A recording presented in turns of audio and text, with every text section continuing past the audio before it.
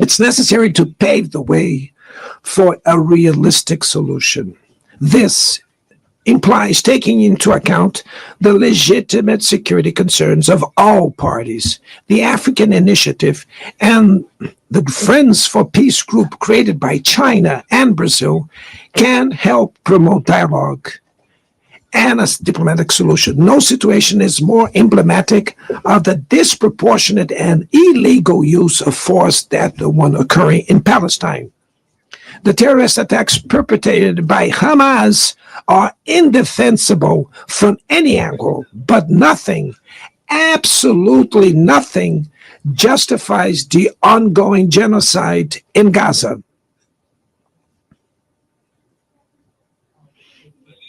There, under tons of rubble, are buried tens of thousands of innocent women and children.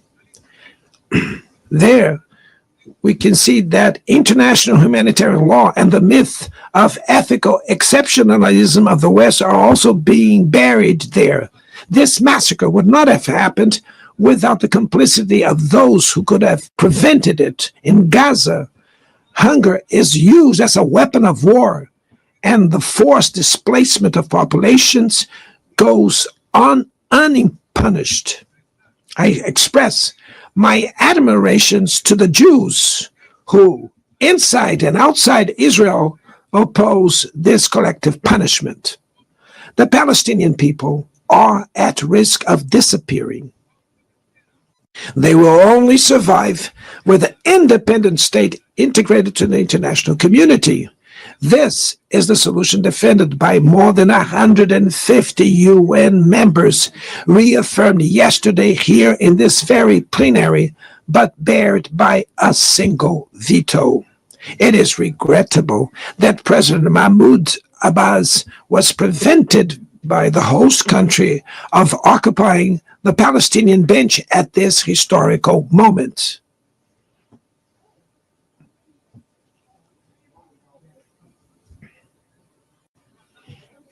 The spread of this conflict to Lebanon, Syria, Iran, Qatar is fueling an unprecedented arms build-up.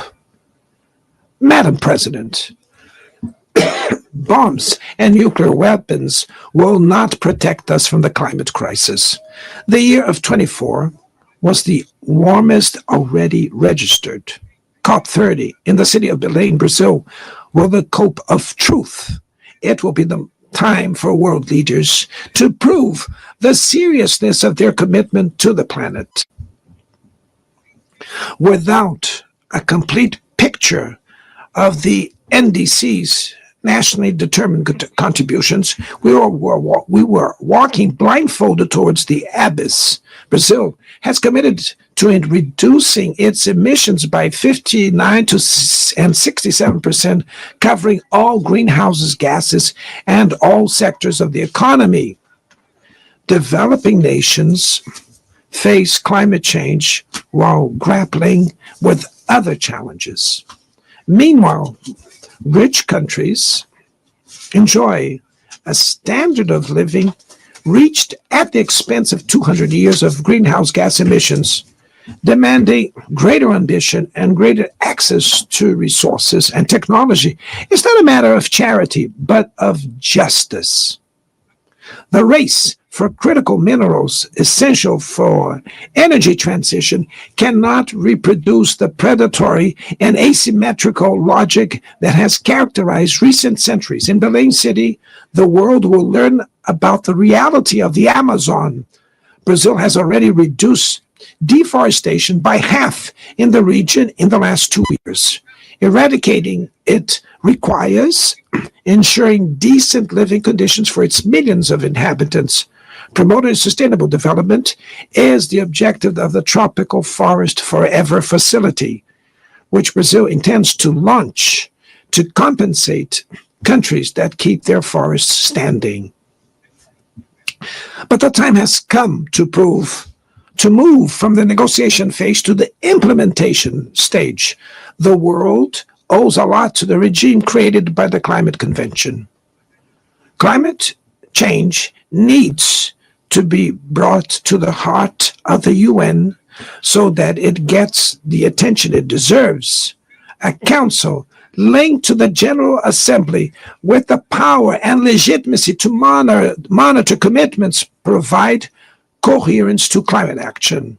This is a fundamental step towards a broader reform of the organization, which would also include an expanded Security Council in the two member categories. Few areas have worsened as much as the multilateral trading system.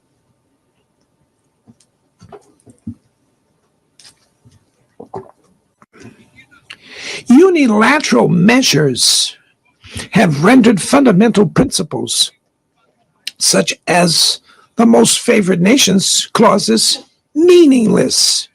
They have disrupted value chains and threw the global economy into a pernicious spiral of high prices and stagnation. It is urgent to refound the WTO based on modern and flexible foundations.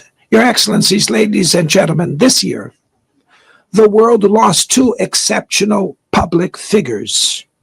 Former Uruguayan President Pepe Mujica and our dear Pope Francis, both embodied the best humanist values like no other. Their lives were intertwined with the 8 decades of the UN's existence. If they were still among us, they would use this platform to remember that authoritarianism, environmental degradation, and inequality are not relentless, that the only ones defeated are those who stand idly by, resignate, and that we can defeat the false prophets and oligarchs who exploit fear and monetize hate, and that tomorrow is made of daily choices, and it takes courage to act to transform it. In the future that Brazil envisions, there is no room for the reenactment of ideological rivalries or spheres of influence. Confrontation is not inevitable. We need leaders with clear visions who understand that the international order is not a zero-sum game. The 21st century will be increasingly multipolar. For it to remain peaceful, it cannot fall to multilateral. Brazil is giving increasing importance to the European Union, the African Union, ASEAN, CELAC, BRICS, and the G20. The voice of the global South must be heard. The UN has today almost 4 times more members than the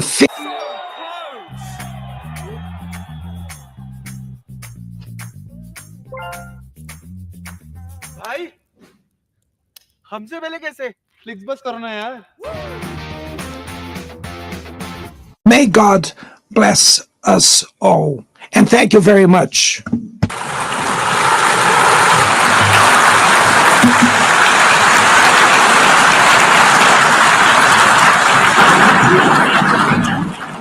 On behalf of the Assembly, I wish to thank the President of the Federative Republic of Brazil,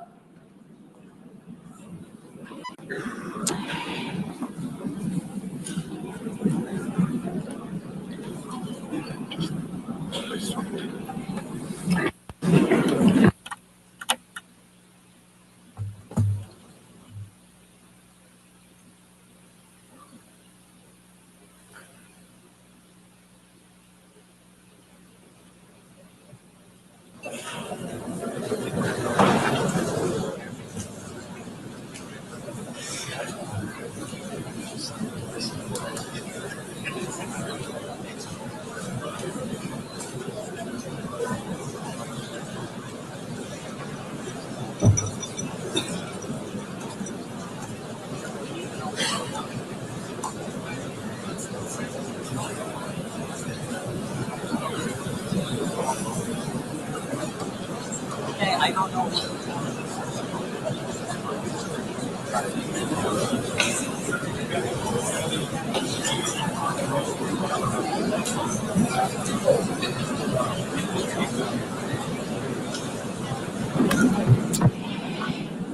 The Assembly will hear an address by His Excellency Donald Trump, President of the United States of America. I request protocol to escort His Excellency and invite him to address the Assembly.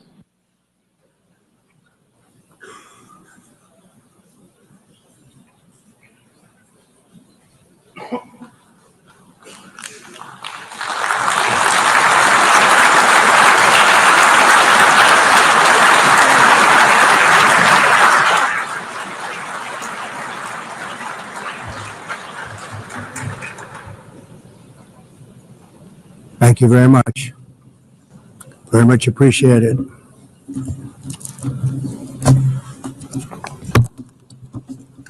And I don't mind making this speech without a teleprompter because the teleprompter is not working.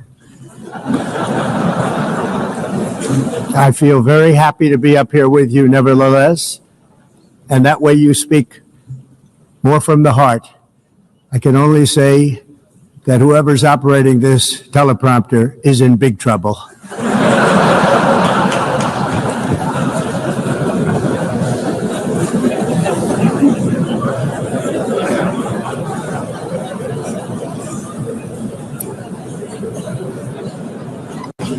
Hello, Madam First Lady. Thank you very much for being here. And Madam President, Mr. Secretary General, First Lady of the United States, distinguished delegates, ambassadors, and world leaders. 6 years have passed since I last stood in this grand hall and addressed a world that was prosperous and at peace in my first term.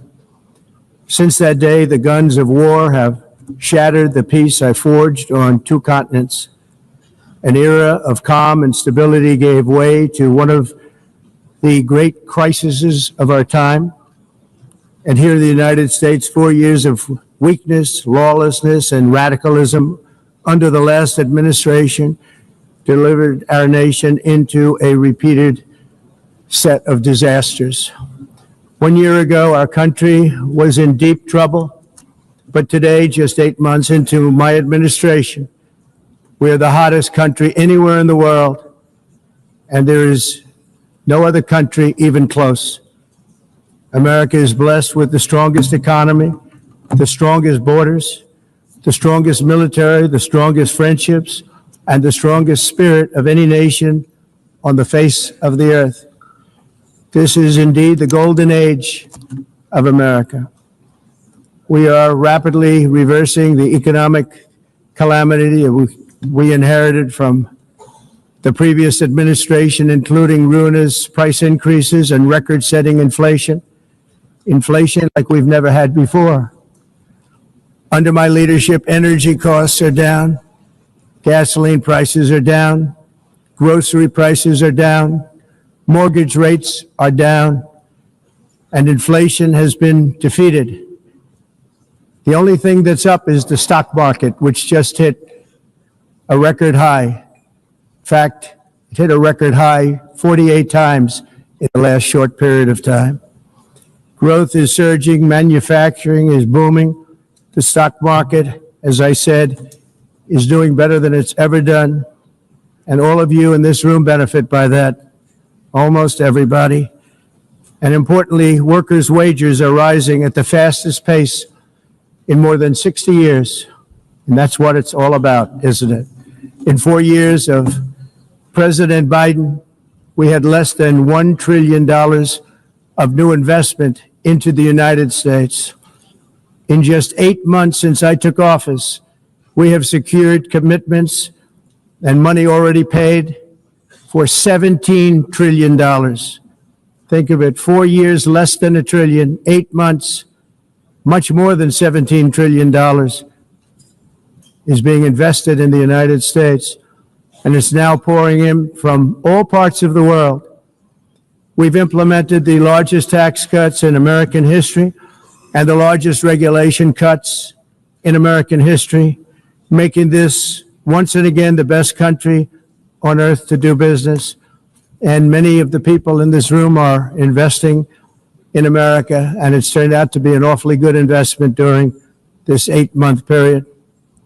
In my first term, I built the greatest economy in the history of the world. We had the best economy ever, history of the world. And I'm doing the same thing again, but this time it's actually much bigger and even better. The numbers far surpass my record-setting first term. On our southern border, we have successfully repelled a colossal invasion. And for the last 4 months, and that's 4 months in a row, the number of illegal aliens admitted and entering our country has been zero. Hard to believe, because if you look back just a year ago, it was millions and millions of people pouring in from all over the world, from prisons, from mental institutions, drug dealers. All over the world they came. They just poured into our country with the ridiculous open border policy of the Biden administration. Our message is very simple. If you come illegally into the United States, you're going to jail, or you're going back to where you came from, or perhaps even further than that. You know what that means. I want to thank the country of El Salvador for the successful and professional job they've done in receiving and jailing so many criminals that entered our country. And it was under the previous administration that the number became record-setting, and they're all being taken out. You have no choice. And other countries have no choice, because other countries are in the exact same situation with immigration. It's destroying your country, and you have to do something about it. On the world stage, America is respected again like it has never been respected before. You think about 2 years ago, 3 years ago, 4 years ago, or 1 year ago, we were a laughingstock all over the world. At the NATO summit in June, virtually all NATO members formally committed to increase defense spending at my request from 2% to 5% of GDP, making our alliance far stronger and more powerful than it was ever before. In May, I traveled to the Middle East to visit my friends and rebuild our partnerships in the Gulf, and those valued relationships with Saudi Arabia, Qatar, and the UAE and other countries are now, I believe, closer than ever before. My administration has negotiated one historic trade deal after another, including with the United Kingdom, the European Union, Japan, South Korea, Vietnam, Indonesia, the Philippines, Malaysia, and many, many others. Likewise, in a period of just 7 months, I have ended 7 unendable wars. They said they were unendable. You're never going to get them solved. Some were going for 31 years, 2 of them, 31, think of it, 31 years. One was 36 years. One was 28 years. I ended 7 wars. And in all cases, they were raging with countless thousands of people being killed. This includes Cambodia and Thailand, Kosovo and Serbia, the Congo and Rwanda, a vicious, violent war that was, Pakistan and India, Israel and Iran, Egypt and Ethiopia, and Armenia and Azerbaijan. It included all of them. No president or prime minister, and for that matter, no other country has ever done anything close to that. And I did it in just 7 months. It's never happened before. There's never been anything like that. I'm very honored to have done it. It's too bad that I had to do these things instead of the United Nations doing them. And sadly, in all cases, the United Nations did not even try to help in any of them. I ended 7 wars, dealt with the leaders of each and every one of these countries, and never even received a phone call from the United Nations offering to help in finalizing the deal. All I got from the United Nations was an escalator that on the way up stopped right in the middle. If the First Lady wasn't in great shape, she would have fallen, but she's in great shape. We're both in good shape. We both stood.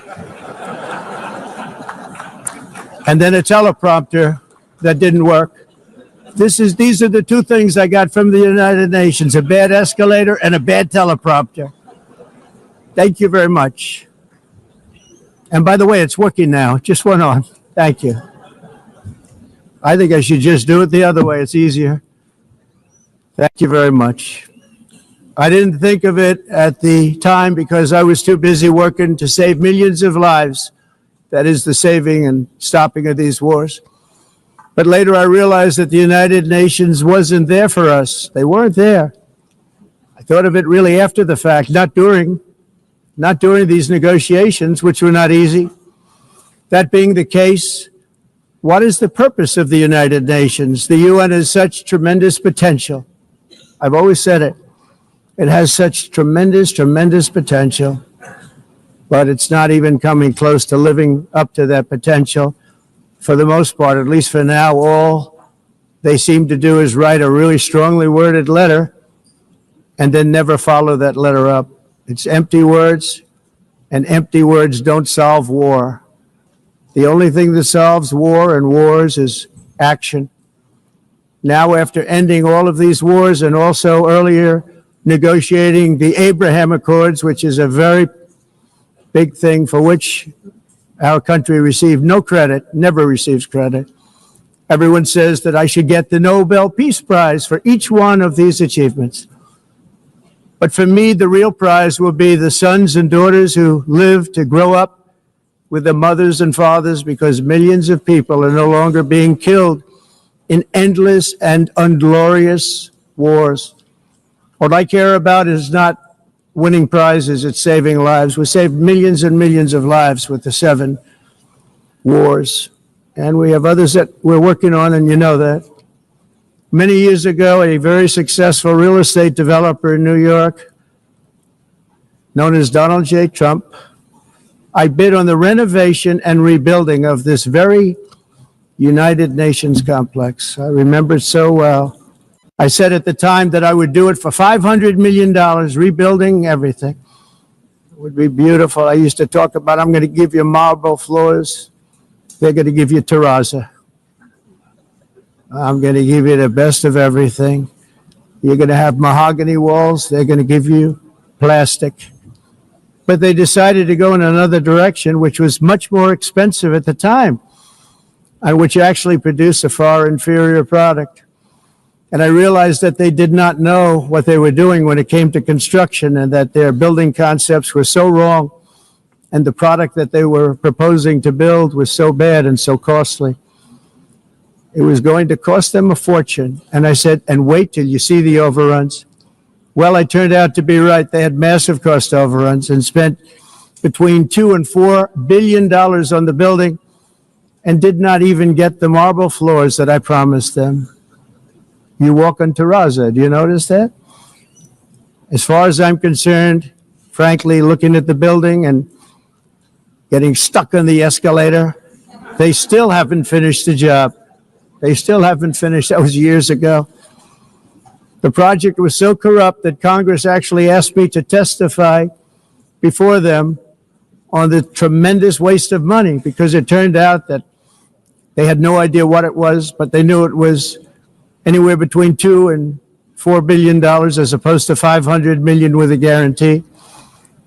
But they had no idea, and I said it cost much more than $5 billion. Unfortunately, many things in the United Nations are happening just like that, but on an even much bigger scale, much, much bigger. Very sad to see. Whether the UN can manage to play a productive role, I've come here today to offer the hand of American leadership and friendship to any nation in this assembly that is willing to join us in forging a safer, more prosperous world. And it's a world that we'll be much happier with. A dramatically better future is within our reach. But to get there, we must reject the failed approaches of the past and work together to confront some of the greatest threats in history. There is no more serious danger to our planet today than the most powerful and destructive weapons ever devised by man, of which the United States, as you know, has many. Just as I did in my first term, I've made containing these threats a top priority, starting with the nation of Iran. My position is very simple. The world's #1 sponsor of terror can never be allowed to possess the most dangerous weapon. That's why shortly after taking office, I sent the so-called Supreme Leader a letter making a generous offer. I extended a pledge of full cooperation in exchange for a suspension of Iran's nuclear program. The regime's answer was to continue their constant threats to their neighbors and U.S. interests throughout the region, and some great countries that are right nearby. Today, many of Iran's former military commanders, in fact, I can say almost all of them, are no longer with us. They're dead. And 3 months ago, in Operation Midnight Hammer, 7 American B-2 bombers dropped the 14 30,000-pound each bombs on Iran's key nuclear facilities, totally obliterating everything. No other country on earth could have done what we did. No other country has the equipment to do what we did. We have the greatest weapons on earth. We hate to use them. But we did something that for 22 years people wanted to do. With Iran's nuclear enrichment capacity demolished, I immediately brokered an end to the 12-day war, as it's called, between Israel and Iran, with both sides agreeing to fight no longer. As everyone knows, I have also been deeply engaged in seeking a ceasefire in Gaza. Have to get that done. Have to get it done. Unfortunately, Hamas has repeatedly rejected reasonable offers to make peace. We can't forget October 7th, can we? Now, as if to encourage continued conflict, some of this body is seeking to unilaterally recognize a Palestinian state. The rewards would be too great for Hamas terrorists for their atrocities. This would be a reward for these horrible atrocities, including October 7th, even while they refuse to release the hostages or accept a ceasefire. Instead of giving to Hamas and giving so much, because they've taken so much, they have taken so much. This could have been solved so long ago. But instead of giving in to Hamas's ransom demands, those who want peace should be united with one message: release the hostages now. Just release the hostages now. Thank you.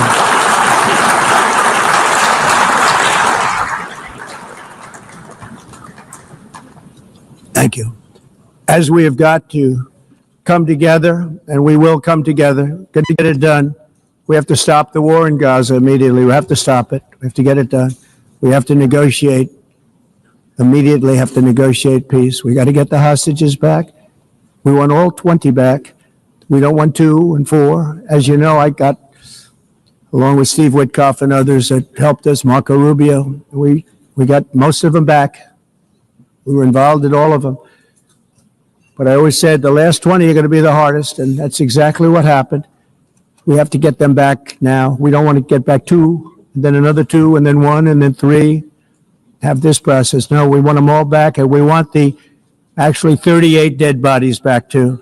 Those parents came to me, and they want them back, and they want them back very quickly and very badly, as though they were alive. They want them. They want them every bit as much as if their son or daughter were alive. I've also been working relentlessly, stopping the killing in Ukraine. I thought that would be, of the 7 wars that I stopped, I thought that would be the easiest because of my relationship with President Putin, which had always been a good one. I thought that was going to be the easiest one. But you know, in war, you never know what's going to happen. There are always lots of surprises, both good and bad. Everyone thought Russia would win this war in 3 days. But it didn't work out that way. It was supposed to be just a quick little skirmish. It's not making Russia look good. It's making them look bad. No matter what happens from here on out, this was something that should have taken a matter of days, certainly less than a week. And they've been fighting for 3.5 years and killing anywhere from 5 to 7,000 young soldiers, mostly soldiers, on both sides every single week, from 5 to 7,000 dead young people, and some in cities, much smaller numbers, where rockets are shot, where drones are dropped. This war would never have started if I were president. This was a war that should have never happened. It shows you what leadership is, what bad leadership can do to a country. Look what happened to the United States, and look where we are right now in just a short period of time. The only question now is how many more lives will be needlessly lost on both sides. China and India are the primary funders of the ongoing war by continuing to purchase Russian oil. But inexcusably, even NATO countries have not cut off much Russian energy and Russian energy products, which, as you know, I found out about 2 weeks ago, and I wasn't happy. Think of it. They're funding the war against themselves. Who the hell ever heard of that one? In the event that Russia is not ready to make a deal to end the war, then the United States is fully prepared to impose a very strong round of powerful tariffs, which would stop the bloodshed, I believe, very quickly. But for those tariffs to be effective, European nations, all of you are gathered here right now, would have to join us in adopting the exact same measures. I mean, you're much closer to the city. We have an ocean in between. You're right there. And Europe has to step it up. They can't be doing what they're doing. They're buying oil and gas from Russia while they're fighting Russia. It's embarrassing to them. And it was very embarrassing to them when I found out about it, I can tell you that. They have to immediately cease all energy purchases from Russia. Otherwise, we're all wasting a lot of time. So I'm ready to discuss this. We're going to discuss it today with the European nations, all gathered here. I'm sure they're thrilled to hear me speak about it, but that's the way it is. I like to speak my mind and speak the truth. As we seek to reduce the threat of dangerous weapons today, I'm also calling on every nation to join us in ending the development of biological weapons once and for all. And biological is terrible, and nuclear is even beyond, and we include nuclear in that. We want to have a cessation of the development of nuclear weapons. We know, and I get to view it all the time. Sir, would you like to see? And I look at weapons that are so powerful that we just can't ever use them. If we ever use them, the world literally might come to an end. There would be no United Nations to be talking about. There would be no nothing. Just a few years ago, reckless experiments overseas gave us a devastating global pandemic. Yet despite that worldwide catastrophe, many countries are continuing extremely risky research into bioweapons and man-made pathogens. This is unbelievably dangerous. To prevent potential disasters, I'm announcing today that my administration will lead an international effort to enforce biological weapons convention, which is going to be meeting with the top leaders of the world by pioneering an AI verification system that everyone can trust. Hopefully, the UN can play a constructive role, and it will also be one of the early projects under AI. Let's see how good it is, because a lot of people are saying it could be one of the great things ever, but it also can be dangerous, but it can be put to tremendous use and tremendous good, and this would be an example of that. Not only is the UN not solving the problems it should, too often, it's actually creating new problems for us to solve. The best example is the number one political issue of our time, the crisis of uncontrolled migration. It's uncontrolled. Your countries are being ruined. The United Nations is funding an assault on Western countries and their borders. In 2024, the UN budgeted $372 million in cash assistance to support an estimated 624,000 migrants journeying into the United States.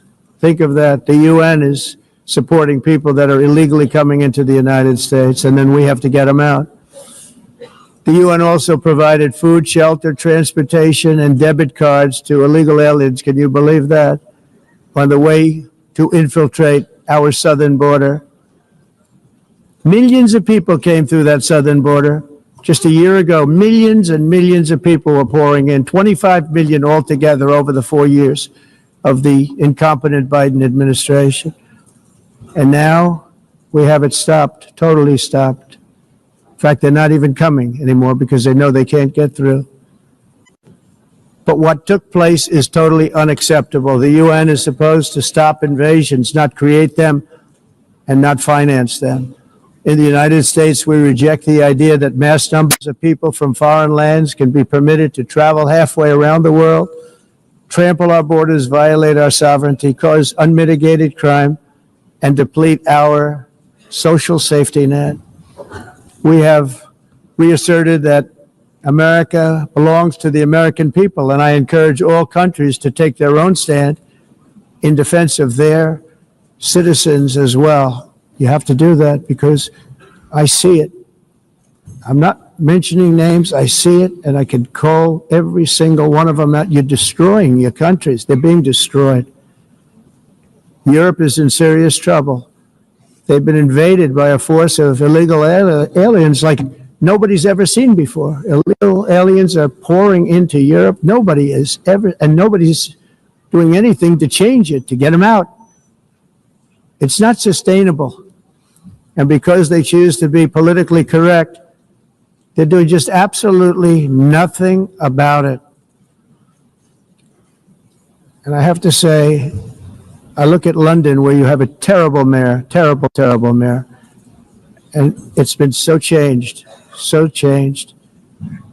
Now they want to go to Sharia law, but you're in a different country. You can't do that.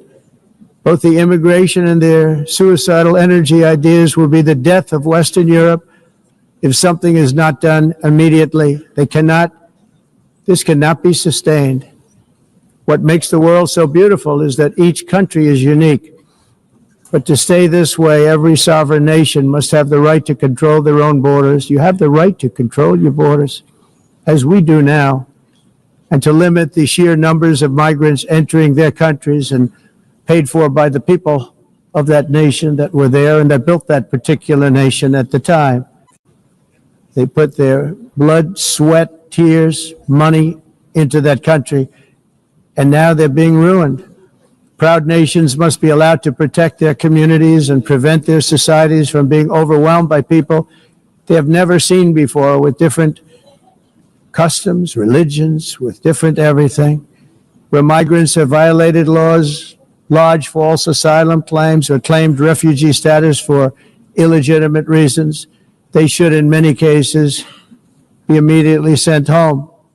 And while we will always have a big heart for places and people that are struggling and truly compassionate, answers will be given.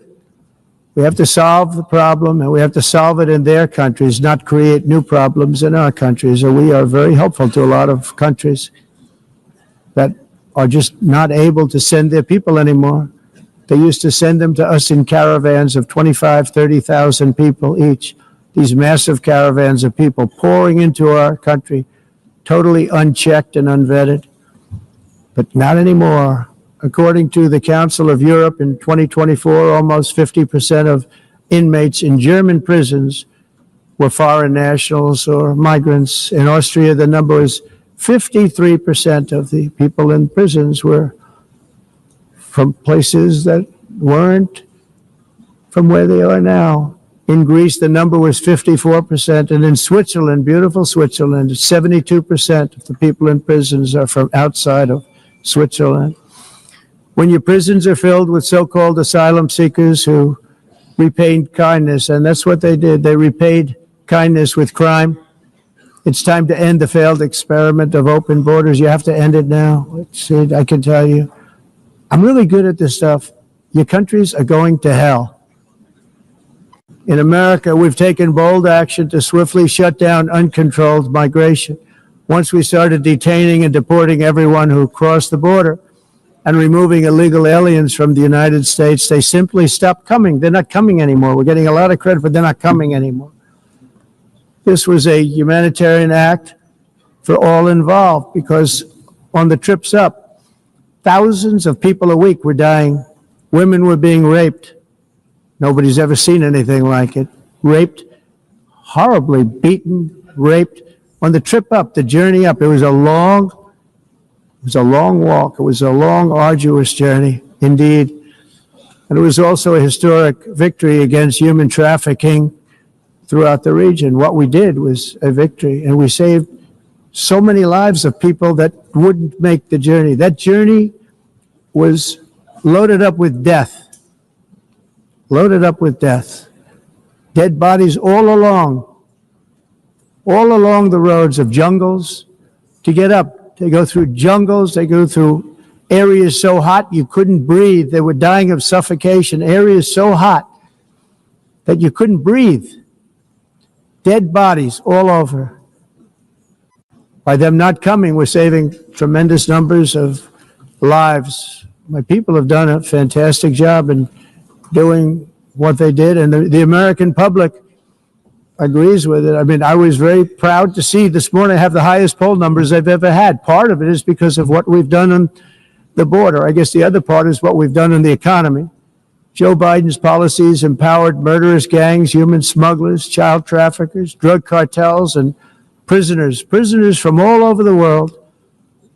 The previous administration also lost nearly 300,000 children. Think of that. They lost more than 300,000 children, little children, who were trafficked into the United States on the Biden watch, many of whom have been raped, exploited, and abused, and sold. Sold. Nobody talks about that. The fake news doesn't write about it. With many others, young children who are missing or dead. And we found a lot of these children, and we're sending them back, and we've been sending them back to their parents. They said, nobody knows who they are. They said, where do you come from? And they'll give us a country, and we'll find out, and we'll figure it out, and we'll bring them back to their homes. And the mother and father rush to the door, and their tears in their eyes. They can't believe that they're seeing their son or daughter, their little son or daughter again. We've done almost 30,000 of them so far. Any system that results in the mass trafficking of children is inherently evil. Yet that is exactly what the globalist migration agenda has done, and it's what it's all about. In America, those days, as you know, are over. The Trump administration is working, and we are continuing to work to track down the villains that are causing this problem, and also, as I said, to get back the 30,000 we've already returned. Now I think we're going to have another. We're going to find a lot. You're not going to find all of them. 300, more than 300,000. They're lost or they're dead. They're lost or they're dead because of the animals that did this. To protect our citizens, I've also designated multiple savage drug cartels as far as and you see this, and you see it happening right before your eyes. Let's put it this way, people don't like taking big loads of drugs in boats anymore. There aren't too many boats that are traveling on the seas by Venezuela. They tend not to want to travel very quickly anymore. And we virtually stopped drugs coming into our country by sea. We call them the water drugs. They kill hundreds of thousands of people. I've also designated multiple savage drug cartels as far as foreign terrorist organizations, along with two bloodthirsty transnational gangs, probably the worst gangs anywhere in the world, MS-13 and Tren de Aragua. Tren de Aragua is from Venezuela, by the way. Such organizations torture, maim, mutilate, and murder with impunity. They're the enemies of all humanity. And for this reason, we've recently begun using the supreme power of the United States military to destroy Venezuelan terrorists and trafficking networks led by Nicolas Maduro. To every terrorist thug smuggling poisonous drugs into the United States of America, please be warned that we will blow you out of existence. That's what we're doing. We have no choice. Can't let it happen. They're destroying I believe we lost 300,000 people last year to drugs, 300,000. Fentanyl and other drugs. Each boat that we sink carries drugs that would kill more than 25,000 Americans. We will not let that happen. Energy is another area where the United States is now thriving like never before. We're getting rid of the falsely named renewables. By the way, they're a joke. They don't work. They're too expensive. They're not strong enough to fire up the plants that you need to make your country great. The wind doesn't blow. Those big windmills are so pathetic and so bad, so expensive to operate. And they have to be rebuilt all the time, and they start to rust and rot. Most expensive energy ever conceived, and it's actually energy. You're supposed to make money with energy, not lose money. You lose money, the governments have to subsidize. You can't put them out without massive subsidies. And most of them are built in China, and I give China a lot of credit. They build them, but they very few wind farms. So why is it that they build them and they send them all over the world, but they barely use them? You know what they use? Coal. They use gas. They use almost anything, but they don't like wind. But they sure as hell like selling the windmills. Europe, on the other hand, has a long way to go, with many countries being on the brink of destruction because of the green energy agenda. And I give a lot of credit to Germany. Germany was being led down a very sick path, both on immigration, by the way, and on energy. They were going green, and they were going bankrupt. And the new leadership came in, and they went back to where they were with fossil fuel and with nuclear, which is good. It's now safe, and you can do it properly.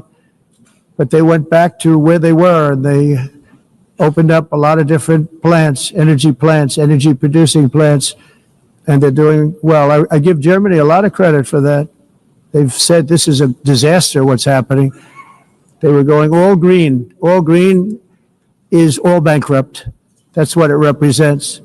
And it's not politically correct. I'll be very badly criticized for saying it, but I'm here to tell the truth. I don't care. It doesn't matter to me.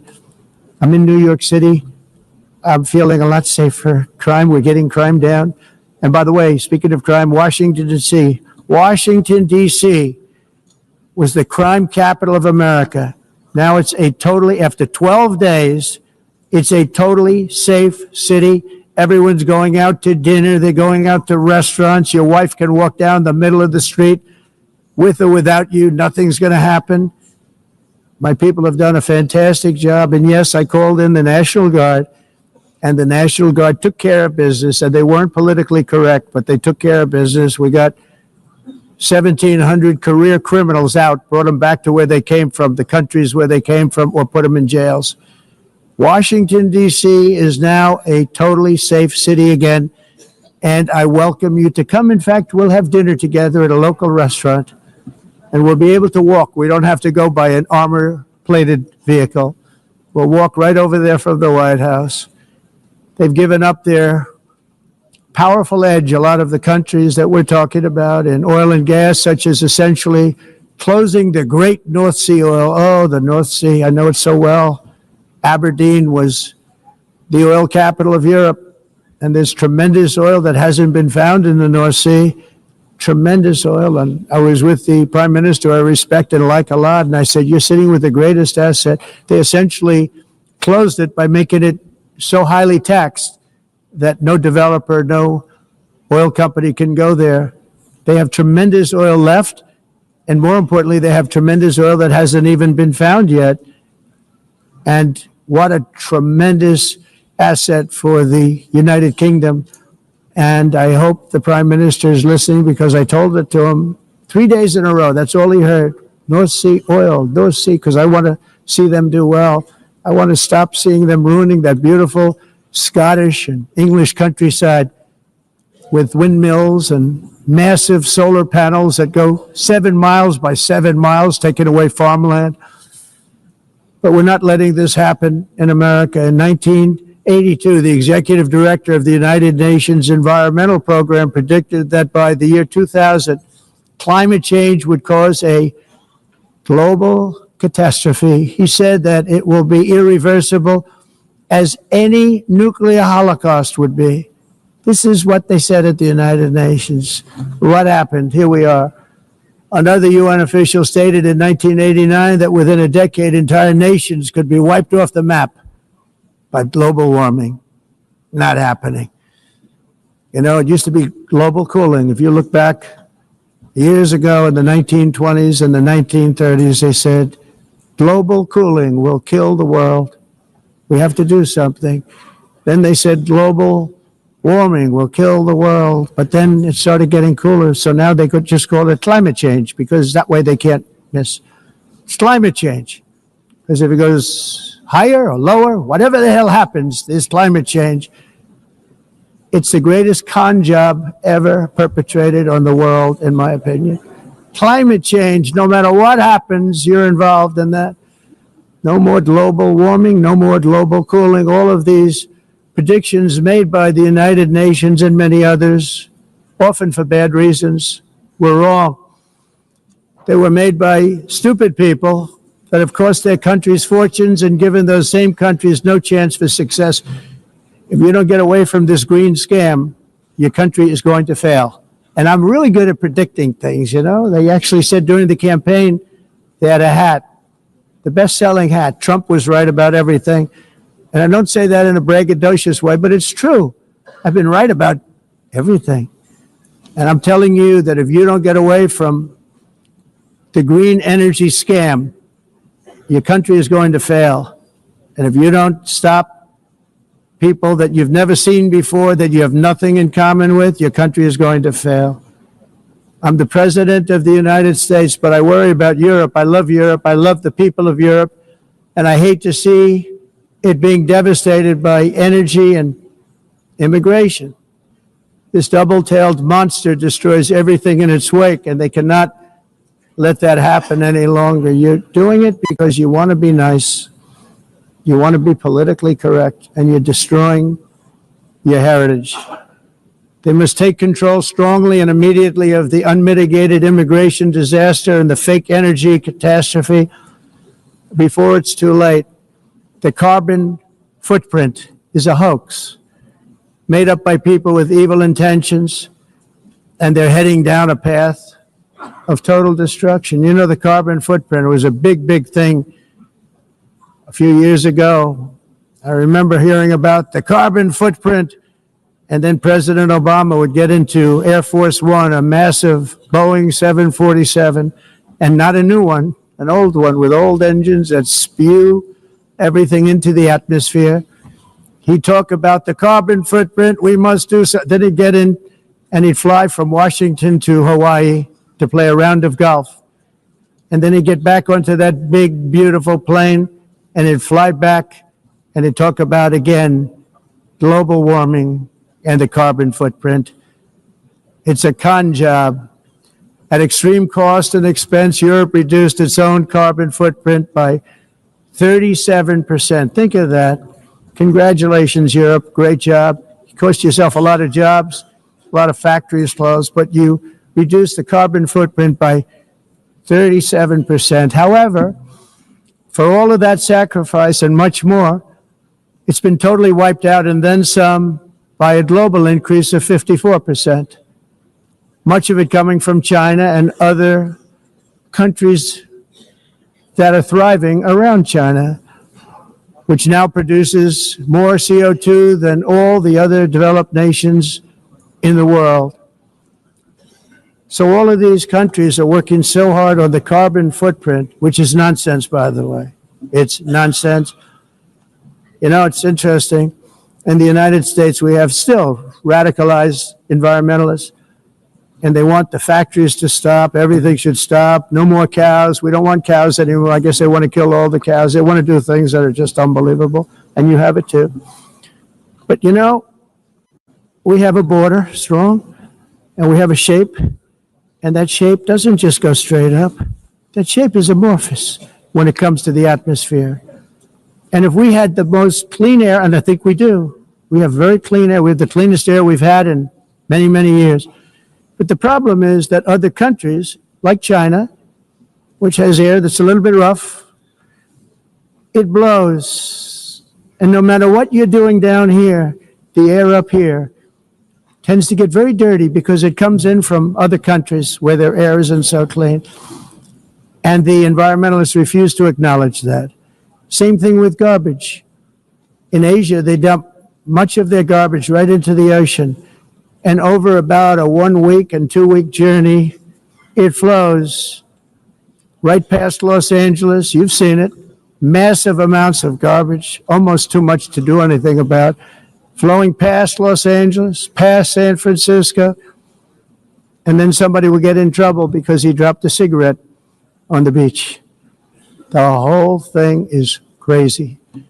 The primary effect of these brutal green energy policies has not been to help the environment, but to redistribute manufacturing and industrial activity from developed countries that follow the insane rules that are put down to polluting countries that break the rules and are making a fortune.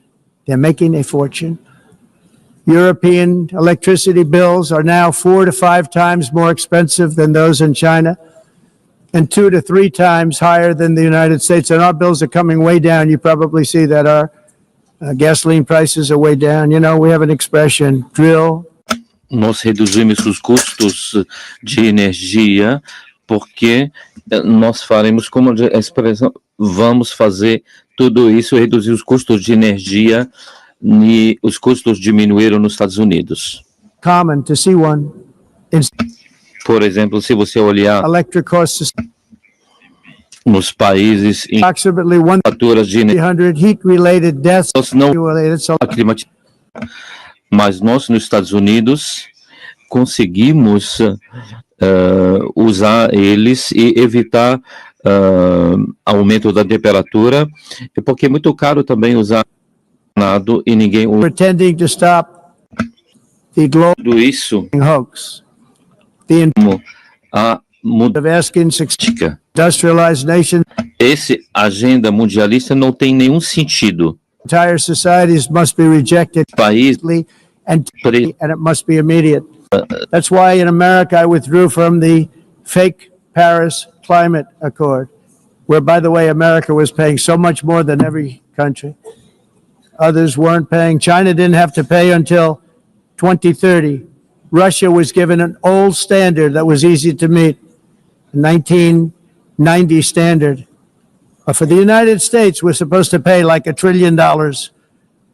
And I said, this is another scam. The fact is, the United States has been taken advantage of by the world for many, many years, but not any longer, as you probably noticed.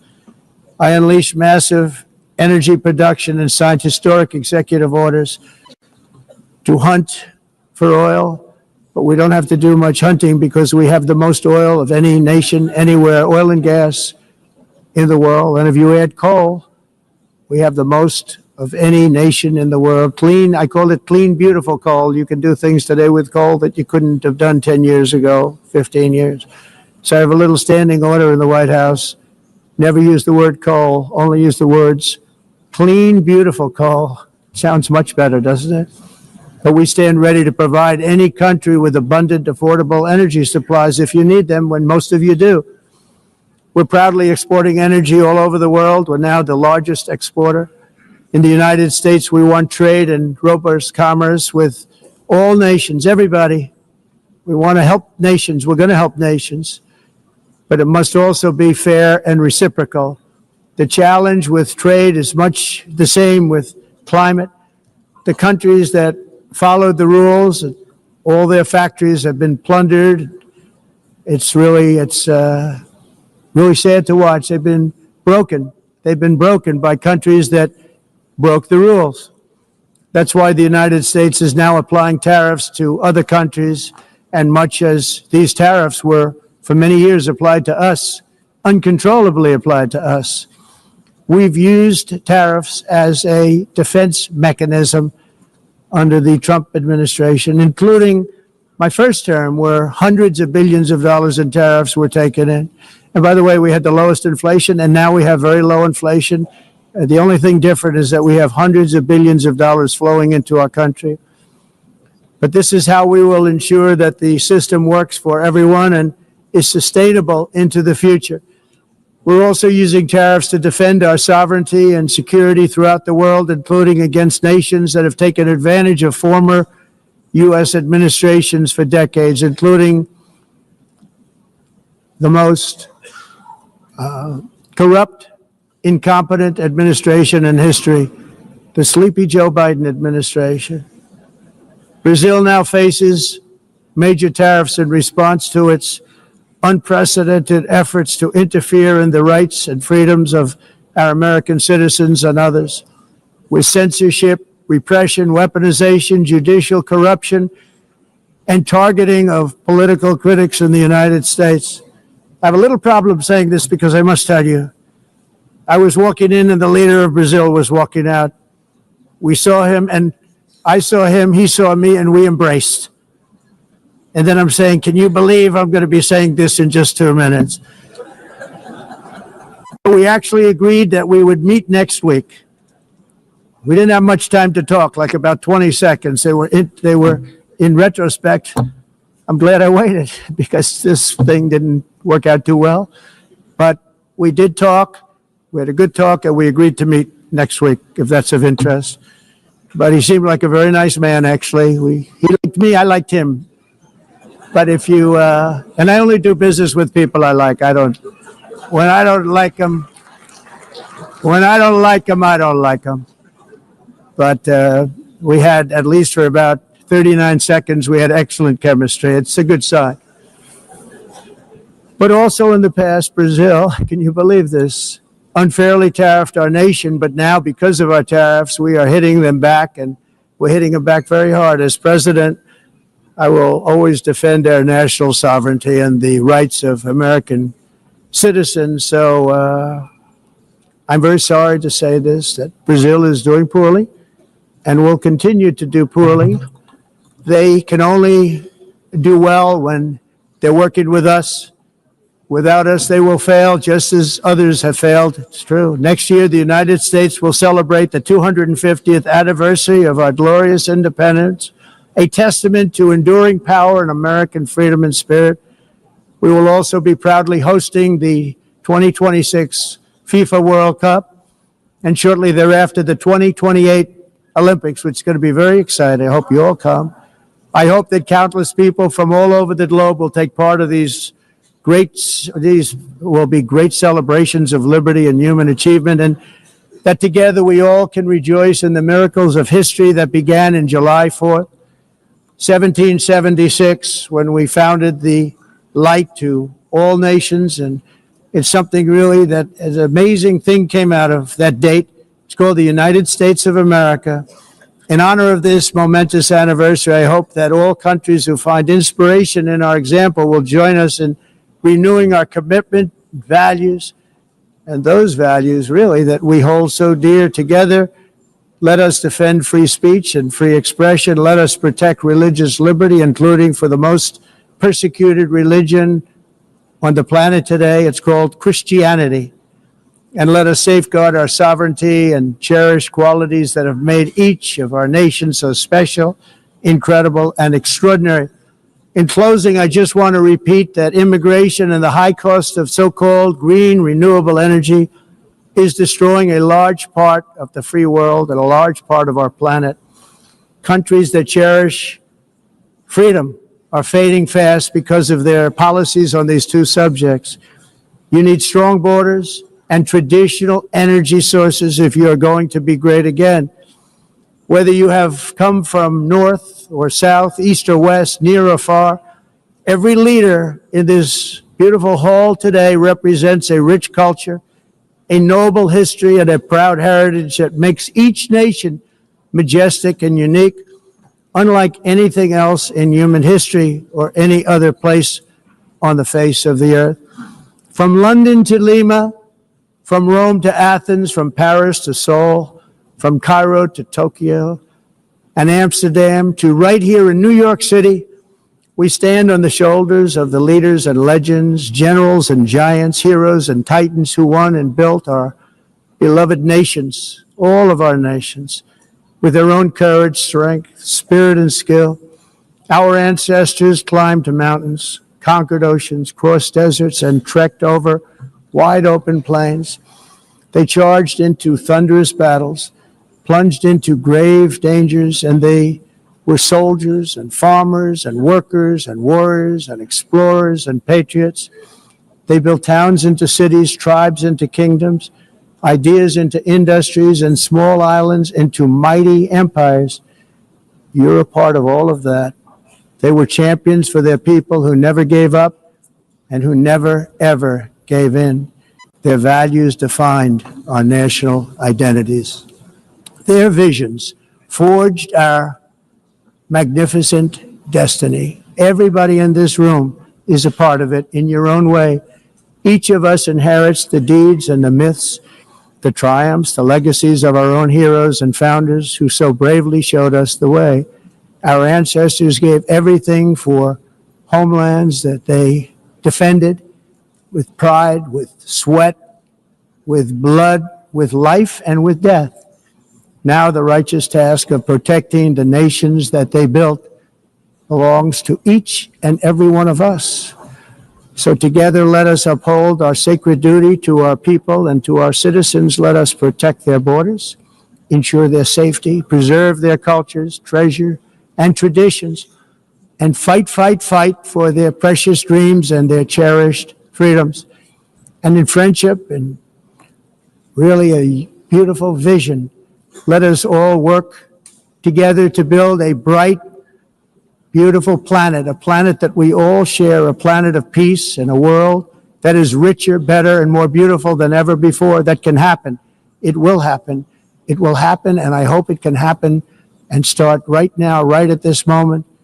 We'll turn it around. We're going to make our countries better, safer, more beautiful. We're going to take care of our people. Thank you very much. It's been an honor. God bless the nations of the world. Thank you very much. Bye.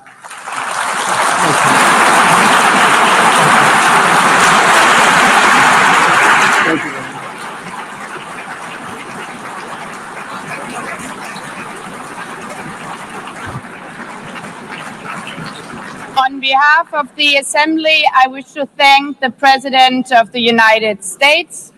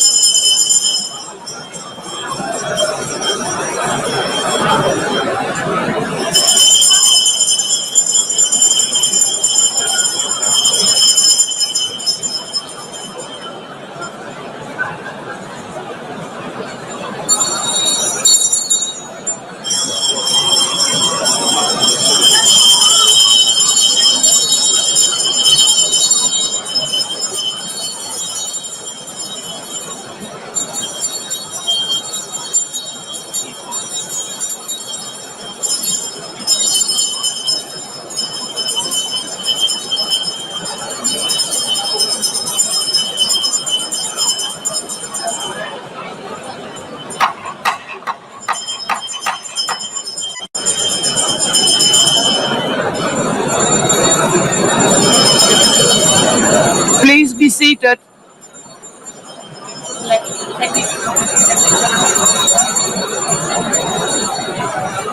Please be seated.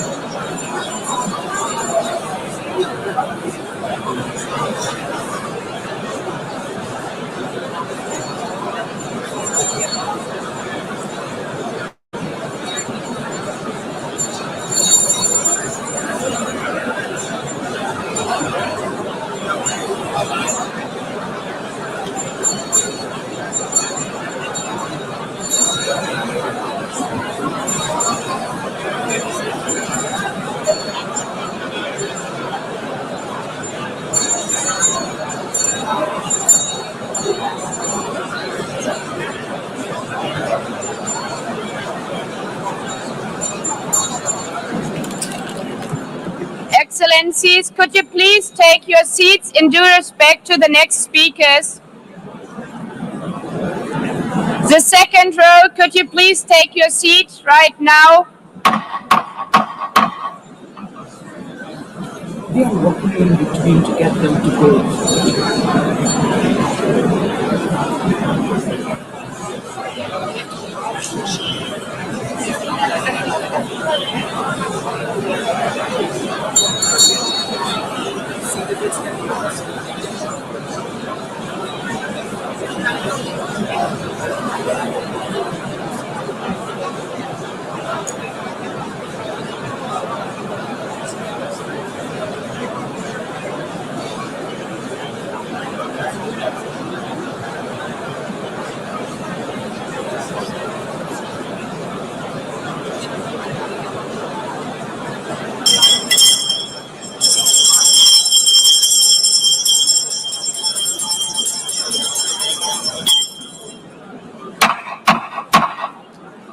Please take a seat now. With due respect to the next speakers, I would kindly ask you, gentlemen in the left row, please take your seats. We will continue.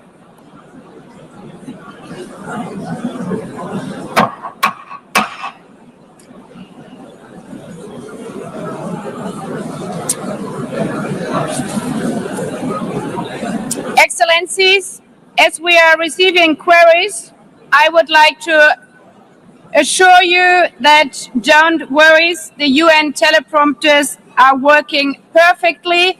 And by this technical note, I would like to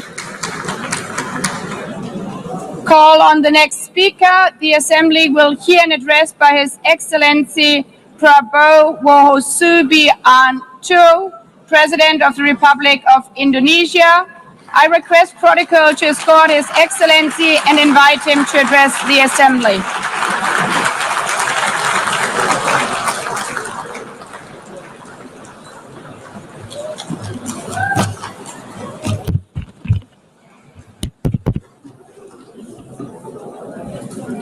His Excellency, Mr. Antonio Guterres, Secretary General of the United Nations, Her Excellency, Madame Annalena Baerbock, President of the United Nations General Assembly,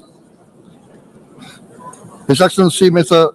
Moses Abelian, Under Secretary General for General Assembly and Management, Excellencies, Heads of States, Heads of Governments, distinguished delegates, ladies and gentlemen. It is indeed a great honor for me to stand in this august General Assembly Hall among leaders and representatives who represent almost all of humanity. We differ in race, religion, and nationality, yet we gather together today as one human family.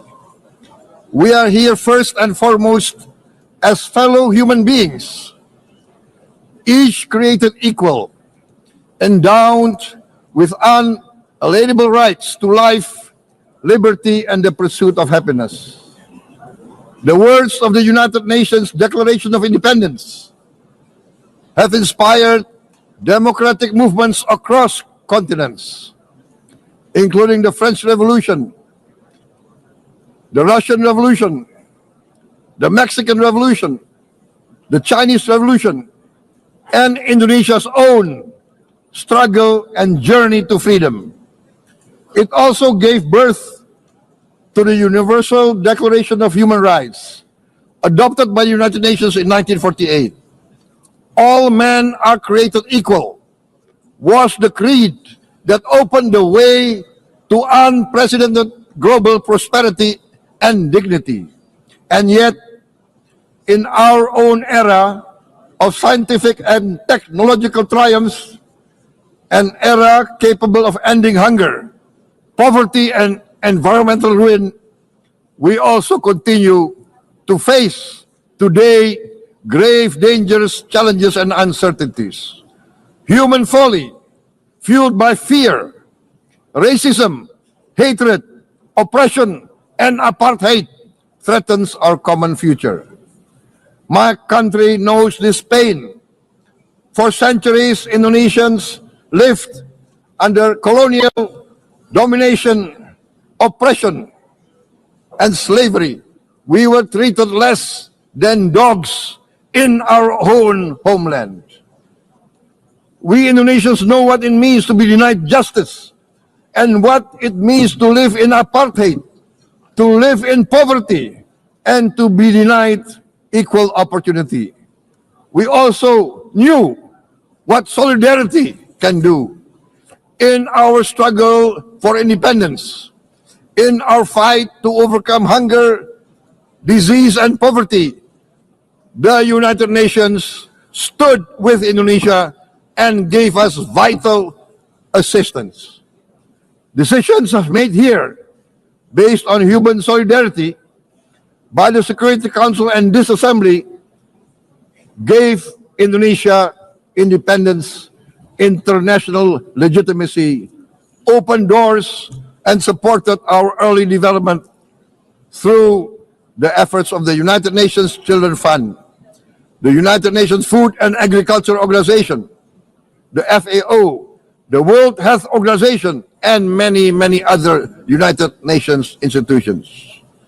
And because of that, Indonesia today stands on the cusp of shared prosperity and greater equality and dignity. Madam President, Excellencies, our world today is driven by conflict, injustice, and deepening uncertainty. Every day we witness suffering, genocide, and blatant disregard for international law and human decency. In the face of these challenges, we must not give up. As the United Nations Secretary General said, we cannot give up. We cannot surrender our hopes or our ideals. We must draw closer, not drift apart. Together we must strive to achieve our hopes, our dreams. The United Nations was born from the ashes of the Second World War that claimed scores of millions of lives. It was created to secure peace, security, justice, and freedom for all. We remain committed to internationalism, to multilateralism, and to every effort that strengthens this great institution. Today, Indonesia is nearer than ever before to meeting the sustainable development goals of ending extreme poverty and hunger. Because years ago, this very chamber chose to listen and uphold social and economic justice. We will never forget. And today, we must never be silent while Palestinians are denied that same justice and legitimacy in this very hall. Excellencies, Thucydides warned, the strong do what they can, the weak suffer what they must. We must reject this doctrine. The United Nations exist to reject this doctrine. We must stand for all, the strong and the weak. Might cannot be right. Right must be right. Indonesia today is one of the largest contributors to United Peacekeeping Forces. We believe in the United Nations. We will continue to serve where peace needs guardians, not with just words, but with boots on the ground. If and when the United Nations Security Council and this great assembly decide Indonesia is prepared to deploy 20,000 or even more of our sons and daughters to help secure peace in Gaza or elsewhere, in Ukraine, in Sudan, in Libya, everywhere when the peace needs to be enforced, peace needs to be guarded, we are ready. We will take our share of the burden, not only with our sons and daughters, we are also willing to contribute financially to support the great mission to achieve peace by the United Nations. Madam President, Excellencies, I propose to this Assembly a message of hope and optimism, grounded in action and execution. Today, we heard the speech of Madam President, the President of the United Nations General Assembly. Yes, it is true what she said. Without the International Civil Aviation Organization, will we be here today? Will we sit in this great hall? Without the United Nations, we cannot be safe. No country can feel secure. We need the United Nations, and Indonesia will continue to support the United Nations, even though we still struggle, but we know the world needs a strong United Nations. The world's population is growing. Our planet is under strain. Food, energy, and water insecurity haunt many nations. We choose to answer these challenges directly at home and to help abroad wherever we can. This year, Indonesia recorded the highest rice production and grain reserves in our history. We are now self-sufficient in rice, and we are starting now to export rice to other nations in need, including providing rice for Palestine. We are building resilient food supply chains, strengthening farmer productivity, investing in climate-smart agriculture to ensure food security for our children and for the children of the world. We are confident in a few years' time, Indonesia will be the granary of the world. As the world's largest island state, we testify before you that we are already experiencing the direct consequences of climate change, particularly the threat of rising sea levels. The sea level on the north coast of our capital city is increasing by 5 centimeters every year. Can you imagine in 10 years? Can you imagine in 20 years? For this, we are forced to build a giant seawall, 480 kilometers in length. It will take us maybe 20 years, but we have no choice. We have to start now.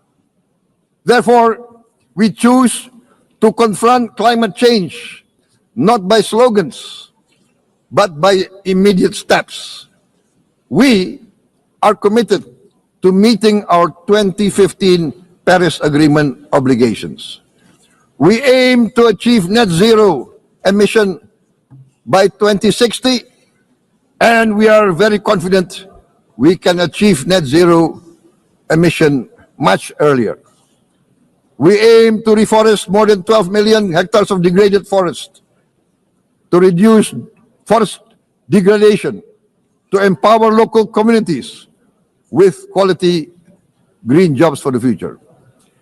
Indonesia is shifting decisively from fossil fuel-based development towards renewable-based development. From next year, most of our additional power generation capacity will come from renewables. Our goal is clear: to lift all of our citizens out of poverty and make Indonesia a hub for solutions to food, energy, and water security. Madam President, Excellencies, we live in a time when hatred and violence can seem to be the loudest voices.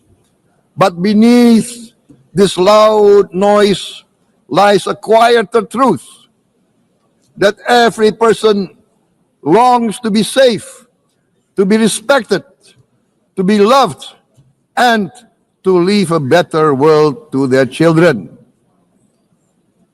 Our children are watching. They are learning leadership, not from textbook, but from our choices.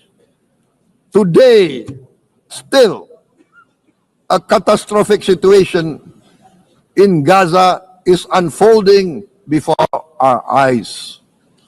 At this very moment, the innocent are crying for help, are crying to be saved. Who will save them?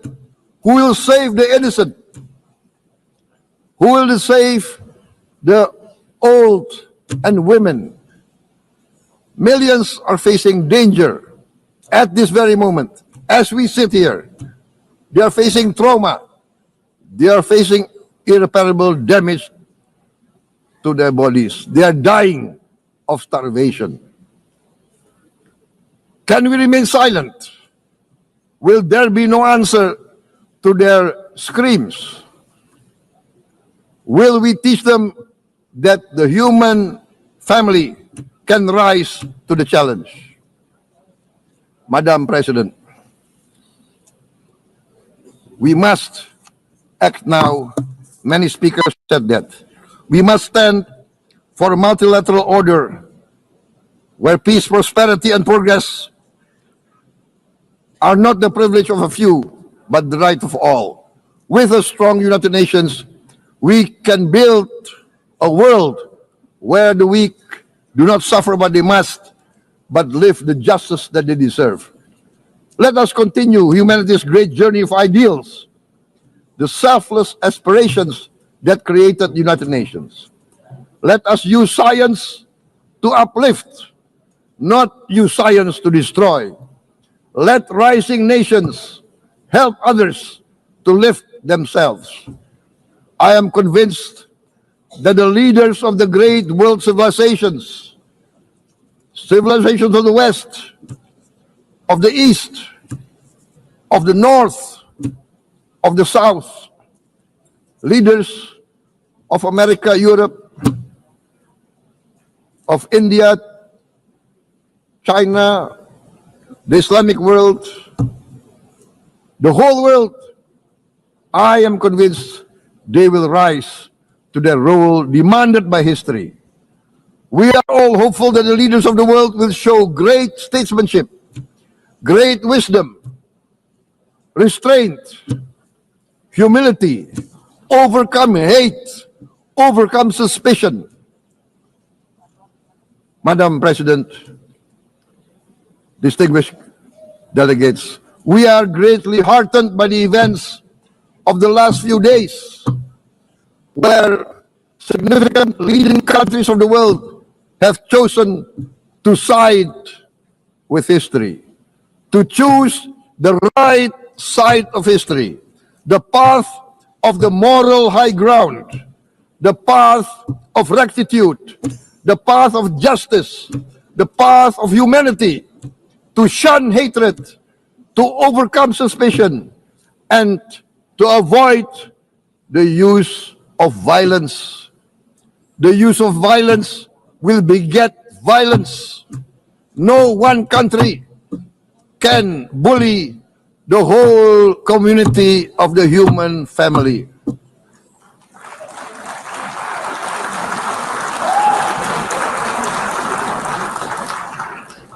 We may be weak individually, but the sense of oppression, the sense of injustice has proven in the history of mankind that this sense of injustice, this sense of oppression will unite into a strong force that will overcome this oppression, that will overcome this injustice.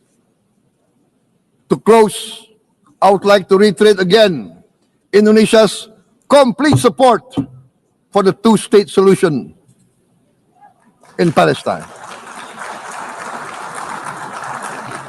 We must have an independent Palestine, but we must also recognize, we must also respect, and we must also guarantee the safety and security of Israel. Only then we can have real peace, and no longer hate and no longer suspicion. The only solution is this two-state solution. Two descendants of Abraham must live in reconciliation, peace, and harmony. Arabs, Jews, Muslims, Christians, Hindus, Buddhists, all religions, we must live as one human family. Indonesia is committed to being part of making this vision a reality. Is this a dream? Maybe, but this is the beautiful dream that we must work together towards. Let us work towards this noble goal. Let us continue humanity's journey of hope, a journey started by our forefathers, a journey that we must complete.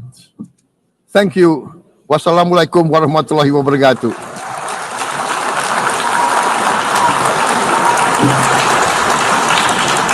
Shalom. Om Santi, Santi, Santi Om. Namo Buddhaya. Thank you very much. May God bless us all. May peace be upon us. Thank you very much. Thank you. On behalf of the Assembly, I wish to thank the President of the Republic of Indonesia.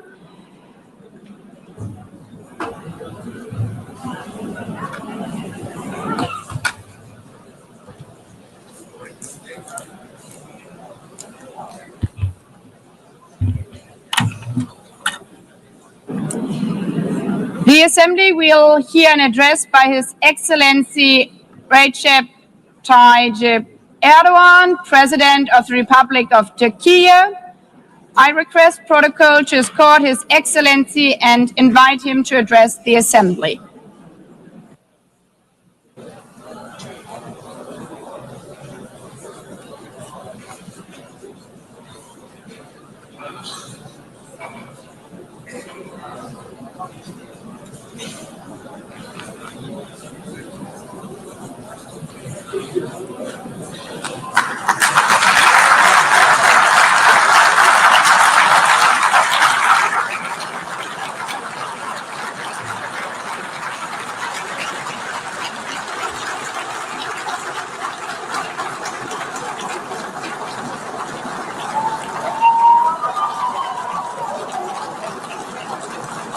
Sayın Başkan, Excellency President of UNGA, Excellencies Heads of State and Government, Distinguished Secretary General, distinguished delegation members, on behalf of myself and my nation, I greet you all with most heartfelt feelings. I wish for the 80th United Nations General Assembly to bring blessings to all humanity. I am deeply honored to address you once again from this podium, which represents the collective conscience of humanity. I congratulate Mr. Young, who has completed his term as President of the General Assembly, and I wish success to Ms. Baerbock, who has taken over this position. At the outset of my speech, I would like to first express my regret at the absence today of the President of the State of Palestine, Mahmoud Abbas, at a time when Palestine is being recognized by an increasing number of countries. Today, we stand here on this podium. I stand here on this podium alongside my 86 million citizens, also for our Palestinian brothers and sisters whose voices are being silenced. I'd like to thank all the countries who announced that they recognize the state of Palestine, and I call on all the other countries who have not done so yet to do so, to recognize the state of Palestine as soon as possible. Esteemed President, distinguished members, the United Nations Charter was signed in San Francisco 8 years ago, and it entered into force on October the 24th, 1945. I would like to recall here again the first words of the first article of the UN Charter. Quote, "The purpose of the United Nations is to maintain international peace and security," unquote. As we celebrate the 80th anniversary of the UN in this hall, grave events are unfolding in many parts of the world that cast a shadow over the very first words of the UN Charter's opening article.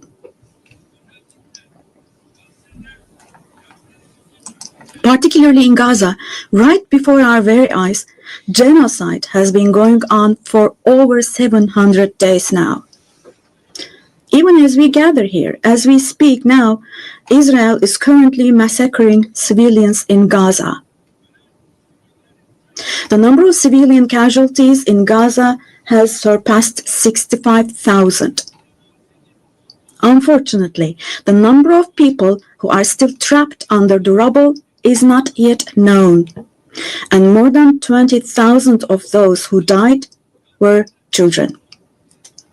For the last 23 months, a child has been murdered by Israel in Gaza every hour. Yes, every hour.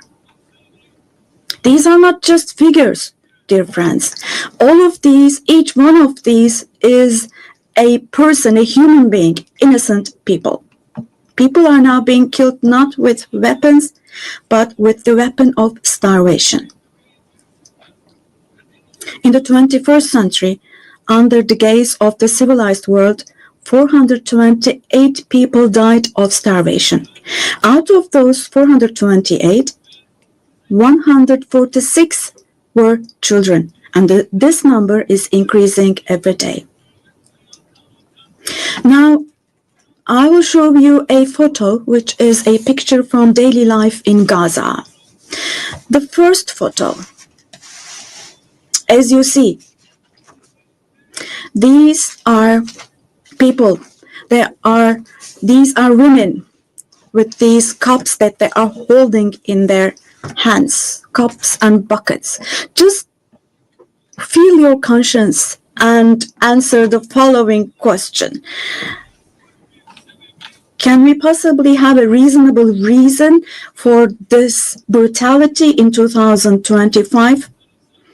But this shameful picture in Gaza has been unfolding and is being repeated every day for 23 months now.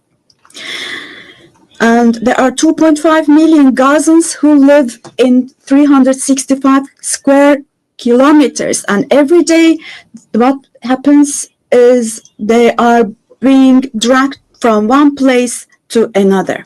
The healthcare infrastructure of Gaza is completely collapsed. Doctors have been killed or they have disappeared while under custody. Ambulances have been hit. Hospitals targeted and destroyed. Treatment is not possible. Surgery is not possible. It's not possible to find medications. Now, dear friends, as Tayyip Erdogan, with a heavy heart, with my heart bleeding here, I'm telling you, innocent little ones, just 2 or 3 years old, without hands, arms, or legs, have become, unfortunately, a common sight to see in Gaza.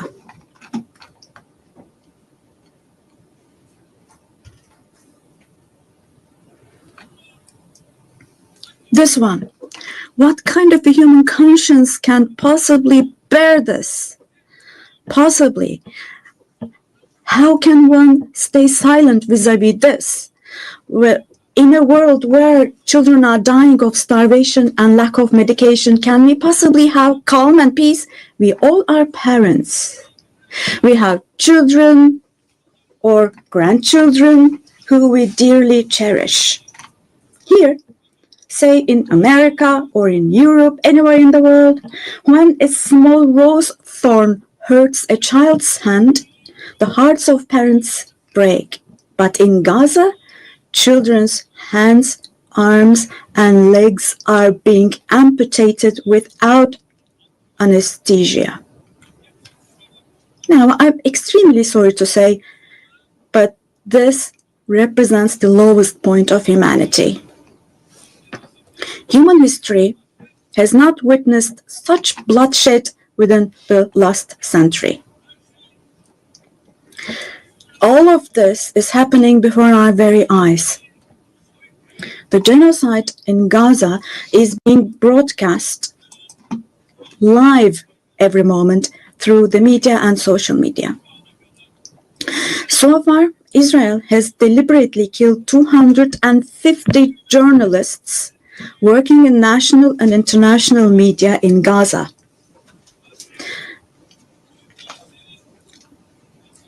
And they have closed all the entrance into Gaza, but they still have not been able to cover up the genocide. I wholeheartedly support Secretary General Guterres because he consistently draws attention to the ongoing genocide in Palestinian territories, and I would like to once again congratulate him for his courage.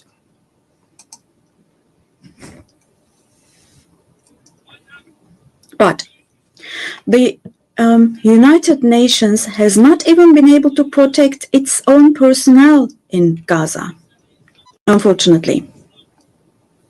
In Gaza, 500 people rushing to help others have been killed. Out of those 500, 326 were UN staff members. Esteemed President, distinguished members, now, genocide, like the Holocaust, is a shameful concept which refers to the mass extermination of people. It's a barbaric concept. But today, it's not only people who are being killed in Gaza, mind you. Animals are being targeted and killed in Gaza. In Gaza, agricultural land, gardens, trees, grass, century-old olive trees are being destroyed. In Gaza, water supplies are being destroyed and polluted. Buildings, homes, libraries, hospitals, schools, mosques, churches, and historical structures in Gaza are being deliberately destroyed. The soil of Gaza is being rendered useless for humans, for animals, and for plants. So, Now, let me show you yet another photo. And let me ask you here, look at this photo. What could this photo here possibly have to do with security concerns? This is being against life, don't you think? Let me state this openly from this podium. There is no war in Gaza. We cannot possibly talk about the presence of two sides in Gaza. Because in Gaza, on one side, there is a regular army with the most modern, most lethal weapons. And on the other hand, there are innocent civilians, innocent children. This is not fight against terrorism. This is an occupation, deportation, exile, genocide, and life destruction, mass destruction policy carried out by invoking the events of October the 7th. Today, while Gaza is being destroyed under the pretext of Hamas, concurrently, simultaneously, the West Bank, where Hamas is not in power, is also being occupied step by step, and innocent civilians are being massacred through executions. Moreover, Israel is not limiting itself to Gaza and the West Bank only. By launching attacks on Syria, on Iran, Yemen, and Lebanon, Israel is also threatening regional peace. Just recently, an Israeli attack took place against a delegation meeting in Qatar for ceasefire negotiations. The attack on Qatar has also shown that the Israeli leadership is now completely out of control. Netanyahu is not obviously interested in forging peace or releasing the hostages. Not only Israel's neighbors, but all countries in the Middle East are subject to the Israeli government's reckless threats. And we must realize the following. Due to the increasing aggression of Israel, in Europe and the West in general, the values that emerged after the Second World War have been eroded. The most fundamental human rights, such as freedom of expression, freedom of the press, freedom of assembly and protest, women's rights, children's rights, democracy, equality, and justice, have been shelved away. At this point, we all have to see the following truth, my dear friends. The Israeli government, driven by an obsession with the promised lands, is openly threatening regional peace and the shared values of humanity.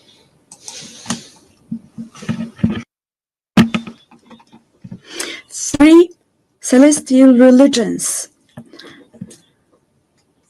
Jerusalem hosts all three celestial religions and a common inherited holy place, Al-Quds, is holy for all three religions. This madness disturbs conscientious Jews. It fuels anti-Semitism around the world. We cannot continue with this madness anymore.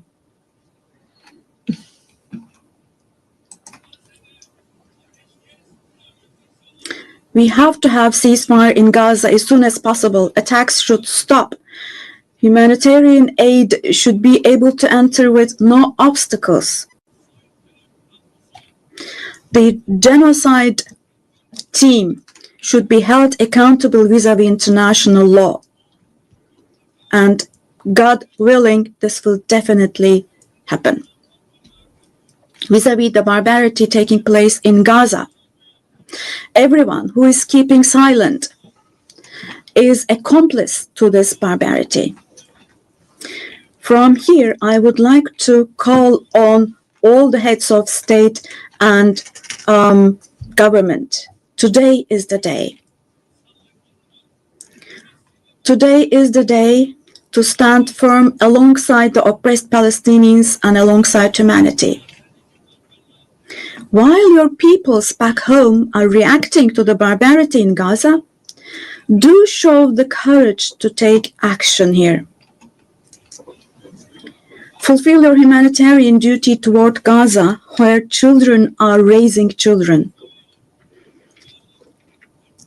On this occasion, I would like to say the following. There are peoples all around the world who are taken to the streets. Unarmed activists and volunteers from different countries of the world, academicians, students, journalists, everyone, all the defenders of Palestine. I would like to say to them, thank you so much. And clear bows and favorable winds for their actions. Esteemed delegation members, for 13 years, I have spoken to you from this platform about the oppression and conflicts in our neighbor, Syria. Just as I raise my voice today for the oppressed people of Gaza, likely for 13 years, I have also drawn attention to the cries of the Syrians, and here I became their voice and breath as well.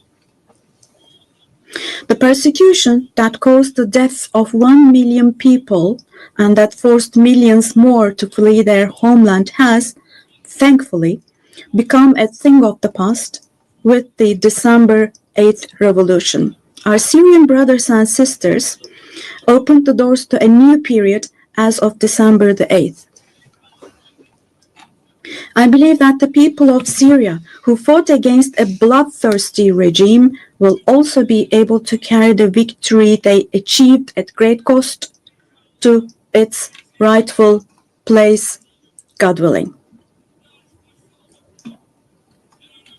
We'll support with all our means the vision of a one and unified Syria with no forms of terrorism, especially ISIS, being present. A free Syria where security is established is what we want.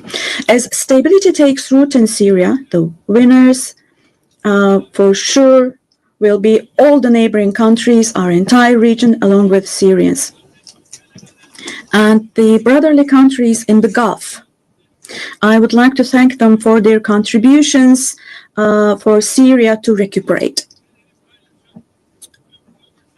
All the regional and international actors who share the same principles with us, God willing, we will continue with our cooperation with all those actors in the same manner. Esteemed friends, we hope that the nuclear issue with our neighbor Iran will be resolved through diplomacy as soon as possible. It should not be forgotten that our region cannot tolerate yet another crisis. Meanwhile, the stability, security, and prosperity of our neighbor Iraq are extremely important for the well-being of our region. In this regard, we attach great importance to strategic moves based on stability and prosperity, such as the Development Path Project. In the north, we are hosting with great enthusiasm the Istanbul process between Russia and Ukraine, both of which are our neighbors.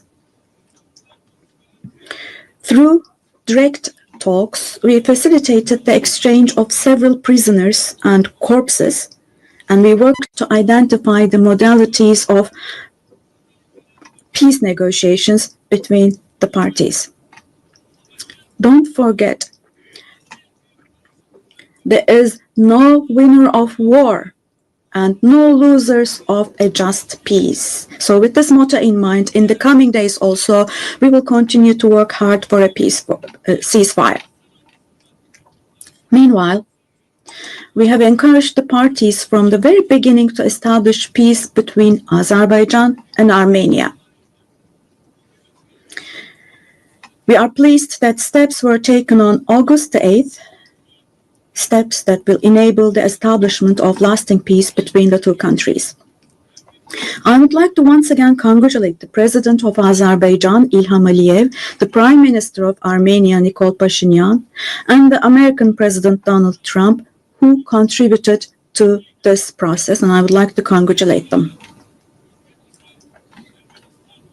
On this occasion, I would also like to state that the normalization process between our country and Armenia is progressing as planned.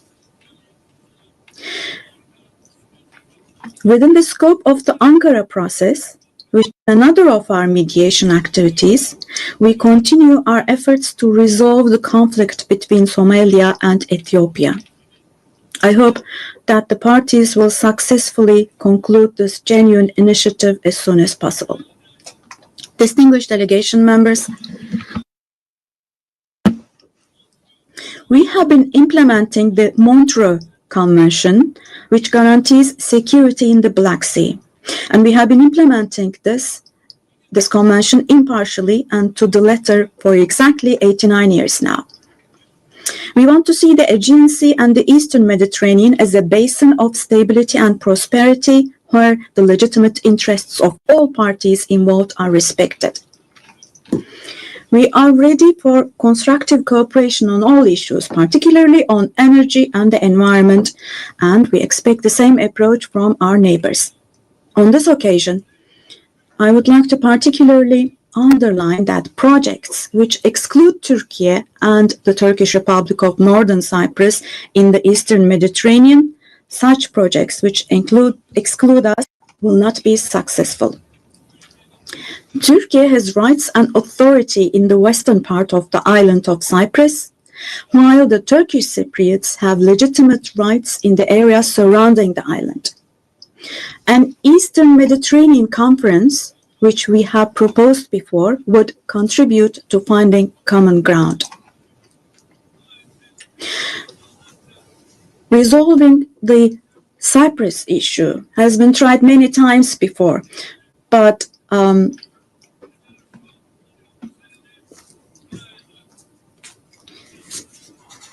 due to the rigid stance of the Greek Cypriot side, no resolution has been found. We cannot possibly have this as a foundation for a resolution of the issue.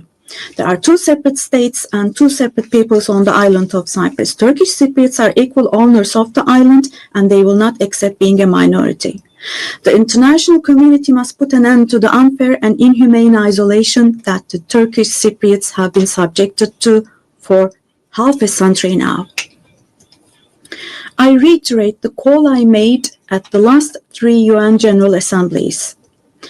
Let me repeat. I call on the international community to recognize the Turkish Republic of Northern Cyprus and to establish diplomatic, political, and economic relations with it. Esteemed President, distinguished members, in the coming period, we desire a new beginning and vision in Turkey-European Union relations. This should not be a vision that just saves the day, but rather a vision that redefines the horizon and shapes our shared future. For this, it is of course important that the European Union is as willing and determined as we are. As a net security provider, we continue to contribute to the operations and missions of the United Nations, NATO, OSCE, and the European Union. The annual NATO summit next year will be held in Turkey, in Ankara. The USA, who is our NATO ally, our relations with them are continuing on trade, investments, energy, defense, industry, in addition to other many areas, and we're strengthening our relations with them.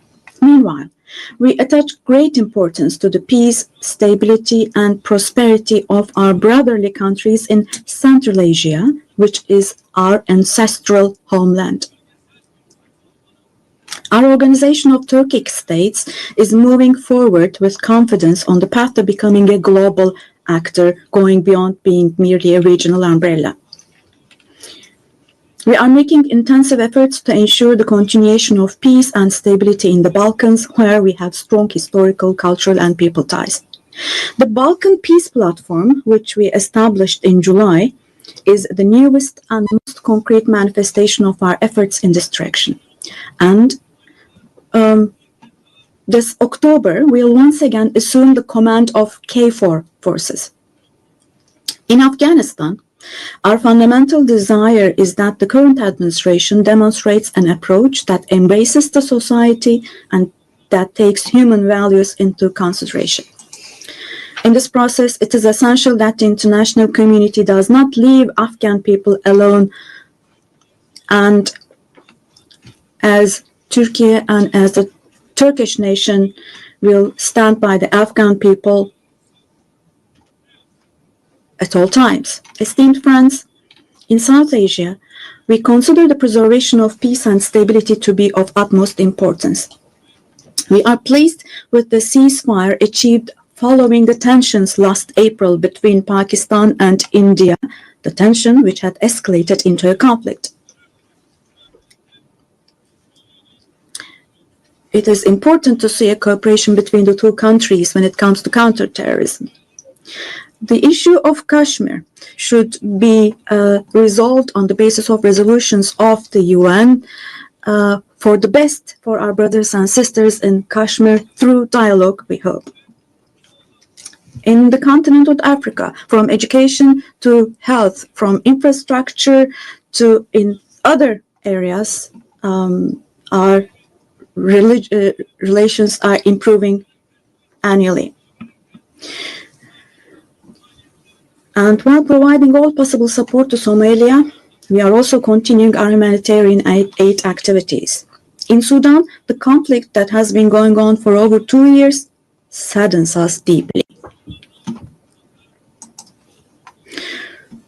Stopping the bloodshed in Sudan and establishing sustainable peace is the shared responsibility of the international community. And Turkey's efforts in this direction will continue. The Great Lakes region has suffered greatly from years of ongoing instability and conflict. Our hope is that these conflicts in the east of the Democratic Republic of the Congo will give way to lasting peace and stability. We wholeheartedly support the efforts being carried out under the mediation of the US and the facilitation of Qatar. The increasing terrorist activities in West Africa, particularly in the Sahel Basin, are also of great concern to us. We will continue our unwavering efforts to ensure peace, tranquility, and stability for the peoples of this region with whom we share historical ties. Drawing inspiration from the historical double-headed Turkish Selçuk eagle, I would like to emphasize that our relations with Asian countries in Turkish foreign policy are of great strategic importance. We pursue a 360-degree approach in this policy. Within the framework of our Return to Asia initiative, we are deepening our engagement with regional organizations such as ASEAN, the Indian Ocean Rim Association, for example. We will continue to develop new partnerships with Asian countries, and we attach great importance to developing our relations with Latin America and the Caribbean region in a spirit of partnership and a win-win approach. We are determined to further strengthen the friendly ties we have established with all the countries in the region. Esteemed delegation members, increasing protectionist trends in international trade and disruptions in supply chains are leading to fundamental changes in the global economy. To successfully address current challenges, we support the reform of rules-based international trade, including the World Trade Organization. I believe access to affordable, safe, and sustainable energy is essential, particularly for developing countries, to be able to achieve their development goals.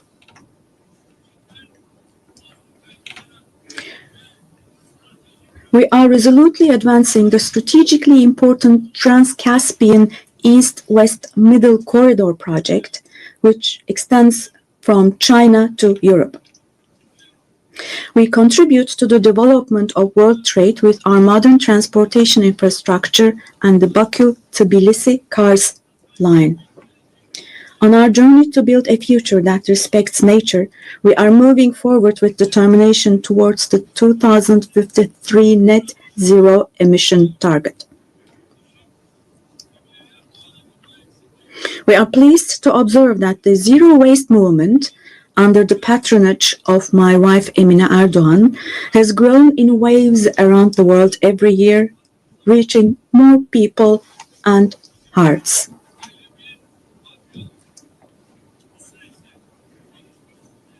In this process, it is no longer a choice for developed countries to fulfill their responsibilities. It has now become an obligation for them. As one of the countries providing the most development aid in the world, we are striving to achieve the UN Sustainable Development Goals.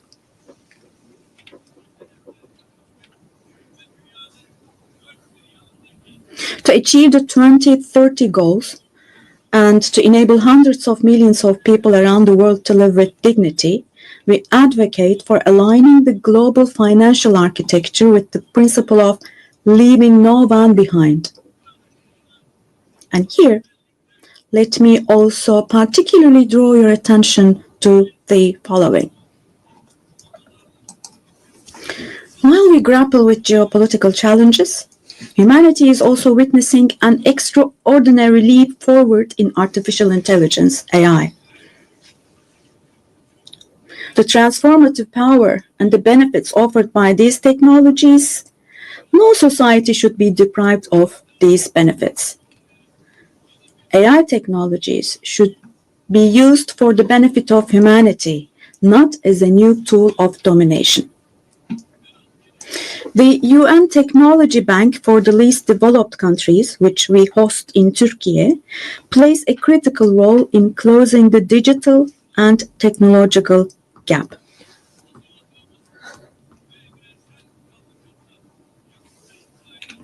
We have prepared a children's rights convention in the digital world, and we will soon open this up for ratification. I'm sure this will create a lot of awareness in this area, and we expect your support for this.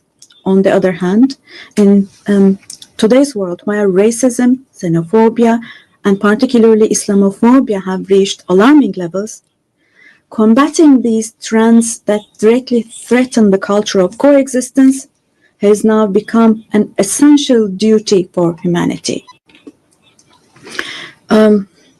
It is significant that Mr. Moratinos, High Representative of the Alliance of Civilizations, has also been appointed as the UN Secretary General's Special Envoy on combating Islamophobia. As I stated here last year, the institution of the family is under threat today as never before. Defending the family, consisting of a woman and a man, means defending humanity, defending nature, life, and the future. Turkey will continue to defend the family in the face of ever-increasing attacks. Distinguished delegation members,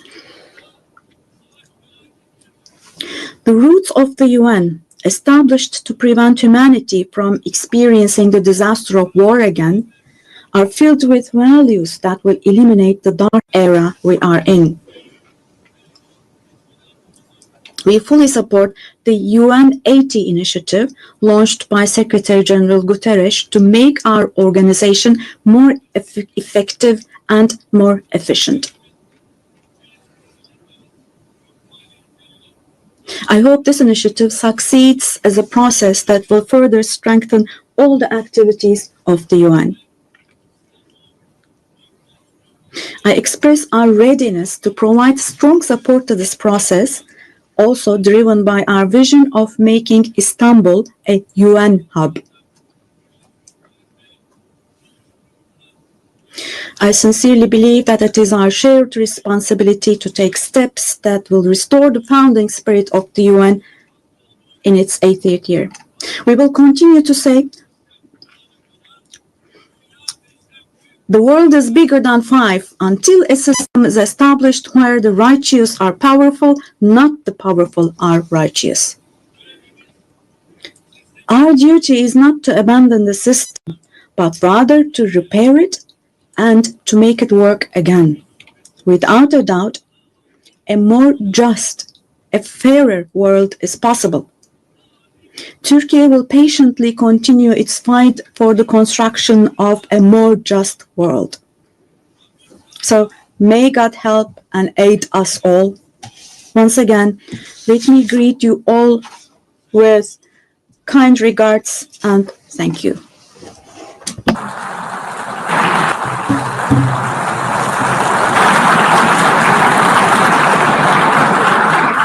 On behalf of the Assembly, I wish to thank the President of the Republic of Turkey.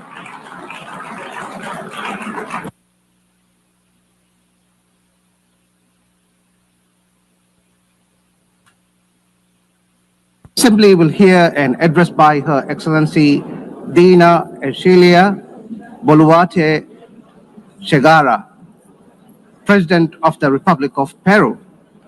I request protocol to escort Her Excellency and invite her to address the Assembly.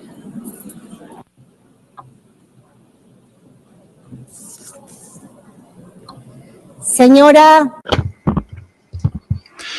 Madam President of the General Assembly, Annalena Baerbock.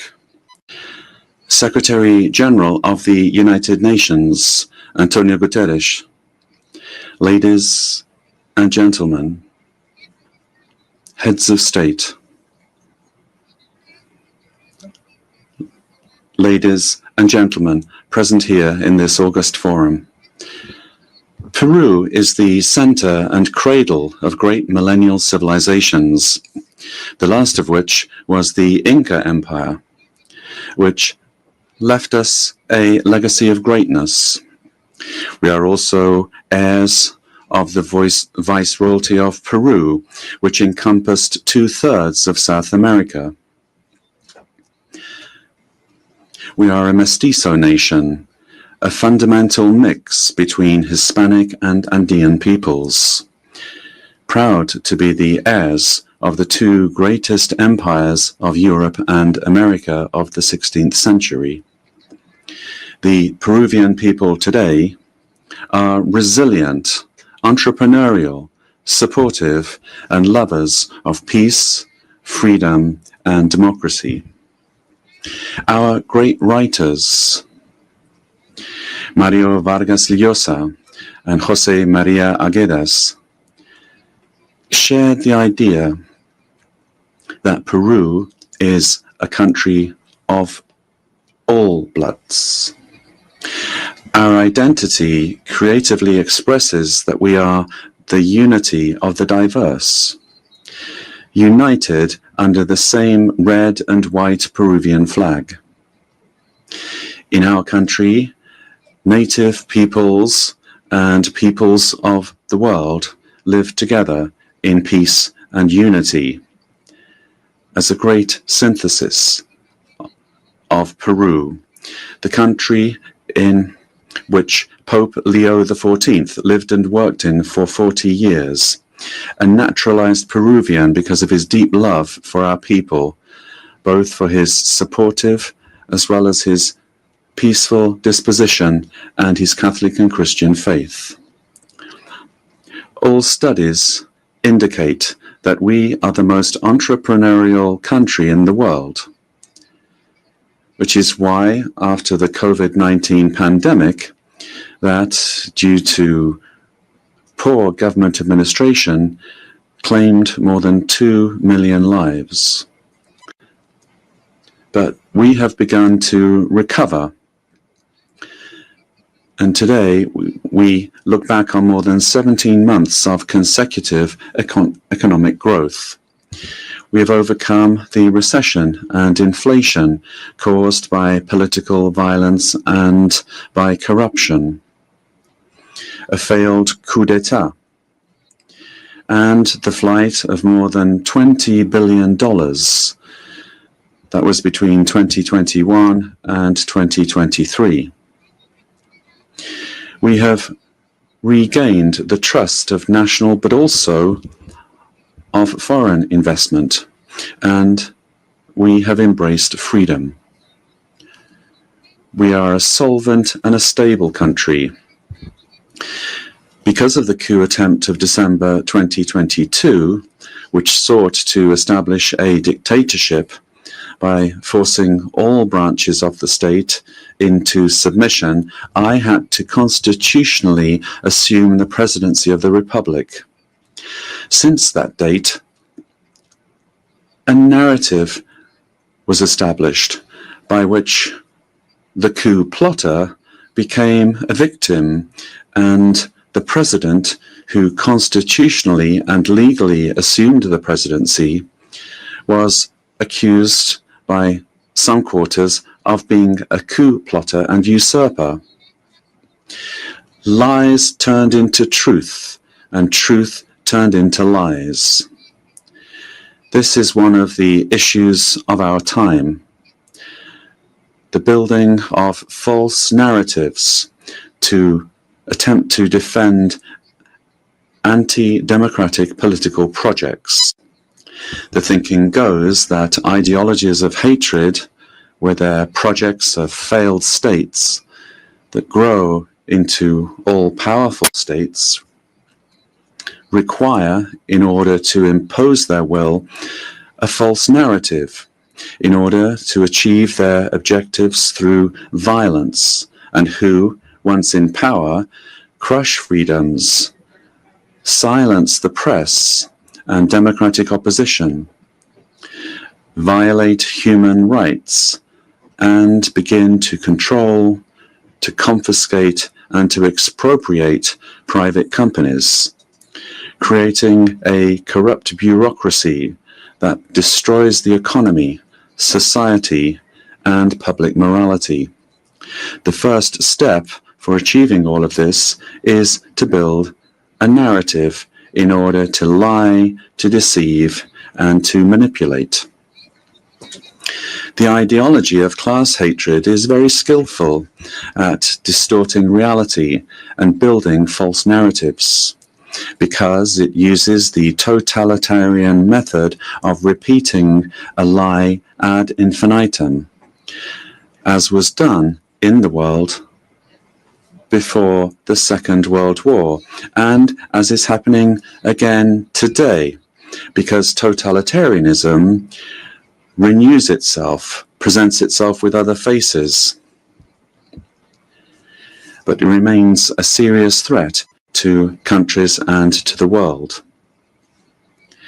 The cynical narrative is reinforced by interventionism in the internal affairs of countries, supporting and spreading falsehoods to destroy democracy and eliminate freedom. In Peru, we have overcome strong, organized, and persistent political violence that sought the return of the coup plotters' government, and since 2024, progress has been made in restoring stability and confidence. And this is why the Peruvian economy managed to grow this year by 3.3%. And in the current year, 2025, is exceeding 3.5% growth, with forecasts that in 2026, the trend of economic growth will continue. The government guarantees 3 years of economic growth, being the leader in South America. Inflation is below 2% annually.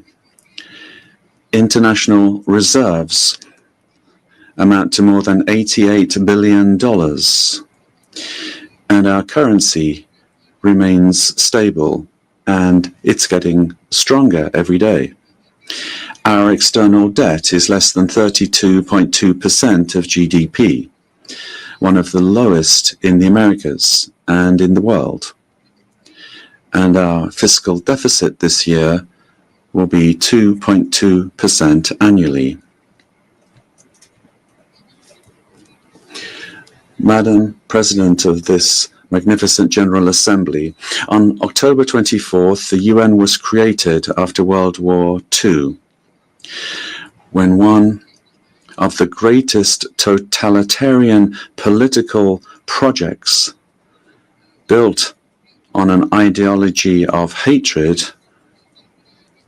leading to the most serious genocide in human history, the Holocaust, was defeated. And this is something that we must never, I say never, forget. That dreadful war caused the death of 60 million human beings. All ideologies of hate, class hatred, and its elevation as a principle and driver of history, racial hatred, nationalist hatred, religious hatred, ethnic hatred, hatred against women, amongst others, are the causes for the worst crimes committed in human history. Ideologies of hatred build narratives as absolute truths that instrumentalize people and nations. The political constitution of my homeland, Peru, affirms that the defense of the individual and their dignity is the supreme goal of society and of the state.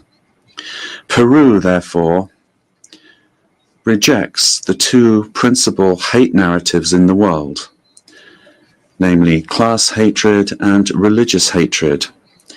These are the origins of wars and inhumane violence.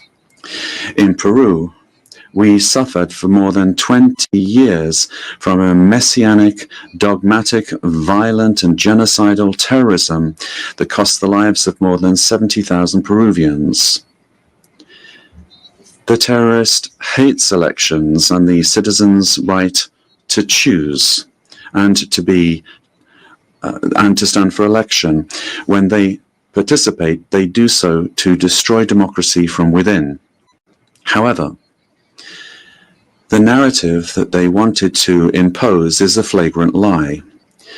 The armed forces and the police who defended the life and the freedom of Peruvians are now accused of violating human rights.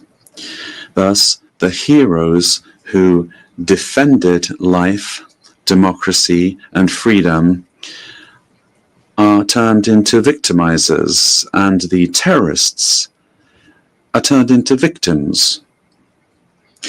In this way, the heroes who defended democracy are being persecuted in trials that drag on for decades, while the terrorists are compensated and considered victims. This is the world in reverse. The UN was a fundamental milestone in the 20th century, but in the 21st century, we must be more vigilant. It is our duty to prevent the world from plunging into new genocides and new violence. It is not acceptable in a civilized world that one country invade another using a false narrative to justify a war that first and foremost attacks the civilian population.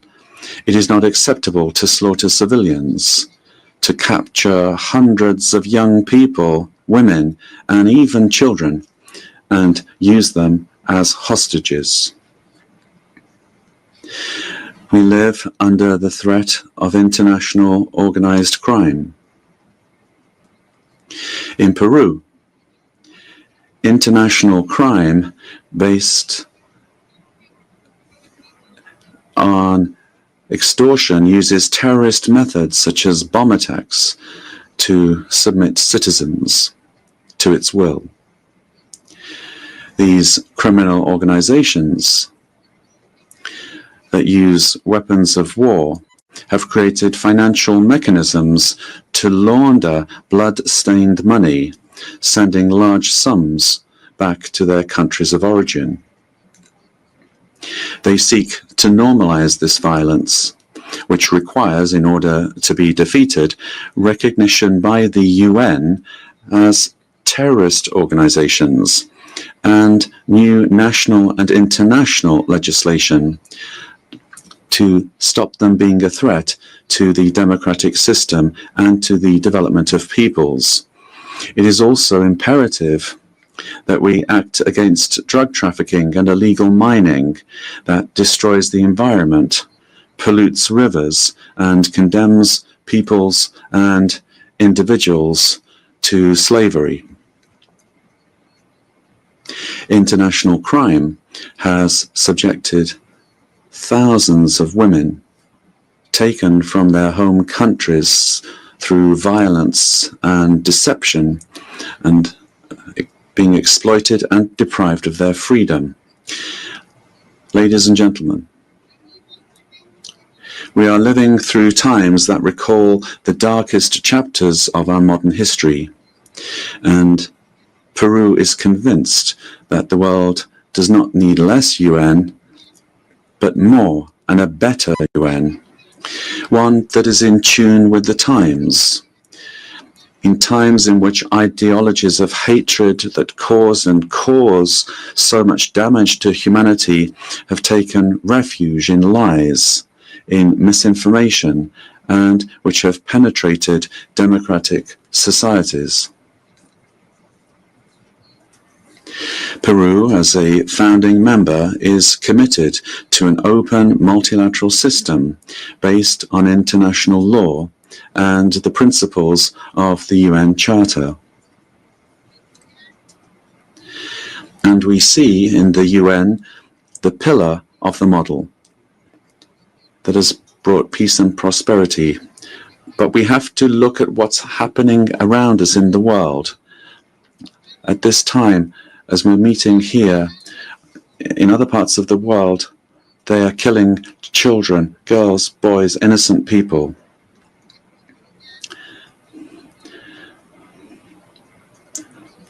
Prosperity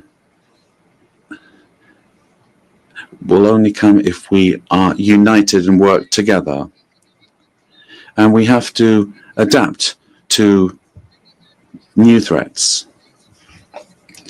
Each of our countries has the duty to make their contribution towards finding solutions to the problems that we all face together. And my country is striving to do this.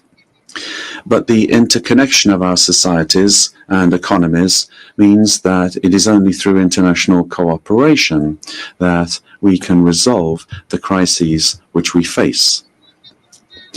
If we do not reform the United Nations, our common home, to restore representativeness and effectiveness to its action, then we run the very serious risk of seeing one of the most precious instruments that the international community has for world stability disappearing.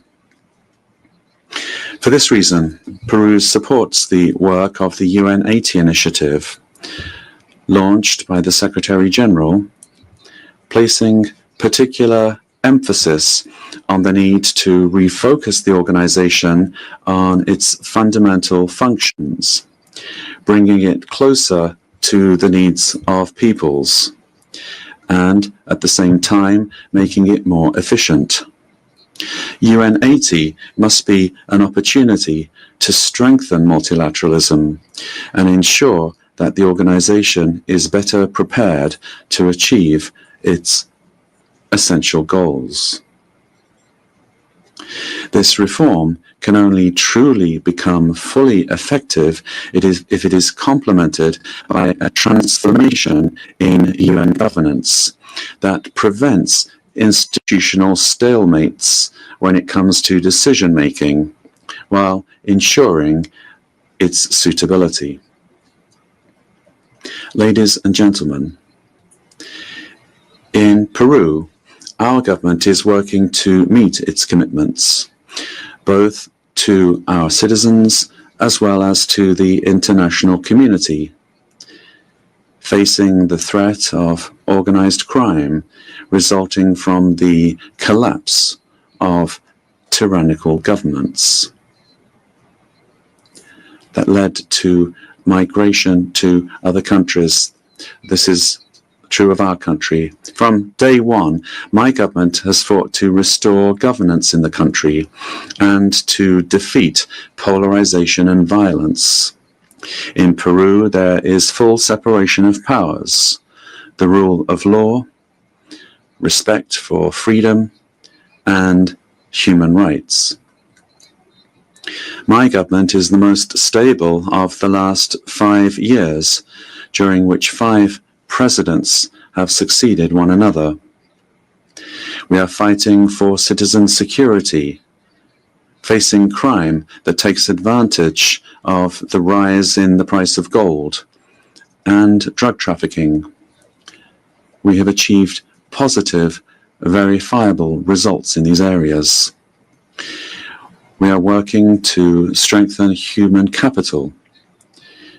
We are fighting child malnutrition and anemia. And we are building schools and hospitals throughout the country, which has not been done in recent years. The priority is children, women, and the Peruvian family. We are modernizing the country's infrastructure, ports, airports, roads, bridges, designing an economy that is better connected to the world, as well as a firm policy for fighting corruption. Our goal is to guarantee free and impartial elections, defeating the attempt of a violent minority that seeks their failure. Ladies and gentlemen, the United Nations organization has always been present in the modern history of my country, particularly in its most difficult moments. Similarly to what is happening elsewhere in the world, and despite our efforts, Peru today finds its democratic institutions and the rule of law under attack by the polarization of politics, the cause and consequence of the return of extremist violence. We suffer from the scourge of transnational organized terrorist crime, which causes deaths, attacks, insecurity, and drug trafficking that destroys the social fabric. We face the threat of climate change that is destroying our Amazon, causing the melting of our glaciers, and putting our biodiversity at risk. We promote inclusive and sustainable growth in the context of opposing powers. But none of these problems is merely national, but global. This is why we need the United Nations to once again be a forum for dialogue and cooperation. I wish to recall the legacy of Ambassador Javier Pérez de Cuellar, who managed to do relevant work in the organization despite the Cold War. With that example in mind, and in view of our region's adherence to the purposes of the Charter, and in order to ensure better representation, we believe it is time for the next Secretary General to come from Latin America. Ladies and gentlemen, Peru is committed to ensuring that this General Assembly this year is not a mere commemoration, but the reaffirmation of our commitment to collective action that will revitalize the United Nations as a tool that supports peace and global unity as well as development. We must stand firm in the truth in the face of narratives that try to conceal it, pervert it, or openly lie in order to hide agendas that do not correspond to our time, much less to the destiny of humanity. For this reason, it is essential that we strengthen truth against narratives that are based on hatred, the lie repeated that seeks to impose itself and only leads to destruction. But despite all of these obstacles, truth will find a way, and truth will set us free. Peace and unity for Peru and for the world, for all those on the planet. Ama Yuyacuspa, buscando el desarrollo de Let us seek the development of our peoples, presidents of the world. Together, let us work together without hating one another. Let us work for the development of our peoples. Yes to life, no to violence, and no to war. Thank you very much.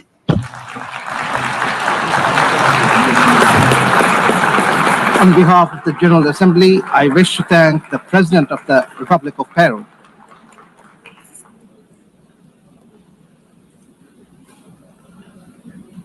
The Assembly will hear an address by His Majesty King Abdullah II Ibn al-Hussein, King of the Hashemite Kingdom of Jordan. I request protocol to escort His Majesty and invite him to address the Assembly.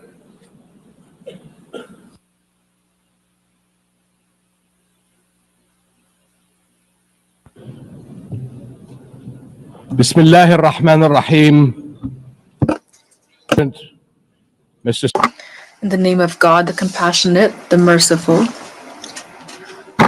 General Assembly, at another occasion when I stand before you to address the same issue, the conflict in the Middle East. And not for the first time, developments on the ground have made me question the worth and utility of words in capturing the magnitude of the crisis. Yet not speaking about it would signal acceptance of the situation and abandonment of our humanity. And that I will not do. Our UN General Assembly was born 80 years ago, pledging to learn from, not repeat, history. The world vowed never again. However, for almost as long, Palestinians have been living through a cruel cycle of yet again, bombed indiscriminately, yet again, killed, injured, and maimed, yet again, displaced and dispossessed, yet again, denied rights, dignity, their basic humanity, yet again. So I must ask, how long? How long will it be before we find a resolution to this conflict? One that safeguards the rights of all sides and allows a level of normalcy in the lives of the families at its core. How long will it be before I stand before you and speak not of suffering and devastation in my region, but of prospect, prosperity, and potential? Sadly, this is not the only conflict in our world. And some may say that other wars are also devastating. But the Palestinian-Israeli conflict remains unique. It is the longest standing conflict in the world. An illegal occupation of a helpless population by a self-declared democratic nation. and a flagrant violation of repeated UN resolutions, international law, and human rights conventions. A failure that should have elicited outrage and action, especially from major democracies. Instead, it has been met with decades of inertia. My friends, the war in Gaza marks one of the darkest moments in this institution's history. But although it is today's horror, the injustice stretches back decades. The Palestinian-Israeli conflict has been on the UN agenda throughout its 8 decades of existence. How long will we be satisfied with condemnation after condemnation without concrete action? When it comes to the Palestinian-Israeli conflict, it seems that what unfolds in the halls of power is theory. The struggles and suffering on the ground is reality. For decades, we have seen several attempts to achieve a solution by interim agreements and temporary stopgaps, none that delivered on the endgame. In fact, many would argue these processes served as a distraction, as Israel grabbed more land, expanded illegal settlements, demolished homes, and displaced entire neighborhoods. Muslim and Christian holy sites in Jerusalem have been vandalized and desecrated by those under government protection. And throughout all these years, Israeli families too have not been able to live in true security because military action cannot bring the safety they need. Nowhere is that more evident than in Gaza. More than 60,000 Palestinians killed, 50,000 children injured or killed, miles of burnt out rubble, neighborhoods, hospitals, schools, farms, even mosques and churches in ruins, widespread starvation. And what we are seeing is only a glimpse, because never in our modern history has the lenses of international media been obstructed like this from capturing the reality on the ground. Almost 2 years in, and the cruelty of this military campaign continues unabated. Furthermore, the current Israeli government's provocative calls for a so-called Greater Israel can only be realized through the blatant violation of the sovereignty and territorial integrity of its neighbors. And there is nothing great about that. I can't help but wonder if a similar outrageous call were made by an Arab leader, would it be met with the same global apathy? The international community must stop entertaining the illusion that this government is a willing partner for peace. Far from it. Its actions on the ground are dismantling the very foundations on which peace could stand, and intentionally burying the very idea of a Palestinian state. It has shown how little it respects the sovereignty of other countries, as we have seen in flagrant violations in Lebanon, Iran, Syria, Tunisia, and most recently, Qatar. And its hostile rhetoric calling for the targeting of Al-Aqsa Mosque will incite a religious war that would reach far beyond the region and lead to an all-out clash that no nation would be able to escape. How long before we hold all nations to the same standards? How long before we recognize the Palestinians as people who aspire to the same things you and I do, and we act on that recognition? How long before we recognize that statehood is not something Palestinians need to earn? It is not a reward. It is an indisputable right.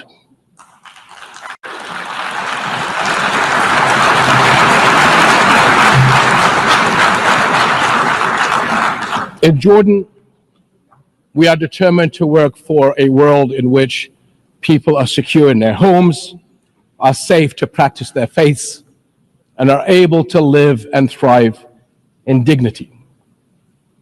As custodians of Muslim and Christian holy sites in Jerusalem, we safeguard these holy places against actions that violate the city's legal and historical status quo. Compromising the delicate balance in the holy city will turn it into a tinderbox that ignites global conflict. And Jordan is serving as the main base for international humanitarian response in Gaza, working by all possible means to provide critical supplies of aid and food. And we appreciate our regional and international partners. I'm also immensely proud of the many Jordanians, including men and women of Jordan Armed Forces, who are at the heart of this effort. Ground convoys, aircraft crews, doctors, nurses, and mobile medical staff who work even under fire to provide relief. These and countless others carry forward Jordan's deep heritage of compassion and generosity to people in grave need. My friends, amid such darkness, there is a glimmer on the horizon. We are seeing more nations stepping up on behalf of a permanent ceasefire in Gaza, one that ensures the release of all hostages, unhindered humanitarian aid, and support for the Palestinian people as they rebuild. We all know that force is no foundation for security. It is a prelude for greater violence. Repeated wars are teaching generations of Israelis and Palestinians that their only recourse is the gun. Security will only come when Palestine and Israel begin to coexist. Seems I have the same problem as President Trump. Begin to coexist side by side. This is the two-state solution, in line with international law and UN resolutions. An independent and viable Palestinian state with East Jerusalem as its capital, alongside a secure Israel living in peace with its neighbors. For almost a quarter of a century, this has been the promise of the Arab Peace Initiative, in which Arab and Muslim partners around the globe extended their hand. My friends, for the past 2 years, we have finally seen the world's conscience stirring in the courage of ordinary people from every walk of life and every corner of the globe, raising their voices as one and declaring, it has been too long.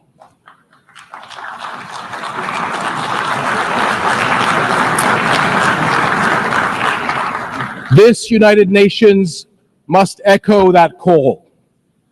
It has been too long, and it must act on that call until peace is a reality. Thank you.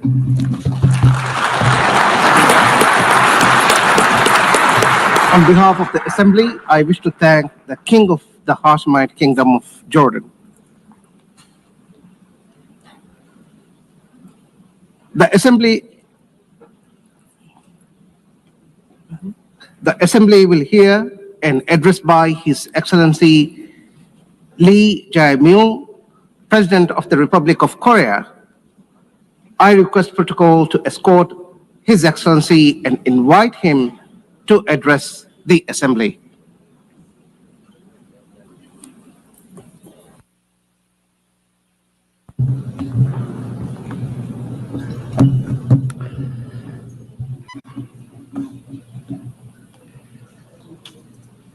I would like to express my respect and gratitude to all members of the United Nations and staff of the UN Secretariat for their contribution to world peace and shared prosperity.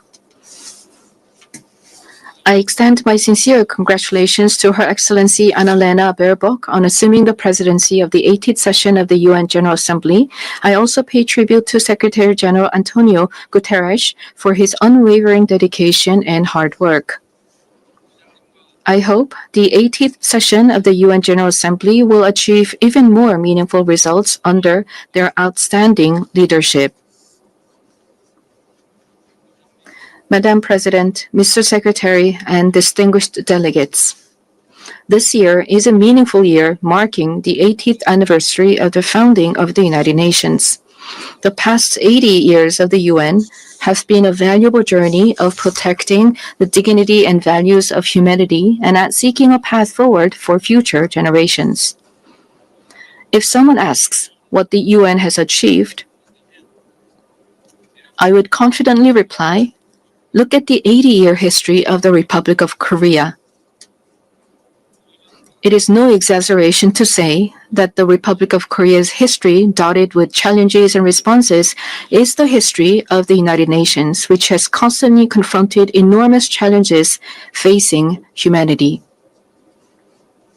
Liberated from colonial rule the very year that the United Nations was founded, the Republic of Korea emerged from the scars of division and ashes of war through UN assistance, maintaining national identity while achieving industrialization and blooming into a democracy. Therefore, the Republic of Korea in itself is a country that has proven the value of the UN's existence. Whenever the Republic of Korea revived the hopes of lives as precious as the weight of the universe amidst horrific wars and disasters, the UN flag fluttered at the center of that intense solidarity. The United Nations has strived to provide equal rights and opportunities to everyone without discrimination, and has provided education and vaccines to make children's lives blossom. The small country in the East, which rose with the support of the UN and the international community, has become a proud UN member that is drawing the world's attention. It is raising its role and responsibility as a member of the international community more rapidly than any other country. There were times when democracy and peace were in crisis, but each time the Republic of Korea rose with indomitable strength. Even a safe coup could not break the people of the Republic of Korea's strong will, desiring democracy and peace. The revolution of light that the people of the Republic of Korea achieved against the darkness of the insurrection last winter was a historic moment that demonstrated the brilliant achievement of the UN spirit. The remarkable resilience and strength of democracy that the Republic of Korea has shown will be ours as well as that of the entire world. I need you to take my hand and guide me away from all this, away to where the light shines through, to where the flowers bloom. As the novelist Han Gang, laureate of the Nobel Prize in Literature, wrote, the Republic of Korea will be a milestone of light for all those who join the journey toward democracy. Today, at the UN General Assembly, where world peace and humanity's shared prosperity is discussed, I proudly announce that a new Republic of Korea, which will be a beacon of light for global citizens, has completely returned to the international community. Thank you. The Republic of Korea, which has grown thanks to the support and assistance of the UN, will not hesitate to take on the role of a leading nation, generously sharing its experience and history of restoring democracy. Despite ceaseless efforts from all corners of the world, the international community's determination and aspiration to maintain international peace and security 80 years ago still remains an unfinished task for everyone. 280 million people are still in a state of extreme hunger. Armed conflicts around the world, including in Ukraine and the Middle East, as well as the climate crisis, which has already become a real problem, threaten the survival of humanity. The answer lies in the wisdom of the pioneers who founded the United Nations, as well as the path that the people of the Republic of Korea demonstrated. There is only one way: more democracy. The people-centered government of the Republic of Korea, through the power of collective intelligence, is ceaselessly attempting innovations, seeking better alternatives in democracy. The way to solve common challenges facing the international community is no different. When all the countries experiencing the same problems gather here at the United Nations and continue multilateral cooperation, putting their heads together, we will all be able to move toward a bright future of peace and prosperity. I look forward to the UN 80 initiative presented by the Secretary General taking root as a vision that achieves UN's evolution and advancement in line with the demands of our time. I also hope the UN Security Council can increase the number of seats of non-permanent members reflecting changes in the international environment and enhance its effectiveness and representation. As a member of the UN Security Council for the term 2024 to 2025, the Republic of Korea is making efforts so that the UN Security Council can respond proactively to threats to the international peace and security. Madam President, Mr. Secretary General, and distinguished delegates, the Republic of Korea, having restored democracy, dreams of a better future. The Republic of Korea will fulfill its responsibility as a responsible global power that steadfastly upholds the values of freedom, human rights, inclusiveness, and solidarity championed by the United Nations. We will further develop our institutions and cultures so that everyone residing in the Republic of Korea, both nationals and foreigners, can be respected as an equal member of society in all fields of life. The Republic of Korea will strengthen and lead cooperation with the international community while realizing the value of respect for human rights. In a time of crisis where immediate survival is urgent, words like solidarity, coexistence, and cooperation may feel somewhat distant.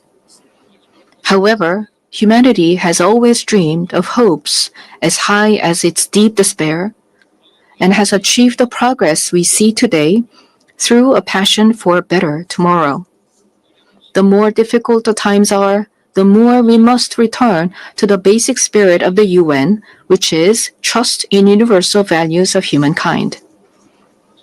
Just as the determination to not pass down the devastation of wars led to the founding of the UN and has prevented conflicts and preserved peace, we today must cooperate more, trust more, and join hands more firmly in order to build a better future, a better world for future generations. Democratic Korea will lead the way in multilateral cooperation toward a sustainable future. Peace is a value that is more important than anything else. In the Republic of Korea, as well as elsewhere in the world, peace is the basic foundation for democracy and economic development. The disputes and conflicts we are currently facing vividly show how easily the ideals of human dignity and sustainable development can crumble without peace. Today, the Republic of Korea is fulfilling its responsibility as a key contributor to the United Nations peacekeeping and peacebuilding activities. Our brave soldiers, who have steadfastly defended the Republic of Korea, a divided nation, are helping to pave the way towards sustainable peace led by the UN. Threats to peace are not only physical elements. In an era where artificial intelligence technology is critical to security capabilities and cyber attacks threaten national security, we must confront not only visible enemies, but also invisible enemies.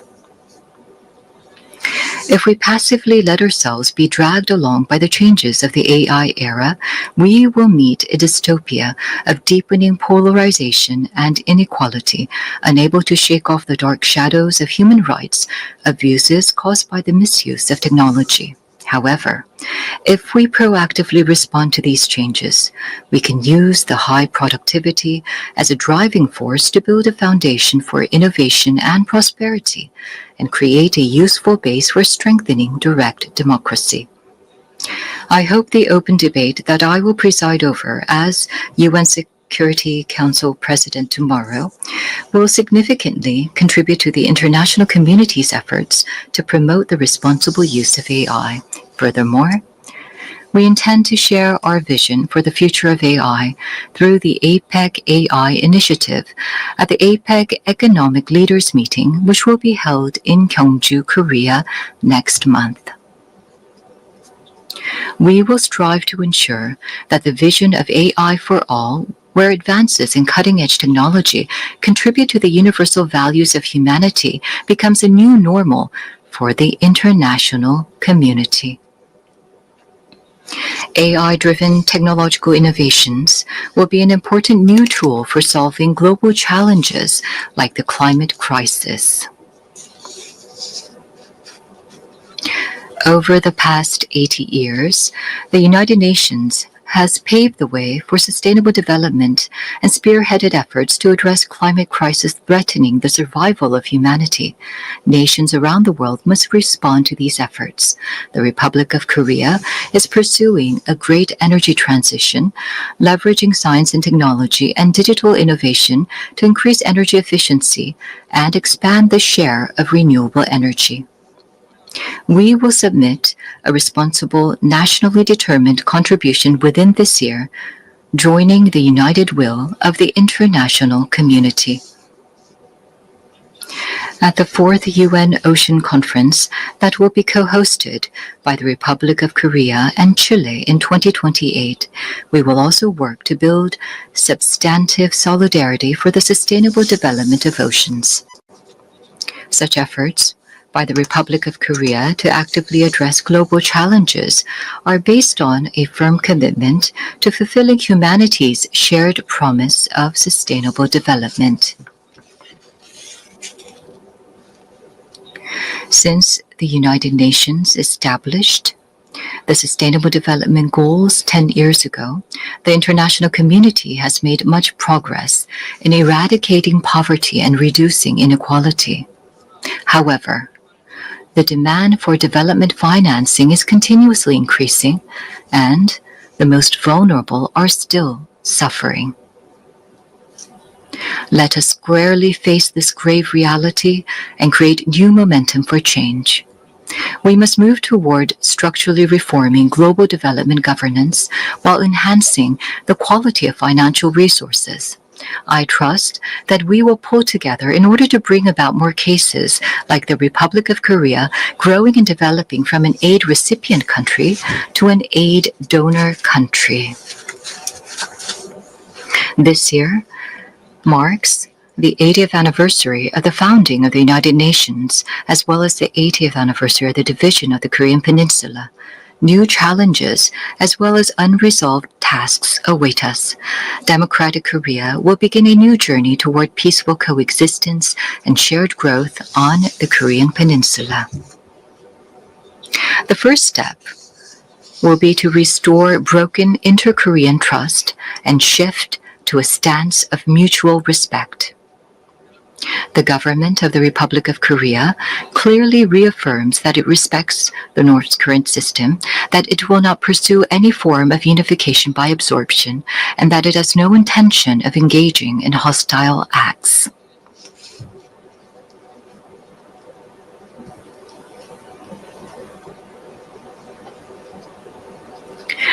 Based on these three principles, we intend to end the vicious cycle of unnecessary inter-Korean military tension and hostile acts. That is a reason why we have proactively taken measures, including halting the launch of leaflets and suspending broadcasts toward the North. Going forward, the government of the Republic of Korea will consistently seek a path to reduce military tensions and restore inter-Korean trust.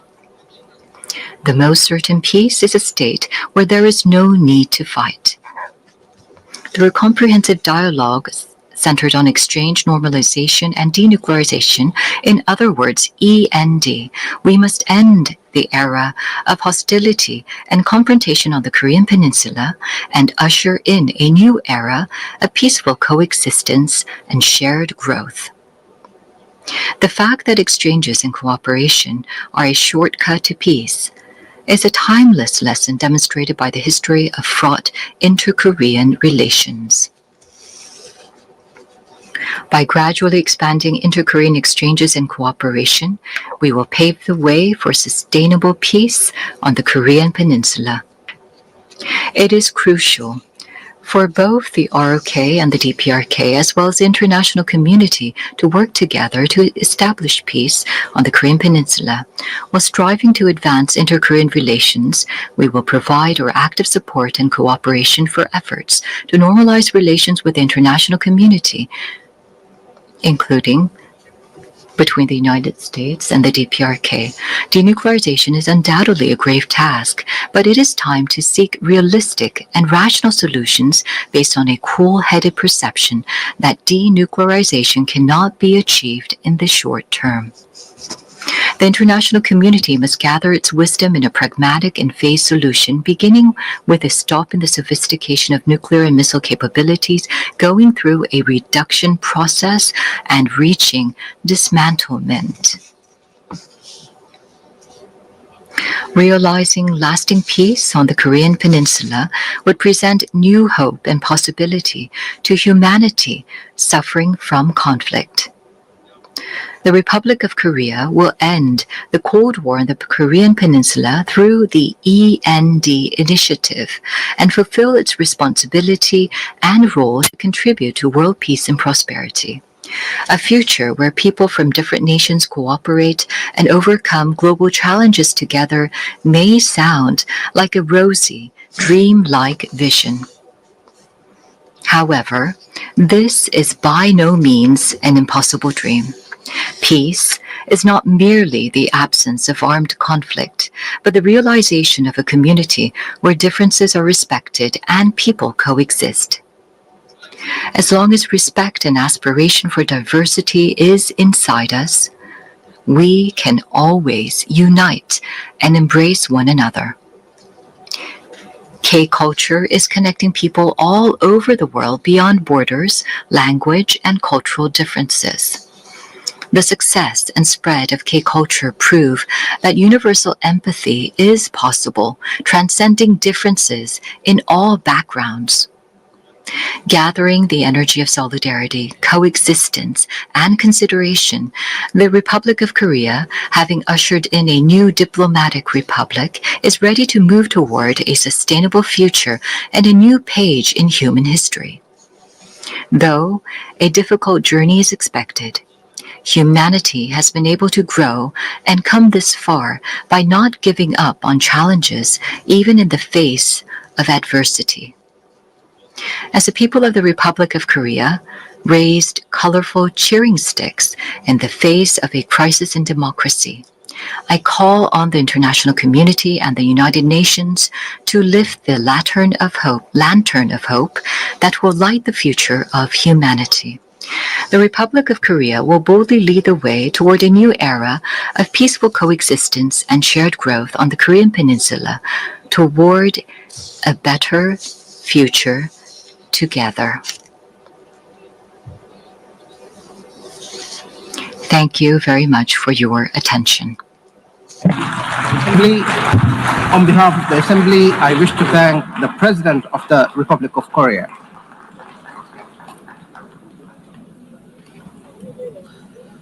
The Assembly will hear an address by His Highness Sheikh Tamim bin Hamad Al Thani, Amir of the State of Qatar. I request protocol to escort His Highness and invite him to address the Assembly.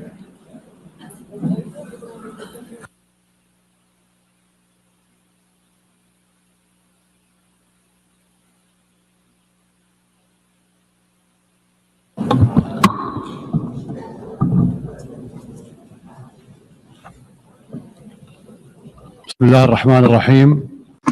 In the name of God, most compassionate, most merciful, Your Excellency, President of the General Assembly, Your Excellency, Mr. Secretary General, may the peace of God be upon you. The United Nations has been established 8 decades ago on the basis of principles that humanity has reached after 2 world wars. These rules are based on the maintenance of international peace and security and the respect for human dignity and state sovereignty and a non-interference in internal affairs, and to cooperate for the benefit of our peoples. This means if we allow violations to continue, it means allowing the rule of the jungle, where perpetrators and violators enjoy benefits just because they can. This is the political realism that we are facing, that has been reduced to the ability to impose a status quo. This is a crisis. Such conduct finds that violators consider that tolerating them is a weakness. What must prioritize the discussion in the international community now is how to restore collective security as per the UN Charter, and how to restore the legitimacy of the international system. Your Excellencies, as you know, Doha on the 9th of September has suffered a treacherous attack that targeted the negotiating delegation of Hamas in a residential neighborhood that includes schools and diplomatic missions. As a result of this attack, 6 martyrs have fallen, including a Qatari national who serves in the internal security forces, and 18 people have been injured. This aggression was a violation against our sovereignty and a blatant violation that is unjustified of international law.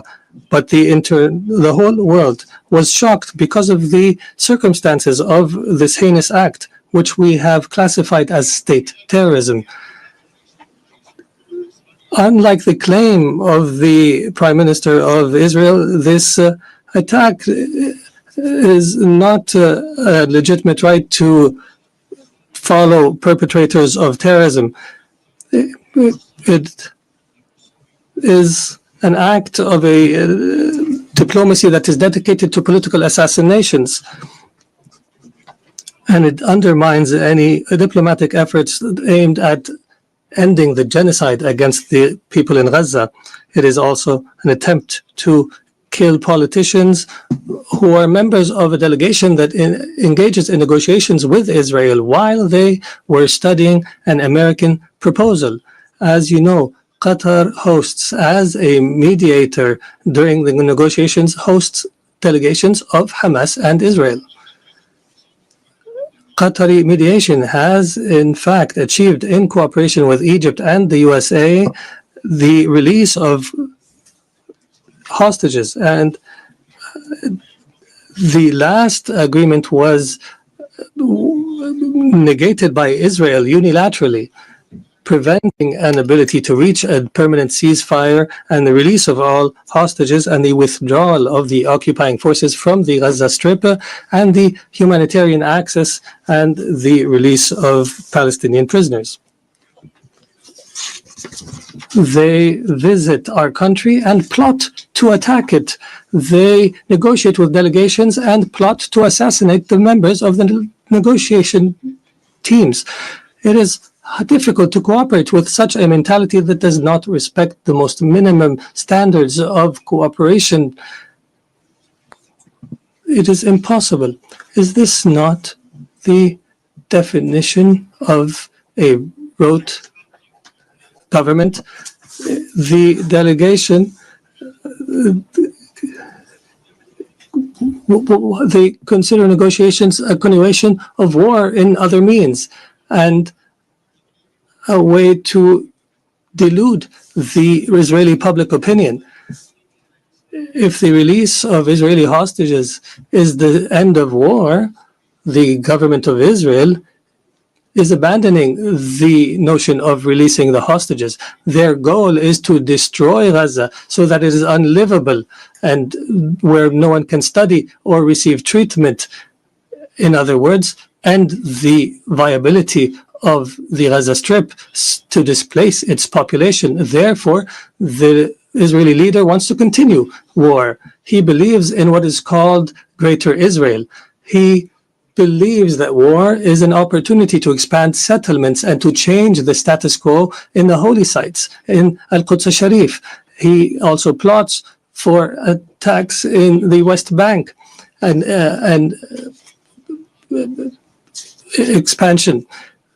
This imposition is the goal of this war. This treacherous attack against the sovereignty of a Gulf state thousands of miles away has confirmed that the Israeli Prime Minister, who takes pride in changing the face of the Middle East, reveals and manifestation of Israel's ability to intervene wherever, however it desires. Arab countries and Muslim countries have warned, and that have held an emergency summit in Doha, have warned against the consequences of this delusion. Israel is not a democratic country surrounded by enemies, but in fact, it is an enemy to its surrounding neighbors, and it's engaged in a genocide. And its leader is proud of preventing the establishment of a Palestinian state. And he promises that such a state will never be established. And he takes pride in preventing peace with the Palestinians, and that he will prevent such peace in the future. Israel is surrounded by states either who have signed a peace agreement or who are committed to the Arab Peace Initiative. But Israel does not make do with truces and settlements. It desires to impose its will on its surrounding Arab neighbors. And everyone who believes so is, and everyone who opposes its will is either anti-Semitic or a terrorist. Even Israel's allies realize this fact and reject it. And here we are today, where we witness an international solidarity movement that is similar to the international movement against apartheid last century. And I would be remiss not to express my appreciation with the solidarity we have received in Qatar after the attack, including the statement by the Security Council that has condemned the attack. Distinguished Excellencies, Qatar will remain true to its history and legacy, opposing the crimes that take place. We believe in the ability of reconciling interests with security. We will continue to speak truth, and we will engage in diplomacy when our enemies find it easier to use weapons. We have engaged to mediate an end to the war and allow for humanitarian access and release hostages, and we have faced disinformation campaigns. However, these campaigns will not deter us. We will continue our efforts in cooperation and partnership with Egypt and the United States of America. We are firmly convinced that peace can only be achieved in our region through a firm position from the Security Council, from accepting and tolerating the occupation's crimes,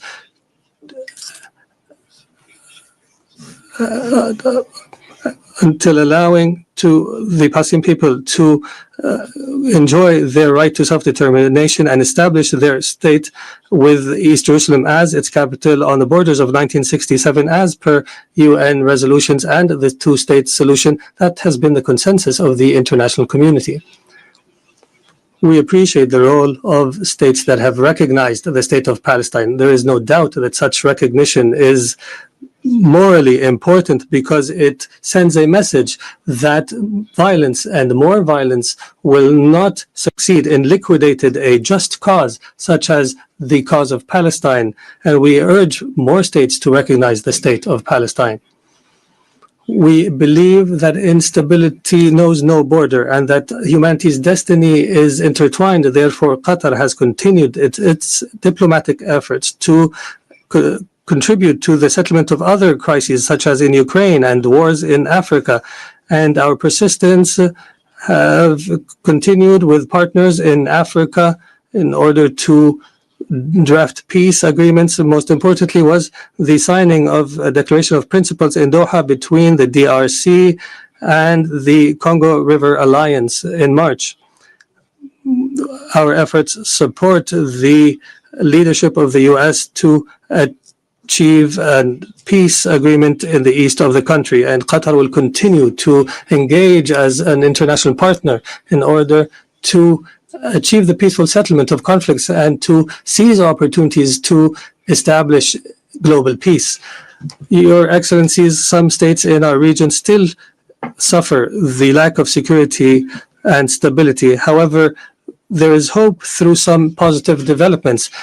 In our dear Syria, since the end of last year, is going through a new phase that we hope will be a path towards achieving the aspirations of the Syrian people towards stability, development, and the rule of law after the end of a dark phase of the country's history. Egypt has stood by the Syrian people throughout the previous years. I recalled and urged to support Syria from this podium, even when it seemed to fall off the international agenda. The international community is called upon to assist Syria now in order to succeed through the transition phase after decades of suffering. Our experience in other Arab countries has taught us that building state institutions and establishing relations between a state and others is based on equality, and internal stability on the basis of respect for diversity are paramount issues at this stage. Qatar will not spare an effort to provide the necessary support to our brothers and sisters in Syria, and we have no doubt that the Syrians will be able to overcome this phase and to reject sectarianism in all its forms, and that they will reject external interference, especially the Israeli attempts to divide Syria and the conduct of Israel that is as though all areas south of Damascus are areas of Israeli influence. The Middle East has also witnessed positive developments through the election of President Ahmed Joseph Aoun in Lebanon and the appointment of Mr. Nawaf Salam as a prime minister, which is a step towards stability in the country. Qatar will continue to support Lebanon government and people and institutions and will continue to support the Lebanese army. We emphasize the need to implement Security Council Resolution 1701 and the withdrawal of Israeli forces from the areas it occupied during the last war, and to end Israeli interference in internal Lebanese affairs. For Sudan, the people in Sudan continue to suffer an unprecedented humanitarian crisis because of the continued violence. We call once again on all parties to prioritize the national interest and to engage in a comprehensive dialogue that leads to a permanent peace and that preserves the unity of Sudan and its territorial integrity and independence, and that achieves development and stability. We declare our support for all international efforts that aim to achieve this goal. Distinguished Excellencies, Doha has always been a global capital that hosts major events in all spheres, and an area where leaders convene and decision makers from around the world to engage in negotiations and the formulation of solutions. Doha will host the Second World Summit for Social Development from the 4th to 6th November this year, and we look forward to welcoming you all during this conference. There is no doubt that the trust of the international community in Qatar is based on our successes in the past throughout the years. And accordingly, based on this legacy, we have submitted our application to host the Olympics, believing that sports is not just competition, but a bridge between cultures and a means to promote peace and understanding. And as such, we have also organized and hosted the FIFA World Cup, proving that we are able of hosting sporting events of this magnitude. In conclusion, the state of Qatar, realizing the seriousness of the challenges facing the international community, commits to our partnership in seeking truth, peace, and justice in international relations. Thank you, and may the peace of God be upon you.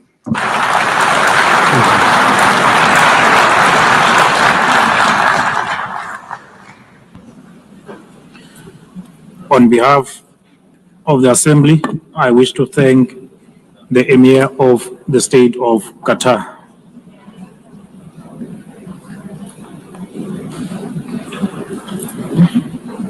The Assembly will now hear an address by Her Excellency Jennifer Kellings-Simons, the President of the Republic of Suriname. I request the protocol to escort Her Excellency and invite her to address the Assembly.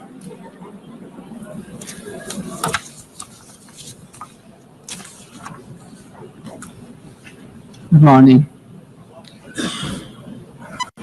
Madam President, we are here to commemorate in this special moment in history as we celebrate the United Nations 80th anniversary. And this 80th anniversary of the General Assembly coincides with the 50th anniversary of the independence of the Republic of Suriname and our membership of this organization. On behalf of the government and the people of the Republic of Suriname, I express sincere congratulations to the international community on this occasion. It is clear that a journey that spans over 80 years cannot be and has not been without challenges. The United Nations played, in some instances, an important role in ending colonial rule, worked on advancing human rights, and often provided hope and a future to the most vulnerable in our global community. This is also the organization that provided a voice to the global community and worked to establish a balanced world order aimed at adopting a framework for sustainable development agenda and contribute significantly to advancing human rights, more specifically the rights of women and children. The organization promoted education for all and universal access to healthcare. In some instances, the peaceful resolution of conflicts was achieved, preventing misery and saving human lives. Madam President, on the other hand, we must admit that the UN at other times regrettably has been unsuccessful in avoiding conflicts, wars, and violations of human rights. As we look at the world today, we see that in Europe, war has returned.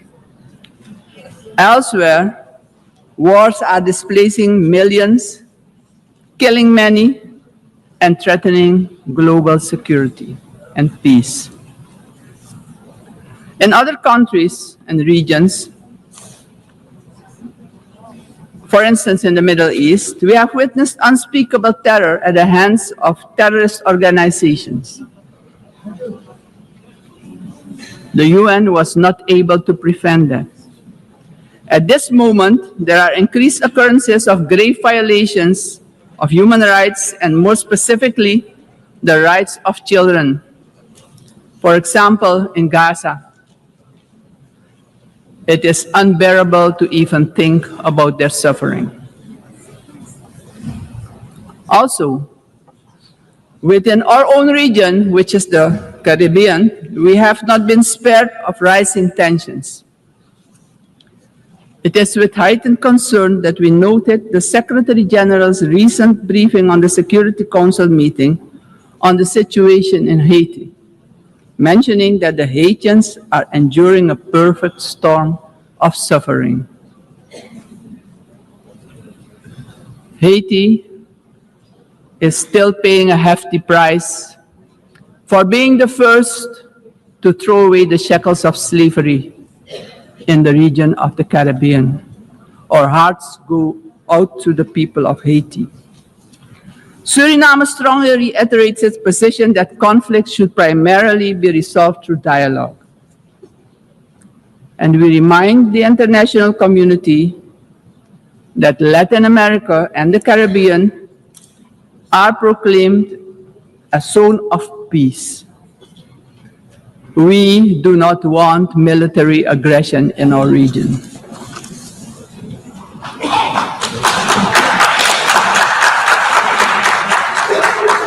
Madam President,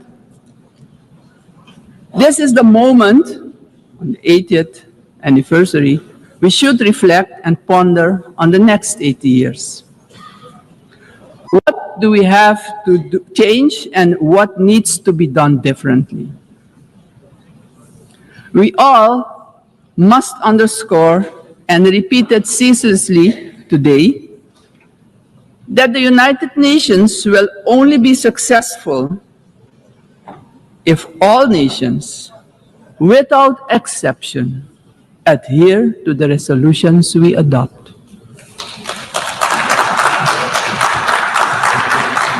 We can only keep the peace if we stop allowing that the votes of all the countries in the world can be nullified by one veto. Today, partially because of the work done by our organization, some poor countries have developed substantially, economically and otherwise. They have become powers who can't be ignored any longer. We have to remind ourselves that the world in which the United Nations was established 80 years ago does no longer exist. The task ahead, therefore, is that we, in the first place, renew our vows, recommit to the principles and objectives of the Charter of our organization, and recognize all the voices in the world, because people from all regions should have opportunities for a dignified life. Furthermore, the UN should adjust to the world we currently live in. This means, for example, The Security Council should expand to include all nations who exert major influence in the world. Exclusion of these players will only increase the risk of conflict and obstruct the beneficial cooperation necessary for humanity to develop and prosper. It is of great importance that all economically and otherwise strong nations and countries maintain a healthy competition that promotes the scientific advancement we need for sustainable development. On the other hand, these countries need to work together to guarantee global peace, so crucial for the existence and growth of the developing states and for their own countries. In this context, Suriname endorses the inclusion of, amongst others, Brazil, India, and the representation of the African continent for equal membership of the Council. Equally, we support the CARI composition for a non-permanent rotating seat for the small island developing states and low-lying coastal countries. I would also like to remind the member states that my country, Suriname, has presented its candidacy as a non-permanent member of the Council for the period 2043 to 2044. Madam President, the United Nations must be a genuine unity of nations. If our organization moving forward wants to play a crucial role in creating a prosperous future for humanity, we have no choice than to genuinely unite, all of us. Suriname stands firmly for global peace, for the rule of law, and for the equal value of every human life. Considering this, Suriname once again calls for the lifting of the long-standing unjust embargo against Cuba, bringing misery to its people. Madam President, Suriname is a country with people of indigenous, Maroon, Javanese, Hindustani, Creole, African, Chinese, and European descent. We all live together in a mosaic of cultures and faiths. The persons from Surinamese origin living abroad are part of this mosaic of our population and can contribute to the socio-economic development of the nation. We consider this diversity a great asset. Actually, Suriname does not have diversity. Suriname is diversity, and we keep working together to protect and grow our national unity for our own well-being and as an example of harmony in this often divided world. My country also carries immense natural wealth, and it is our vision to create an economy that is resilient, sustainable, and inclusive. Together, we strive to build this more diverse economy by developing, among others, our tourism and agricultural sectors, strengthen our educational system, and work towards universal access to basic health care. Suriname has a vast tourism potential with its green and lustrous hinterland, many waterfalls, rapids, and great rivers for relaxation, as well as for unforgettable adventures, if you're inclined to that. Rich biodiversity, cultural treasures, and the UNESCO-acknowledged historical city of Paramaribo. Through cooperation in the agriculture sector with our neighbors, we aim at improving food security within Suriname and the Caribbean community. My government views energy security as a strategic priority for national development, regional stability, and economic resilience. With an investment of more than $10 billion for the development of our offshore oil and gas, the country is getting a new beginning, a new start that will contribute significantly to our economic growth. However, we know oil and gas revenues should not be the sole fundament of our economic development. Hence, we need investments in relevant sectors in our country. We are steadily advancing our energy transition. While we already source about 50% of our energy needs through hydropower, we are moving toward natural gas and other forms of renewable energy as part of our long-term vision because we know climate change is a fact. Madam President, I firmly believe that education is the foundation upon which every prosperous society is built. We are committed to invest in our education system, our teachers, our children and youth. The future of any country depends on the talent and skills of its people. My country reaffirms strongly its commitment to upholding the rights of indigenous and tribal communities, ensuring that their livelihoods, tradition, knowledge systems are respected and preserved, and the acknowledgement of their collective land rights. Strengthening our institutions is high on our agenda. Suriname has worked tirelessly on the prevention of diseases, and despite challenges, we have achieved results that we as a country can be proud of. As of June 30, 2025, Suriname has officially been declared malaria-free by the World Health Organization after 30 years of continuous fight against this disease, the first in the Amazon region to receive such a recognition. We are aware of the responsibility to remain vigilant as government as well as a community to ensure that these gains are sustained. Suriname's example showcases that we too can surely make a valuable contribution in combating infectious diseases. Madam President, the Caribbean community is expanding its outreach. And in this light, Suriname also welcomes the recently concluded Second Africa CARICOM Summit held in the Republic of Ethiopia. This, Madam President, honors the historic, cultural, and human bonds between the regions of the Caribbean and Africa. Suriname also acknowledges the CARICOM 10-point plan for reparatory justice, which has our full and strong endorsement.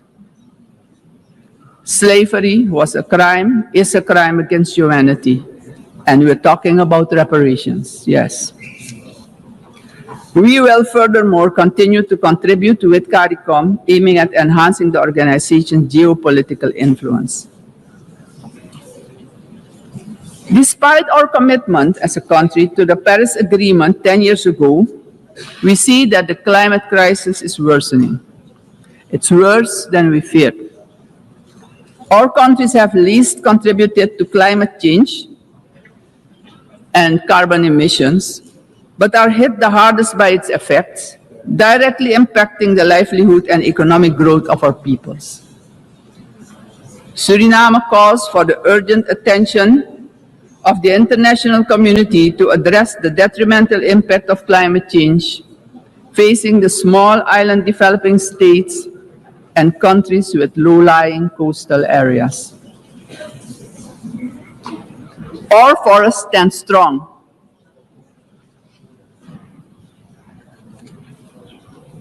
More than 90% of our land is covered by rainforest. And this makes us the most forested country in the world. Your eyes have never seen so much green. Suriname is one of the 3 carbon-negative countries on Earth. Since 1992, our forest has absorbed nearly 290 million tons of carbon, and each year we capture more than we emit, and we want to keep it that way. The protection and conservation of our forest has been a priority. It doesn't stand by default, but by design. We have been logging sustainably for decades and did so with the Sustainable Tropical Rainforest Management System developed in Suriname, an ecological approach to forestry. Also, the indigenous and tribal communities protect the forest by their continued stewardship.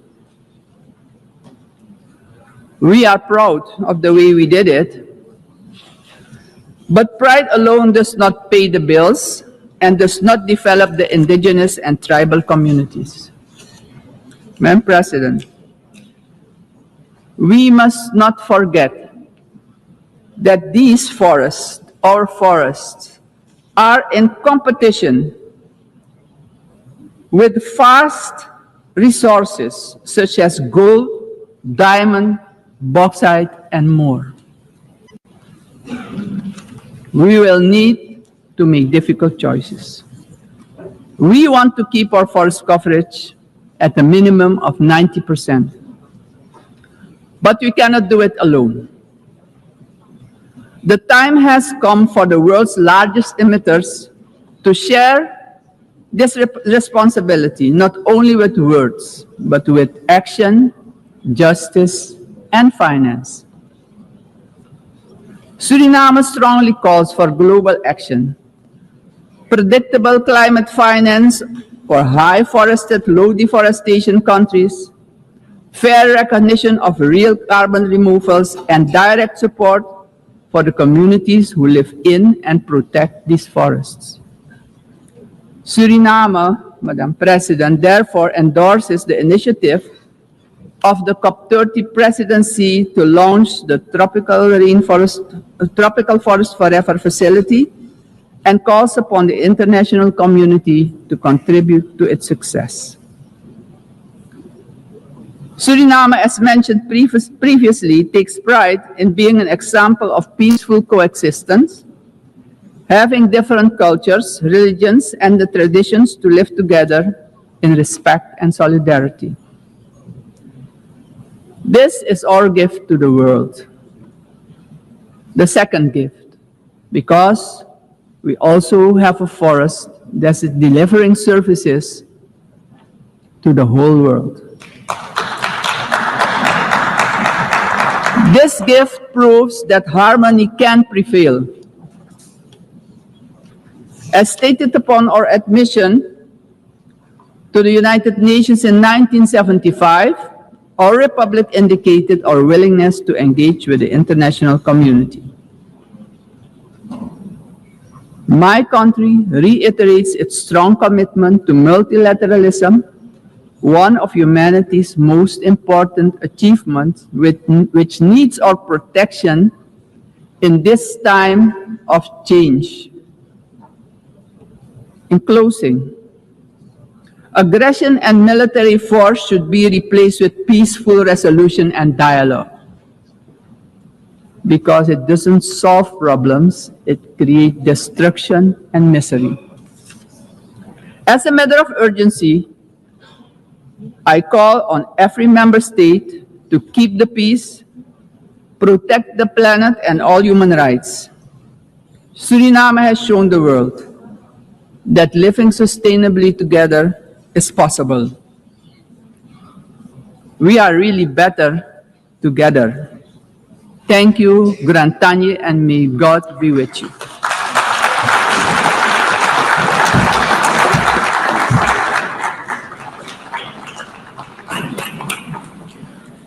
On behalf of the Assembly, I wish to thank the President of the Republic of Suriname. The Assembly will hear an address by His Excellency Katinas Nauseda, President of the Republic of Lithuania. I request protocol to escort His Excellency and invite him to address the Assembly.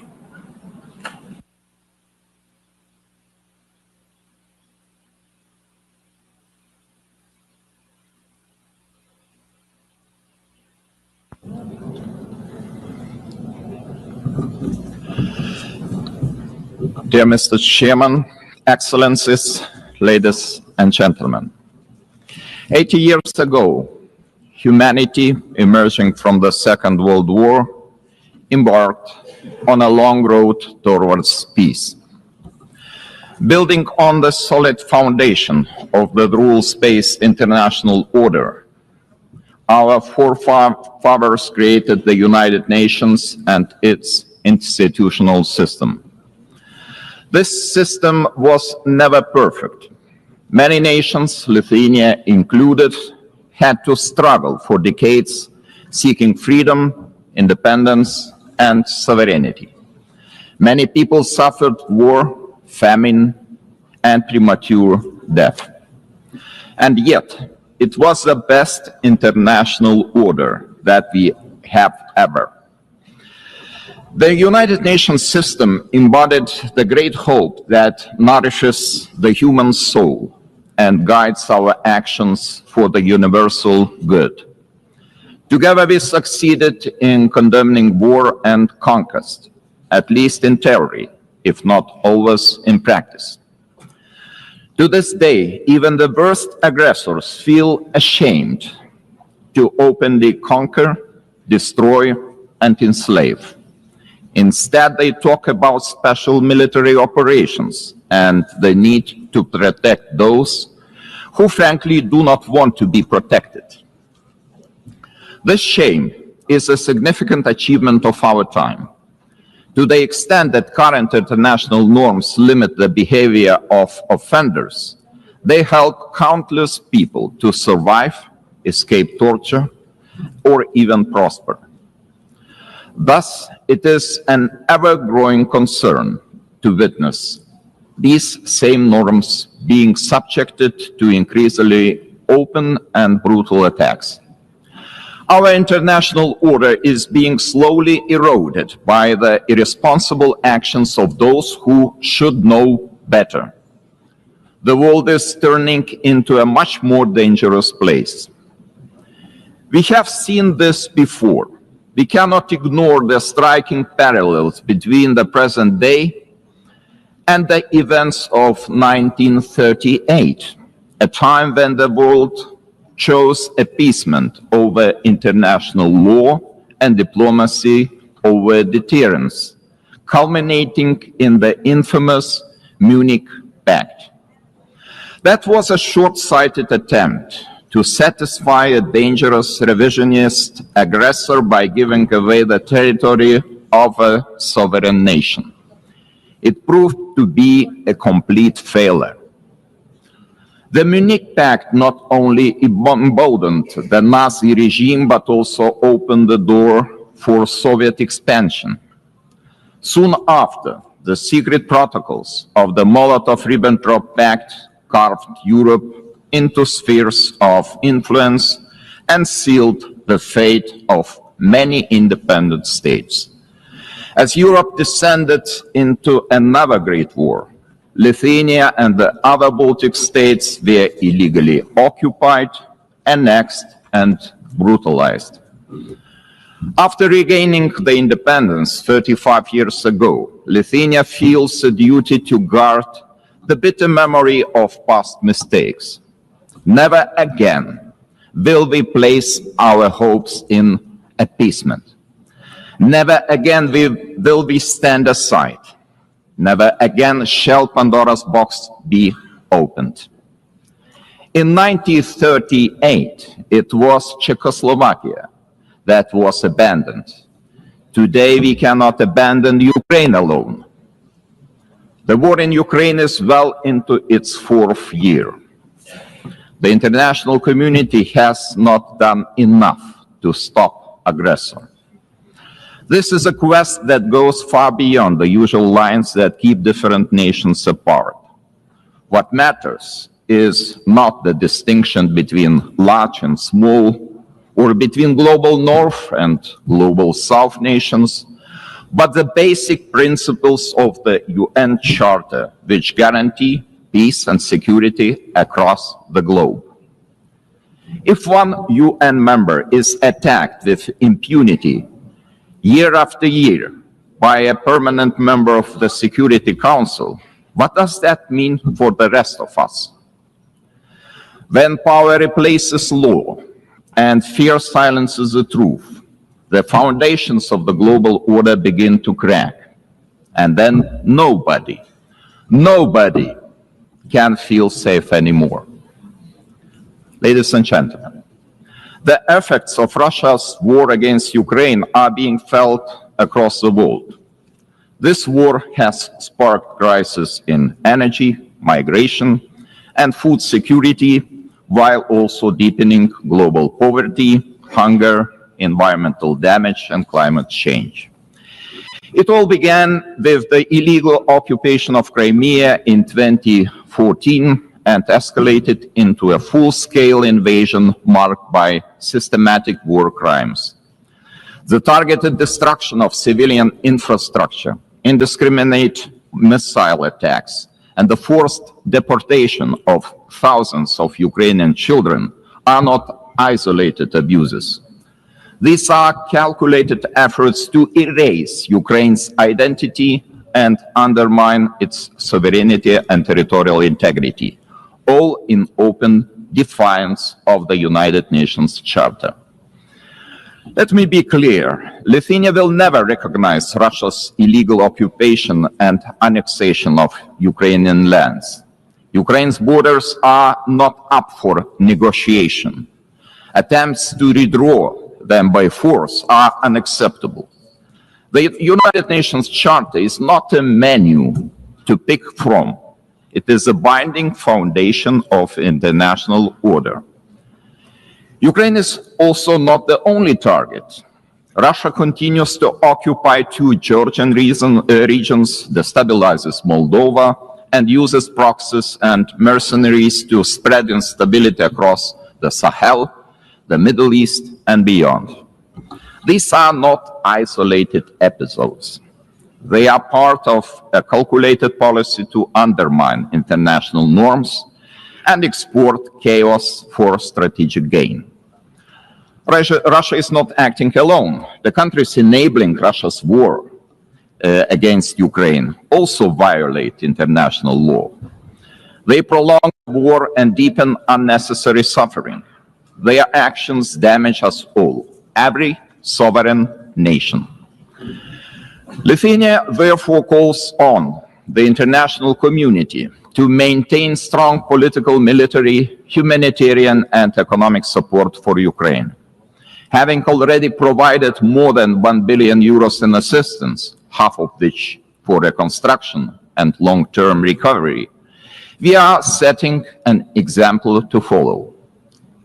It is equally vital that the international community stop buying Russia's energy resources.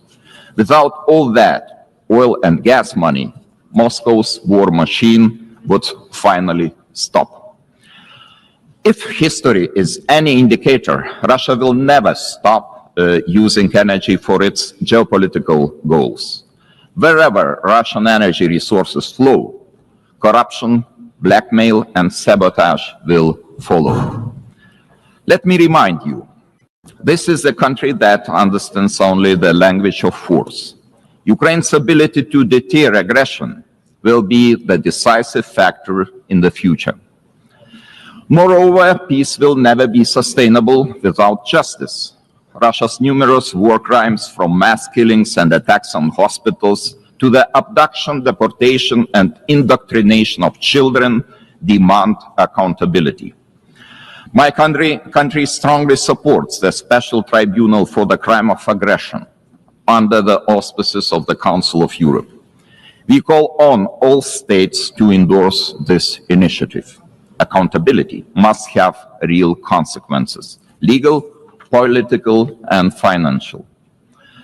As a co-founder of Register of Damage for Ukraine, Lithuania calls on all eligible states to join this vital effort. Russia's frozen assets must eventually be used to help Ukraine defend itself and rebuild. I also cannot stress strongly enough that the return of all deported Ukrainian children and illegally detained civilians must be a global priority. we urge all states and institutions to strengthen international efforts and to ensure their safe homecoming. Ladies and gentlemen, as crucial as Russia's war of aggression against Ukraine is, it is only part of the broader global upheaval. Lithuania watches the current situation in the Middle East with deep concern. We join the international community in calling for the full and immediate implementation of the ceasefire in the Gaza Strip. To prevent starvation, humanitarian aid must be allowed to reach those in need without obstruction. At the same time, the unconditional release of all remaining Israeli hostages remains a crucial step towards ending hostilities. Lithuania is firmly committed to a just and lasting peace in the Middle East. We condemn all the actions that undermine this goal. The ongoing mediation efforts led by the United States, Qatar, and Egypt deserve our full support. There is no alternative but to revitalize a credible political process towards a two-state solution, ensuring that the state of Israel and an independent, democratic, contiguous, sovereign and viable state of Palestine can live side by side in peace, security and mutual recognition, with Jerusalem as the future capital of both states. Sadly, many states remain trapped in cycles of conflict, crisis and long-term fragility. It is our shared responsibility to support those in need as destabilization spreads far and wide across international borders, regions, and continents. Our attention must also focus on the growing challenge of disinformation, which is increasingly being used to undermine democratic institutions and destabilize entire nations and societies. Lithuania calls on all members of the international community to defend truth as the supreme value and to fight attempts to rewrite history. Historical memory must be preserved. Ladies and gentlemen, as we face high global uncertainty, one choice remains entirely clear. Either we will repeat the mistakes of history, or we will find the resolve to defend the core principles of the United Nations. Today, Lithuania chooses to act. We call on the international community to respond to today's challenges with unity and determination. We call on the United Nations to return to its founding purpose, to prevent the scourge of war, to protect human dignity, and to uphold the rights of nations large and small. Together, we must ensure that no permanent seat on the Security Council grants any state permanent impunity. We must support those who defend the very principles of the UN Charter. In this spirit, I welcome the Secretary General's UNAT reform agenda, a timely blueprint for adapting this institution to the realities of today's world. His call for a more inclusive, effective, and accountable United Nations deserves our broad support. Lithuania stands firmly behind these efforts to reimagine multilateralism. We call on all states to strengthen our collective ability to act across all three pillars: peace and security, human rights, and development. Our message must be simple and straightforward. Aggression cannot win, and the principles of the UN Charter must prevail. Let us rise to the demands of this moment. Thank you very much.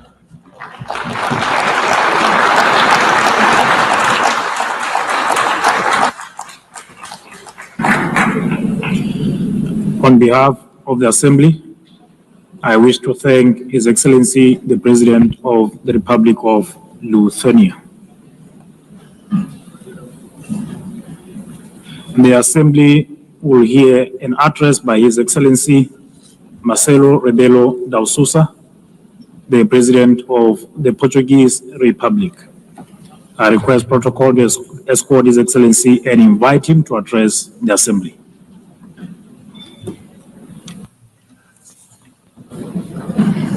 Mr. Chairman,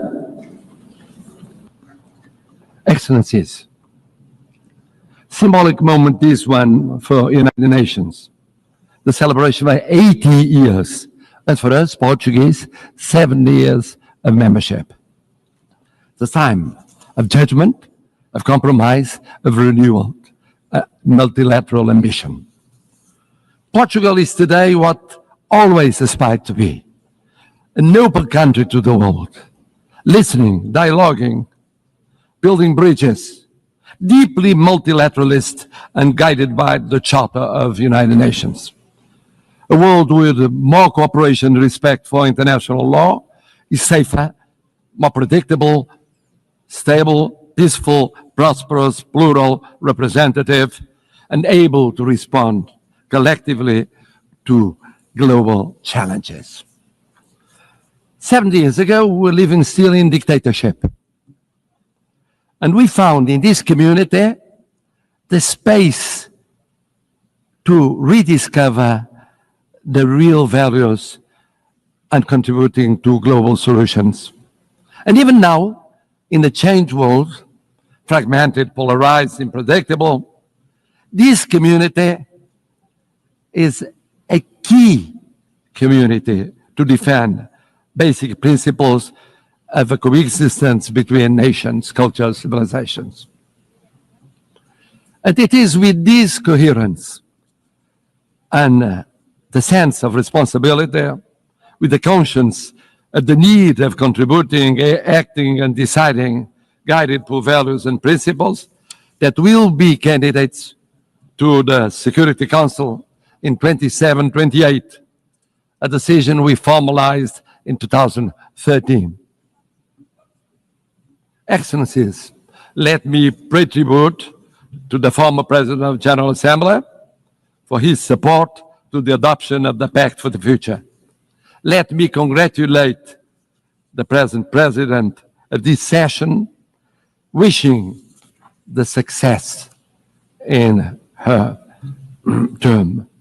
But I would very specifically, and in Portuguese this time, say a word about the remarkable work of the Secretary-General António Guterres. O seu humanismo. His humanism, devotion to international law, the reforms he has championed. 2017, que inclui agora, now including UN 80 and the Pact for the Future, are testaments to his work and will be his legacy. É orgulho para mim, having a Portuguese as Secretary-General of the United Nations, ter português como Secretário-Geral das Nações Unidas, someone that is projecting a Portuguese way of acting in international relations, uma forma portuguesa de estar nas relações internacionais. He will always be supported by Portugal. Contará sempre com o apoio de Portugal. And I must congratulate him for his speech, because he said, I will never give up. I know him ever since we were teenagers. He never gave up, ever. And he's right. It's true we live at a time of multiple crises and persistent crises. Division, polarization, violations of international law, cleavage between power exercise and responsibility, technology and ethics, urgency of crisis and capacity of response and action. United Nations faces an existential moment. Without change, without renewal, United Nations will be marginalized, and we could be left to the law of force. No G1, no G2, no G3, no G1+1 1+2 or 2+1 will be an alternative.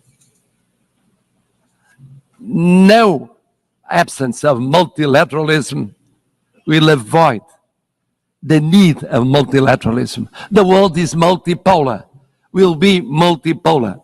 Just think of the situation in Ukraine or the situation in Middle East. In Ukraine, for years, and now for months, for 8 months, one is waiting the mediation of the most powerful in the world. Do we have a ceasefire? No, we don't.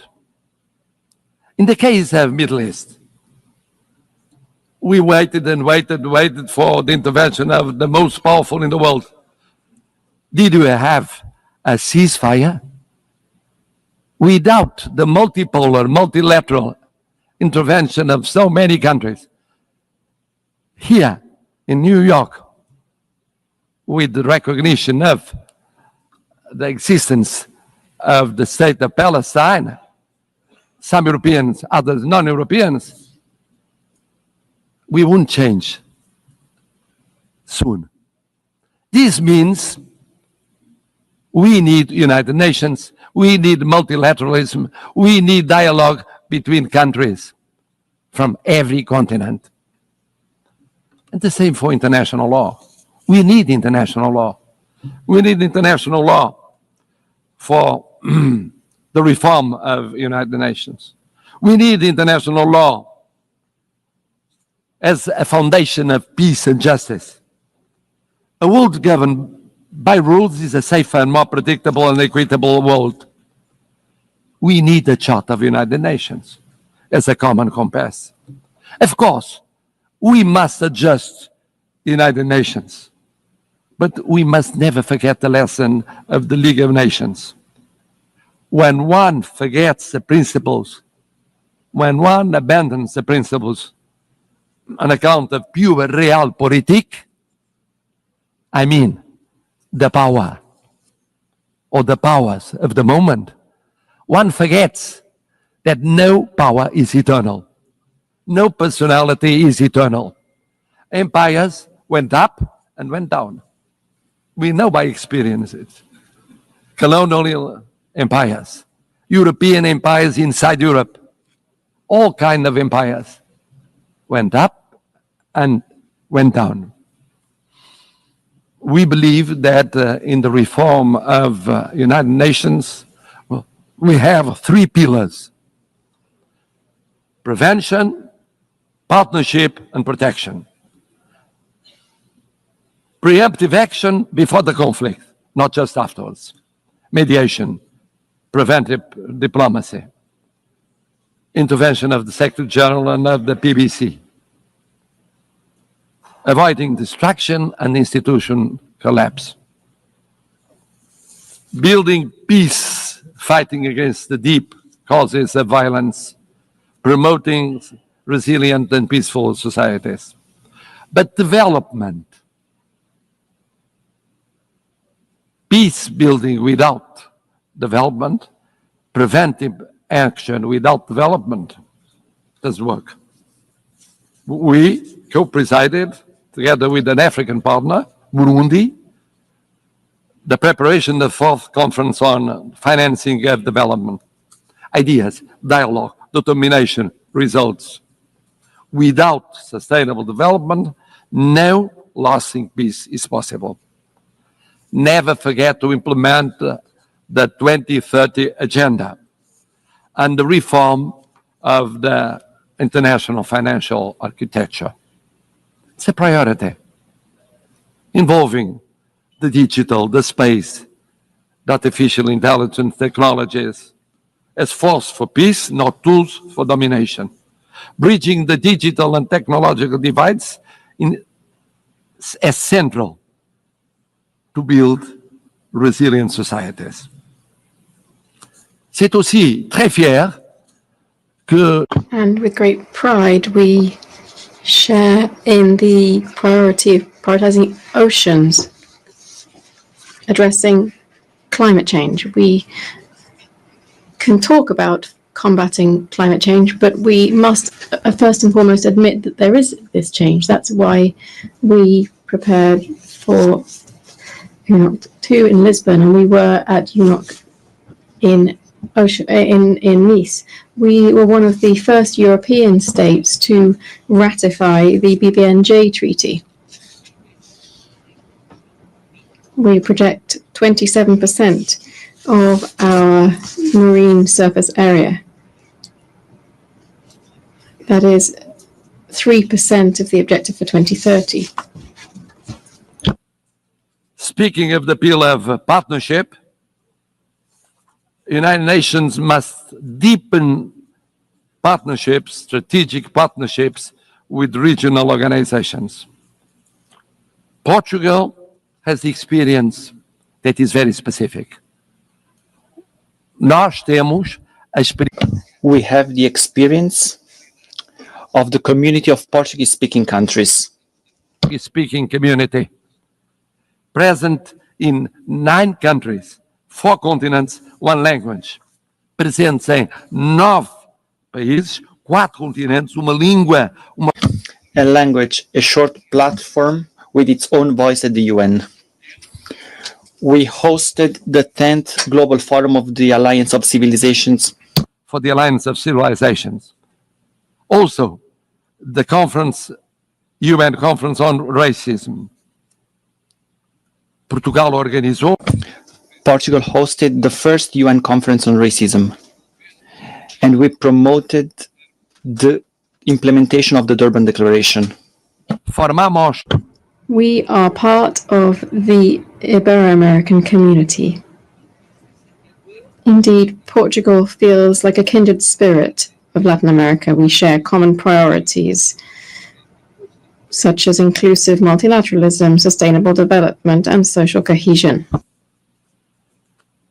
Our South is made of respect and solidarity. We launched the first EU-African Union summits. Initiative of the first and second summits between European Union and the African Union. We cooperate actively with the PMA, CITES, and LLDC.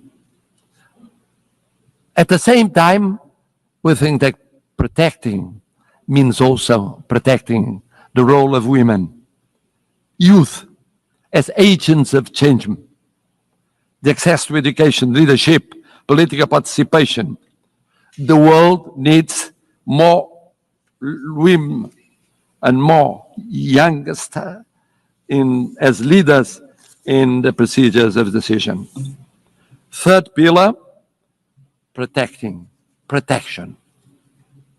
We participate for 65 years in peacekeeping.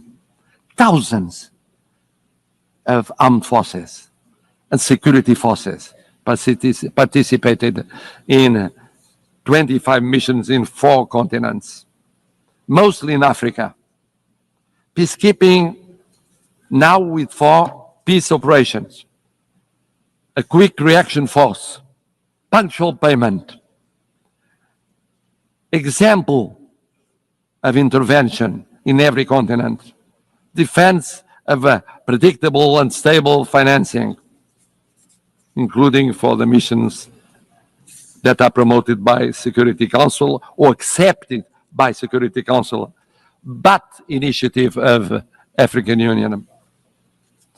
This year, we celebrate the 25th anniversary of the additional protocol to the Convention of Rights of Children involved in armed conflicts. It's a drama. It's a drama. Children going on being victims in every war scenario. We have the legal duty, the political and the moral duty of protecting them.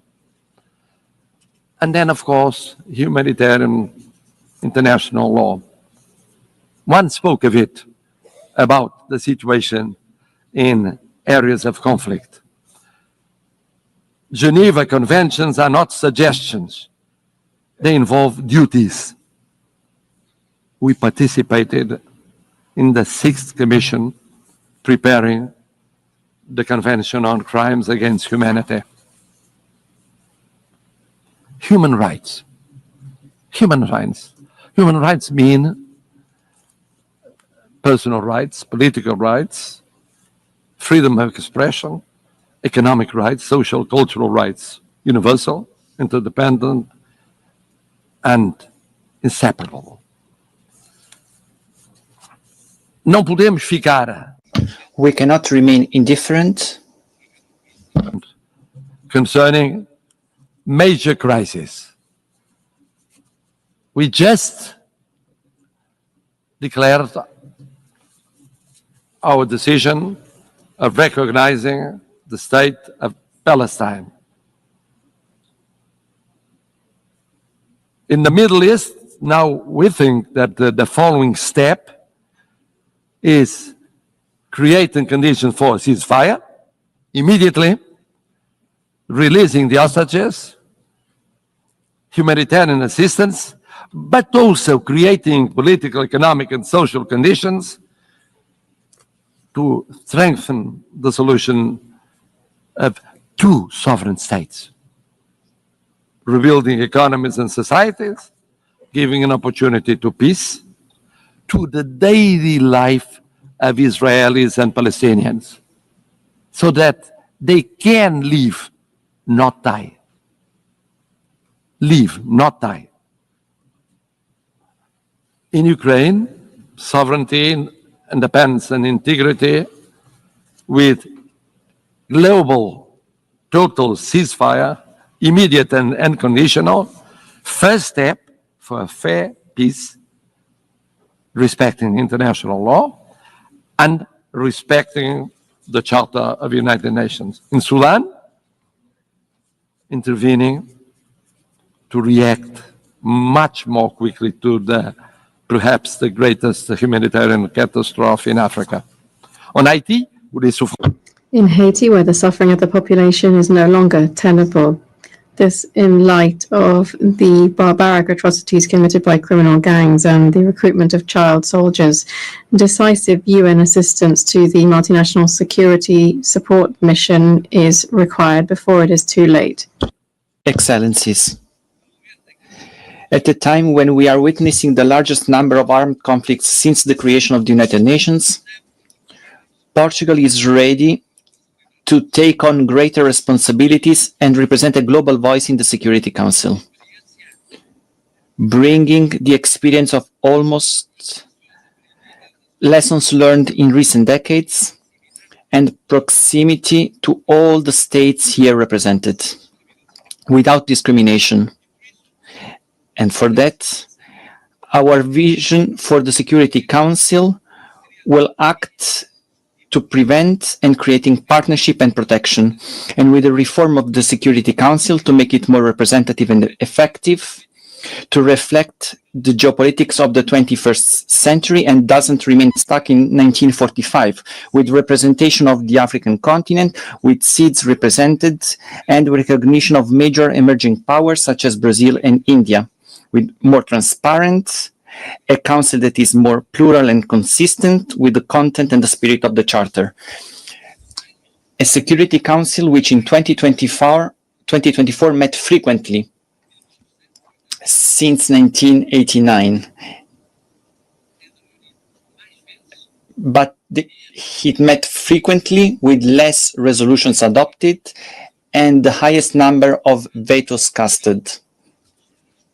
It's unacceptable that the use of veto continues to paralyze essential decisions. It is therefore unacceptable in the face of human suffering. The Charter is clear. A party to a conflict shall not be the judge of its own case. Portugal supports the ACT Group's code of conduct, measures to restrict the use of veto, and all initiatives that strengthen transparency and accountability within the Council. A last word. Portugal is presenting itself to the Security Council without hidden agendas, but rather with an agenda aligned with the values and objectives of the UN. with humility, but with confidence,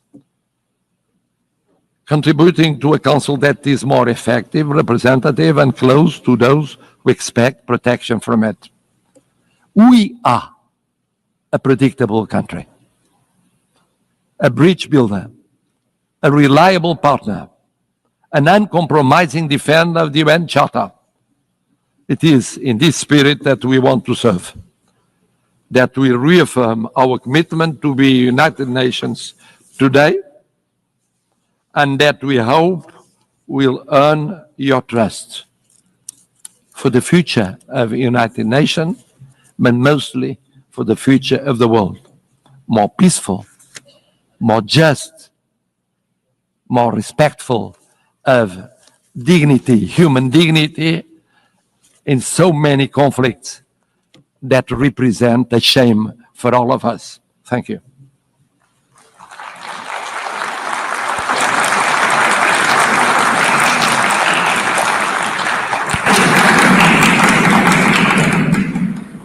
On behalf of the Assembly, I wish to thank His Excellency, the President of the Portuguese Republic.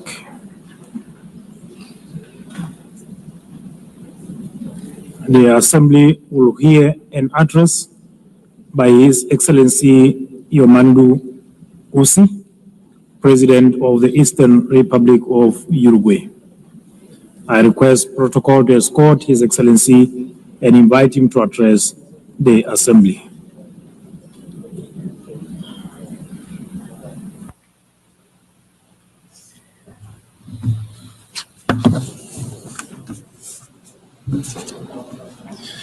Señora Presidenta. President of the General Assembly, Secretary General, heads of state and government, representatives of international organizations, official delegations, ladies and gentlemen. I come from a republic that lies to the east of the Uruguay River, one which on maps, in history and in culture occupies a small corner of the southernmost tip of the world. This is a country of grasslands overlooking the ocean, which stands out for the tranquility and hospitality of its people. I come from a country where it is now common practice for a president to visit neighboring countries accompanied by his predecessors from other political parties.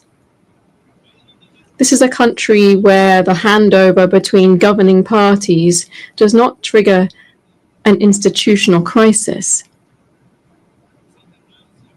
On the contrary, this handover represents business as usual.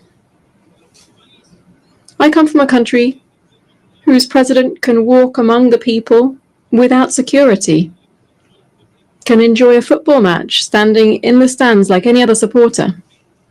I come from a country whose political parties, almost all of them, more than half a century old, are always willing to agree on national solutions to national emergencies. Uruguayan solutions, as we call them. In saying this, I'm trying to express how Uruguay lives its profound vocation for peace and respect every day.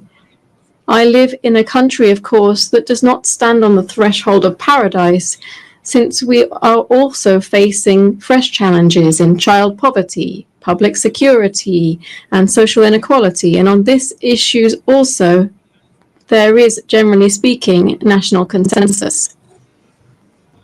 Our historically robust institutions and political system have allowed Uruguay to continue to stand out in the region for its high level of human development and its income distribution policies. It has allowed us to be a country with stable rules, where contracts are honored, where international commitments are respected, and where macroeconomic stability is a state policy. But this impressive record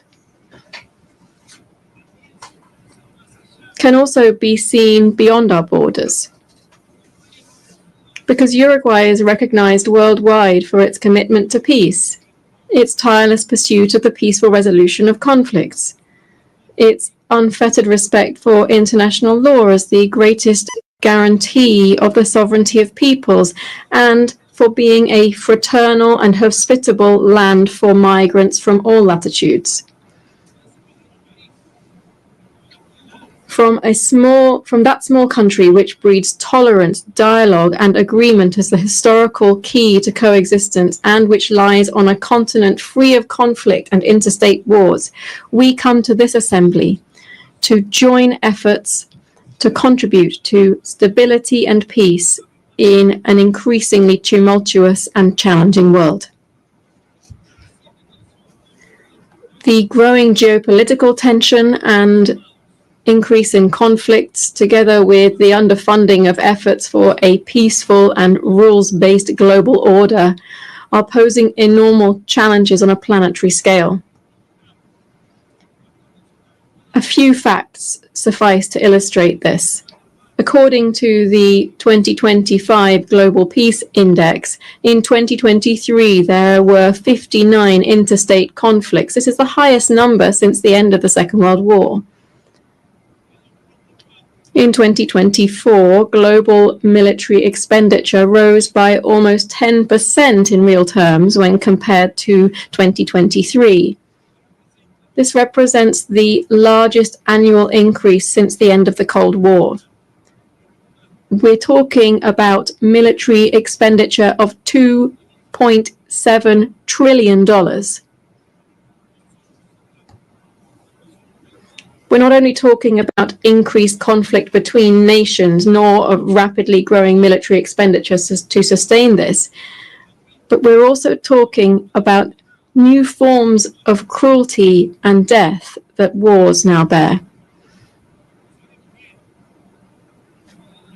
We are well aware that since the very birth of civilization, the absence of violence or war has perhaps been nothing more than a pipe dream. But in our time, technological progress has unleashed other much more perverse means of waging war, such as the use of military practices aimed at sowing fear, terror, and death among the civilian population. Let it be very clear, we condemn all forms of terrorism, since it constitutes, among other things, a despicable act of cowardice. There is another perspective, a current perspective, one that leads us to believe that the main objective of current wars seems to be the systematic practice of extermination. The end has never justified the means. We must banish that old precept that war is the continuation of politics by other means.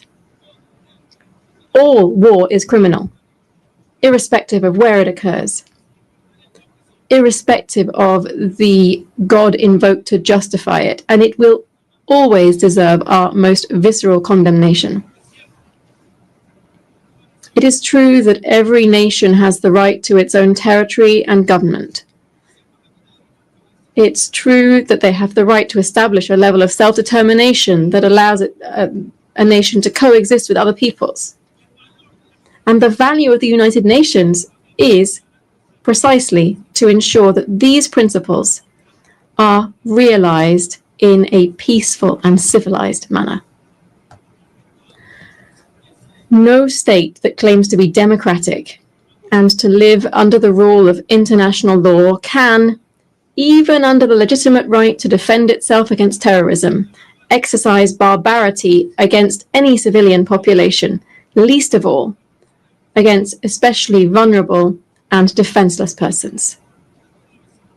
Since 1948, Uruguay has maintained a consistent and steadfast position in line with the principles of self-determination and peaceful coexistence.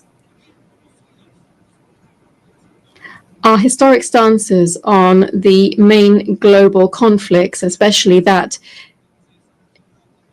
currently underway in the Middle East, are well known.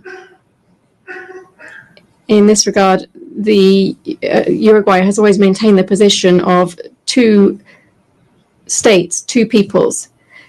The Uruguayan government hence takes very seriously the reports produced by the international community concerning the Palestinian territories and urges the implementation of the recommendations made by the United Nations. At the same time, we urge the immediate suspension of military operations of death. We urge the suspension of death of innocent civilians. And we request the release of the hostages. In our world, at the same time, there are other persistent and worsening, more widespread and permanent tragedies, to such an extent that the Universal Declaration of Human Rights, adopted in this very assembly 77 years ago, stands as a revolutionary manifesto in the times that we're living through. Beginning with its first article, which proclaims all human beings are born free and equal in dignity and rights, and, endowed as they are with reason and conscience, should act towards one another in a spirit of brotherhood. How far we are from our own principles and commitments when we see that the gap between those who have the most and those who suffer the most is ever greater. How far we are when we see that the principles of freedom and equality are increasingly estranged, and we hear much more talk of a supposedly free individual than of egalitarian societies in terms of income or the enjoyment of rights. How far we are from human sensibility when we forget that our main calling must be to stand with the majority, listening to every problem or anguish of our people and understanding even and fundamentally those who think differently. Madam President, I come from a country with a long, faithfully documented tradition in international politics. This tradition includes staunch support for multilateralism in all of its facets, political, economic, cultural, as the best and only way to face the challenges to which I have referred. It also, of course, includes a permanent commitment to international law, a commitment to dialogue and to the building of peace as one of our greatest contributions in the context of a fragmented and polarized world.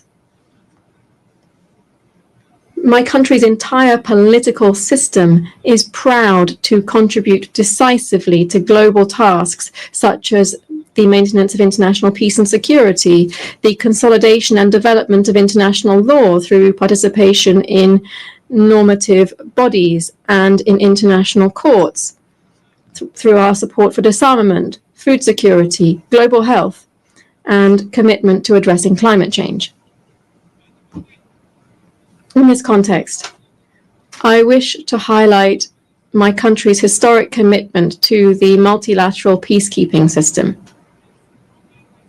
In the last 35 years, and without interruption, Uruguay has deployed battalions to various United Nations peace operations.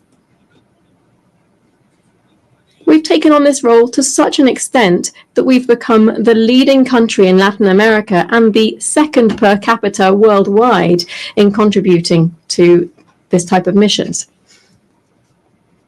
Moreover, we have done this with particular distinction because our troops have been specialized in the most emblematic role of these peace operations, that is, the protection of civilians in armed conflicts. The nations represented in this assembly are well aware that my small country is very far from standing out for its military might or its economic dominance. And it is there, paradoxically, that our strength lies. Because we are incapable of standing in anyone's way. On the contrary, our strength lies in intangible capacities that this world greatly needs, because we are a country that can be relied upon to promote dialogue and peace. Firstly, because those principles define us as a republic and are evident in our respect for the separation of powers and the rule of law. the strengthening of our democratic system, and our respect and promotion of human rights and social equity, among other things. Secondly, because this is how we have historically conducted ourselves on the international stage. As early as in 1907, for instance, my country took a firm stance at the Hague Conference on Arbitration, seeing it as an essential and obligatory mechanism for resolving conflicts between states. Just a few years later, in 1921, Uruguay was the first state in the world to accept the jurisdiction of the Permanent Court of International Justice, the predecessor of the International Court of Justice. On the basis of these and other historical precedents, I hereby reaffirm that Uruguay is in an excellent position to be able to offer itself to the world as a host for negotiations, as a promoter of networks of dialogue and mediation, leading to the construction of peace and the prevention of conflicts. Believe me, we are prepared for this ever more urgent and necessary challenge. Among other reasons, because we have learned, as my country's former president, José Pepe Mujica, said, that tolerance is the foundation for peaceful coexistence. Thank you.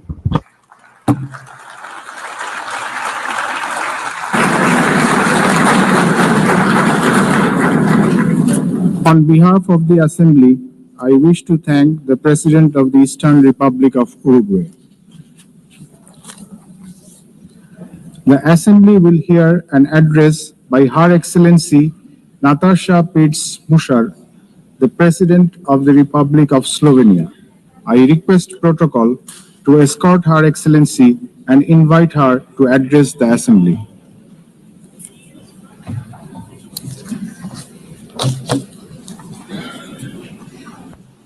Madam President, please accept my warmest congratulations on your election at this historic 80th anniversary of the United Nations. Your election underscores the vital importance of including women in the decision-making process. Ladies and gentlemen, Excellencies, in 1945, the end of the Second World War was greeted with celebrations, and hopes were placed in a new era of peace and cooperation, embodied by the creation of the United Nations. However, those hopes were soon overshadowed by the onset of the Cold War. When it ended in 1991, we once again dared to believe that this would pave the way to the vision of lasting peace, security, and cooperation as enshrined in the UN Charter. Sadly, that vision has not materialized. In fact, the situation has worsened, and here is why. Firstly, the Security Council, envisioned as the very pillar of collective security, is failing to meet the expectations of the world, if it ever has. The Permanent Five were supposed to be role models for the rest of the world working for peace. Some work in their own interests instead. Secondly, the promise of the Sustainable Development Goals is faltering. Progress is lagging, and with cuts in development assistance, millions of the world's poorest are pushed further away from the access to even the most basic services. Thirdly, international law appears to stand at the precipice of irrelevance. The independence of elected international judges, the integrity of human rights institutions, personal security of human rights defenders, and the authority of this organization are under siege. Fourthly, the Genocide Convention risks becoming a relic of the past. Some states have put the International Criminal Court to its greatest challenge ever.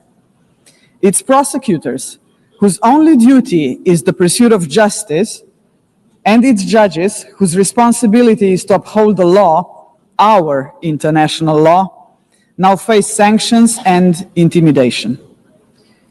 as if the states that sanction them would prefer to shield the alleged perpetrators of atrocities rather than confront the truth and help deliver justice.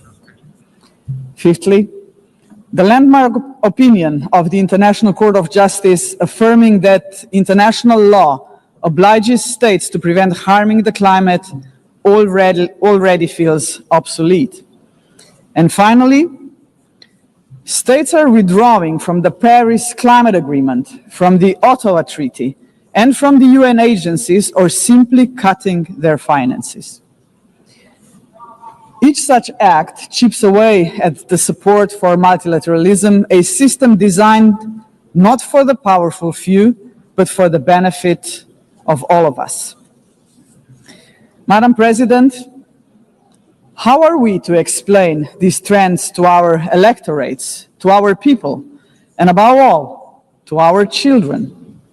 Shall we tell them that this is the new normal, that might makes right, that the strong may seize what they want because they can, that they can kill with impunity because they can, that they may pollute, wage wars, and trample on international law just because they can? Are we prepared to look our children in the eyes and say, this is the world you will inherit and there is nothing we can do about it? With the adoption of the Pact for the Future last year, we have charted a path toward a stronger, more forward-looking United Nations. But we must now create the conditions to fulfill our commitments. One way forward is to establish a permanent advocacy network to give the Pact unconditional, sustained political support. To this end, I propose the creation of a global forum for the future, an inclusive movement of states committed to multilateralism, mutual respect, and the defense of our shared vision. A movement determined to stand up for the Pact and drive its implementation at every level. As states consider how to implement the Pact for the future, some solutions may be seen as inconvenient today, but in the long run, ladies and gentlemen, they are not optional. They are systemically necessary. The first example is the reform of the Security Council. We all recognize that it is the principal organ entrusted with the maintenance of international peace and security. But what it is not, and must never be, is a body that stands above international law to defend the interests of some at the expense of others. Jus cogens norms must be safeguarded as a matter of principle. If the prohibitions against genocide and crimes against humanity are accepted as jus cogens norms, can any permanent member claim a legitimate veto right in such circumstances? Member states have attempted to address this question through many reform proposals, but with minimal progress. This is why we must dare to go further now. We, the General Assembly, must take a bold step and request an advisory opinion from the International Court of Justice on this very question. Second, we must confront the gap between our words and actions on gender equity. Progress has been made, but far too modestly. Over the past 80 years, 13% of leaders in multilateral organizations have been women. And no woman has ever served as Secretary General of the United Nations.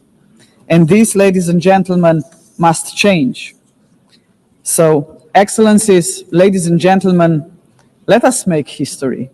Today, the 80th session of the General Assembly is led by only the 5th woman to hold the presidency. By the end of this session, she would be joined by a Madam Secretary General-elect, a living proof to 4 billion women that even the most impossible job is not beyond their reach. But gender representation is not enough. What we must achieve is actual gender equity because it benefits not only women and girls, but entire societies. True equity requires systemic change, and so women's empowerment must remain at the heart of our global agenda. International organizations must weave a gender perspective into every strand of policy making. And that should be a result of effective participation of women and girls themselves.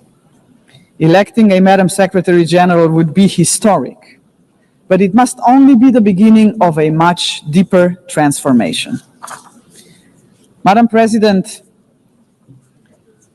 the Pact for the Future sets out clearly what must be done to change our world for the better. I have mentioned only two of the many challenges we must confront decisively. But we can only succeed as a community if we accept that there is no future for humanity without a fundamental change. The mandate of the Global Forum for the Future would be to push towards such a change. This is why it must be inclusive.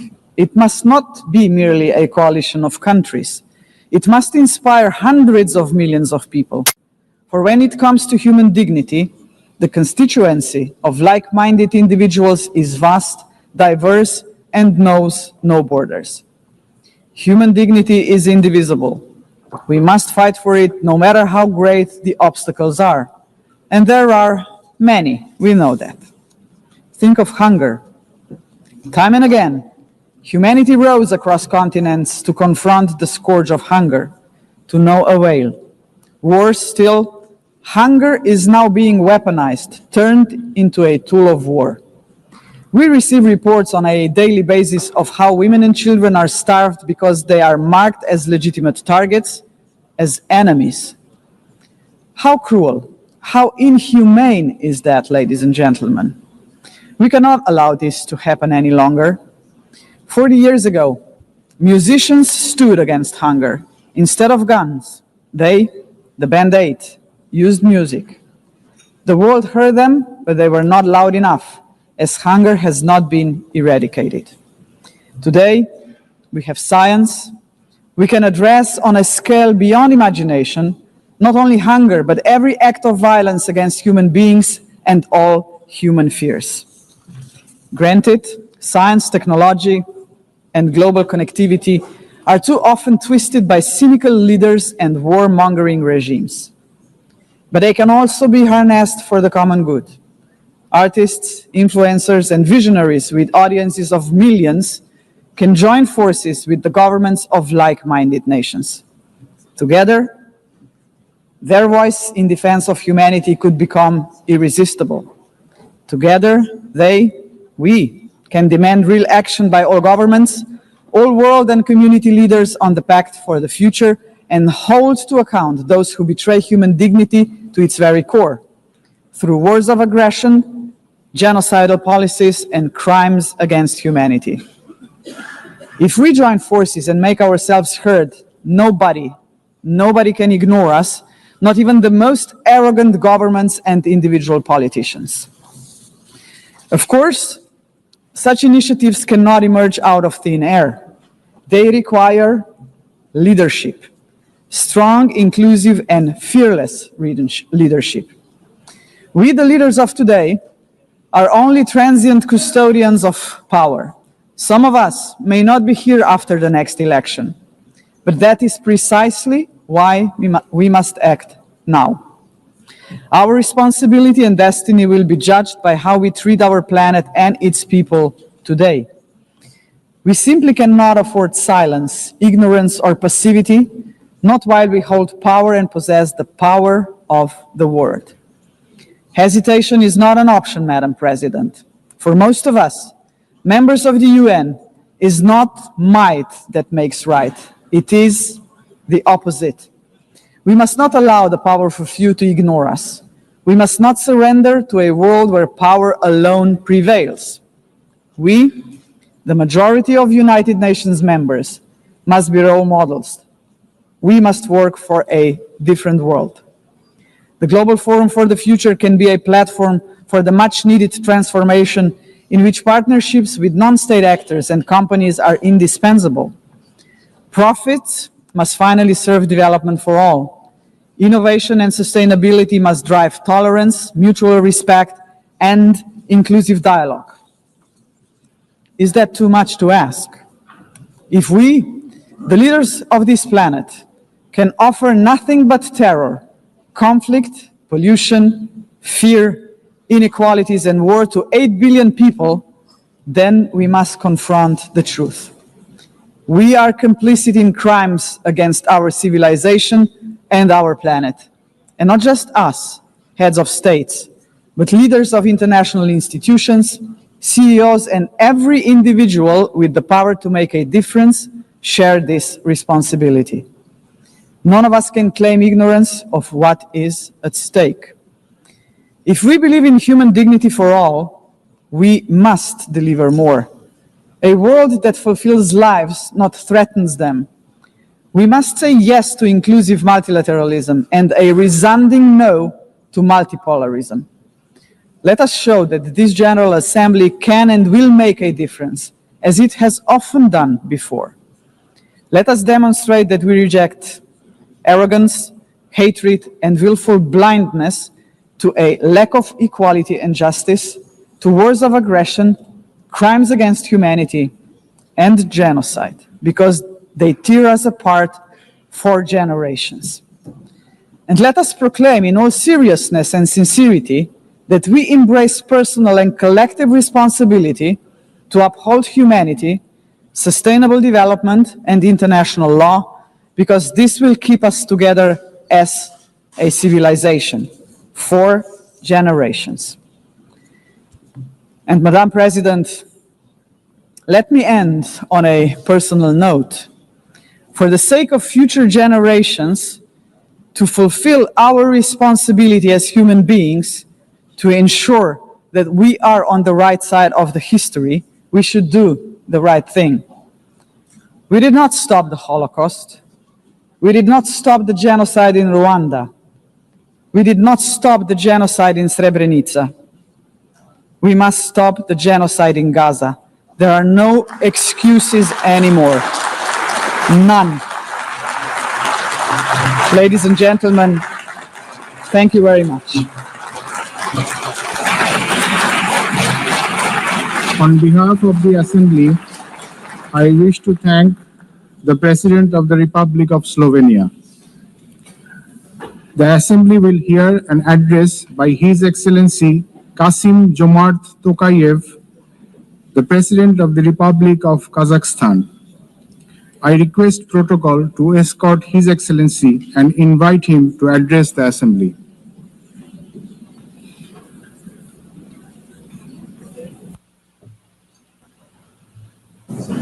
Madam President, Mr. Secretary General, distinguished delegates, for 8 decades, the United Nations has played a pivotal role in combating humanity's global challenges.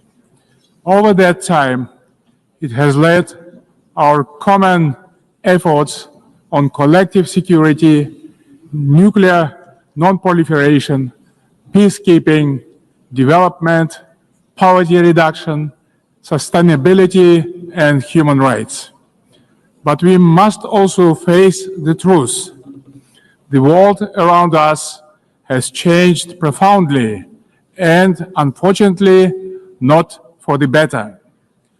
That's why the United Nations remains today a symbol of hope for millions around the globe. This historic meeting is a unique opportunity to recommit ourselves to the founding principles and goals of our universal and truly indispensable organization. However, we cannot turn a blind eye to the real crisis thrust in multilateral institutions. Serious violations of international law have become new normality, which undermines global stability and erodes confidence between peoples, between political leaders, and between states. In this challenging time, we all must empower the United Nations to make it more adjustable to the realities of today's unpredictable world. The spirit of mutual understanding and eagerness to cooperate must prevail over dangerous warmongering. State leaders have a responsibility to move toward making peace. A failure of the current generation of leaders to act is not an option, because future generations will pay a much greater price. In this regard, comprehensive reform of the United Nations is a strategic necessity, not a subject for endless contemplations. We need to establish a new group of truly dedicated people who will highly professionally and without any hesitations make concrete proposals for reforming the United Nations to make it better suited to the challenges of today and objectives of tomorrow. A central pillar of this bold effort to renew the United Nations should be a reform of the Security Council. Major powers of Asia, Africa, and Latin America should be represented in the Security Council on the rotational basis.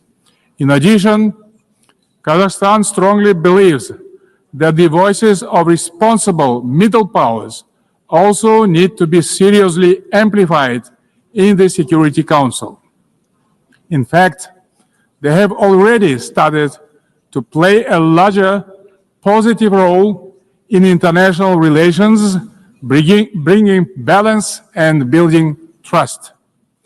They can act as bridges within the United Nations when major powers are divided or failing to resolve pressing issues of common concern.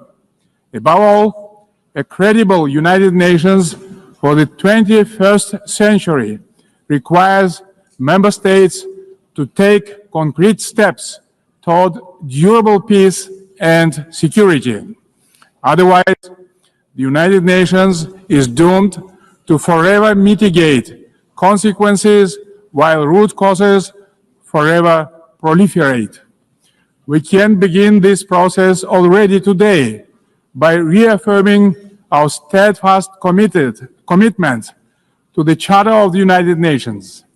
The founding principles of sovereignty, territorial integrity, and peaceful resolution of disputes must be upheld without exception.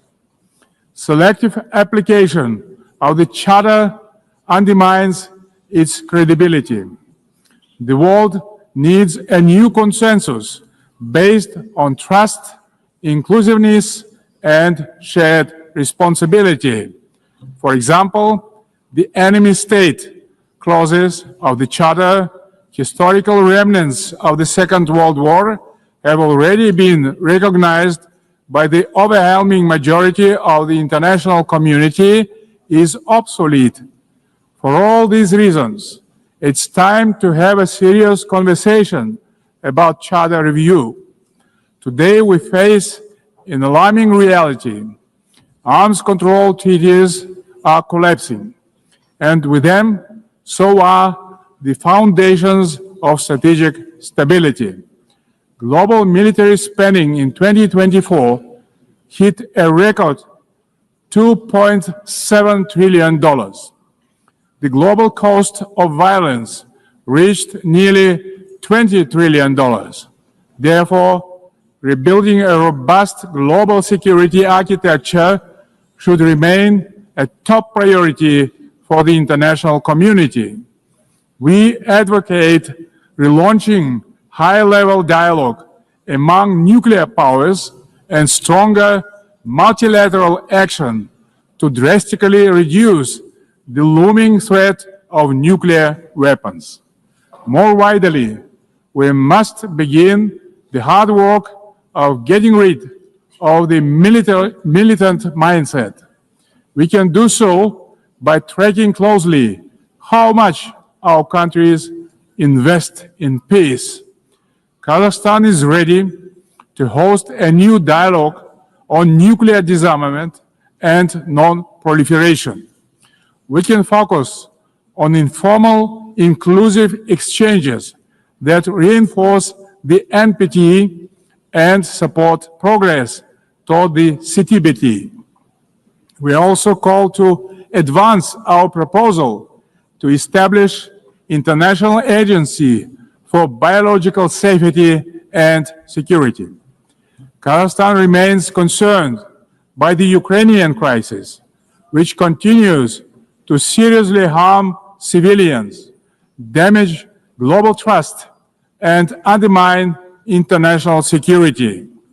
Nonetheless, bilateral and international diplomatic efforts on this conflict should continue along with political flexibility to meet the long-term interests of both states. Territorial disputes are never easy to resolve and require mutual restraint and responsibility for the sake of future generations. The psychology of animosity drags all involved in conflicts to the abyss, leaving no chance to reach peace. The humanitarian crisis in Gaza has reached a disastrous scale that cannot be ignored. This conflict stems from a complex historical background. We cannot ignore the root cause of this belligerence. Kazakhstan calls for full protection of all civilians and unhindered humanitarian access in strict compliance with international humanitarian law. We reaffirm our support of the two-state solution, with the United Nations playing a central role. Kazakhstan acknowledges diplomatic initiatives aimed at regional reconciliation in the Middle East, including the Arab Peace Initiative, the New York Declaration, and the Abraham Accords, and others. They demonstrate that leadership and political will can turn division into cooperation and shared benefit. We also welcome the normalization of relations between Azerbaijan and Armenia under the mediation of the United States President. It shows that even entrenched conflicts can be settled through diplomacy and common sense. Guided by this principle, Kazakhstan consistently favors diplomacy over escalation and dialogue over force. Current geopolitical tensions sometimes tempt some leaders to claim that a clash of civilizations is inevitable. Yet, these divisions are not fact or fate. They are political choices. Global public goods such as science, medicine, sports, religion, and culture should not become subjects of geopolitical divisions and sanctions. These spheres of human activity bind us together under a humanitarian umbrella. When political leaders make irresponsible statements or take reckless decisions, manipulating religion and identity for political gain, they in fact seriously damage the trust and goodwill in striving for peace. Political leadership must be rooted in mutual understanding and respect, not mutual suspicion and arrogance. Tolerance and wisdom are the foundation of lasting peace and must be upheld through the rule of law. Dear friends and colleagues, we observe a growing fragmentation and political bias of investment flows. As a result, global FDI fell to $1.5 trillion last year. Kazakhstan strongly advocates for greater international investment cooperation. More than $400 billion have been attracted to our economy within 30 years of independence. Our commitment to open market principles is absolutely firm and will remain a cornerstone of our state policy. Located in the very center of Eurasia, Kazakhstan is poised to play a crucial role as a logistic hub, handling 80% of all overland transit between Asia and Europe.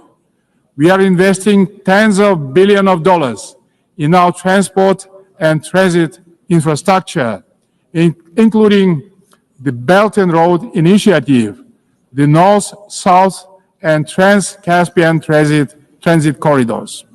Kazakhstan will continue to develop regional supply chains that are the heart of the emerging global transport network. By 2029, we plan to build 5,000 kilometers of new railway lines. Kazakhstan has made the Sustainable Development Goals a core pillar of its national agenda, integrating their targets into state planning and budgeting. With the support of the United Nations Secretary General and partner states, Kazakhstan now hosts the new United Nations Regional Center for SDGs for Central Asia and Afghanistan in Almaty. Today, Central Asia is demonstrating a renewed sense of unity and mutual trust. It is emerging as a proactive contributor to international peace and progress. The Central Asian Five are strengthening cooperation, proving that regional solidarity can be a powerful force for development and security. This has enabled our region to engage key global partners in the unique Central Asia Plus dialogue format. Kazakhstan believes that inclusive development in Afghanistan is a basis for long-term regional peace and stability. We continue to support the Afghan people through humanitarian assistance and cooperation in trade, food security, infrastructure, and transport connectivity. Distinguished delegates, last year was the hottest year in human history, and Central Asia is warming at twice the global rate. The melting of glaciers in the Alatau Mountains is accelerating, multiplying threats to water and food security for millions. Kazakhstan has drawn profound lessons from the tragedy of the Aral Sea. Thanks to our consistent efforts, including at the international level, we succeeded in preserving the northern part of the sea. As the current chair of the International Fund for Saving the Aral Sea, Kazakhstan will continue to play a proactive role in this common priority. Meanwhile, the Caspian Sea is rapidly shrinking. It is no longer just a regional concern. It is a global warning signal. Therefore, we call for urgent steps to preserve the Caspian water resources with our partners across the region and the wider international community. Last year, Kazakhstan co-organized the One Water Summit with France, Saudi Arabia, and the World Bank. Looking forward, stronger coordination, investments, and sustainable solutions are urgently needed to prevent future water crises. To help advance this agenda, Kazakhstan will host a regional ecological summit in Astana in April next year, to be convened in partnership with the United Nations and other international organizations. As part of our broader environmental commitment, Kazakhstan is implementing a nationwide Clean Kazakhstan campaign. This national movement mobilizes millions of volunteers in cleanup actions, waste reduction, and eco-education. At this initiative of Kazakhstan, the United Nations declared 2026 the International Year of Volunteers for Sustainable Development. We invite all member states to collaborate on this important endeavor. In this spirit, I propose that the General Assembly adopt a resolution proclaiming April 22 as the International Day of Greening the Planet.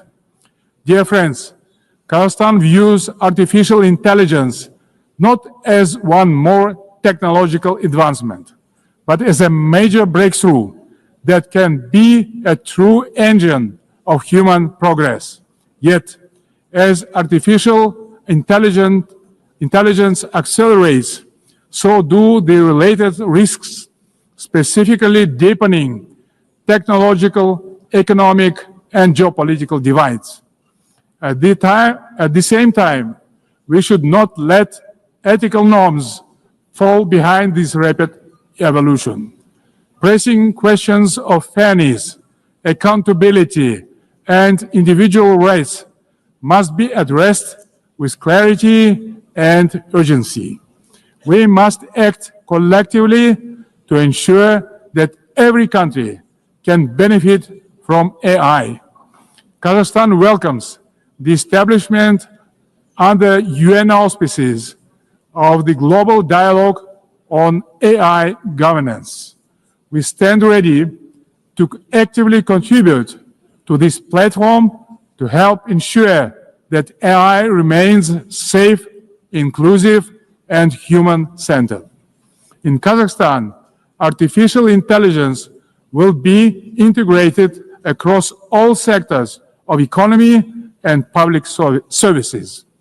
The basic infrastructure to deliver this plan is being built, and our bright young people are getting ready to turn this vision into reality. Our strategic goal is to transform Kazakhstan into a fully digital power within the next 3 years. Large-scale digitalization and widespread use of AI have become a national priority in Kazakhstan. E-government is an important pillar of our national development strategy. Around 90% of public services are already digitalized. Kazakhstan has recently launched its fastest national supercomputer ever. But AI and automation are expected to threaten jobs in many countries. That's why digital progress must go hand in hand with professional education. Therefore, Kazakhstan believes it is imperative not just to increase employment, but to valorize the technical professions. Ladies and gentlemen, amid global turbulence, Kazakhstan is pursuing a bold national renewal to build a truly just and fair state. Over the last 3 years, we have carried out large-scale political and economic reforms that are unprecedented in our part of the world. Through a national referendum, we introduced a single 7-year presidential term, thereby strengthening democratic accountability.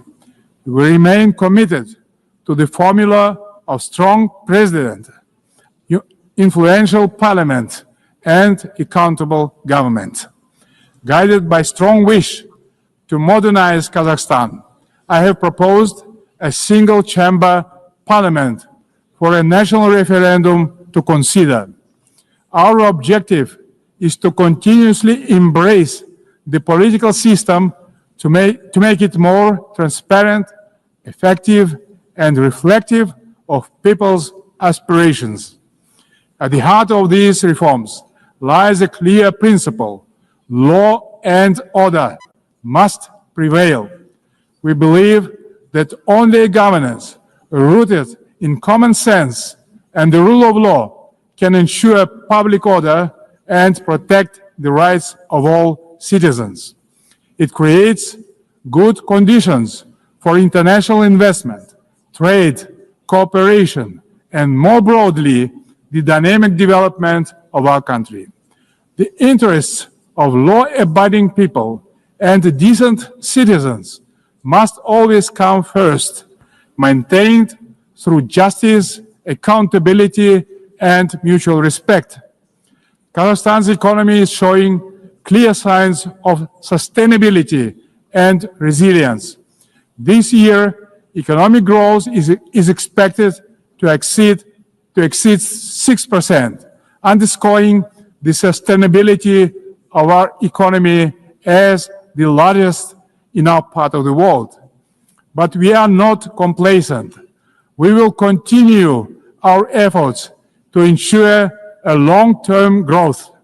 Kazakhstan's energy strategy is based on 4 pillars: oil and gas, coal, uranium, and critical minerals.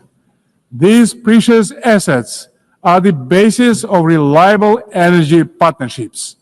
Climate change and the green agenda cannot be accepted by all countries that have huge deposits like coal, which nowadays can be cleaned up by advanced technologies.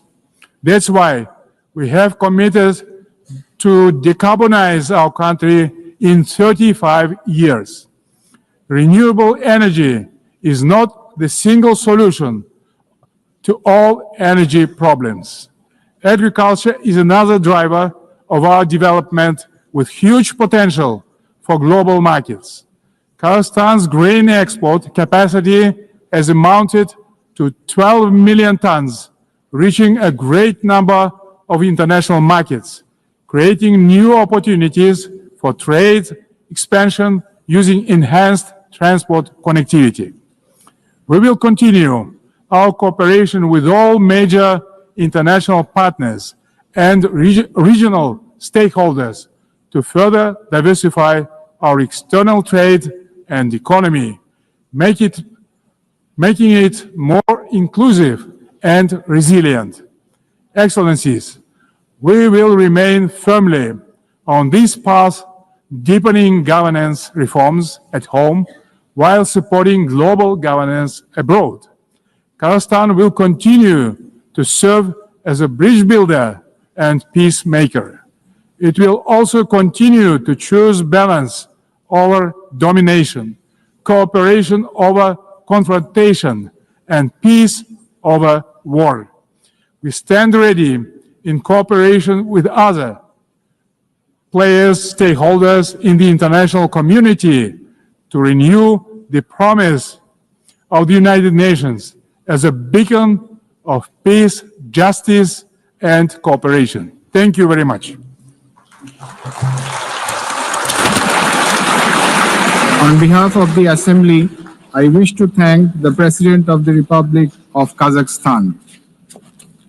The Assembly will hear an address by His Excellency Matamela Cyril Ramaphosa, President of the Republic of South Africa.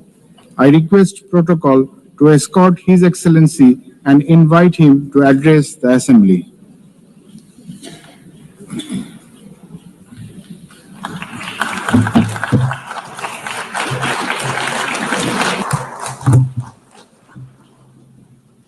Thank you, President of the 80th session of the UN General Assembly, United Nations Secretary General, Excellencies, heads of state and government, and ladies and gentlemen. 80 years ago, the United Nations was established to save succeeding generations of humanity from the scourge of war and to build a peaceful, prosperous, and just world arising from the devastation brought about by global conflict. Through the UN Charter, the nations of the world pledge to uphold peace, development, and human rights, which would be underpinned by international law. Now more than ever, we are called upon to uphold the values and advance the purpose of the United Nations. We are also called upon to advance cooperation and solidarity between nations. We are called upon to promote multilateralism and safeguard the institutions that enable it. South Africa's engagement in the international sphere echoes our domestic imperatives of eradicating poverty, reducing unemployment, and addressing the root causes of inequality. Our foreign policy is guided not only by the needs of our people, but also those of the continent of Africa and the global South. Inspired by our own history, South Africa strives to maintain world peace and also the settlement of all international disputes through negotiation and dialogue and not through war. We therefore welcome the strong partnership between the African Union and the United Nations in promoting peace, security, and stability on the African continent. This year, South Africa is honored to preside over the G20. This is the first time that G20 Leaders Summit will be held on the African continent, the cradle of humanity. South Africa's G20 presidency is guided by the theme, equality, solidarity, and sustainability. To give full meaning to our theme of equality, solidarity, and sustainability, we have invited the G20 countries to join us in prioritizing the following areas. Firstly, in discussion to strengthen disaster resilience and response by addressing the increasing frequency and impact of climate-induced natural disasters. Secondly, to ensure that we have debt sustainability for low-income countries by crafting innovative ways to support countries to have low levels of debt to maintain economic stability. Thirdly, to discuss how to mobilize finance for a just energy transition by encouraging investments in renewable energy and sustainable technologies, without foregoing what we would call baseload energy sources. Fourthly, by harnessing critical minerals for inclusive growth and sustainable development through the value addition processes, that is beneficiation of these minerals at the source where the minerals are extracted, to foster the development of communities where these minerals are found. These priorities reflect South Africa's commitment to addressing global challenges and promoting inclusive growth and sustainable development. Our country's G20 presidency is a significant opportunity for South Africa to advocate for Africa's development agenda and to amplify African voices in global economic governance for a continent that is irreversibly on the rise. As member states of the United Nations, we have all adopted the Sustainable Development Goals. However, many of these goals remain elusive. There are many reasons that hold many countries back from fulfilling and implementing these development goals.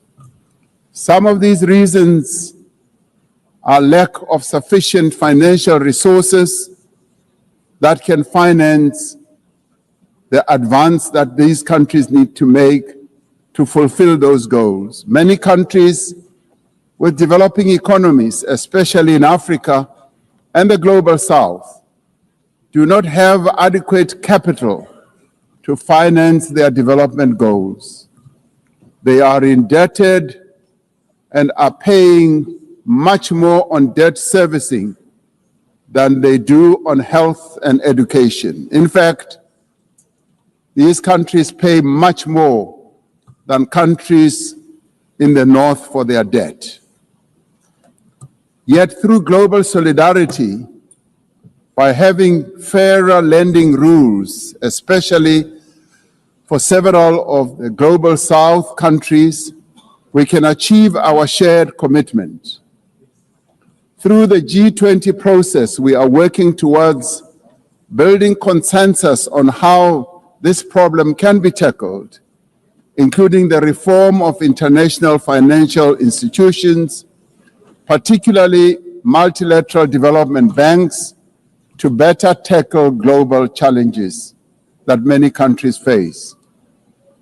The multilateral trading system needs to be reformed as we reconfirm that the World Trade Organization remains the only multilateral body that is capable of managing differences and coordinating positions in global trade. Trade is one of the most important instruments to mobilize domestic resources for development.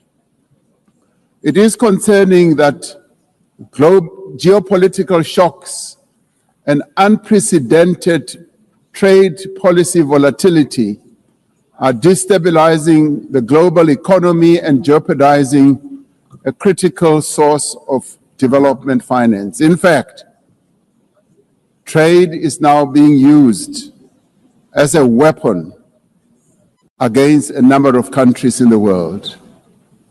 We must redouble our efforts to strengthen the link between trade and development.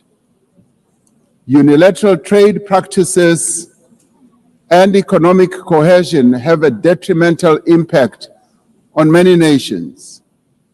This includes the economic embargo against Cuba, which has caused untold damage to the country's economy over the years.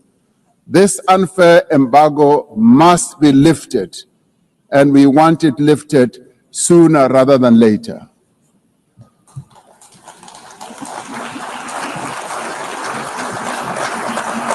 In the midst of global trade uncertainty, the African continent is providing a pragmatic example of constructive collaboration and cooperation by using the African Continental Free Trade Area as an engine for sustainable growth and development.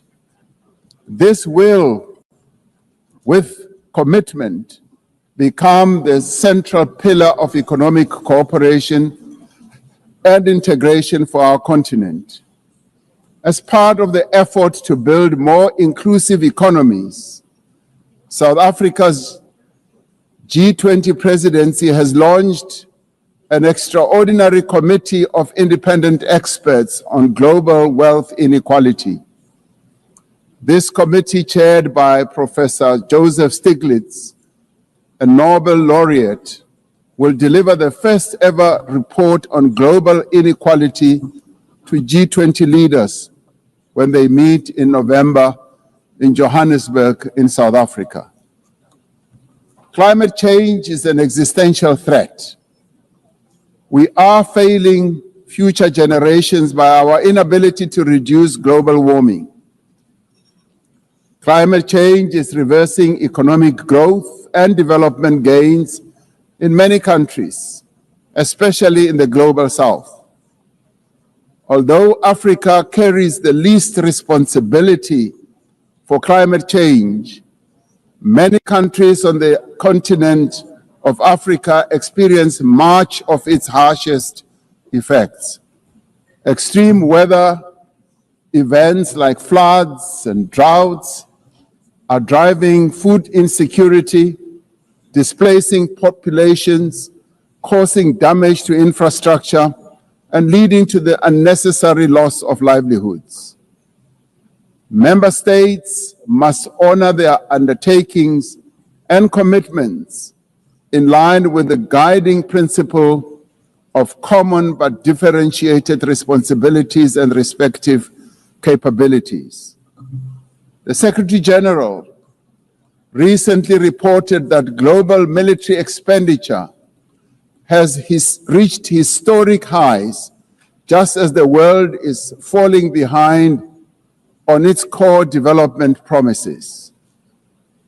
We are building weapons when we should be building social infrastructure that advance the lives of our people. We are fighting wars that cause death and destruction when we should be fighting poverty and developing the livelihoods of vulnerable people. We must act decisively to silence all the guns everywhere to realize the goal of sustainable development and global peace. And I do believe that this is an objective that is possible to reach. As we commemorate the 80th anniversary of the UN, the relevance of this institution and various multilateral processes for the maintenance of international peace and security is being willfully undermined. There is an increasing reliance on unilateral military action in contravention of international law. The United Nations Security Council has proven to be ineffective in its current form and composition in carrying out its charter mandate to maintain international peace and security. South Africa remains deeply concerned by the erosion of the credibility of the Security Council and its failures to ensure accountability and uphold international law. As the security and humanitarian situations in the Democratic Republic of the Congo, Sudan, Gaza, and elsewhere deteriorate, it is a matter of great concern that there are countries that continue to violate international law and also defy the United Nations resolutions and rulings, also from bodies like the International Court of Justice. The establishment of the Hague Group and the Madrid Group aim to reaffirm the primacy of international law, promoting accountability and ensuring support for a just peace. We cannot and should not accept that members of this organization continue willfully to violate without consequence the charter that we have all agreed to uphold. Therefore, as nations that have pledged to uphold the UN Charter, we have the ultimate responsibility to ensure and protect the rights of the Palestinian people to self-determination, consistent with the case that South Africa brought before the International Court of Justice. There is growing global consensus. There is growing global consensus that Israel is committing genocide in Gaza.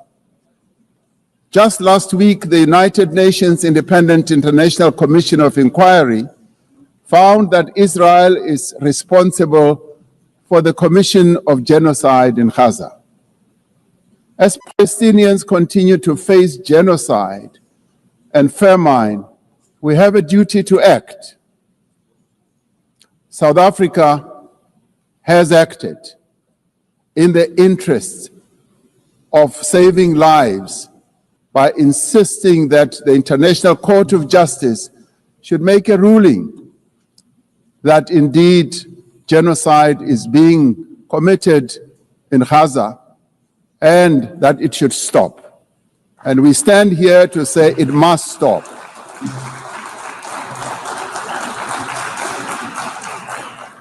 We welcome the historic high-level meeting held yesterday on the two-state solution yesterday in this very chamber. This reflects the determination of the global majority, a global majority that now stands at 142 and more countries, that Palestinians deserve a peaceful state alongside a peaceful Israel. Many nations in the world are calling for that, and that is the voice that we believe that Israel should heed, and those powerful nations that can make a two-state solution viable and possible and implementable should act in that regard. The long overdue announcement by increasing number of countries to recognize the state of Palestine is testament to this determination. We have a responsibility as the member states of the United Nations to reaffirm the right also of self-determination of the people of Western Sahara.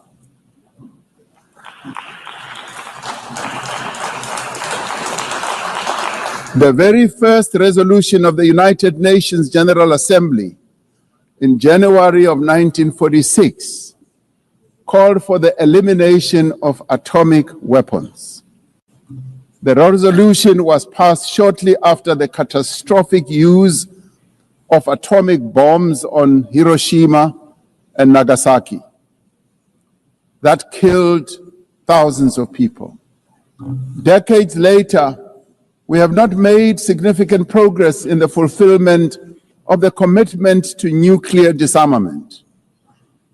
In 2026, next year, South Africa will be presiding over the first review conference of the Treaty on the Prohibition of Nuclear Weapons. This treaty reaffirms that there is no greater assurance of non-proliferation than the complete prohibition of nuclear weapons.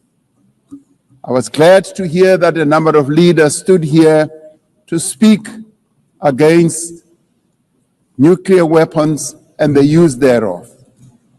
This year, we celebrate the 30th anniversary of the Beijing Declaration and Platform for Action as a roadmap for the achievement of gender equality, the empowerment of the women and girls of the world. South Africa reaffirms its unwavering commitment to the empowerment of women and their full, equal, and meaningful participation in all spheres of life. Yes, we would support also the election of a female Secretary General of the United Nations. The Beijing conference milestone reminds us of our shared responsibility to advance human rights, dignity, and justice for all. We are all equal, men and women, and there is no reason that we continue to hold the women of the world backwards. The right to development must be central to the policies and operational activities of the United Nations and its specialized agencies, programs, as well as funds. It must be at the core of the policies and strategies of the international financial and multilateral trading systems. As we celebrate 80 years of the United Nations, we must seize the opportunity to build a better United Nations for the next 80 years. What is needed now is a stronger and more capable United Nations, a United Nations that is based on the renewed commitment to its founding principles.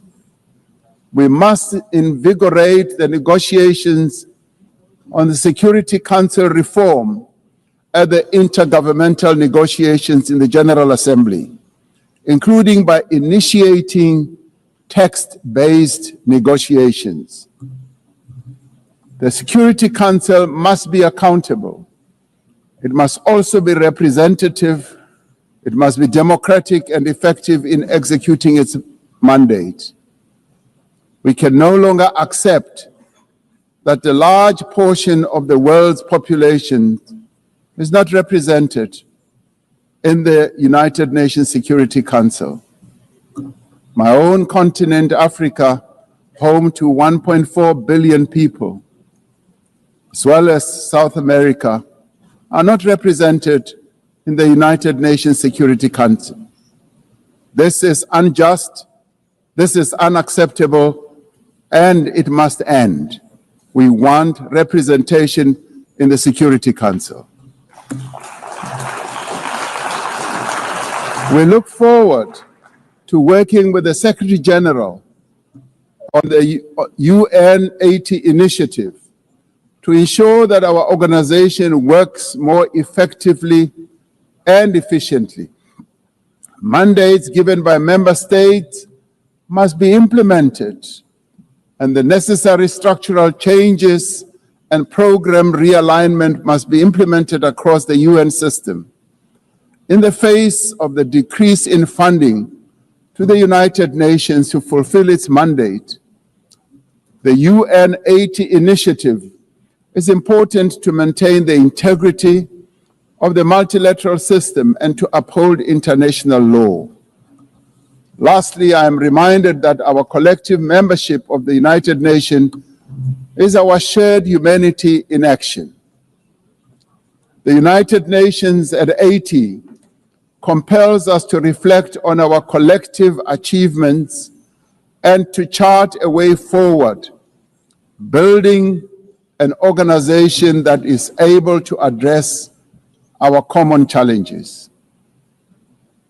We must rise to the occasion and do our utmost together to ensure the political, economic, and social freedom of all humanity. We must reaffirm that freedom is indivisible and that the denial of the rights of one person diminishes the freedom of all of us. We must reaffirm the equal dignity and worth of every person and must therefore leave no one behind and no country behind. I thank you. On behalf of the Assembly, I wish to thank the President of the Republic of South Africa. The Assembly will hear an address by His Excellency Shavkat Mirziyoyev, President of the Republic of Uzbekistan. I request Protocol to escort His Excellency and invite him to address the Assembly.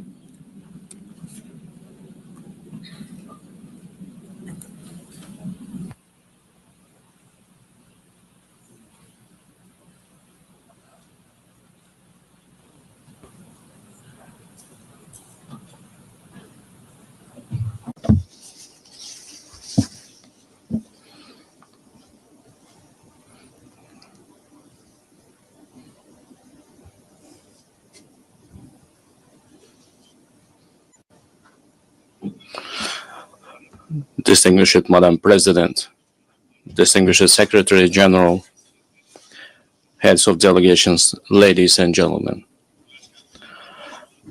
I am truly delighted to extend my congratulations to you with the 80th anniversary session of the United Nations General Assembly. Our meeting today is taking place in a complex, rapidly changing global situation that calls for new approaches to the work of our organization and its future. Today, across the world, the role and place of international institutions are weakening. Confrontations, conflicts, and wars are intensifying. Technological and social inequality is increasing. An economic and humanitarian crisis are deepening. All of this is creating an entirely new and unsettling geopolitical reality. We highly commend the efforts of His Excellency Secretary General Antonio Guterres aimed at maintaining our organization as a main platform for the peaceful resolution of the most difficult and pressing global issues. In this regard, we fully support the UNAT initiative and reaffirm our strong commitment to the Pact for the Future. We support the transformation of the United Nations Security Council and the expansion of its membership in order to effectively address current threats and challenges and protect the interests of the developing countries.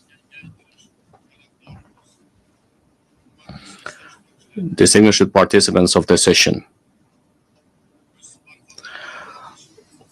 we are pursuing a policy to build a democratic, law-governed, social, and secular new Uzbekistan in full alignment with the Sustainable Development Goals.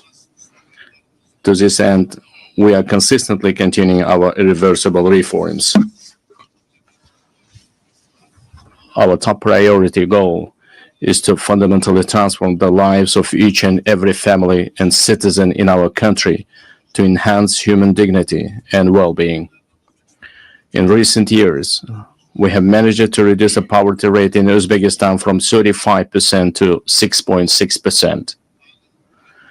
We have achieved this result primarily through the transformation of the education and science sector, establishment of innovative industries and high-tech manufacturing enterprises,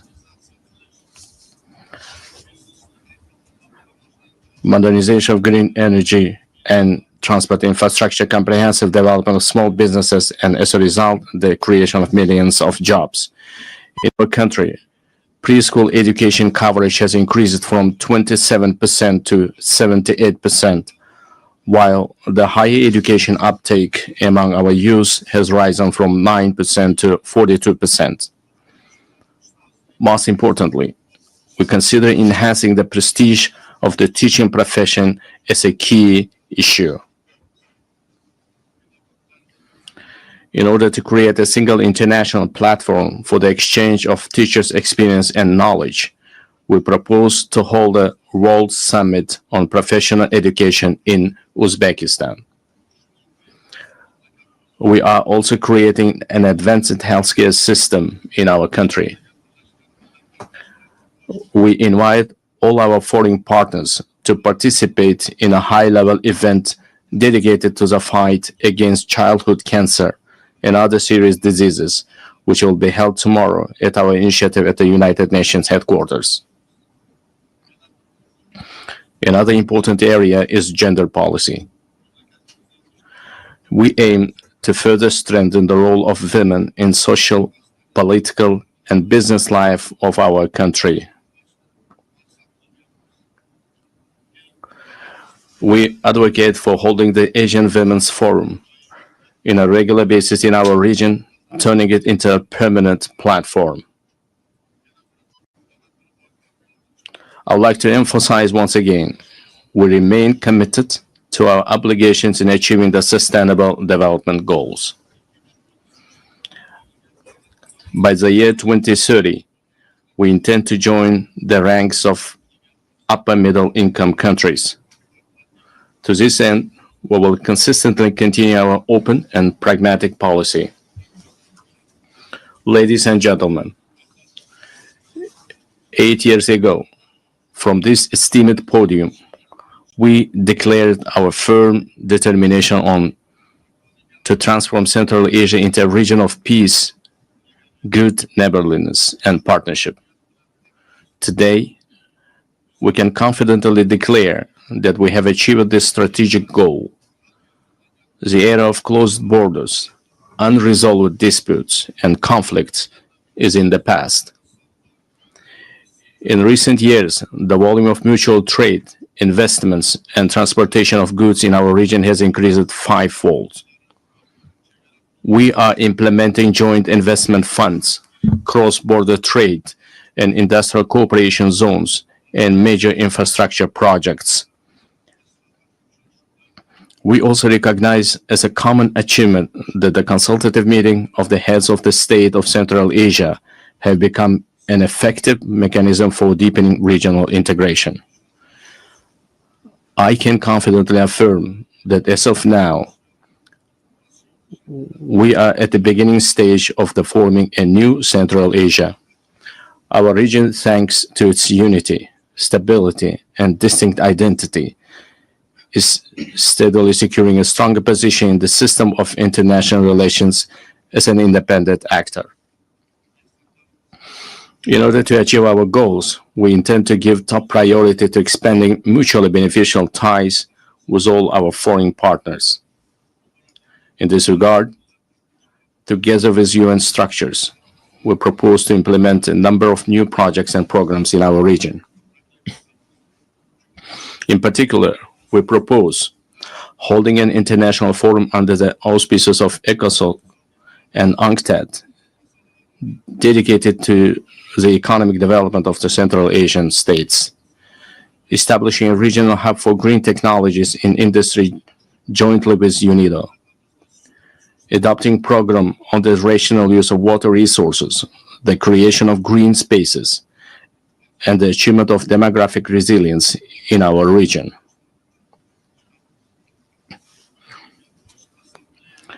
In addition, we propose the adoption of UN General Assembly resolution supporting the efforts of the Central Asian countries aimed at deepening regional partnership and economic integration.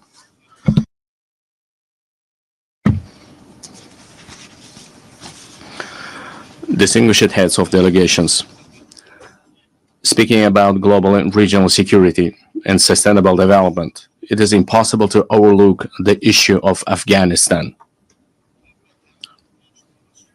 Supporting the aspirations of Afghan people for a peaceful and stable life requires the united efforts of the international community. I would like to emphasize that it is of utmost importance to prevent this country's isolation. We intend to implement large-scale economic and infrastructure projects in that country. We propose to adopt a dedicated UN resolution on the development of transport and energy corridors of international significance through the territory of Afghanistan. At the same time, we cannot turn a blind eye to the deeply worsening humanitarian crisis in the Gaza Strip. We call for an immediate cessation of hostility and the continuation of political negotiations. In line with the UN resolutions, we remain steadfast supporters of the two-state solution principle. We are also deeply concerned by the situation around Ukraine. We welcome the start of the high-level dialogue aimed at resolving the crisis through diplomatic means. Distinguished participants in cooperation with the UN Office of Counterterrorism, a regional council on rehabilitation and reintegration was established. We propose to transform this council into an international competence center.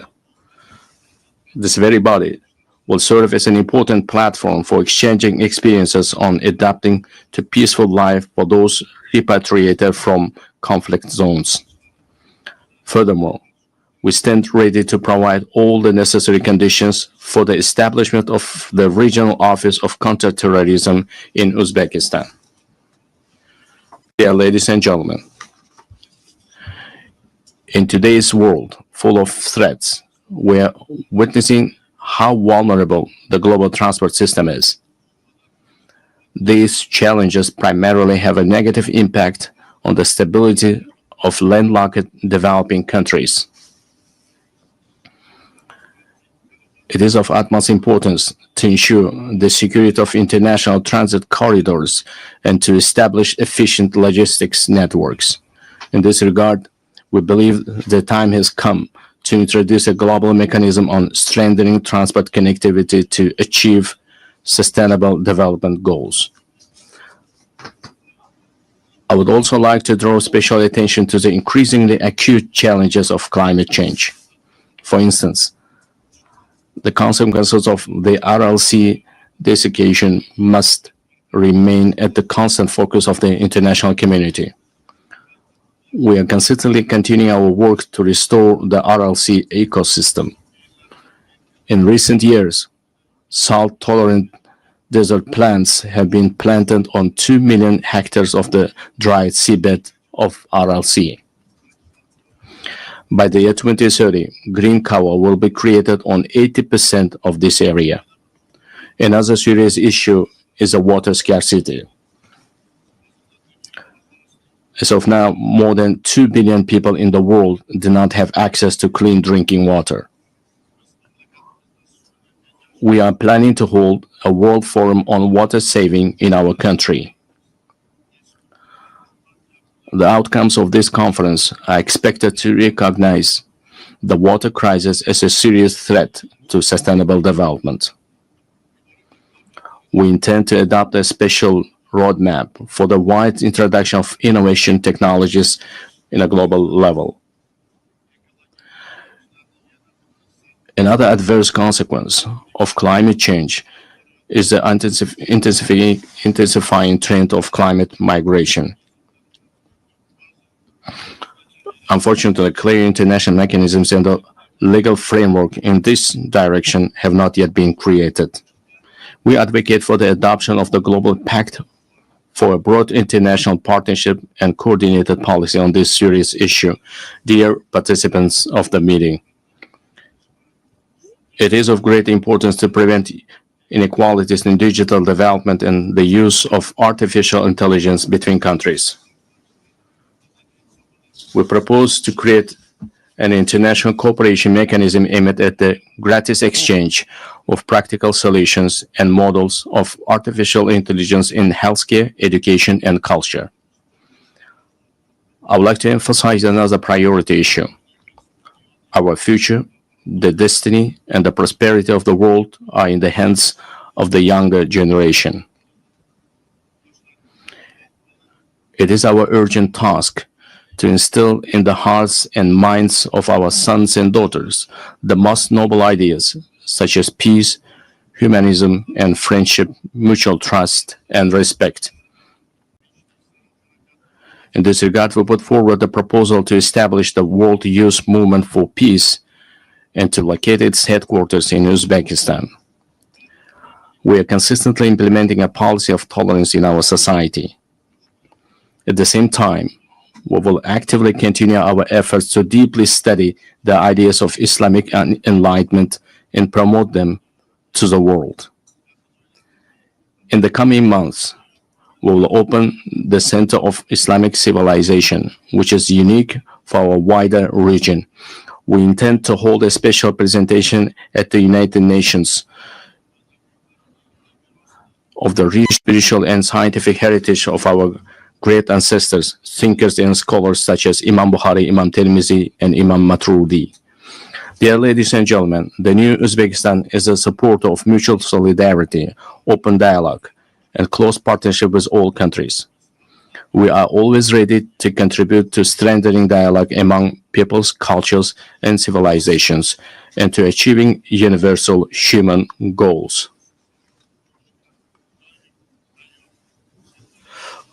I thank you very much for your attention. On behalf of the Assembly, I wish to thank the President of Republic of Uzbekistan. We have heard the last speaker in the general debate for this meeting. The next plenary meeting to continue with the general debate will be held immediately following the adjournment of this meeting. The meeting is adjourned.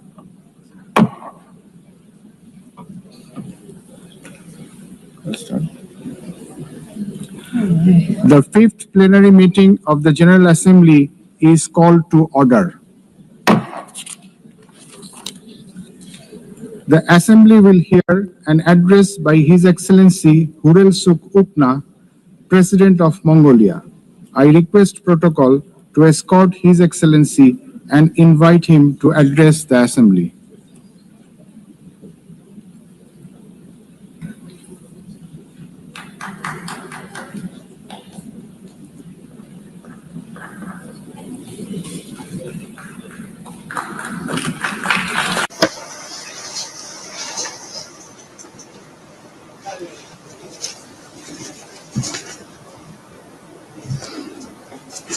Madam President,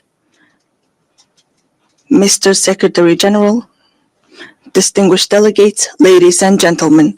At the outset, I wish to extend my sincere congratulations to Ms. Annalena Baerbock on assuming the important role of the President of the General Assembly at this historic moment marking the 80th anniversary of the United Nations, and my best wishes for a successful session. 8 centuries ago, the great Genghis Khan established the Great Mongolian Empire, bringing together the West and the East under the rule of justice and principled statecraft. Spanning the vast expanse of Eurasia, the Pax Mongolica era heralded a period of remarkable progress and flourishing for humankind. The Pax Mongolica embodied progressive ideals that form the basis of today's collective efforts to maintain global peace and stability.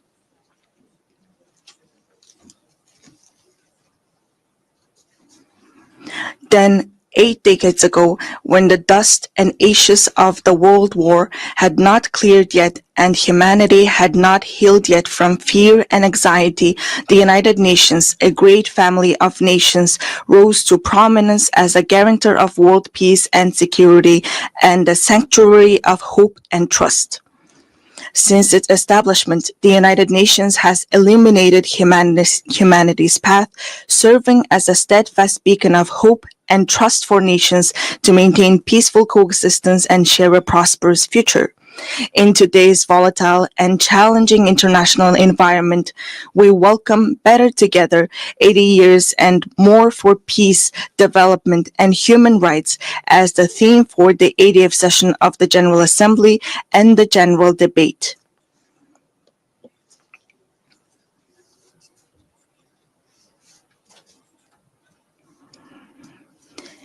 Indeed, this theme calls upon us to assess and reflect upon the United Nations' achievements and challenges over the past 80 years, further strengthen its work in accordance with the United Nations Charter and the principles of international law, and combine our collective voices and efforts in pursuit of concrete and tangible outcomes.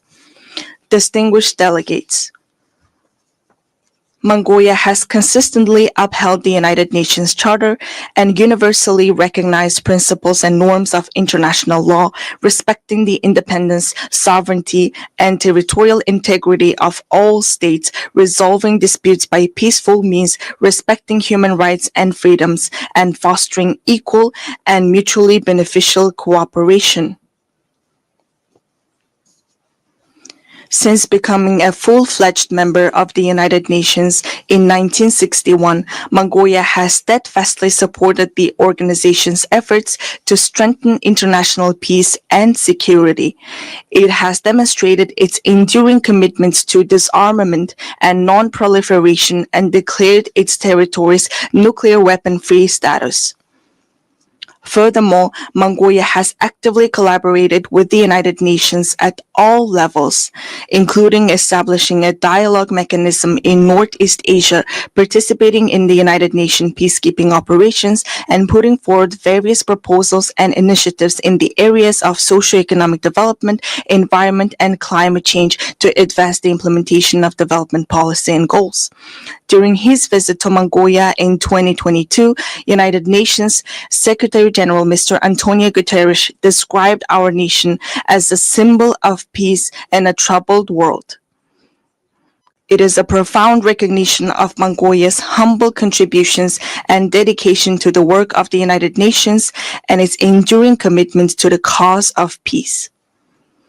Over the past 23 years, Mongolia has continuously deployed personnel from its armed forces to United Nations peacekeeping operations, making a meaningful contribution to global and regional peace and security. During this period, Mongolia has deployed more than 23,000 peacekeepers to 16 United Nations peacekeeping missions and consistently ranked among the top 20 troop and police contributing countries out of more than 120 member states. As we mark the 25th anniversary of UN Security Council Resolution 1325 on women, peace, and security, it is a pleasure to announce that through the steady increase in the deployment of female military personnel, the proportion of women peacekeepers from Mongolia has reached 14% in 2025. Mongolia will continue to extend its unwavering support to the United Nations in its efforts to maintain international peace and security, and it remains committed to contributing to peacekeeping operations. Distinguished delegates, at this critical juncture, with only 5 years remaining until the 2030 agenda deadline, global progress toward achieving the Sustainable Development Goals stands at the mere 17%. According to the Sustainable Development Report 2025, Mongolia's implementation of the SDGs has reached 66.7%, ranking it 14th in the United Nations Multilateralism Index. This is a testament to our decades-long efforts and a worthy achievement. I want to acknowledge the tremendous efforts of the international community and all member states in advancing the implementation of the Sustainable Development Goals. We welcome the outcomes of the 4th International Conference on Financing for Development, held recently in Seville, Spain, where a broad consensus was reached on the crucial role of financing in achieving the Sustainable Development Goals.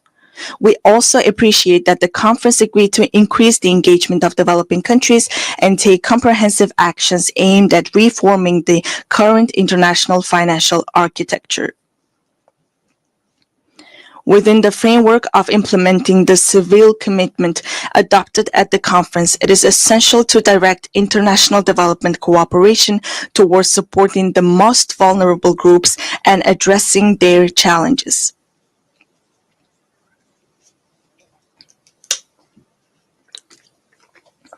It is my pleasure to note that Mongolia has been playing an active role within the United Nations in advocating the interests of landlocked developing countries, in raising awareness of their special needs and unique circumstances, and closely collaborating with them to ensure their voices are heard on the global stage.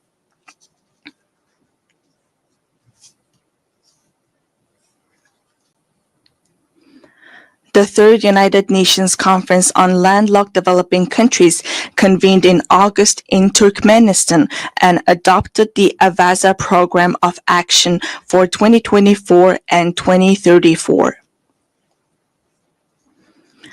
Landlocked developing countries have long faced trade and economic development challenges due to their geographic location. Member states have committed to implementing the program to advance the development of landlocked developing countries over the next decade and bring positive improvements to the livelihoods of more than 600 million people living in these countries.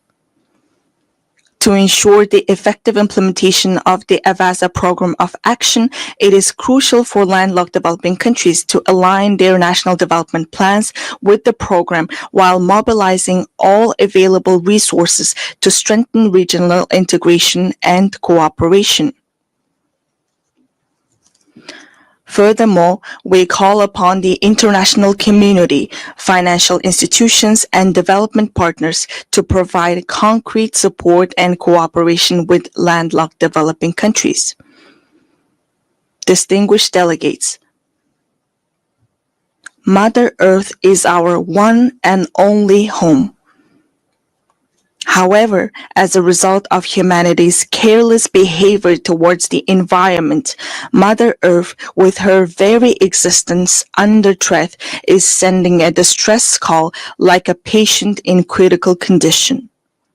If we do not take resolute action to preserve our Mother Earth now, she will inevitably find her own way to survive, with or without us.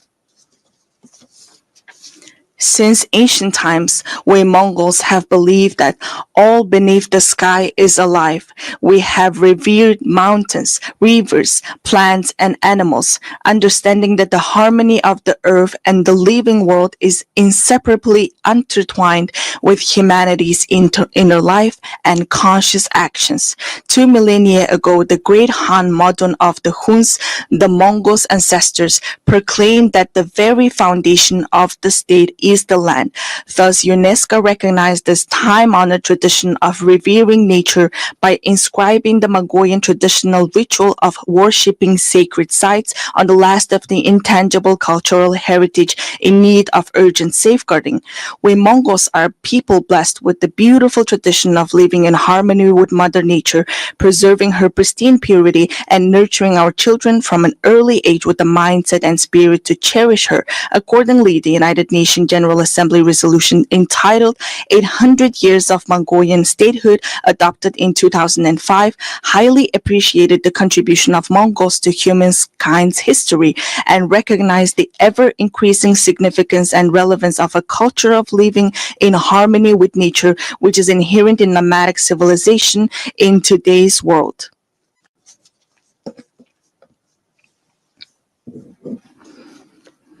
Today, we are committed to sharing our cultural heritage and traditional knowledge, rooted in a profound respect for living in harmony with nature, with the international community as a valuable contribution to building resilience and enhancing adaptation to climate change. In 2026, Mongolia will host the 17th session of the Conference of the Parties to the United Nations Convention to Combat Desertification and observe the International Year of Rangelands and Pastoralists. In this spirit, our country, in partnership with the United Nations, spearheads the International 10-Year Rangeland Flagship Initiative. We warmly invite you to join us in supporting and collaborating on this important endeavor. Mongolian people say, the source of life is water, and the source of water is tree. Access to safe drinking water is declining worldwide, with 3.6 billion people currently affected by water scarcity. Therefore, it is imperative for countries to implement integrated management of land and water resources in a coordinated manner and to place special emphasis on preventing water scarcity. I cordially invite you all to participate at the highest level with broad participation in the 17th session of the Conference of the Party to the United Nations Convention to Combat Desertification, scheduled from August 17 to 28, 2026 in Ulaanbaatar. This conference seeks comprehensive solutions to adapt to climate change, protect and enhance water resources, and combat desertification and land degradation. Distinguished delegates, from the moment of birth, we Mongols have grown up on horseback, carrying our glory across the world on noble steeds and contributing to the writing of humanity's proud and enduring history. We Mongols are a nation steeped in a unique cultural heritage. We honor our noble horse in our state emblem, craft our state flag with the mane and tail hair of our swift steeds, and the souls of people around the world are spellbound by the haunting melody of horse fiddle known as the morning whore. Since ancient times, horses have been integral to human livelihoods, culture, and civilization. With the goal of preserving and safeguarding cultural heritage and traditions associated with horses and highlighting their enduring role in humankind's livelihoods, Mongolia proposed a resolution to designate July 11th as World Horse Day. This resolution was adopted during the plenary meeting of the 79th session of the United Nations General Assembly on June 3, 2025. On this occasion, I would like to extend my deepest gratitude on behalf of the horse-loving people of Mongolia to all UN member states for their support in adopting this resolution to designate and observe World Horse Day on the day of Mongolia's National Nadam Festival, which is also inscribed on UNESCO's representative list of the intangible cultural heritage of humanity. Distinguished delegates, this year, countries around the world are assessing the progress made over the past 30 years since the adoption of the Copenhagen Declaration on Social Development and the Beijing Declaration and Platform for Action. Mongolia has undertaken a broad range of policies and activities to advance the social development goals outlined in these milestone documents, related legal frameworks, and the 2030 Agenda for Sustainable Development. These efforts have focused on poverty reduction, promoting social equality and inclusion, supporting families, children, and youth, and protecting the rights of the elderly and persons with disabilities. Among these efforts, the state policy on gender equality aims to ensure equal rights, opportunities, and treatment for both men and women while actively preventing and eliminating gender-based discrimination. Notably, Mongolia has greatly prioritized advancing gender equality and increasing women's participation in decision-making, with women now making up 25% of our parliament. We are pleased to underscore that, according to the Global Gender Gap Report 2025 by the World Economic Forum, Mongolia ranked 65th globally, improving by 20 places from the previous year and securing 5th place in the Asia-Pacific region.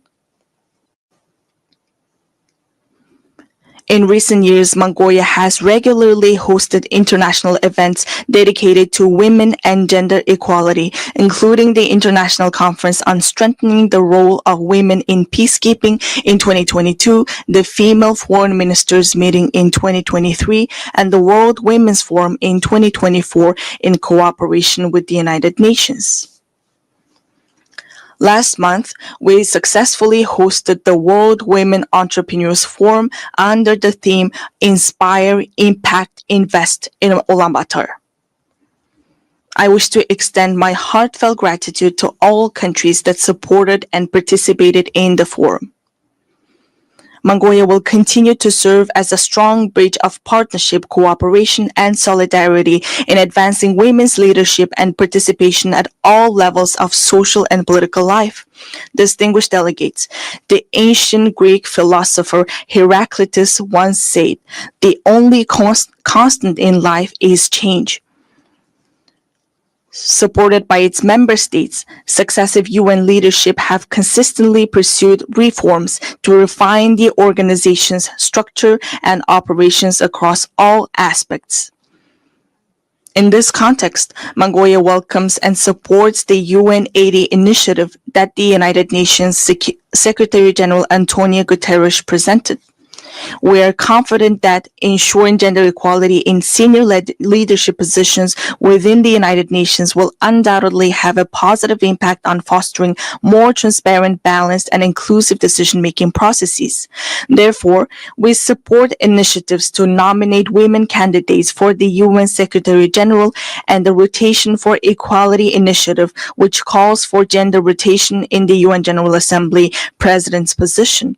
Furthermore, Mongolia upholds and implements the principles of the UN Charter and universally recognized norms of international law, actively contributing to strengthening the UN-centered multilateral system. Mongolia reaffirms its commitment to the UN reform, particularly of the Security Council, to ensure it reflects current realities and embodies equitable and fair representation, inclusivity, transparency, effectiveness, democracy, and accountability. In an era defined by escalating conflicts, rising walls of distrust, and deepening divisions, it is more vital than ever to foster international relations grounded not merely in multipolarity, but on multi-pillar principles that honor each nation's history, culture, civilization, national interests, and unique development paths.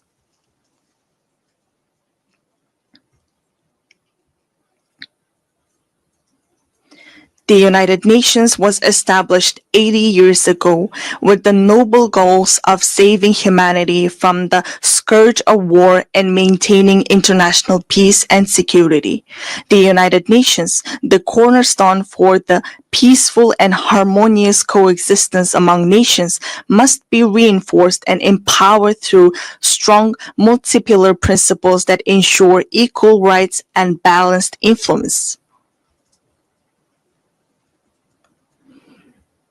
Therefore, let us reflect solemnly on whether the mission entrusted to the United Nations 8 decades ago has been fully realized, and let all member states join hands in a shared commitment to revitalize the organization into a powerful institution strong enough to usher in Pax Globalica, a lasting world peace, by embodying the ideals of the Pax Mongolica, which laid the foundation for peaceful coexistence among nations and human progress 8 centuries ago. At this pivotal moment, as we commemorate the historic 80th anniversary of the United Nations, I would like to emphasize the growing importance of its role in fostering mutual understanding, trust, and respect among nations, as well as in advancing peace, stability, development, and the vision of a world free from war.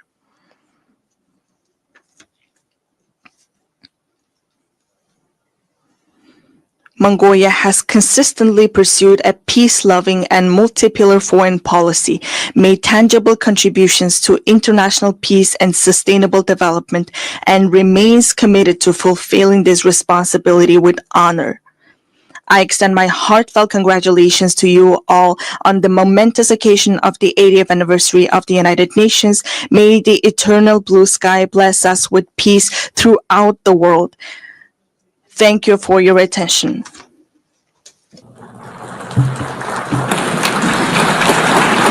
On behalf of the Assembly, I wish to thank the President of Mongolia.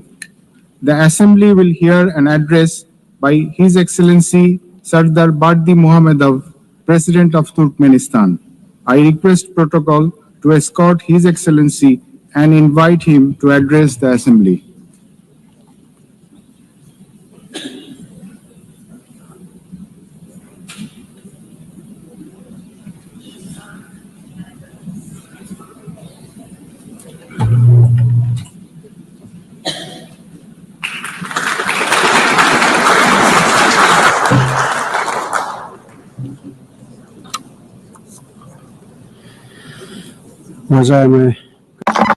Distinguished Mr. President, distinguished heads and members of delegations, ladies and gentlemen, first of all, allow me to congratulate you on the opening of the 80th session of the United Nations General Assembly and to wish you a productive session.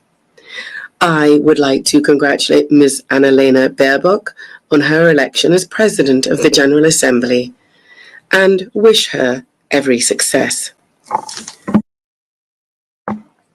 I would also like to express my sincere appreciation to Ambassador Philemon Yang for his skillful and effective leadership of the General Assembly during the previous session. Distinguished participants, the current state of global affairs, as well as the nature and trends of political, economic, and social processes, objectively require a decisive shift towards coordinated interaction among states and international organizations in order to achieve our shared overarching goal, the maintenance of peace and security, the creation of conditions for further progressive development, and the preservation of the legal foundations underpinning the modern world order. It is precisely from this standpoint that Turkmenistan views the main objectives of the 80th session of the General Assembly, placing great hopes in its role in shaping a robust, balanced, and secure global architecture. A key area of Turkmenistan's cooperation with the United Nations is ensuring international peace and security. Recognizing its responsibility as a permanently neutral state, Turkmenistan stands ready to take further practical steps to foster an atmosphere of cooperation, mutual understanding, and respectful dialogue. These are the principal defining conditions for ensuring stability and sustainable development at the global and regional levels. We are convinced that one of the most effective mechanisms for advancing and achieving these goals today is the practical application of the principle of neutrality. In this regard, Turkmenistan has initiated the inclusion of a separate item on the agenda of the 80th session of the United Nations General Assembly, entitled Neutrality for Peace and Security. We deem this important in light of the growing recognition by the international community of the significance of neutrality, as well as the awareness of its potential and utility in the context of the UN's peace-building strategy. In line with this, during this session, Turkmenistan will propose a draft resolution entitled The Role and Importance of the Policy of Neutrality in Maintaining and Strengthening International Peace, Security, and the Process of Sustainable Development.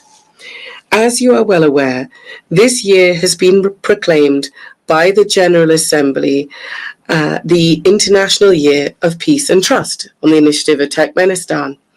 This landmark event coincides with the anniversary of the establishment of the United Nations.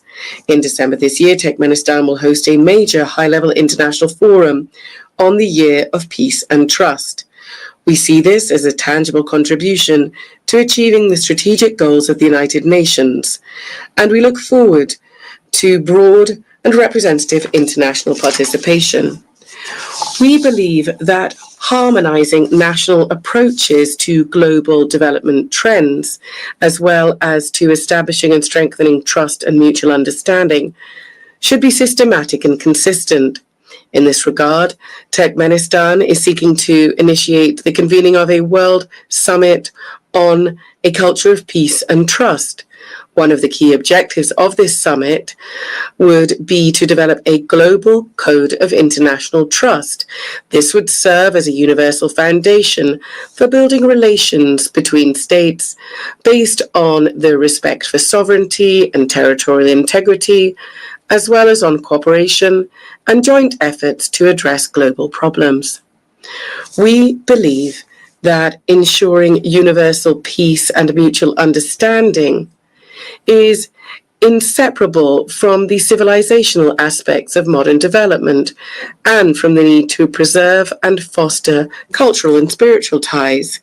In this context, Central Asia, which for centuries has played a clear role as a bridge spanning the civilizations of East and West, is now called upon to revive its historic mission to become a space for dialogue, cooperation, and the convergence of values and worldviews.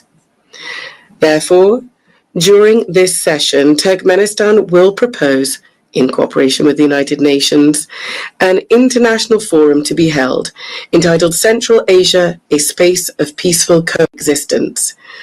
Countries of the region will participate, as well as other interested states and international institutions. Turkmenistan will also submit a draft resolution to the General Assembly on proclaiming an International Day of Mediation. This would emphasize the importance of diplomacy and neutral platforms in preventing and resolving conflicts. One of our country's priorities remains our active involvement in implementing the Sustainable Development Goals and in strengthening cooperation in key areas such as transport and energy. As Turkmenistan is one of the centers of multilateral dialogue on these issues, we will continue to contribute to establishing a fair, balanced, and inclusive international development system. During this session, Turkmenistan will initiate the proclamation of a United Nations Decade for Sustainable Transport for the period 2026-2035 and will submit the relevant draft resolution. We are convinced that this will help to consolidate the efforts of the international community in developing transport corridors, enhancing their sustainability and ensuring accessibility for all countries. Our country will also submit a draft resolution to the General Assembly entitled "The Key Role of Reliable and Stable Energy Connectivity in Ensuring Sustainable Development." At present, one of the priority issues on the development agenda is the digital transformation. We are convinced that this transformation must be balanced. It must reflect the realities and legitimate interests of all states, including the developing world, and also must be free from politicization and bias. In this regard, Turkmenistan intends to put forward an initiative to establish a world platform on digital integration. This is to be based on the principles of equality, trust, and on preventing the use of information and communication technologies to harm peace, security, and sustainable development. During the 80th session, Turkmenistan will continue its work on environmental and climate issues. It will strive for them to be taken into consideration systematically, as they are basic components of ensuring security, and we will advocate for the establishment of multilateral mechanisms to monitor and respond to climate, environmental, and man-made disasters. Turkmenistan will seek to bring about a regional center to combat desertification for Central Asian countries. It is our belief that the establishment of such a center would contribute to building regional capacity, to strengthening cooperation in the field of environmental protection, and would also make a significant contribution to achieving the Sustainable Development Goals, particularly in combating climate change and protecting land-based ecosystems. Our country will promote the Caspian Environmental Initiative, proposed at the 78th session of the United Nations General Assembly, which is intended to become an international platform to preserve the Caspian Sea ecosystem. An important step in this direction is the Caspian Environmental Forum, which we propose holding in 2026. We are convinced that now it is especially important to strengthen the role of the UN in fostering broad humanitarian cooperation, in promoting rapprochement and mutual understanding among peoples, and in overcoming value and spiritual barriers, as well as engaging effective channels of cultural diplomacy. To develop intercultural dialogue and to lend practical support to General Assembly resolutions on multilingualism in international relations, we are proposing proclaiming an International Day of Multilingual Diplomacy as well. Distinguished heads and members of delegations, all of Turkmenistan's international initiatives and actions are always measured against and aligned with the UN Charter and its founding documents, as well as with its long-term goals. It is no coincidence that we always emphasize that cooperation with the UN is a strategic priority for Turkmenistan. We say this with the conviction that the UN is the only international organization endowed with universal legitimacy. In this regard, it must remain the guarantor of peace and development, and be the backbone of global security and stability. Turkmenistan will continue to advocate consistently for strengthening the central role of the UN in international affairs. We consider strengthening the primacy of international law and in improving the international legal framework and increasing the effectiveness of the implementation of UN conventions, treaties, agreements, and other multilateral documents as key factors in this regard. In this context, Turkmenistan is initiating the proclamation of the Year of International Law in 2028. This will become an important step in strengthening the international legal foundations of peace and cooperation. Ladies and gentlemen, this session holds special significance for Turkmenistan. 30 years ago, within these very walls, the United Nations General Assembly unanimously adopted the resolution on the permanent neutrality of Turkmenistan. For our country, this was a momentous, historic event. In essence, it determined the entire subsequent course of Turkmenistan's foreign and international policy. International recognition of our neutrality also contributed to boosting the country's domestic development by providing favorable external conditions for this. I would like to take this opportunity on behalf of the people of Turkmenistan to express my gratitude to the United Nations member states and the entire international community for the decision adopted in December 1995 to recognize the permanent neutrality of Turkmenistan, a decision reaffirmed by 2 subsequent UN General Assembly resolutions. Turkmenistan will always remember the trust placed in it and will steadfastly and unswervingly uphold its international commitments. Once again, I would like to congratulate all delegations on the opening of the 80th anniversary session of the United Nations General Assembly and wish you every success in strengthening our cooperation and mutual understanding. Thank you very much indeed.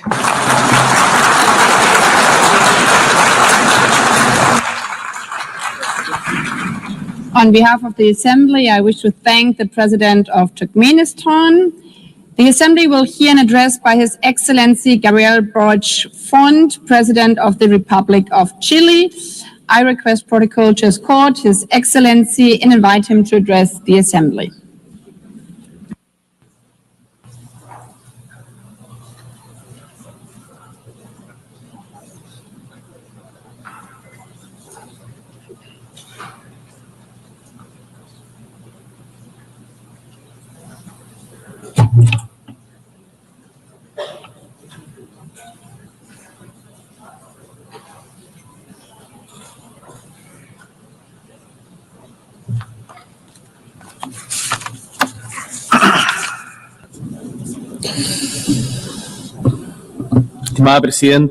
Distinguished President, members of the United Nations General Assembly, guests, peoples of the world, residents of New York. 80 years have elapsed since the creation of the United Nations. 80 years have also elapsed since Gabriela Mistral, a Chilean woman who came from the Elqui Valley, won the Nobel Literature Prize. Her voice as a poet, a teacher, as a diplomat continues to ring out in our homeland and across the world. And it was precisely here in New York in 1955 that the Chilean ambassador, Jose Massa, conveyed a message about human rights that was written by Gabriela Mistral. That message said, "I would be happy if our noble strength, our noble struggle to obtain human rights was taken up faithfully and loyally by all nations of the world. This triumph would be the greatest we could achieve in our time."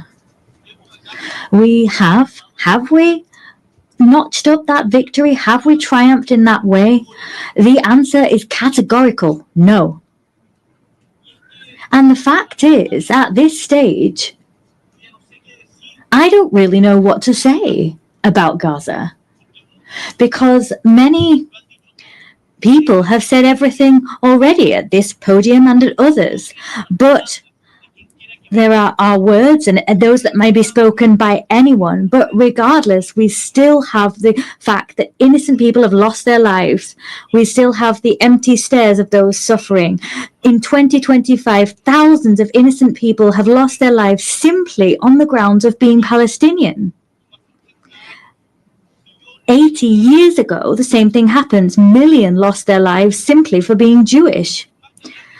Instead of talking about figures, issuing condemnations or demands, as we tend to within these walls, instead of that, I want to talk about humankind. Humanity. Gaza is a global crisis because it is a crisis of humanity. And in this chamber, and for those who are listening to us in their homes, within their delegations, in their various countries, all of us are human beings. That's what I'd like to say. So when under the rubble, we have children, boys and girls lying under that rubble, there is genuine pain and grief in our homeland in Chile. And I know that that pain is shared by the vast majority of the world's nations. And one of the problems we face as humankind is that often pain engenders hatred. But we must face up to pain and that fact and combat hatred with all of our strength.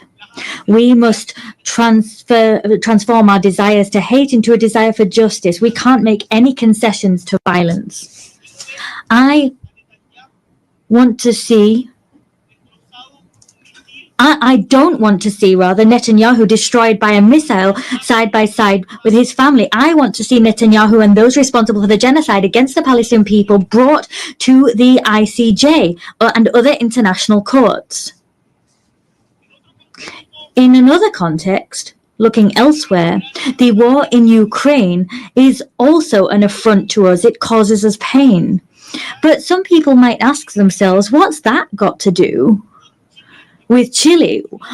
What's happening in Ukraine got to do with Chile? They're so far apart, we don't understand their language. Some people level those arguments against us and our homelands. We say back to them that we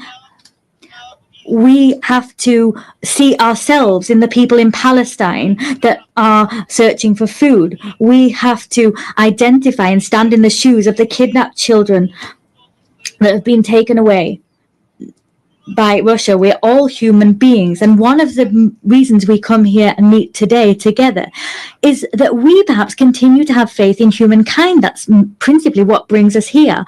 Our hearts cannot cease to be moved by pain, and we cannot cease to be moved by the needs of others like ourselves. It's for that reason that we have set down rules which are steps forward for civilizations, and they come from the lessons we've learned from the major challenges we've affronted as humankind. And these rules, we should say this loud and clear from this rostrum and take action here. These principles, these values are not being respected. Let's say that loud and clear. It's not okay to invite people to negotiate, to invite a neutral country to negotiate and then assassinate someone that's helping negotiations. That's what happens with Qatar. We can't bomb the nuclear facilities of another country. We can't invade countries like Iraq, saying that there are weapons of mass destruction that don't exist. That's not okay. It's not okay to invade a sovereign country like Ukraine and then impose negotiations on those people. And we all seem to resign ourselves to the fact that that's going on, as was recalled by the French writer Albert Camus when he talked about the experience of the Second World War. If we don't believe in anything, if nothing makes sense, and we can't invoke any values, well, in that case, everything is allowed. There's no good, no evil, and nothing is important. So, if we were to accept that reasoning, we'd have to admit that reason stands on the side of the successful party and no one else. And the rule which we use to assess humankind, the yardstick, would simply be effectiveness. So, in other words, the law of might is right. I want to say to you that ultimately this way of reasoning is the justification of killing. In a world where that occurs, the life of a woman, a man, or their children will always depend on fate or some whims of good or evil, arbitrary decisions. In a world like that, all of those that live without condemning hatred with all of their might are as guilty of homicide as the person dropping a bomb or pulling a trigger. Particularly if you have the voice and the power to say enough, as we do, as all the leaders that we are in this room, we have, with that in mind, greater responsibility. We refuse to rule in favor of those who have might or money, and we say that we're labeled as utopian, nursing pipe dreams. But what is history if not a continued utopian voyage? There will be people who simply want to do things that produce short-term results. But in general terms, shortcuts lead us to the edge of precipices, to the abyss. And the fact is, we don't need to be successful in the way we understand success today in the Western world to continue fighting for a fairer world, because we know that what we have together has allowed us to change the world, to make it more just, have more loyalty, more solidarity, more inclusion. We've done that.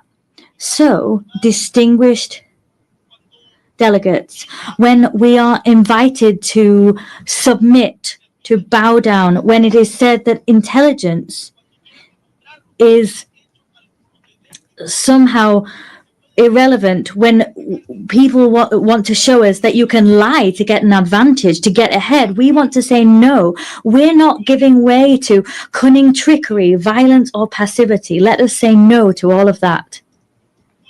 I can and I must respect the person who likes blue more than red, someone who is of a faith that's not my own, the person who thinks it's better to increase or reduce taxes according to the circumstances. Ultimately, I can and I must respect diversity of opinion. But at the same time as I respect different opinions, the opinions of those who think different to me, I face the outrage, the fact that people lie. And what's all the more outrageous is that they're aware that they're lying. Perhaps, for example, it's been said at this very rostrum today that there's no such thing as global warming. This is not an opinion. It's a lie. And lies must be fought against. Of course, we can discuss the best way of tackling global warming, or we can talk about who are more responsible than others, but we can't deny global warming. We can argue, we can discuss how the Nazis managed to govern such vast swathes of Europe, but we can't deny the Holocaust. We can study the secondary effects of a vaccine, but we cannot state with no evidence whatsoever that vaccines cause autism. The world needs a true, genuine dialogue between those of us who think differently, between people who have different visions of the world. It's for that reason that we created the United Nations, for that precise reason, to have dialogue and to decide that brutality is not acceptable, to decide that human rights must be protected regardless of ideologies or who's the victim or who's the torturer. That international law is the guarantee that reason will prevail over might always. Opposed against this dialogue, the other direction is lies and silence, and both will bring us to the edge of an abyss, into deepest suffering. So what is the task before us today? We have to chart the course that we want as humankind and work with the United Nations who are paving this path. Chile is rallying behind this shared vision, this shared respect for democracy, human rights, social justice, equity, unfettered respect for the freedom of expression, climate action, all of these things that stand as pillars of hope and action to address the difficult changes and weather these current storms. Today, we need to say loud and clear that we defend a commitment to democracy always in an nuanced fashion with no excuses whatsoever.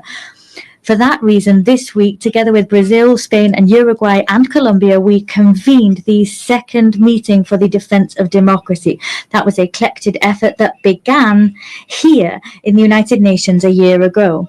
We want to build bridges so that we can identify the shortcomings of democracy. We want to look at ways of remedying these shortcomings and of improving the quality of life of our peoples. We will not settle with simply pointing out what we don't like about the world. We will not settle for saying that doesn't represent us. We want to propose ideas that we want to see and champion them. With all of that in mind, I'd like to briefly dwell on one particular issue. I come from Chile, that is a tricontinental country. Tricontinental. It has inextricable ties to the ocean. We have more than 6,700 kilometers of coastline. We are a country that looks at the ocean, and as such, we are proud of having been the first country in America and the second in the world to have ratified the BBNJ agreement to extend governed ocean areas beyond areas of national jurisdiction. In recent weeks, we saw the 60th ratification necessary for it to enter into force. As such, the first COP of that agreement will be held next year. We do hope it will be held early next year. Here, I wish to reiterate the fact that we are ready and willing to have its secretariat established in our Pearl of the Pacific in the city of Valparaiso, because we believe that this agreement is an opportunity to make ocean governance closer to the global south. Chile is always also a country that looks towards and has an Antarctic vocation. Our leadership in scientific research is clear. We provide logistical support for research, and we have campaigns for the protection of this area. When you've gone to Antarctica, you will have done so through Chile. In 2 weeks, we'll have another meeting of the Commission for the Preservation of Marine Antarctic Resources. So I call upon states parties now to approve the proposal of the Marine Protected Area for Dominion 1. That was the proposal established by Chile and Argentina. We cannot simply exploit resources if we don't adopt appropriate preservation measures, because ultimately we'll see the destruction of marine life, which we also depend on. Let us not forget that we are part of one single ecosystem. Maintaining biodiversity and sustaining life on Earth is something we must urgently grapple with, and we need to do so with a sense of responsibility towards our ancestors, towards those we share the planet with today, and with a sense of responsibility to future generations. Distinguished delegates, as we have a situation of climate crisis, protracted conflicts, and humanitarian crisis, against that backdrop, the selection and appointment process for the next Secretary General of the United Nations takes on particular significance. I come to this assembly convinced of the fact that always, even in the most difficult circumstances, there is room to take clear-sighted action as a collective body, action which is transformative and imbued with humanity. Human tragedy is never a foregone conclusion. We will not give up on the hope that there will be good in the world and that the United Nations we need can be built, because that conclusion depends on what we do. I want to say to you that regional balance must be respected in the Secretary General appointment process. It's time for Latin America and the Caribbean to have their moment. We are a war-free region with a rich diplomatic tradition. We forge consensus. We are unwaveringly committed to the UN Charter and have been since its very inception. Tackling the historic gender imbalance within the United Nations is important. We've never had a woman Secretary General, and that is something we must remedy. 80 years of history without a woman having been appointed Secretary General. The UN must reflect the progress made by the world and recognize that a woman at the helm is not just a symbol of equity, but also represents and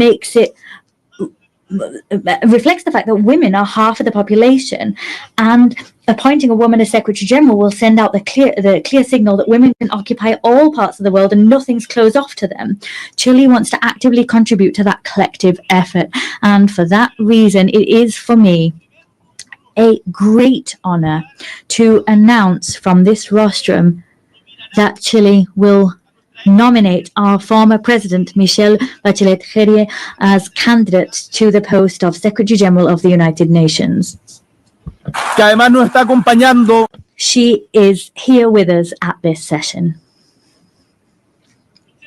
Michelle Bachelet is not only someone known to all of you on the global stage, she is a woman whose own trajectory is fully in line with the values that inspired this organization. She was head of state of Chile twice. Incidentally, she was also the first female head of state. She was also the Minister for Health and Defense. She was the Executive Director of UN Women and also High Commissioner for Human Rights at the United Nations. Michelle Bachelet has governed, has negotiated, has solved problems, and has listened. Her trajectory, what she's done throughout her life, combines empathy with strength and resolve, experience with openness, and she combines all of these with a proven ability to make decisions and to take action in times of mistrust and fragmentation. I firmly believe, and I know that this conviction is shared by my nation, that Michelle Bachelet is someone able to build bridges between the North and the South, between the East and the West, between urgent needs to find solutions and the urgent need to defend principles. With her leadership, the United Nations will be able to restore credibility, effectiveness, and a sense of purpose in the face of current challenges.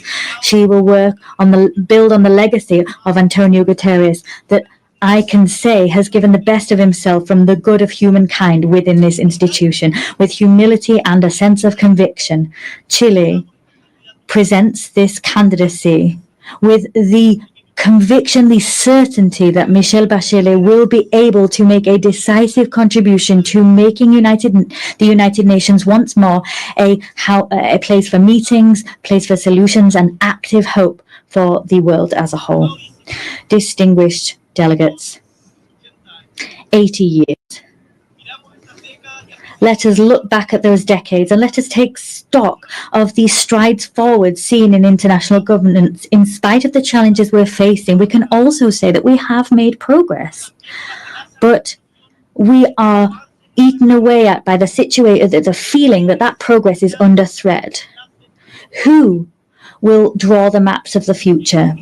We want to believe that those cartographers will not be those waging assaults on multilateral institutions and eroding their credibility. We don't want them to be those who humiliate the weak. We want all peoples together to draw the maps of the future. Together we represent all of those people, and together we will trace out clear maps so that we have not only a possible and viable future, but one that is full of dignity for everyone and respects them.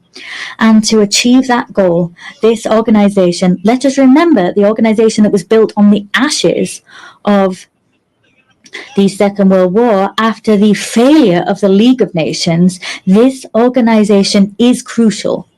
And renewing it, changing it, reforming it is an urgent need. So, as a renewed organization, but one with the same purpose, it will be an organization that everyone works together in. The words of Victor Jara, that great Chilean singer, great Chilean artist, he talked about this great love of earth which has helped us to live. He loved peace, to enjoy life, love and freedom for everybody. He talked about those things so that his children could exist, his city could exist, and his people could exist. Let us, distinguished colleagues, move together, free and equal, similar and different. Let us walk along this shared path of seeking truth, justice, happiness, and justice. I thank you.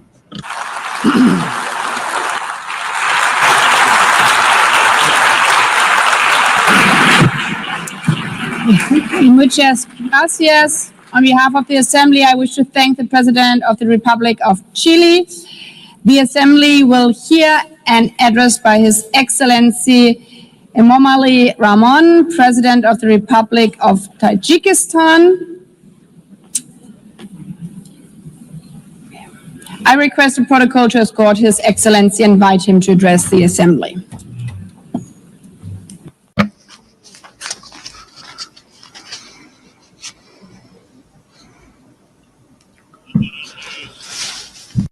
Your Excellency, Madam President, Excellency, ladies and gentlemen.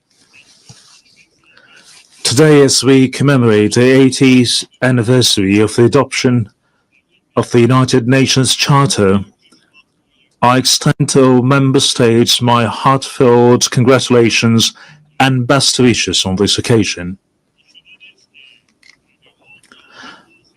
The contemporary world is undeniably experiencing a period of instability, turbulence, unpredictability, and escalating complexity. Geopolitical tensions, efforts to reshape a framework of international relations, conflicts, and confrontations in different parts of the world, along with series of security threats and challenges have posed significant risks to lasting peace and safety. At the same time, the consequences of climate change and growing social inequality impose restrictions on the process of sustainable development and sustainable global development. And in such a complex and turbulent circumstances, the role of the United Nations as a platform for inclusive dialogue, cooperation, and the promotion of peace and security worldwide becomes more important than ever.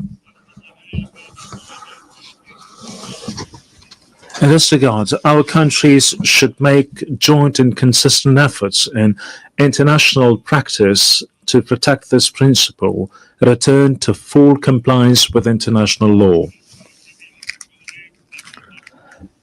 In this process, strengthening equal cooperation among small and large states is also considered to be an important and timely step. Madam President,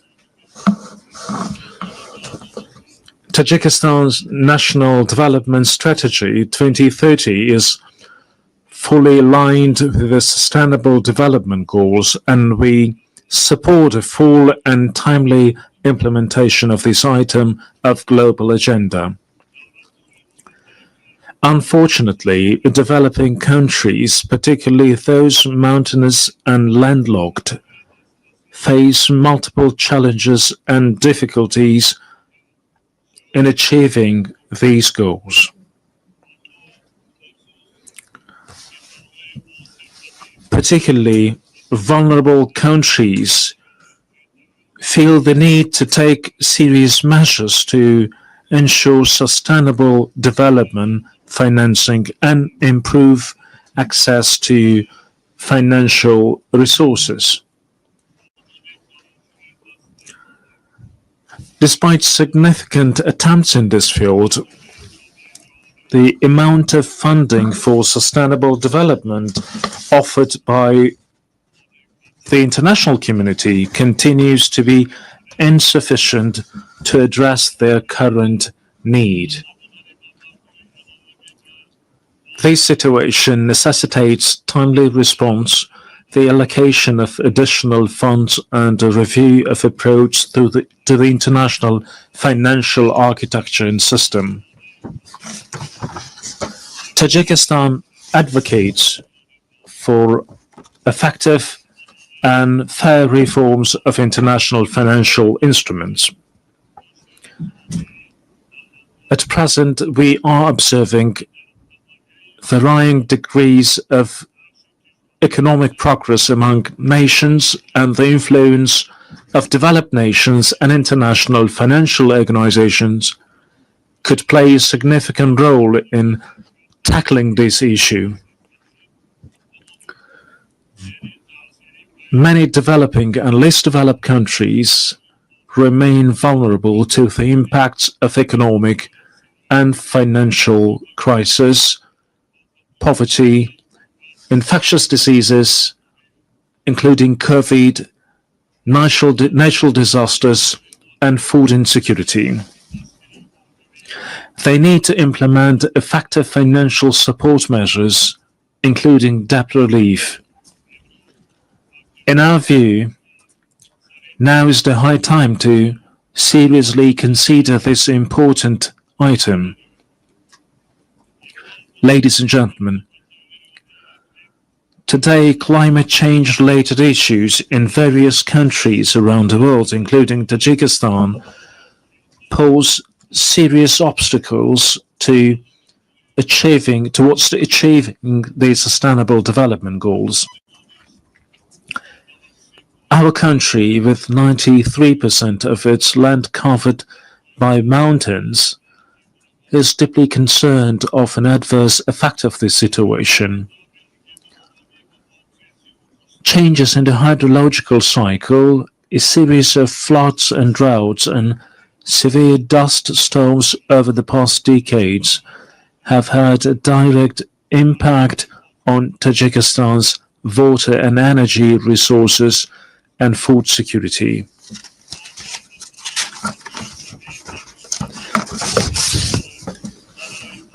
Every year, we suffer tremendous material and financial losses due to water-related natural disasters. Regrettably, these phenomena often result in loss of life and the destruction of vital infrastructure. The impacts of climate change and rising temperatures have led to accelerated melting of glaciers and the deterioration of marine and ocean ecosystems.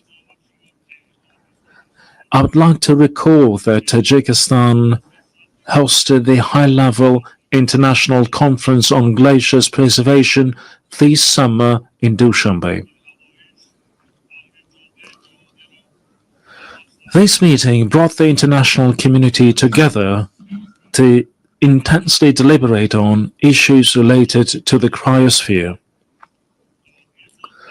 It is worth noting that of Tajikistan's 14,000 glaciers, which are one of the region's main sources of drinking water, more than 1,300 have completely melted, and the rate of melting of these ices is accelerating. This is even though Tajikistan's glaciers and other water sources account for up to 60% of St. Asia's water resources. We must not remain indifferent to the matter of addressing issues related to the source of human life, water. Distinguished delegates, ladies and gentlemen, Tajikistan plays a proactive role in water diplomacy.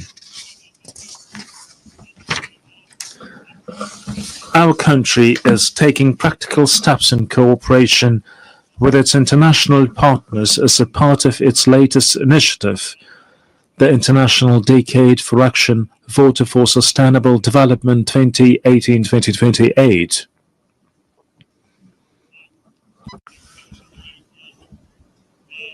I call on member states and stakeholders to actively participate in the next event within the Dushanbe water process the high-level international conference which will be held in Tajikistan next year. This event will undoubtedly give a new impetus to our continued joint efforts within the framework of the Water Action Agenda. We are confident that it will also serve as a solid foundation for preparations for the 2028 United Nations Water Conference in Dushanbe. Madam President, strong institutions and legal literacy are the ground of a just and stable society. Today, the international community is witnessing disrespectful and violation of international law, which is the foundation of order, peace, and stability throughout the world. We emphasize the need for strict adherence to international law and the resolution of all disputes and disagreements within the framework of the law. Being deeply aware of this reality, Tajikistan proposes that the United Nations General Assembly considers proclaiming an International Year of Legal Literacy.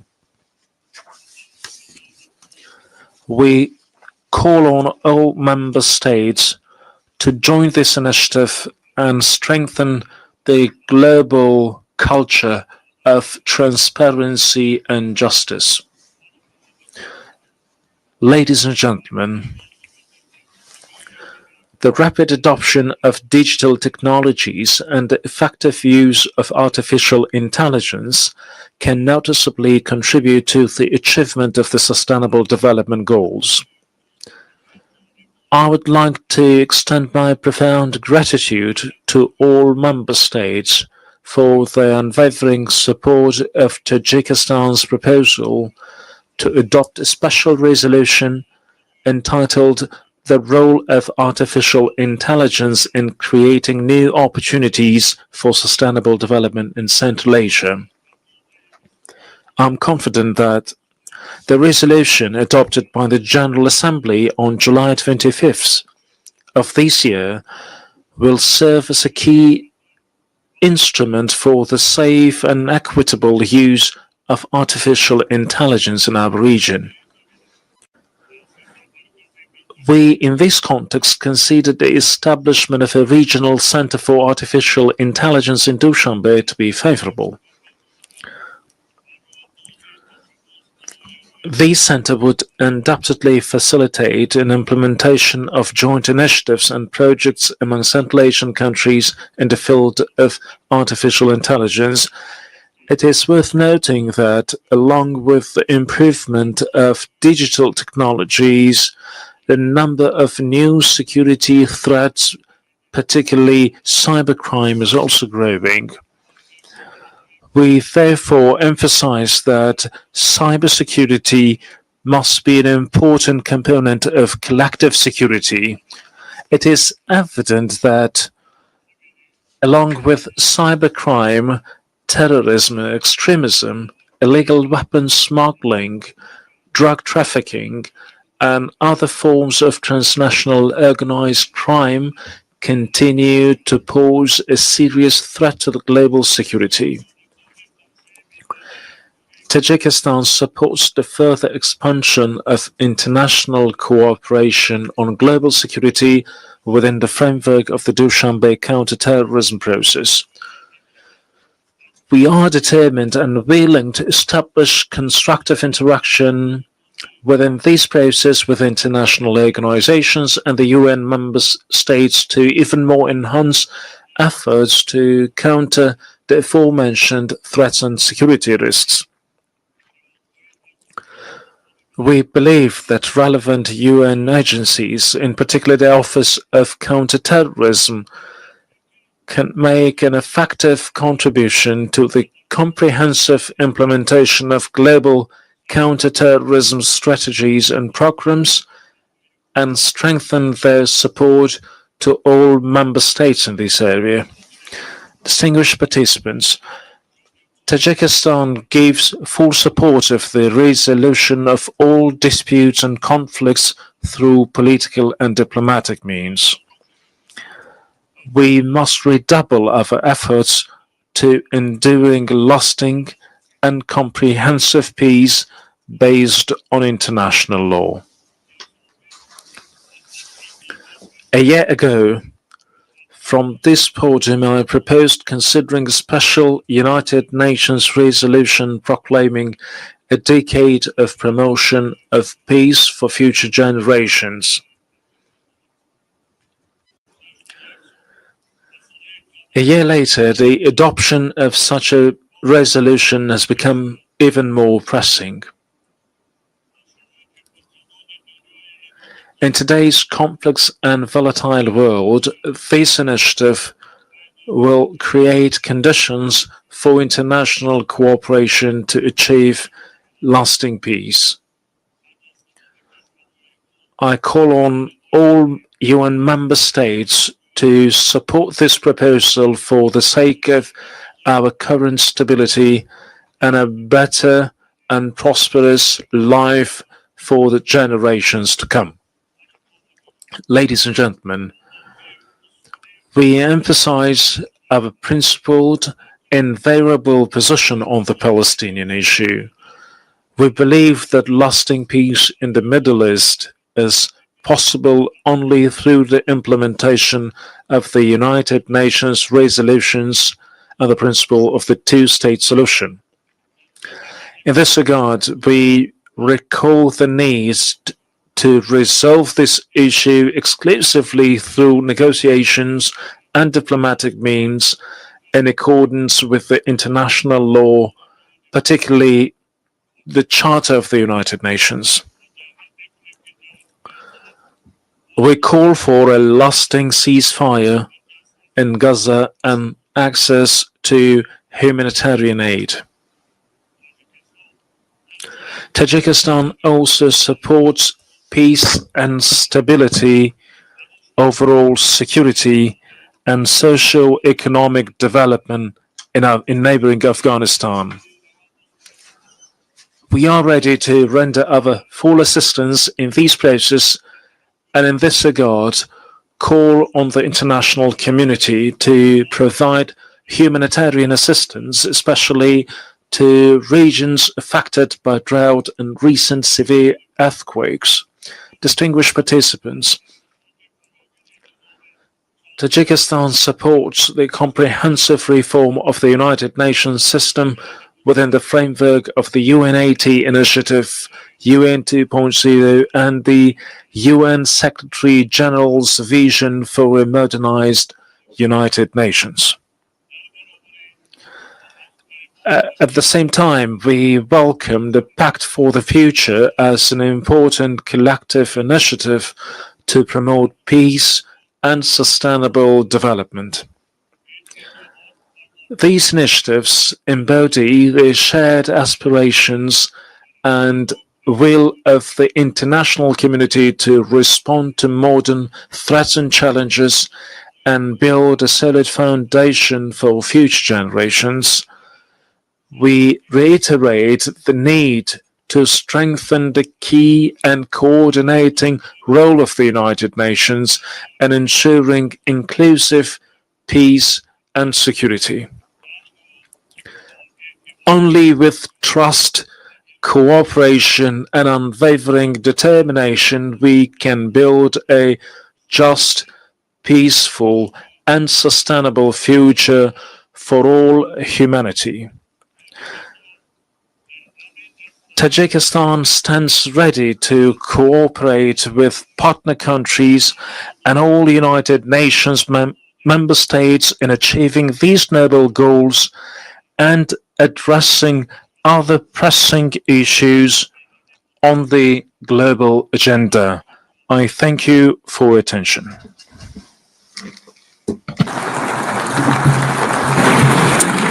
On behalf of the Assembly, I wish to thank the President of the Republic of Tajikistan. The Assembly will hear an address by His Excellency Joseph Aoun, President of the Lebanese Republic. I request protocol to escort His Excellency and invite him to address the Assembly.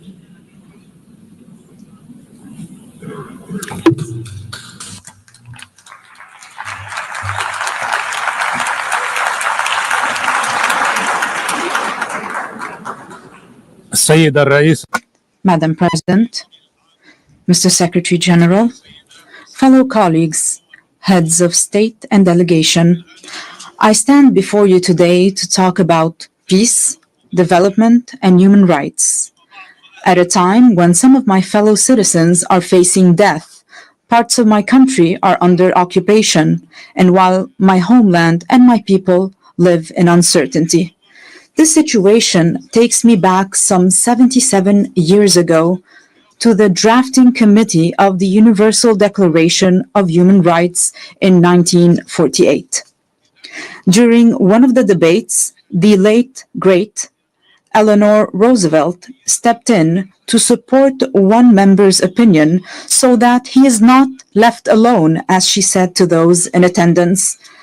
The dissenting member respectfully responded, "Honorable lady, my concern is not to side with the majority or the minority, but to align with the truth." The author of these words was no other than Charles Malik, the Lebanese philosopher who worked alongside other great minds of the time to give humanity this eternal declaration. He was also granted the honor of presiding over this august assembly from 1958 to 1959 to represent my country, Lebanon. Madam President, Mr. Secretary General, colleagues, ladies and gentlemen, I recall this incident today, first, to express my profound sense of pride and my heightened sense of responsibility as I stand before you today for the first time in my capacity as President of Lebanon on the 80th anniversary of this great organization. Second, because our session focuses on examining the inherent relationship between three human virtues: peace, development, and human rights, and between these three virtues and my country, Lebanon. The Lebanese experience, alongside lessons from our region and the world, have shown that there can be no development without peace, for growth cannot take place within chaos, and prosperity cannot be achieved amid conflicts and wars. Peace is the only foundation for development. Experience has taught us that just as there is no development without peace, there can be no peace without justice, and no justice without human rights, particularly the right to live in dignity. Without dignity, peace becomes an illusion, and the only growth will be in poverty, underdevelopment, violence, and bloodshed. Since the establishment of this great organization, its charter stipulated the need to save succeeding generations from the scourge of war, to live together in peace with one another as good neighbors, and to employ international machinery for the promotion of the economic and social advancement of all peoples. These noble principles remained on paper for 80 years, as the blood of our people was spilled on the ground. The reasons might be numerous. One can attribute them to the authoritarian nature of man, the nature of relations between countries based on power struggle, hegemony, and the race for absolute dominance in all fields. However, another reason has stirred this tragedy. At least 30 years ago, since talk began in this very chamber about a new world order. The reason is related to the issue of identity and plurality within any society or within societies and countries, especially in the era of globalization. On the one hand, people need one another. On the other hand, they fear for their identity. This led to an emerging issue that drove humanity back to the path of conflict. Let us acknowledge here that religion remains a primary factor in defining the identities of human groups.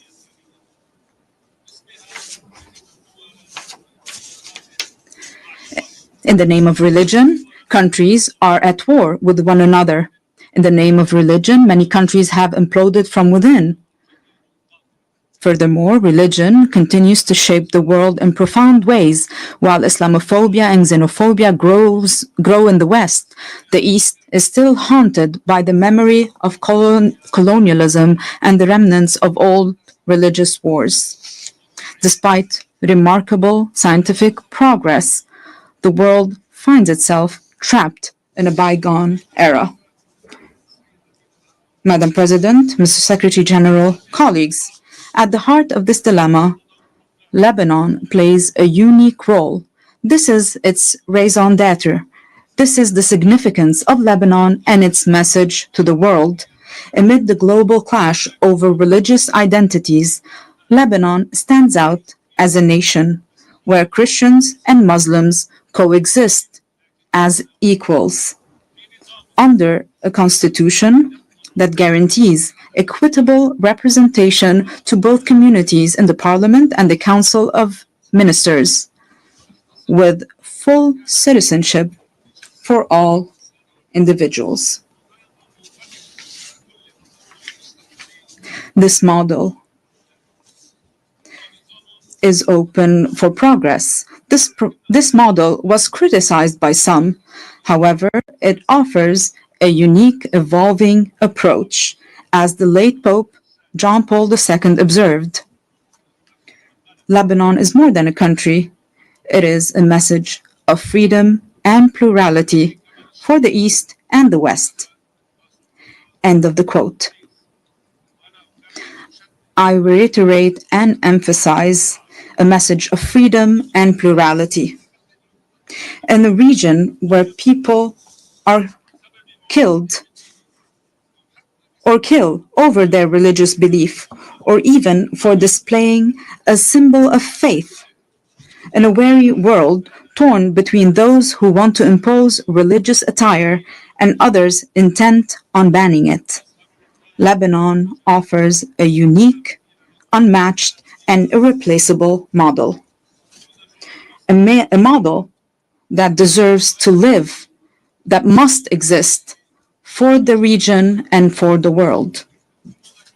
A model that allowed me, as an Arab Lebanese, to serve as the only Christian head of state from East Asia to the coast of Europe. My country, Lebanon, the land of human secularism with profound faith, without any imposition or prohibition of any kind. A model that requires all those who are committed to a better future for humanity to ask the following two questions. First, why would there be an international and UN obligation to preserve Lebanon? And second, how can we achieve this goal? First, indeed, there is a human obligation to preserve Lebanon. If this model falls, this model of coexistence between two different religious communities that are completely equal, where else around the world can we replicate this experience? If Christians were to disappear from Lebanon, this equation, this delicate balance will fall, and with it, justice. If the Muslim community in Lebanon no longer exists, this balance will also fall. And this will also undermine justice. The fall of Lebanon, precipitated by the loss of any of its integral components, would foster the rise of extremism, violence, and bloodshed, both in our region and in the world. It is clear to me today that many of the underlying causes of the war on Lebanon as well as the deeper, more insidious motivations behind it, have been aimed at dismantling Lebanon's unique model. These actions serve to justify an Orient fractured by conflicting identities and perpetual ethnic rivalries, destined to remain in a state of ongoing conflict. While certain may benefit from this situation, however, it is ultimately in the interest of the world and humanity to strive for international peace. Hence, the success of the Lebanese experience will set a benchmark for any country. This model today is a vibrant, steadfast, and energetic country determined to live, resolutely refusing to succumb to adversity. What it takes to save it? Simply a clear and firm stand in words and action aimed at liberating all the Lebanese territory and securing the exclusive sovereignty of the Lebanese state, enforced solely by its legitimate and legal armed forces over its land. This is the unanimous will of the Lebanese people since the declaration of November 27, 2024, which was adopted with the support of the United States and France and this very organization as a mechanism to enforce UN Security Council Resolution 1701.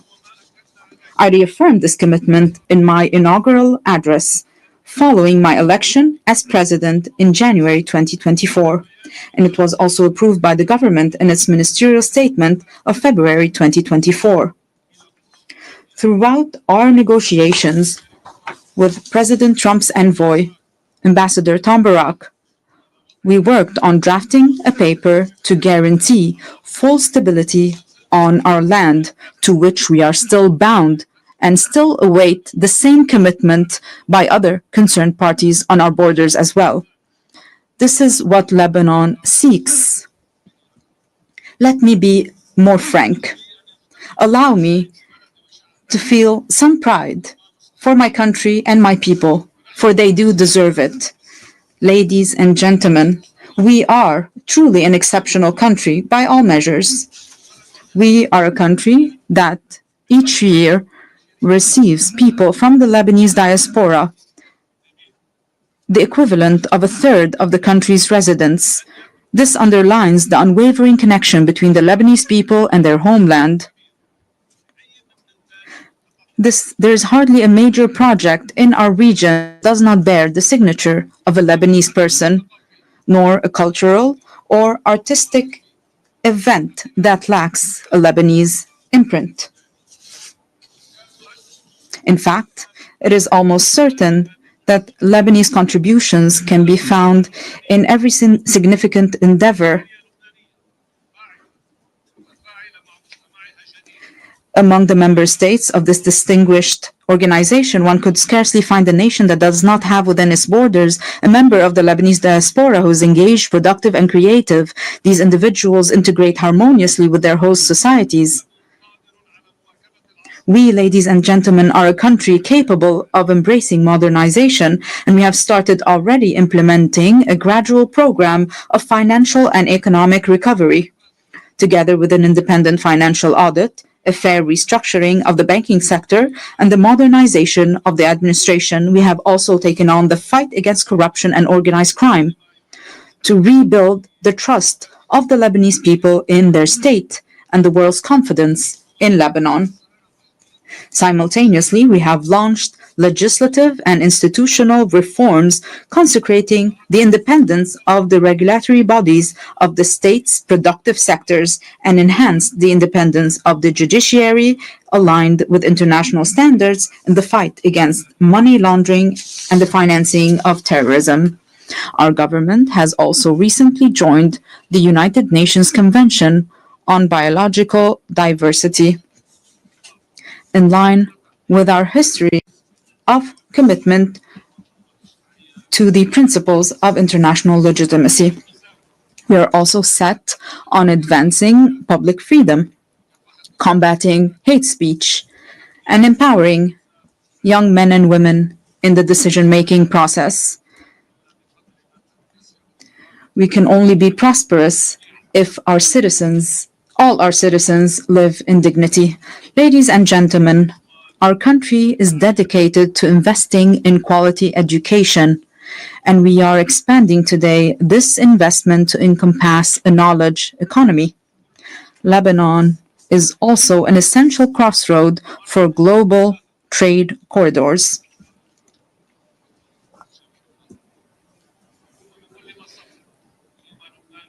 While advancing on all these fronts, our country simultaneously shoulders numerous burdens.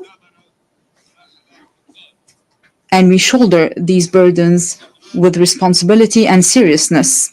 Most pressing among them are the persistent instabilities along our southern border. We call for the immediate cessation of Israeli aggression, the full withdrawal of its occupying forces from all Lebanese territory, and the release of our hostages that we shall not forget nor leave behind. And we insist on the complete implementation of UN Security Council Resolution 1701. This will be achieved with the help of the mandate given to UNIFIL, working in coordination with the Lebanese army over a transitional period to achieve peace and stability. In this context, allow me to extend my gratitude to the members of the Security Council who adopted the resolution to renew UNIFIL's mandate to help us achieve lasting peace and stability. However, the deep underlying causes of our crises extend beyond our immediate borders. This is why it is our moral, human, and political obligation to call for an immediate end to the devastation taking place in Gaza.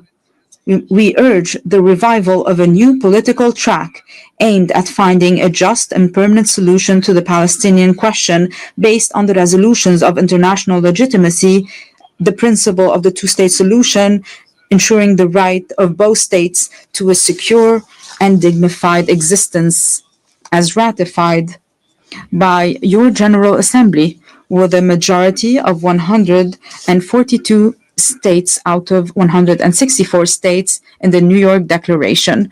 The second major burden Lebanon is carrying now is the unprecedented displacement situation taking place on its soil, which, measured by capita, stands as the largest in history. Lebanon looks to the United Nations and its specialized agencies, as well as to the Syrian authorities, to address this critical issue. Through direct negotiations and with the support of the Kingdom of Saudi Arabia, we aim to reach comprehensive understandings and agreements across different aspects of our bilateral relations, the goal being the dignified and safe return of the displaced Syrian citizens, as well as the restoration of the special relations between Lebanon and Syria in good neighborliness and close cooperation in various fields, overcoming the misunderstandings of the past. The third burden crippling us today is the reconstruction of Lebanon following the Israeli aggression on our soil, especially with respect to the infrastructure necessary for the return of the Lebanese Authority to the Lebanese border towns and to the rebuilding of homes and villages bulldozed and demolished by the aggression. For there will be no stability if it is not rebuilt and its beauty restored. Furthermore, there's the issue of providing the necessary means to our legal armed forces so that they may take on the task of defending and safekeeping our national integrity. We remain hopeful about the public initiatives to organize international conferences dedicated to that purpose. Ladies and gentlemen, Lebanon does not seek special privileges or favors. Indeed, it calls upon the international community to act with responsibility, fairness, and equality, thereby enabling Lebanon to reclaim its role as a land of freedom and plurality. This very spirit underpinned the Distinguished Assembly's resolution on August 16, 2019, to grant Lebanon's request to establish the Human Academy for Dialogue and Conversions within its borders, a resolution that was for a time overshadowed by the many crises Lebanon has faced in recent years. Today, Lebanon is intent on reviving this vital initiative. Our intention is both to reassure ourselves and to send a message to the world. Lebanon is returning to its rightful place, both within the international community and among the nations gathered at the United Nations, a true platform for human values and the advancement of humanity. In closing, I reiterate the opening theme of my message. While I stand here today advocating for peace, my countrymen are being killed. The conflict is still very fierce between Lebanon being a land of life and joy and a platform that spreads both values to the region and the world, and Lebanon being a place of sorrow and wars, spreading both woes to the region and the world. We in Lebanon have made our choice. We choose to be a land of life and joy, and we shall abide by it. I call upon you all, for the sake of peace in our region, for the good of humanity, stand with us. Do not abandon Lebanon. I thank you.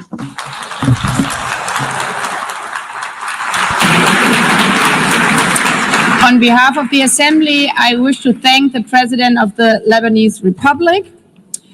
The Assembly will hear an address by His Excellency Emmanuel Macron, President of the French Republic. I request protocol to escort His Excellency and invite him to address the Assembly.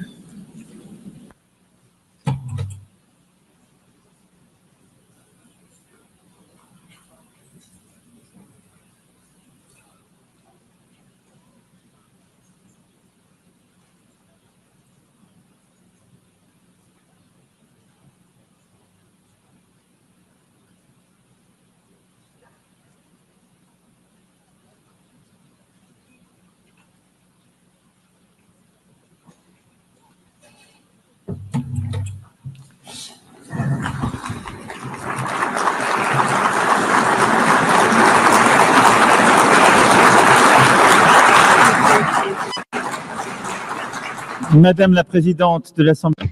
President of the General Assembly, Secretary General, Deputy Secretary General, ladies and gentlemen, heads of state and government, ministers, ambassadors, and delegates. I am delighted to once again stand before you to issue an address at the 80th session of the United Nations General Assembly.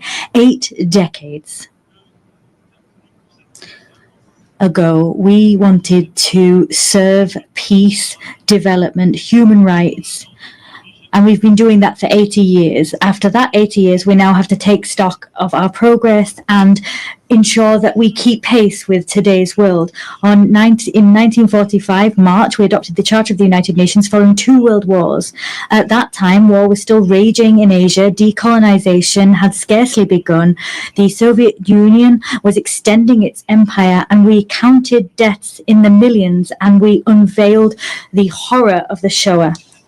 Yes, at that stage of the world wasn't yet complete, but at the same time, nevertheless, we were, through resolutions and with resolve, building our desire to spare succeeding generations from the scourge of war, and we declared our faith in the fundamental rights of mankind, and we made a commitment to create the conditions for justice, to foster social progress, to practice tolerance, and to live side by side in peace.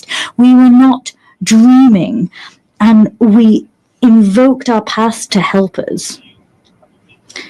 And after 80 years, I want to say before you that we were right to dream. We had the right to dream. Our world today deserves the same resolve we had then in terms of working together. 51 of us were at San Francisco, and now 193 of us are gathered here in the General Assembly. The text that created this organization enshrined the principle of collective action and enshrined common values. It defined robust processes. And I know, nevertheless, how great frustration is. We see that states are unequally represented, particularly on the Security Council, and that fuels frustration. And that's why I unequivocally support its expansion, the reform of the Security Council, particularly its expansion for the African continent. I also know the extent to which political and social balances and states of plays have changed, and different actors have taken on more responsibilities. Many people are asking about whether the United Nations promises have been upheld, whether it's in sync with reality, and whether it brings with it any benefits. Let us not kid ourselves. This 80th anniversary is not a fact that we can just accept. Conflicts, international, national, state conflicts are proliferating. The criminal and terrorist activity is proliferating, and people are deliberately trampling on the Geneva Conventions as if war was just about terror, revenge and victory. Haiti, Burma, Ukraine, the Democratic Republic of the Congo, The list is as long as it is unconscionable. There are more and more cases of violence being weathered by people whose nations are at war. Major transformation is also underway for us all across the globe. Climate change is not under control. Biodiversity is collapsing. Efforts that the majority of us are ready to make are coming up against the obstacles of the cynicism of a few that can make a difference but refuse to do just that still. And we see the technology picking up pace. They pave the way to horizons of opportunity, but they also pave the way for dangerous forces because they're not regulated. Global trade is weathering tariff wars, and that's another form of imbalance, globally speaking. Alarm bells are ringing out loud, but that doesn't extinguish hope. Our divisions do not mean a lack of hope did not mean Syria wasn't able to free itself from war. Ukraine is staying the course, and peace is possible in the Great Lake regions. We've also adopted treaties, ambitious agreements that some people thought were impossible. A treaty on pandemics, a treaty to protect the high seas, another to finance development. The world's complexity is not a reason to throw in the towel on our principles and our ambitions. To a certain extent, ours is a moment of paradox. We need, more than ever before, to restore the spirit of cooperation that prevailed 80 years ago. And however, in spite of that, we're isolating ourselves. There's more and more divisions, and that's plagued the global order. The world is breaking down, and that's halting our collective capacity to resolve the major conflicts of our time and stopping us from addressing global challenges. France is proud to be among the people of the United Nations and pay tribute to all the people that serve them, soldiers wearing blue helmets that maintain peace where no one else wants to go, humanitarian personnel and healthcare workers that come to the aid of the most vulnerable, legal specialists, observers, rapporteurs that bear witness to the reality, ensure that the rule of law can prevail, that arbitrary whims do not rule the day. I'm talking, of course, about our NGOs, our nurses, our journalists, and many other people who bear witness to the fact that this organization cannot be replaced. It is for this reason that those that are its harshest critics are also those that want to change the rule of the game because they want to exert domination. And these are people that do not want the common good to prevail. They want to serve their interests, and that is the major risk of our time. The risk of seeing the facts as they are just become the ongoing state of play. We don't want to see might is right prevail, but that's the risk. We don't want to see the selfishness of some people win the day. That's the risk. The risk is that some people, an elite, will decide the course that the world will run, and that they will forget that there's an international community. There needs to be respectful relations between peers. There needs to be cooperation between peers. That alone makes peace possible. That alone makes it possible to address climate change, to have a successful digital transformation, or to fight against military proliferation. It is for this reason that 80 years later, our priority is to really find the crux of effective multilateralism, to get back to that gem, collective effectiveness. We need to be clear here. The anti-game of some people makes it almost impossible for our organization to be collectively effective. They're playing against us. We need to work together to get back to that collective multilateralism. There's no point here in dividing the North from the South to think that there can be a united West in the face of a global South.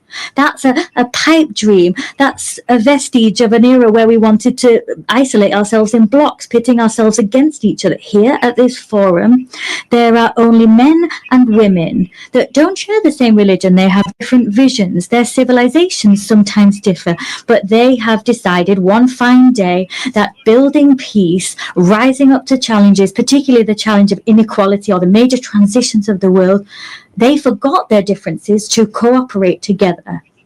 It is for that reason we need to consolidate existing rules and the institutions that guarantee our collective authority and our collective effectiveness. Human rights remain the very fundamental pillar of the United Nations House, and they give coherence to all of the action we undertake. And at a time when conflicts spread and increase in number, we also have mass human rights crises that we're facing at the same time. Our duty is to ensure that there is a respect for international humanitarian law. We proposed ensuring that as part of the global initiative that we champion alongside a number of counterparts: South Africa, Brazil, China, Jordan, Kazakhstan, and the ICRC. Let us support the ICC in its fight against impunity. Let us allow the orders of the ICJ to be implemented, their rulings be upheld. The authority, the force of law is our best chance in stopping the rule of might is right from prevailing.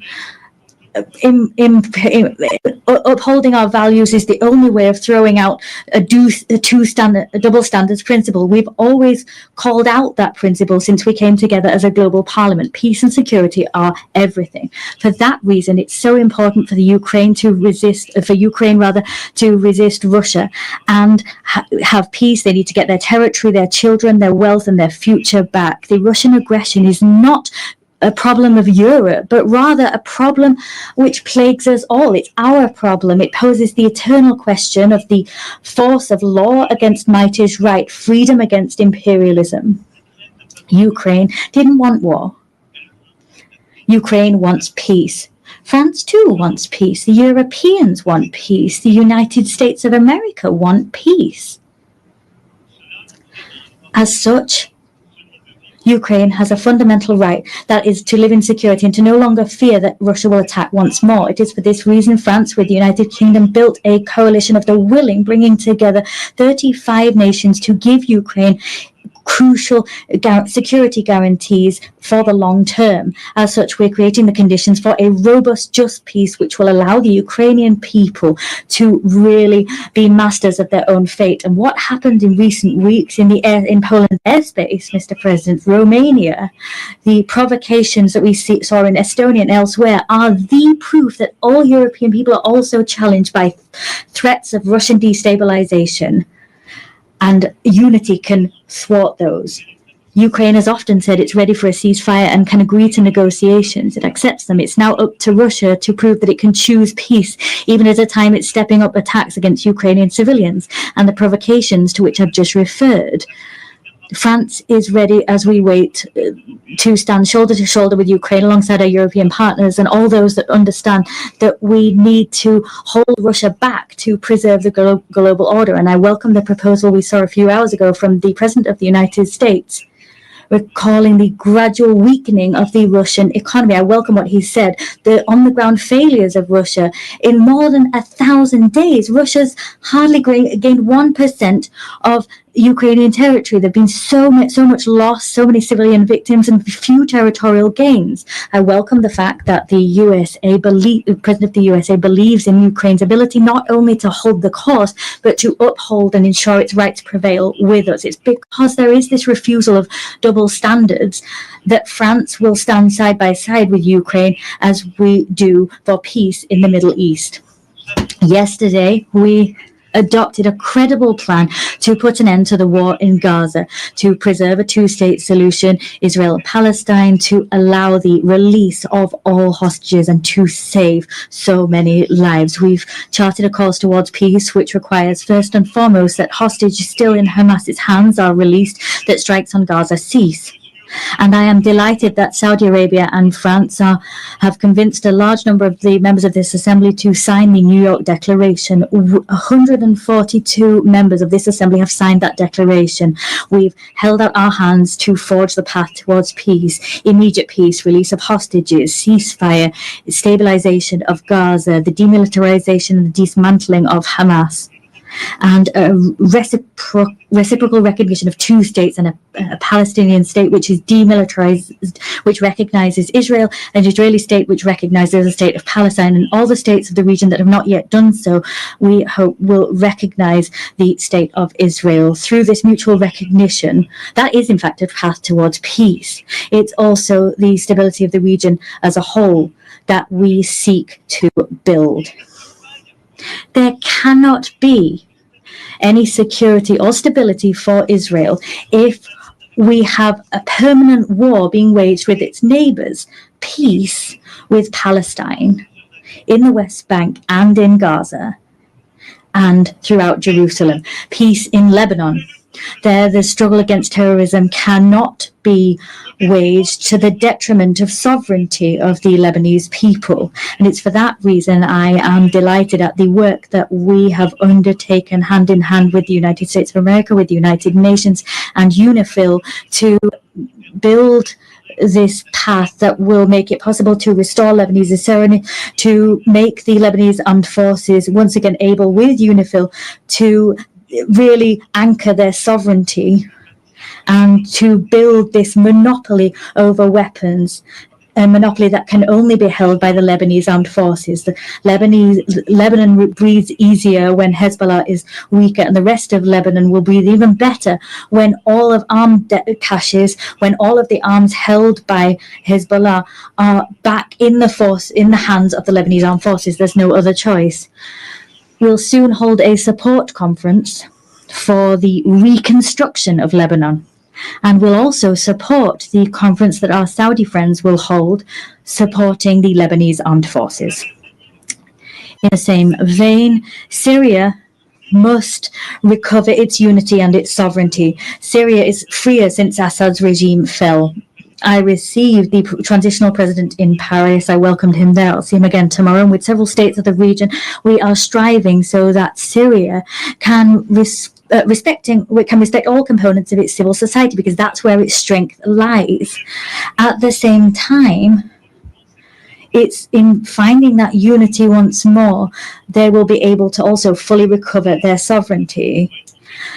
The region can only be in peace if the Iranian nuclear program that has been partially destroyed is once again fully under control. It is for this reason France, Germany, the United Kingdom triggered by way of a collective agreement a process leading to the restoration of all international sanctions previously imposed upon Iran. Iran alone is responsible for being in breach of its obligations, but they have decided to open the doors to the IAEA and allow them to inspect HEU stocks and to conduct inspections. The next steps to come will be decisive. Either Iran makes a gesture and goes back to the path of peace and accountability that make it possible to get back on course and for the IAEA to do its work and for stockpiles to be transferred, or sanctions will have to be imposed. I'll have an occasion to meet with the president, if needs be, tomorrow. On each of these crucial issues, France puts forward concrete proposals, solutions. The plan for the war to stop in Ukraine exists. The plan to make peace in the Middle East is on the table. A plan to put the Iranian nuclear program back under proper control exists. The plan to restore the full sovereignty of Lebanon in the south exists. We always want to be the partner of all of those who share this demand that everyone take effective action. However, there is a risk that we will stop taking action and look away from too much suffering. The humanitarian tragedy currently in Sudan is undoubtedly the biggest of those facing us today. It's up to us collectively to rally, to mobilize, as we did in Paris in 2024. Let us coordinate our efforts to act together so that the warmongers accept negotiations and put power back in civilian hands. In the same way, in the Great Lakes region, the sovereignty and territorial integrity of the Democratic Republic of the Congo must be upheld. We need to return hope to the people of Kivu and to the hundreds of thousands of people that have been displaced. And it is also for that reason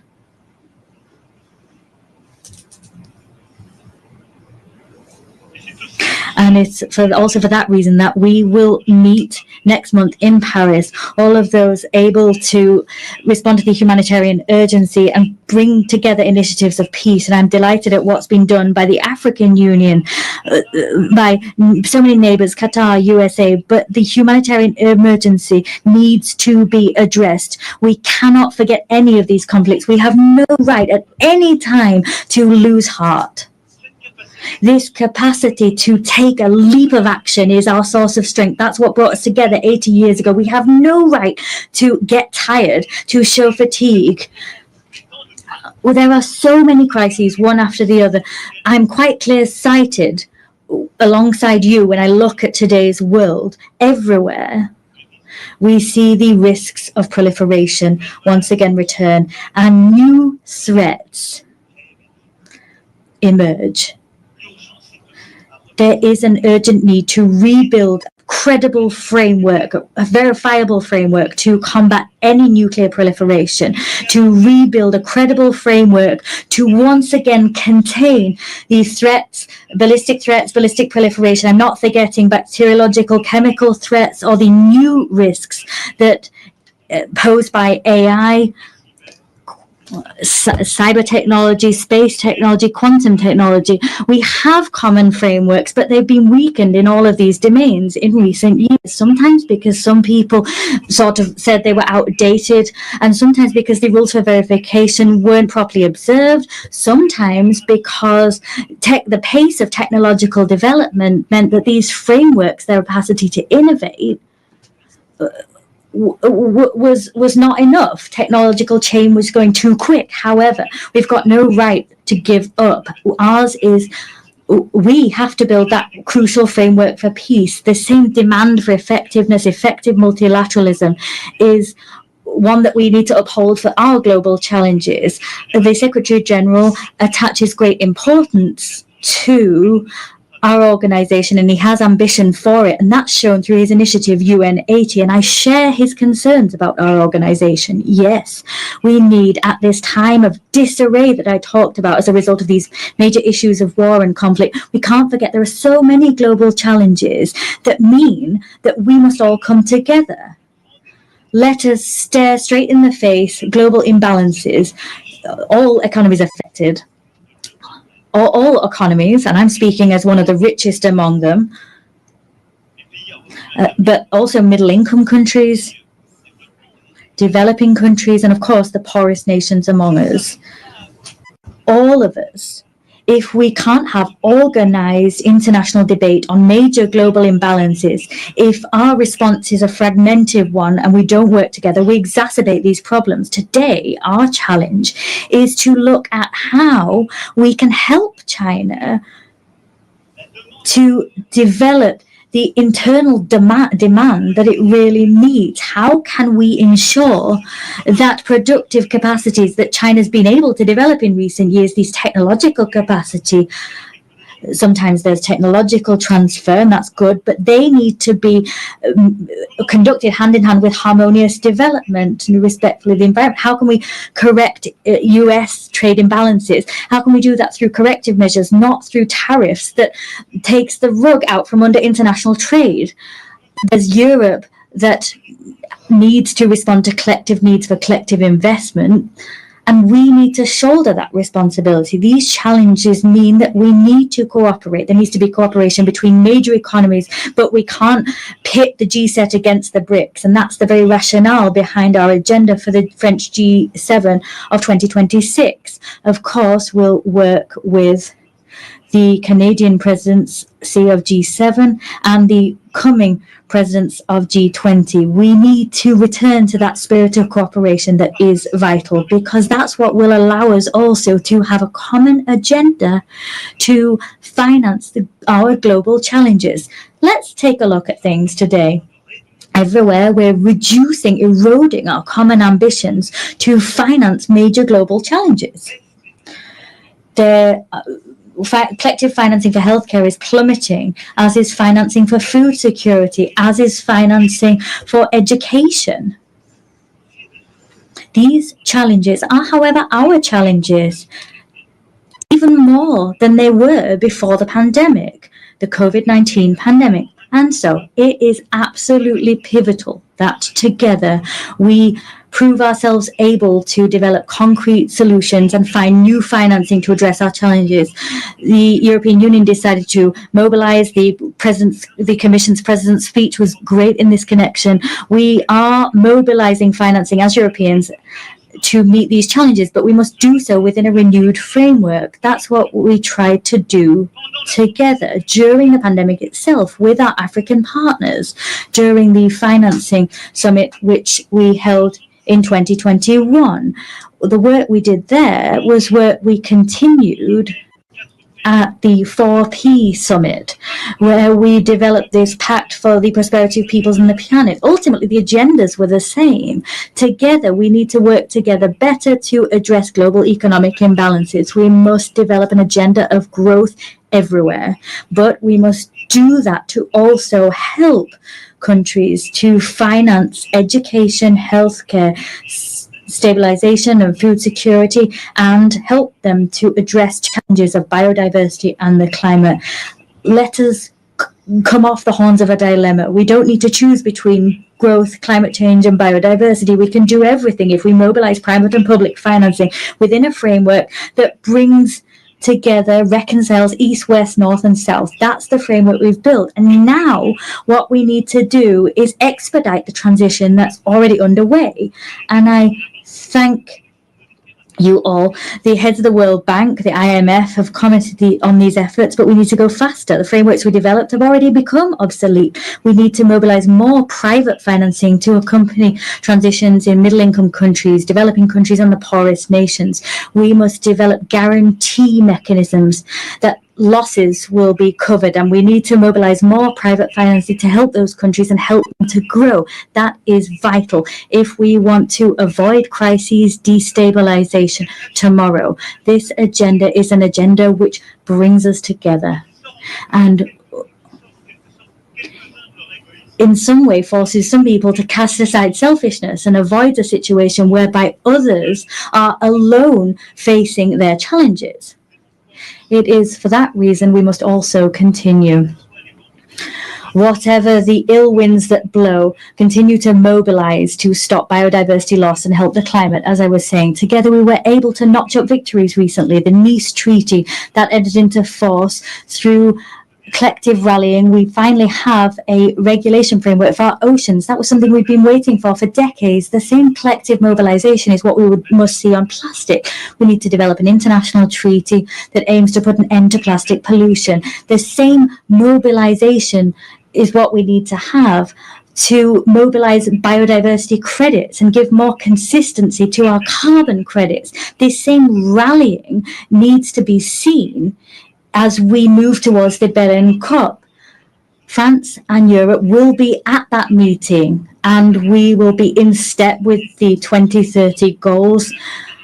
We will mobilize all financing necessary to usher in this transition, whether that be public or private financing.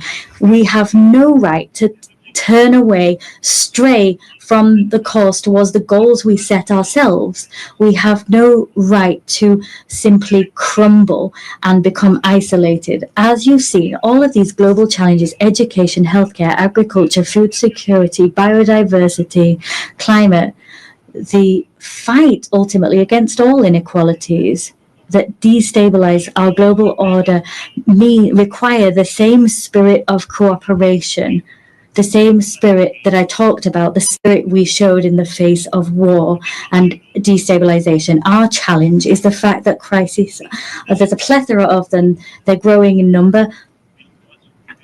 My speech was long and quite comprehensive, but I do reassure you I'm coming to an end. But I forcefully say to you once more, in spite of all that, in spite of the long list that sometimes gives the impression that we might be overwhelmed, our duty is to remain on our feet and to continue to act together. 80 years ago, those that preceded us were facing collapse. The war hadn't finished. The worst had just come to pass. A world already divided, was kind of stuttering, and it was up to them to build the treasure that is the United Nations. We could overwhelm our assembly, level criticism against it, reproach it for everything. Not all reproaches are fair, some are. This assembly is us.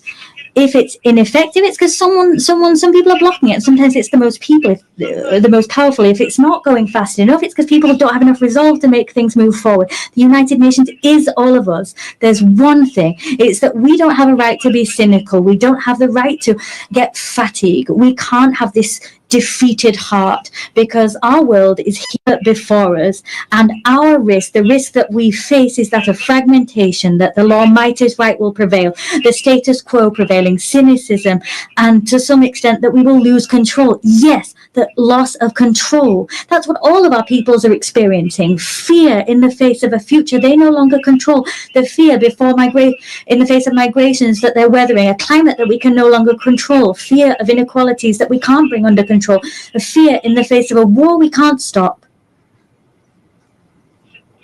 This fear has one friend.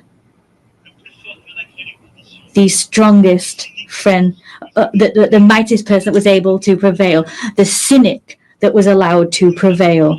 We have one responsibility, that is to act together, build this multilateralism once again with the same faith, with the same resolve as the founding fathers of this assembly. We need to do that with even more effectiveness, but with the same will. We cannot give ground to injustice. We can give nothing to fatality or the sense of the inevitable. We need to act, and act. So it's up to us to do just that together. I thank you.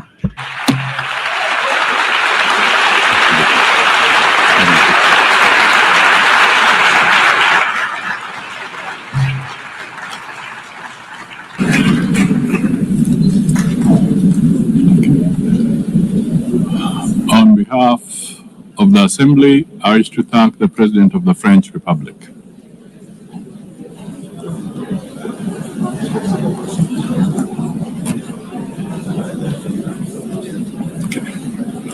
The Assembly will now hear an address by His Excellency Shadia Zaparov, President of the Kyrgyz Republic. I request protocol to escort His Excellency and invite him to address the Assembly.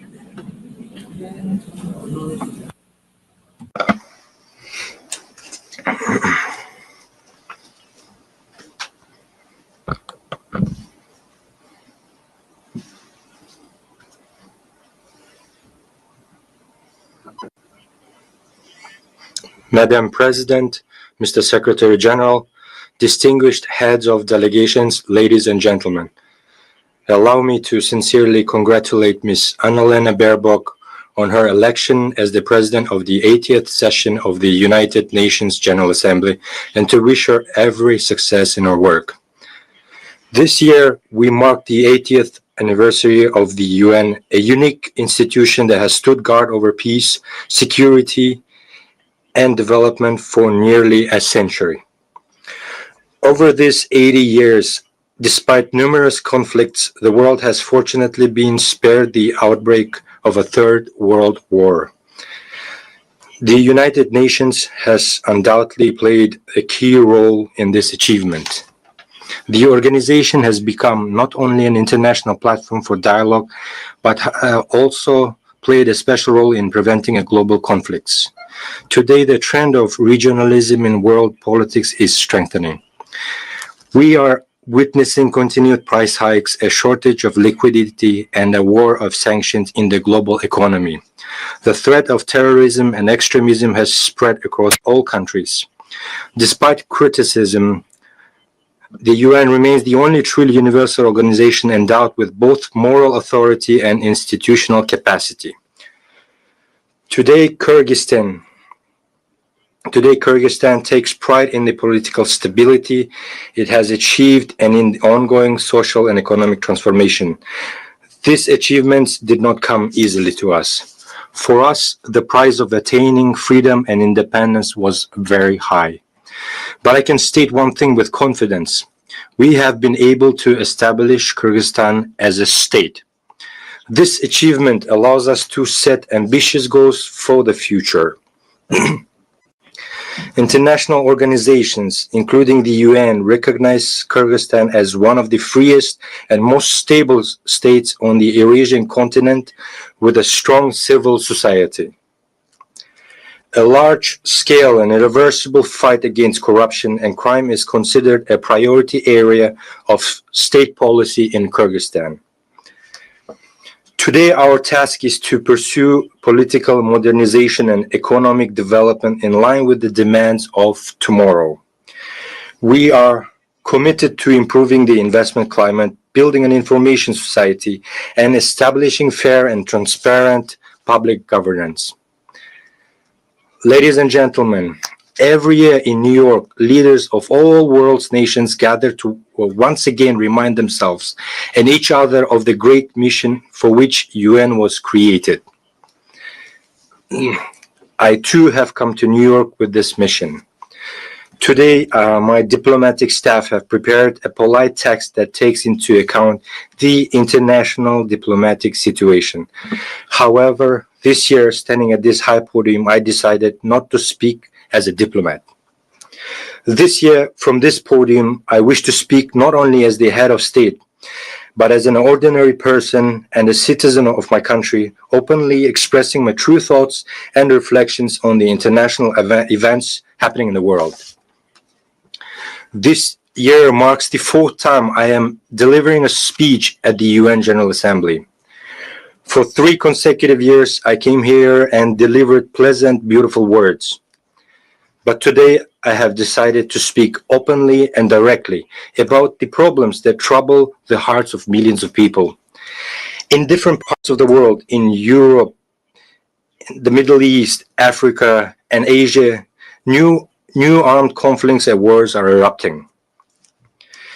Millions of people losing their homes are forced to abandon their native lands, and millions become victims. Who suffers the most? First and foremost, ordinary people. We cannot turn a blind eye to the suffering of many peoples. Palestine, Ukraine, Sudan, Syria, and others where hostilities continue. Civilians are dying and human rights are being violated. The world community, applying double standards, prioritizes these conflicts as more or less important, depending on its own geopolitical interests.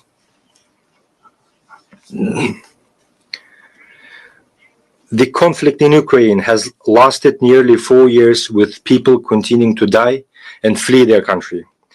We support the efforts of US President Donald Trump and Russian President Vladimir Putin to seek solutions for a peaceful settlement of conflict in Ukraine. We are interested in this outcome because we too are suffering from the consequences of the Russian-Ukraine conflict. Unilateral sanctions negatively affect us as well, a country that is only just getting back on its feet. Kyrgyzstan is making every effort to strengthen its economy independently. Therefore, we view unjustified sanctions as interference in our internal affairs and as pressure that hinders the development of our still-forming economy. I have always said, I will say again, Kyrgyzstan has strictly fulfilled and will continue to fulfill its international obligations. However, we cannot sacrifice the interests of our citizens and the economic development of our country.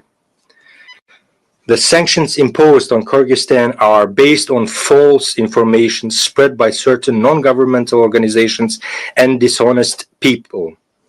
We are ready to accept independent international audits to thoroughly review the activities of Kyrgyzstan's banks.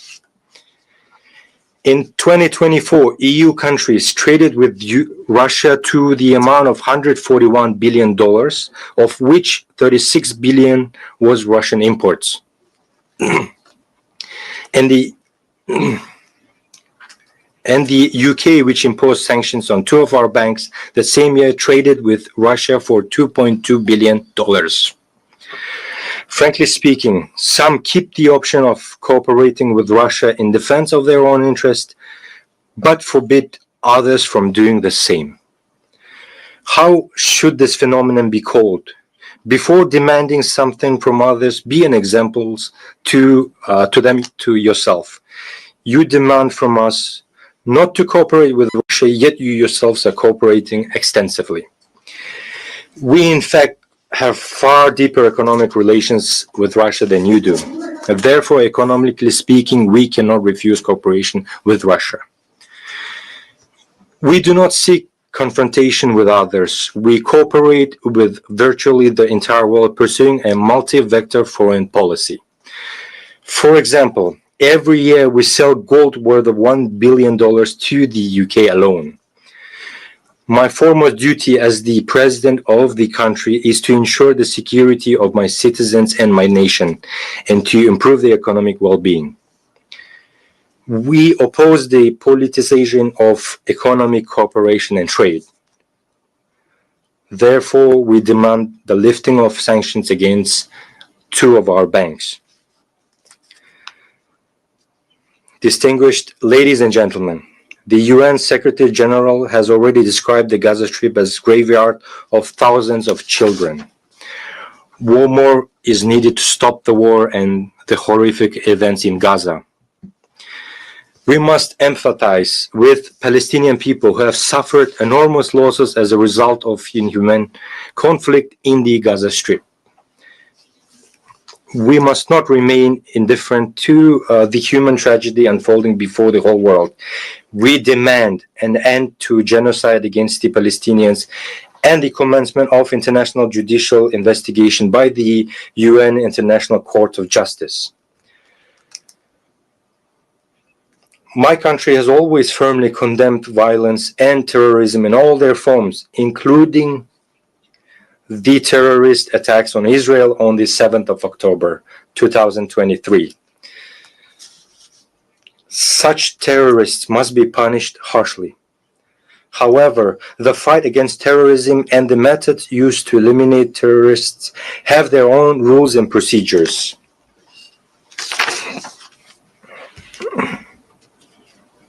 Those methods must be used. Because of actions of such terrorists, millions of ordinary civilians should not perish.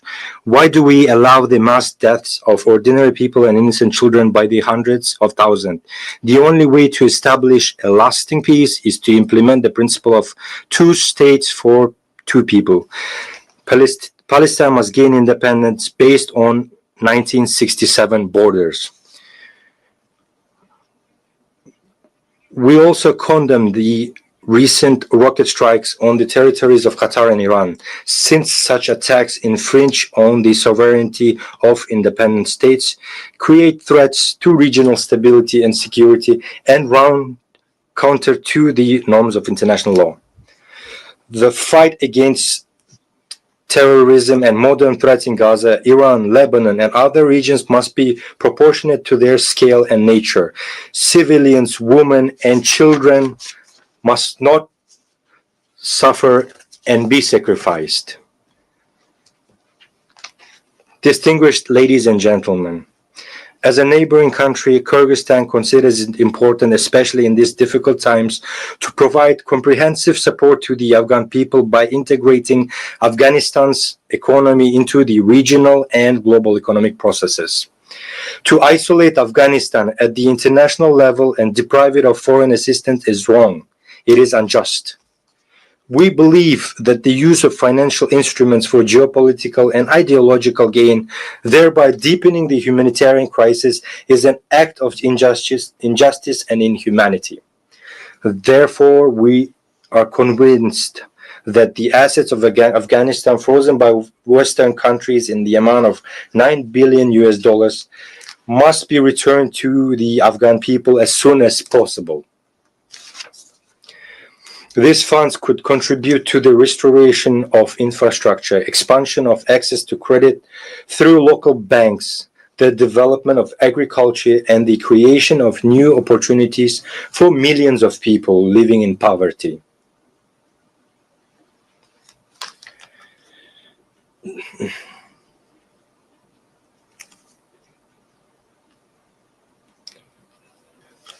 According to the UN data, in 2025, 15 million people in Afghanistan faced hunger and 24 million required humanitarian assistance. As we all know, at the beginning of September, more than 2,000 of our Afghan brothers lost their lives as a result of an earthquake.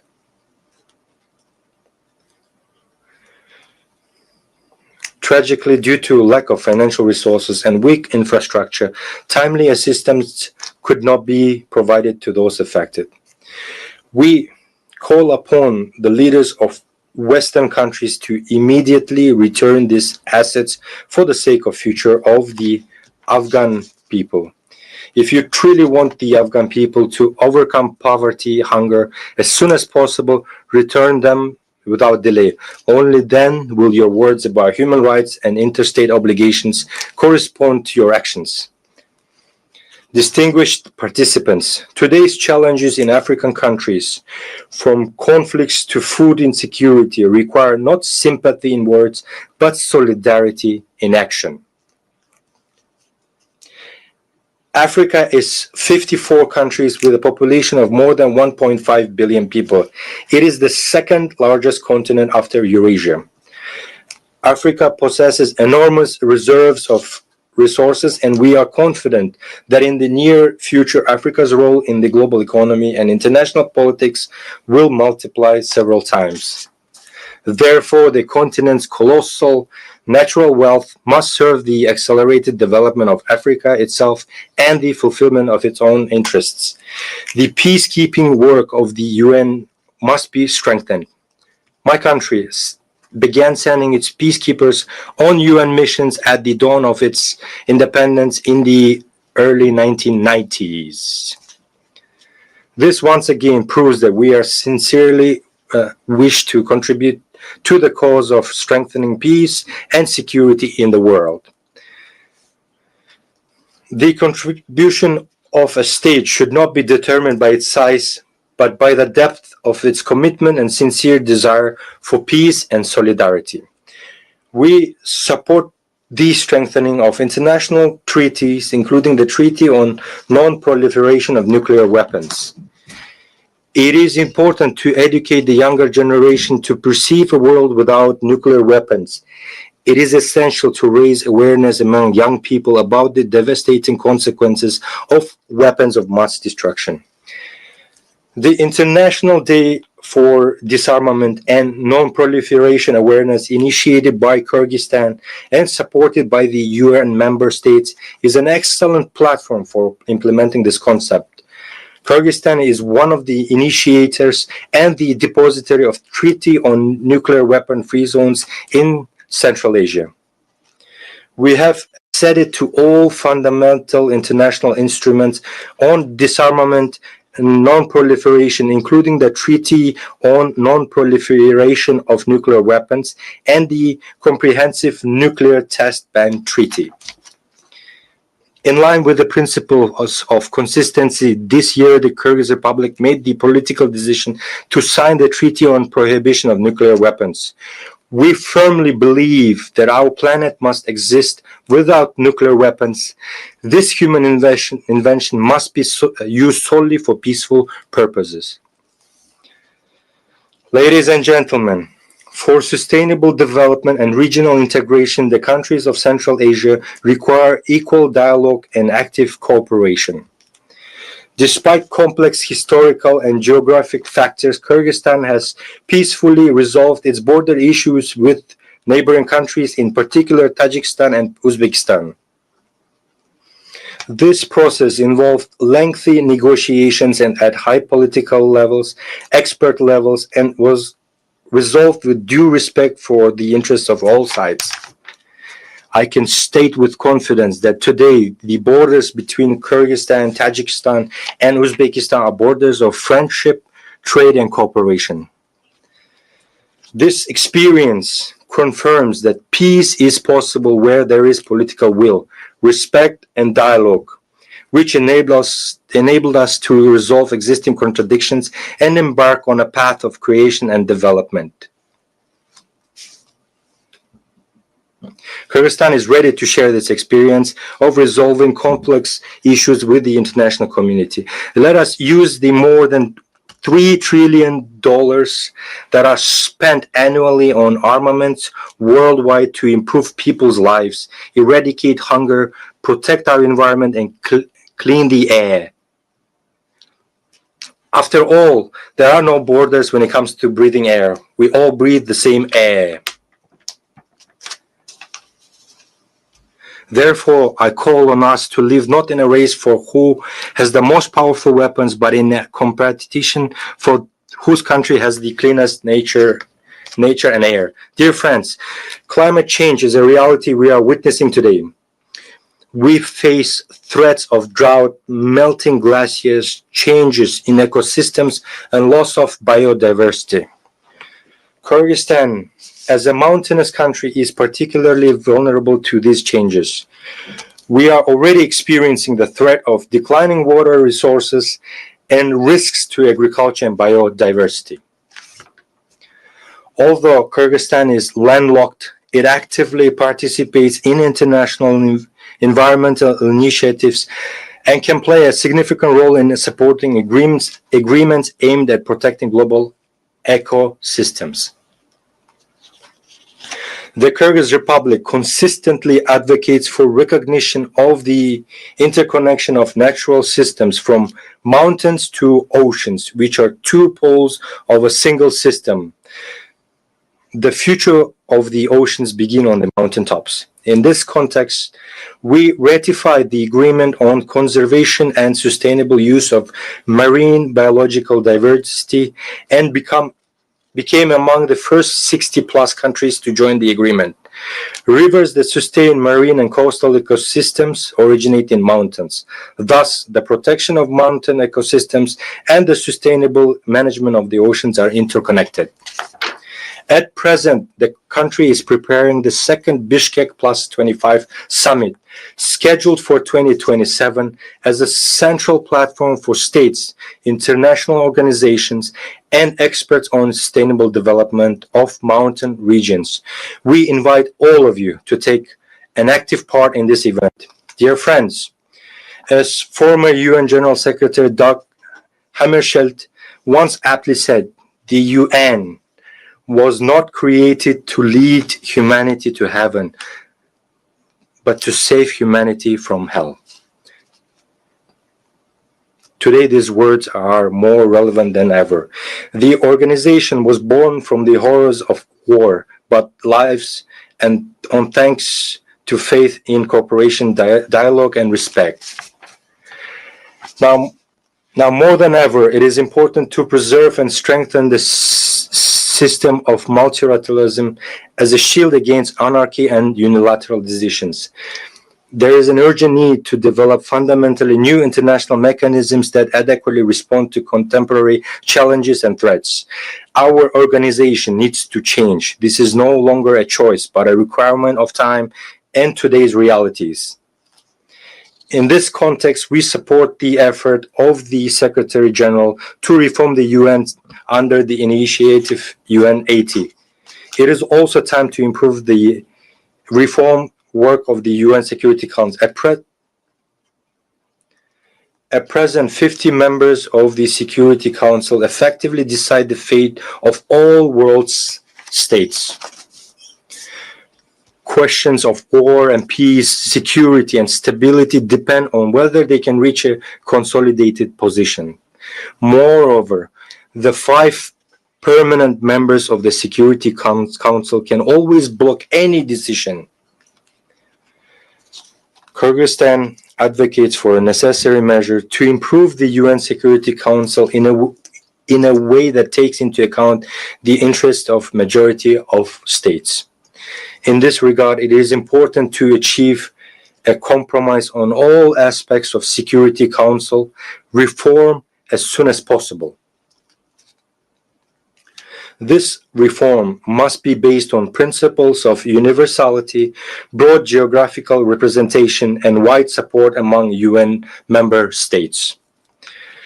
Kyrgyzstan considers it legitimate and fair to expand the rights of African states to membership in the Security Council and to eliminate historical imbalances. More than 60 member states, including Kyrgyzstan, have never been elected to the Security Council, while some countries have been elected 5 or 6 times. We think it's not fair. Distinguished delegates, Kyrgyzstan strives to make its contribution to peace, global security, and sustainable development.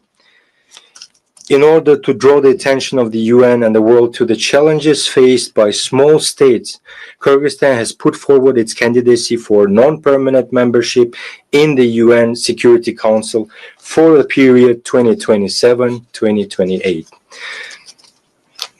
The support of countries that have never been elected to this Security Council will strengthen confidence in equality among members and thereby raise the authority of organization and reinforce trust in it. We sincerely believe in the principle of justice, and I ask UN member states to support us in the elections in June next year.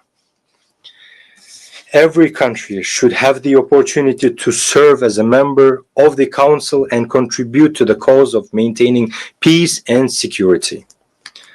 I can confidently say that Kyrgyzstan is among those states with the experience needed to raise meaningful issues in the Security Council. We will firmly uphold international law, justice, the protection of human rights, and support the multilateral system based on mutual respect, balance of interest, and responsibility to future generations. Distinguished ladies and gentlemen, our challenges are shared, and our responses must be united. Our words must match our deeds. We cannot afford inaction. Peace requires effort. The future of our planet is in our shared responsibility. Thank you very much for your attention.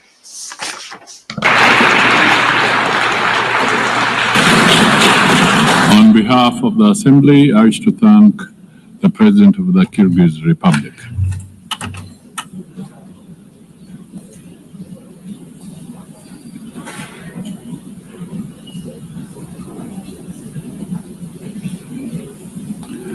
The Assembly will hear an address by His Excellency Gustavo Petro Urrego, President of the Republic of Colombia. I request protocol to escort His Excellency and invite him to address the Assembly.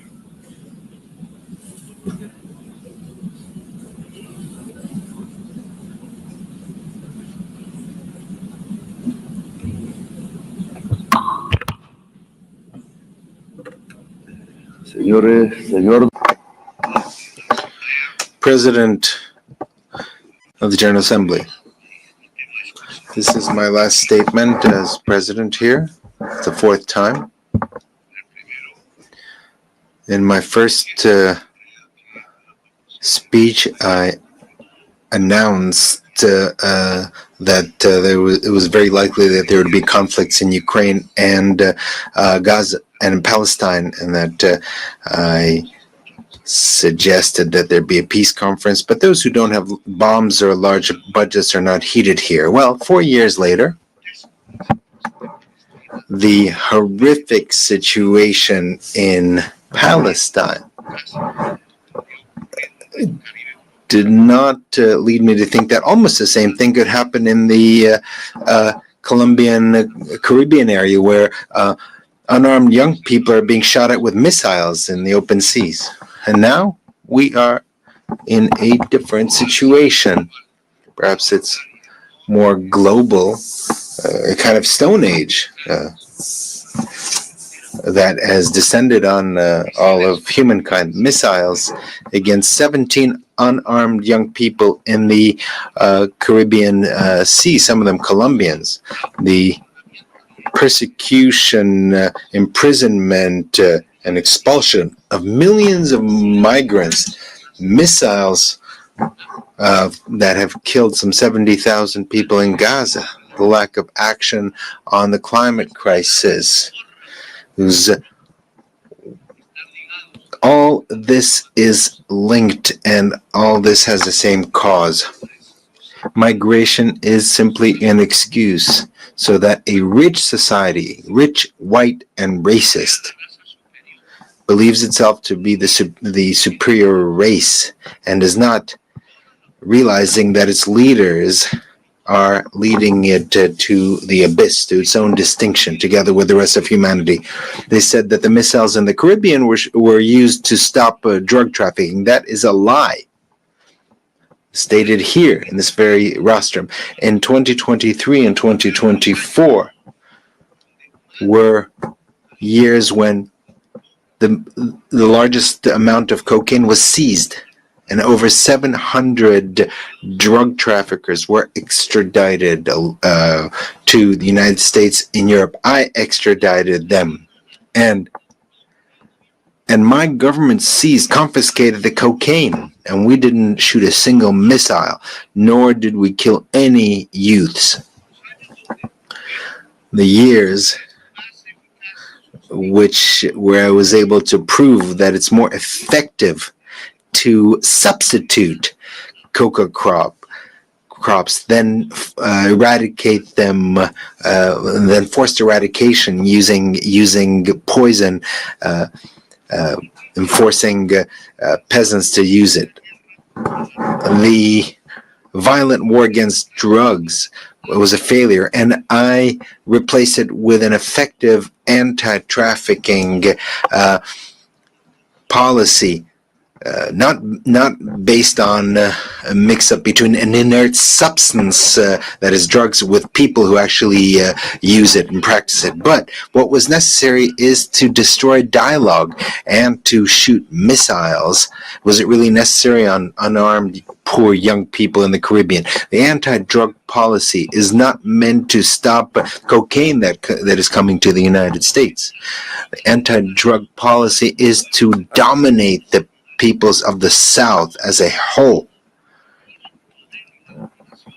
You shouldn't look at the drugs, you should look at who has the power and who dominates. This is why I speak to you as a decertified president. I've been decertified by President Trump, without him having any right to do this, a human right or divine right or any sensible reason. They want to force by violence tens of thousands of peasants to do what the U.S. government wants to do, which are influenced by mafia groups in Colombia. Thousands of peasants are massacred in Colombia by politicians who were senators, who were presidents, who were ministers that were bribed and on the payroll of the drug mafia. And at the same time, they were allies of the extreme right based in Florida of the United States, and now allies of the Trump administration. They've been allied for decades with drug lords, cocaine drug lords in Colombia.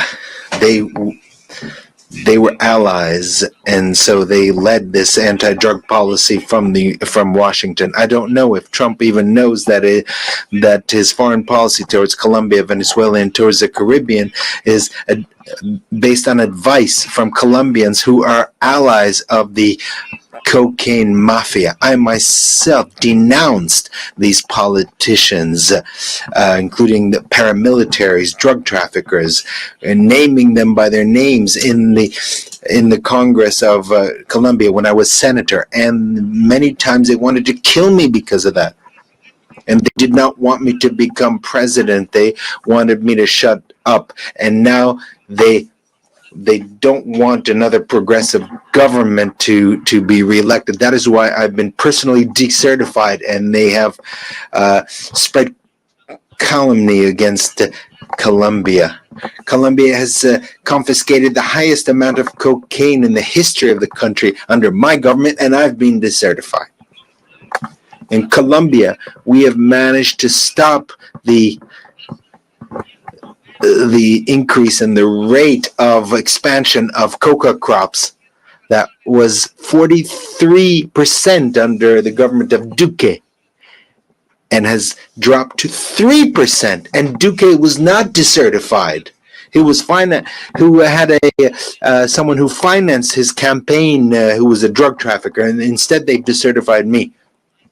So the anti-drug policy is not aimed at the public health of a society, but rather to prop up a policy of domination. They don't want to. They don't want to give the power to the people. The young people that were killed using missiles in the Caribbean were not from Hamas. They were not from other terrorist groups. They were poor Colombians. And with apologies to those who dominate the United Nations,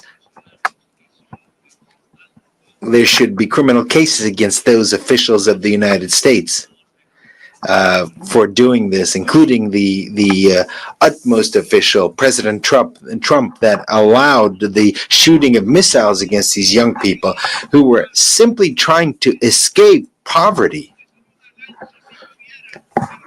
Youths who in a speedboat who might have had a certain amount of drugs were not drug traffickers. They were simply poor youth. But the real drug traffickers live somewhere else, not in America, not in Latin America. So it's easy to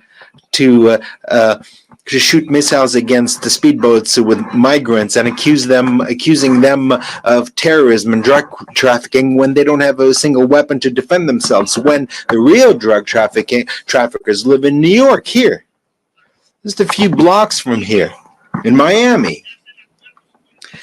And they reach agreements with the DEA, and they're allowed to traffic in Africa, in Russia, in China, but not in the United States, a country that has not managed to reduce its consumption of cocaine because it's drug addicts, or rather they did manage to reduce the consumption of cocaine simply because their addicts switched to another type of drug, fentanyl, which is much deadlier. This fentanyl is produced in the industrial heartland of the United States, here, not far from here. And the consumers are here as well. It's produced and consumed in the United States. That is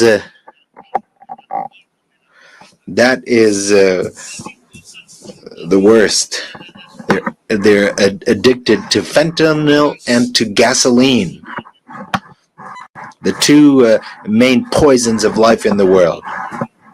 And gasoline is even worse than fentanyl. Only the black-skinned people here, those who are ancestral here, that were thousands of years have been here, or young people, or women who don't want to see their children die of any color of their skin. The people are still hooked on fentanyl or hooked on television. Only they can stop this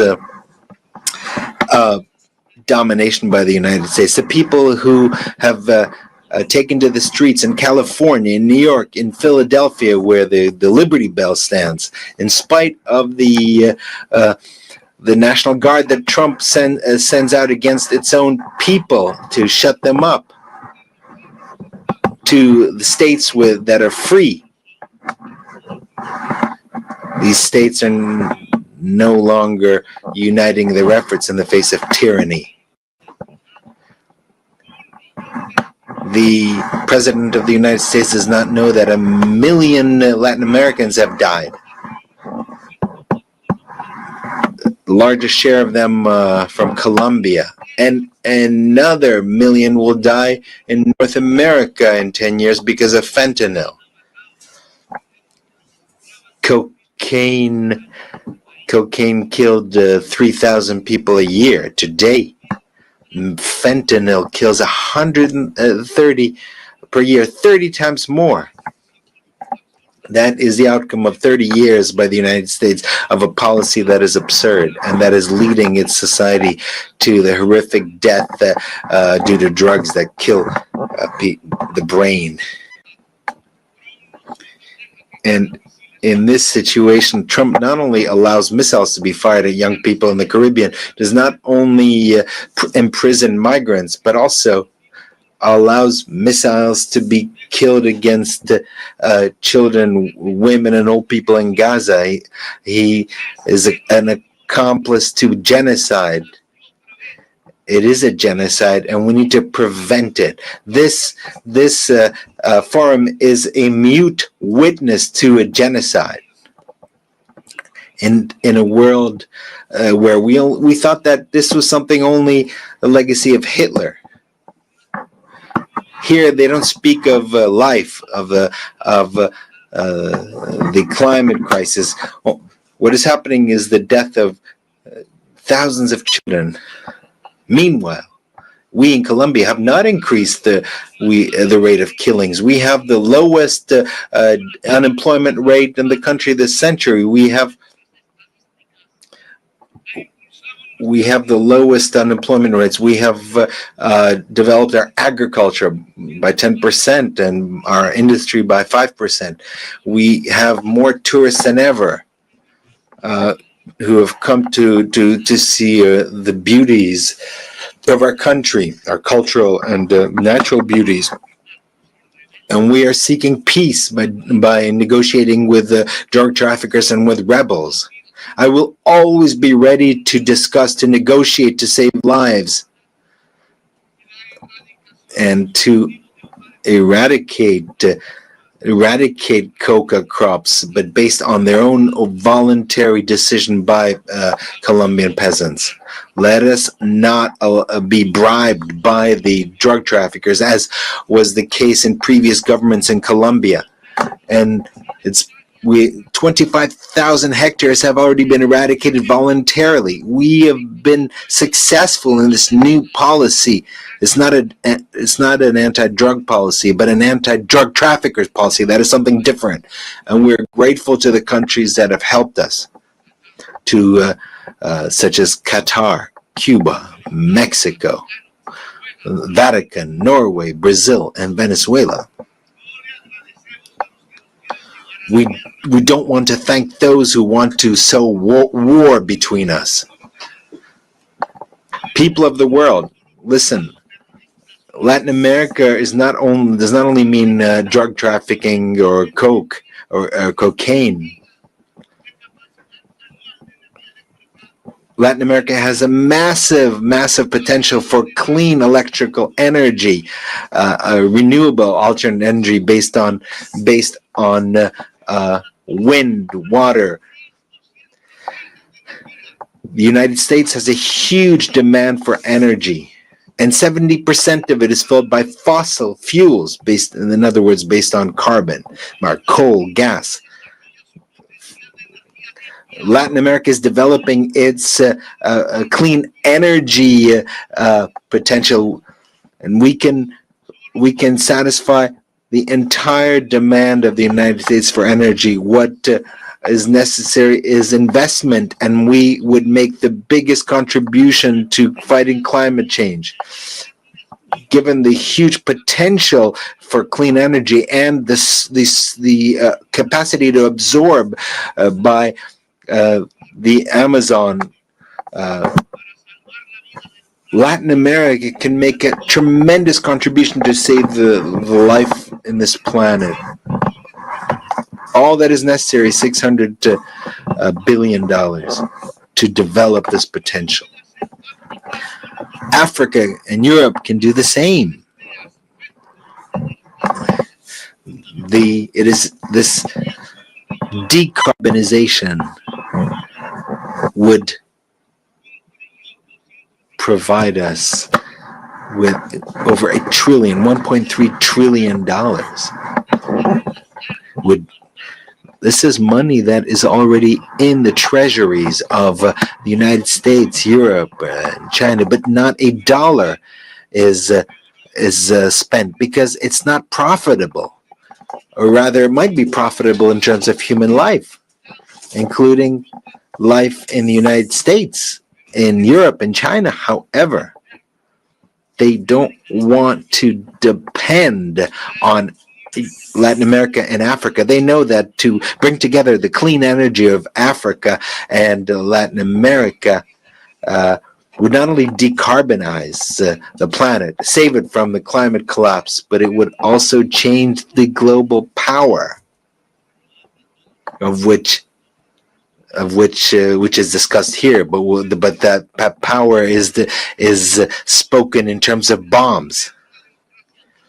But this would truly create a global democracy and change the means of production, because life and humanity would become the priorities, and they would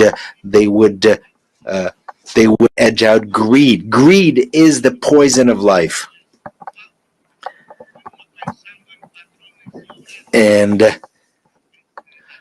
Mao spoke of this. Chairman Mao. According to science, we have 10 more years until we reach a point of no return in terms of the climate. And once we reach that point, we won't be able to do anything. We will simply observe the disasters, and we'll feel them in our own families and cities. Because it will be irreversible. The extinction of life, extinction of human life there'll be an irreversibility of the process, and no technology, no political or social force will be able to do anything about it to stop this collapse. And we only have 10 years left. That is what science tells us. But here people don't believe in science. The most powerful man in the world does not believe in science. That is the irrationality. And Germany, the country of great philosophers, of Kant, Feuerbach, and others, became prey of irrationalism in 1933, and today it's this country that is becoming irrational. The solution is to stop consuming fossil fuels and to quickly switch to water, wind, hydrogen. But the word decarbonization sounds subversive at the conferences of the most powerful countries, the G7 or G20 or Davos, among the rich. Just as 5 centuries ago, the world democracy sounded subversive here, or in Bogota, and in Paris, and in Madrid. These dollars that I mentioned here, 600 billion or 1.3 trillion. This is significant. This is just a little more than what the rich countries pledged at the COP in Paris, and they have not fulfilled their pledges because they are not interested in decarbonization. And what has come is basically loans from multilateral banks, which are just small amounts compared to what is needed. The climate crisis means that in all public budgets, investment in decarbonization and adaptation should be the priority. A global financial policy is necessary that is different. The debt risk premium should be abolished. Which countries are the riskiest? They are the countries that have the highest greenhouse gas emissions, such as this one. These are the riskiest countries. Whereas the countries that absorb CO2, and we have jungles and a lot of water in the south, we absorb the CO2 of the north. But the market does not agree with that. So the debt of the poorest countries must be forgiven. There should be swaps, debt swaps for adaptation and mitigation and investment in the climate crisis. So people from the United States and those from Wall Street, from London, you want to collect the interest payments from the debt of our countries. What you will find eventually is cemeteries, because we'll all be dead. The money will be useless in the midst of all the cemeteries. Another subversive word is to plan. A global plan. The word plan has been forgotten because it was not necessary to plan, because to plan is anathema.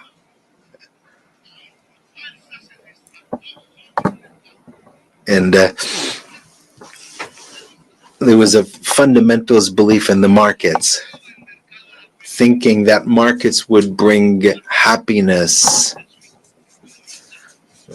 The Swiss economist Arras said this. And in fact, the market leads to an abyss. It leads to death, as we are already witnessing today. Malras, that was his name, was wrong. Neoliberalism was mistaken from the very beginning, and it's been guiding our countries for the past 50 years based on completely erroneous formulas. The plans should be binding on national states. There should be a global democracy supervised by a Security Council that does not have the right to veto. Because we have to understand that the market will not resolve the climate crisis, because it has produced that crisis. It was capital, which is based on unequal relationship between those who own the means that create the carbon and those who work, who are salaried employees. And this is a system that has to produce more and more objects that the boss, the owner, has to sell. And the same thing for the production of fossil fuels. That is what has produced the climate crisis. Produce more, to consume more, to sell more, and thus create more carbon, more oil until we die. But this will not last forever, because carbon and fossil fuels have reached the end, because that is perhaps will mean the end of capital in general, because if it's not the end of capital, it'll be the end of life. The owner of capital is an individual that has power. It's not a thing. It's not some kind of puppet. It is a human being with his greed, a slave to his greed. That is the individual who will seek to make sure that more and more oil is produced in their countries, even if it poisons his life, and continue to dig for more oil, even if it destroys the atmosphere and destroys life. So we have to choose either life or greed, either the Stone Age or local and global democracy, freedom or death, as Bolivar said. And that was his slogan, his red and black, white and white banner. Freedom red, death black, and possible peace white. That is what is necessary, is a revolution by the peoples of the world to overcome the climate crisis and not to allow this crisis to reach a global collapse. It is a revolution of the united peoples, of civilizations that need to engage in dialogue, more than states themselves. It is a revolution of entire humanity to save life on the planet, and perhaps with the cooperation of certain governments that want to support life. Today, the United Nations is experiencing a crisis, and there's a need to transform it. Today, we have nation states gathered here who no longer have power, and that no matter how much they vote, they are ignored, because the nation state has also reached its decadence, its ultimate fall, because capital has become global. It's not contained in a state. Socialism was supposed to be global, but Stalin, in fact, in Yalta, condemned a global revolution that was occurring in Spain and in Greece, and it might have occurred in Latin America and other places. So humanity is a new political subject that has emerged rather than the nation state. And so the United Nations has to become a united humanity, even though a diverse but united humanity. A new subject is appearing in human history, and this is very important. And I think that this is wonderful, because we have to overcome the idea of a nation state to become humanity, but that humanity must be united. For that, there needs to be democracy around the world. There needs to be permanent dialogue in the midst of diversity. It is our differences that compels us to coordinate our action at the global level. Dialogue, yes. Humanity, yes. Humanity profoundly democratic, yes. Hopefully, a humanity of based on leaders who are free, rather than a humanity that is basically slaves, just to beasts of burden. A humanity that shoots missiles against young people that are defenseless armed people, or shoots missiles in a place of the world near where Jesus was born. These problems cannot be resolved with governments who are bribed by oil producers, by oil corporations. So a new political subject is emerging, a united and diverse humanity, united despite its diverse cultures. Meanwhile, the old societies of Europe are collapsing, and the United States is applauding its new Hitler. It's not listening to its own young people or its older people who died in Europe in the battlefields of Europe, fighting against Hitler and against his criminal ideology. Today, the same thing is being done as Hitler did, building concentration camps for migrants. And it's stated that migrants are of an inferior race, and they blame them, just like Hitler blamed the Jews. They call them drug traffickers and thieves, whereas the majority of drug traffickers are blonde and have blue eyes, and they keep their fortunes in the largest banks in the world. They don't live in Bogota or in Gaza. They live in Miami. They are neighbors of President Trump. They live in Dubai or in Paris or London. They don't live where there's poverty. But the missiles are fired against those where there's poverty. Tren de Aragua is a group that is considered a terrorist group, but that is not true. Migrants are not criminals. They should not be put in concentration camps, expelled and chained up. Immigration is not immigration is due to a blockade against countries like Iraq or Cuba. Immigration is a result of the impoverishment of many countries because of their indebtedness, because of wars unleashed by the United States and Europe to grab their oil. Immigration is a consequence of a climate crisis that leaves the tropics without water and destroys the environment. The solution to migration is very different from missiles or prisons or camps. There's no higher race. There's no supreme race.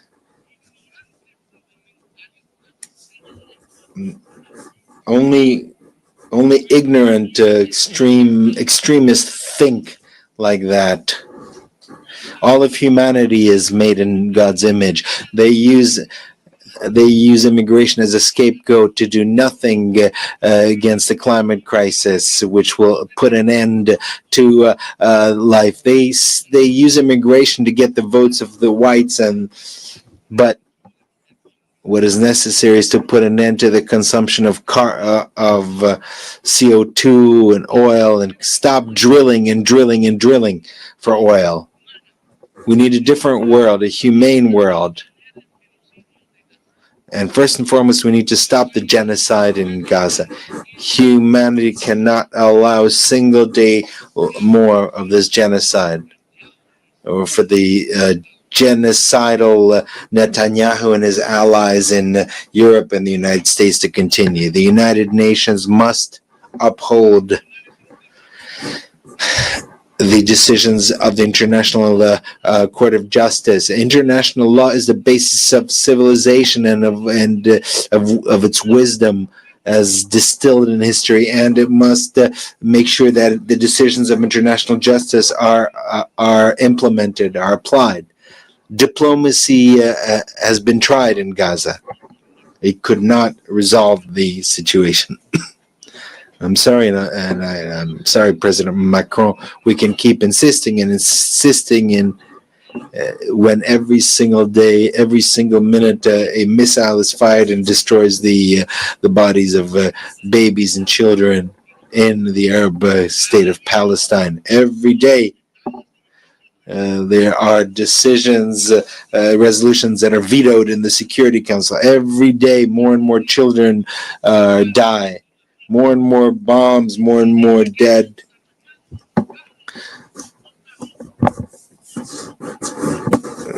Perhaps those who do this, who shoot this, are robots. Maybe they don't have their own children. They're not human.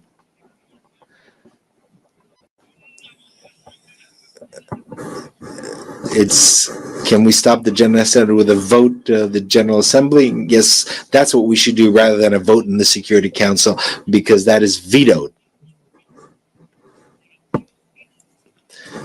United for peace for Palestine. We should establish a peacekeeping force to protect. What's necessary today are words, not blue helmets that are often lack training, and they're not ready to do this. No, what we need is a powerful army of countries that do not accept genocide. That is why I invite nations of the world and their peoples, most importantly, as a integral part of humanity, to bring together weapons and armies and to defend Palestine. I invite the armies of Asia and the brave people, the brave Slavic people who defeated Hitler, and the Latin American people of Bolivar, of Garibaldi, and others. I think there's enough. We've had enough words. Today, the time has come to use the slogan of Bolivar: "Freedom or death," because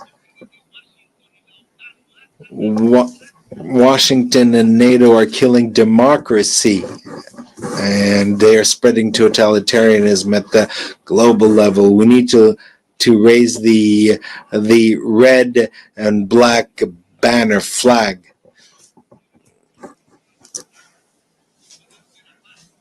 Without forgetting the white color, which was the color of peace and the color of hope in the heart of humanity. The United States no longer teach democracy, but rather kill democracy, especially among its immigrants, filled with greed. The UN should begin its change by stopping the genocide in Gaza with a army of liberation and salvation, and there should be a decision here taken in the General Assembly without any veto. After Gaza, we can start working on decarbonization so that we can found a truly global democracy and a new Security Council can be established without any vetoes, and where its decisions would be binding, and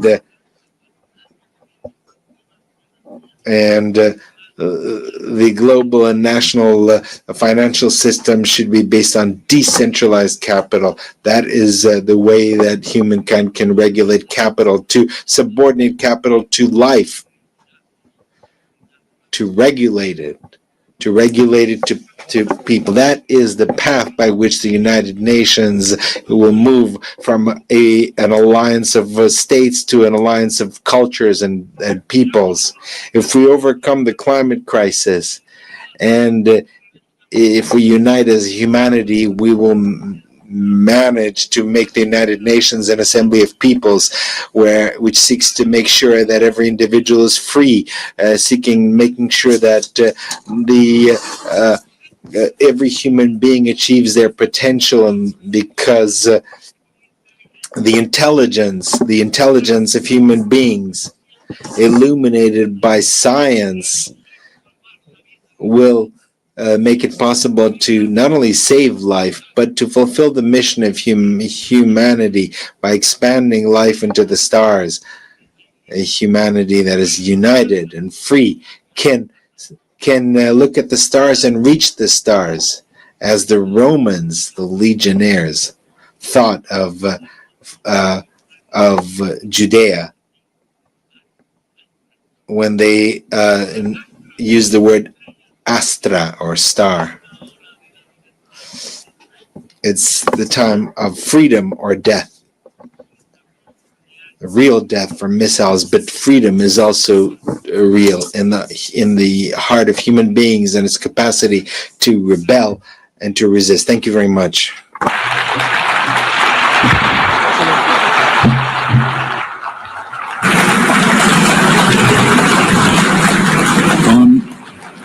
On behalf of the Assembly, I wish to thank the President of the Republic of Colombia.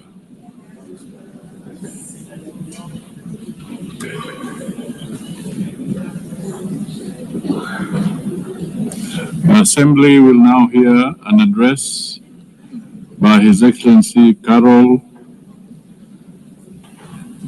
Nawrocki, President of the Republic of Poland. I request protocol to escort His Excellency and invite him to address the Assembly.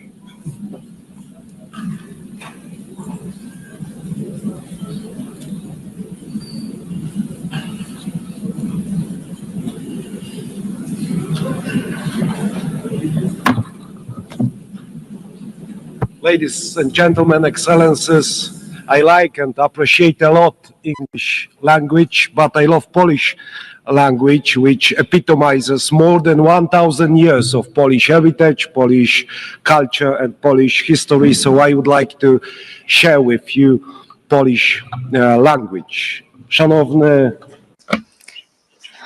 Distinguished Mr. President, Your Excellencies, esteemed delegates, I'm standing here for the first time as President of the Republic of Poland. And of course, I feel great proud because of this. But at the same time, I'm aware of what serious challenges we are facing today as an international community. This is indeed so, for the world has changed completely over the last couple of years since the start of the Russian invasion of Ukraine. On February the 24th, 2022, we were brutally, all of us, awakened from our blissful dream of a world at the end of history. The history did not finish, and the history will not finish, and we need to be aware of that.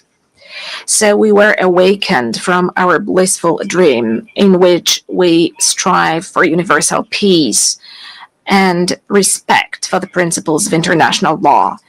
I believe these are the words which are repeated more frequently in this community. This dream, ladies and gentlemen, does no longer exist, and we often repeat the words which do not reflect reality, which surrounds us, both in Central Europe, in Eastern Europe, and in many other regions of the world from which you have come. State borders have ceased to be untouchable, as a matter of fact, and international law, which has so far been considered the compass of the world order, began to be treated more as a suggestion rather than a rule. Let me remind you that shortly after the outbreak of the war and the attack of the Russian Federation on Ukraine, Polish men and women demonstrated incredible solidarity with the fighting Ukrainian nation. We opened our hearts, our borders, we opened up our homes.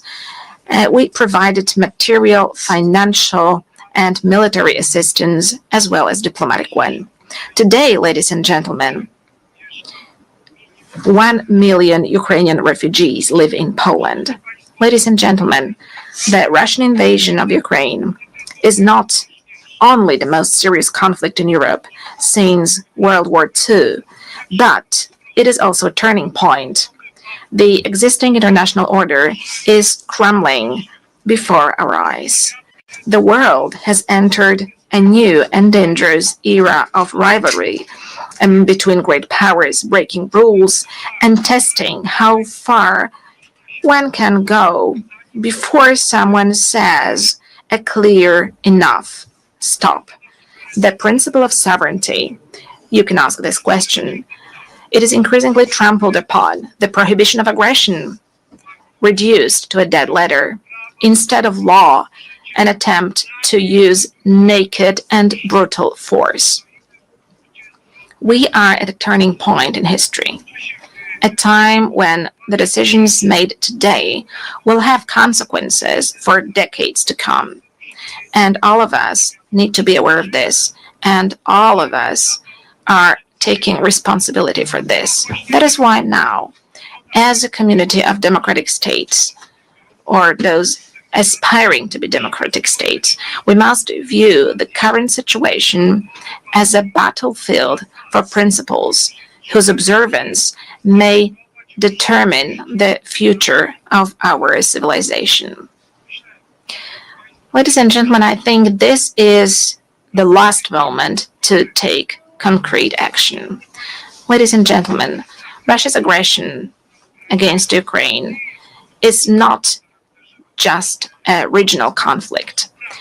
It is a test of whether the principles on which the UN is based will stand the test of time, or whether they will succumb to the weight of the imperial and colonial ambitions of a state which considers itself above the law and which has repeatedly ignored the resolutions of the assembly, of this assembly, of other assemblies, and to a certain extent, all of us take responsibility for that.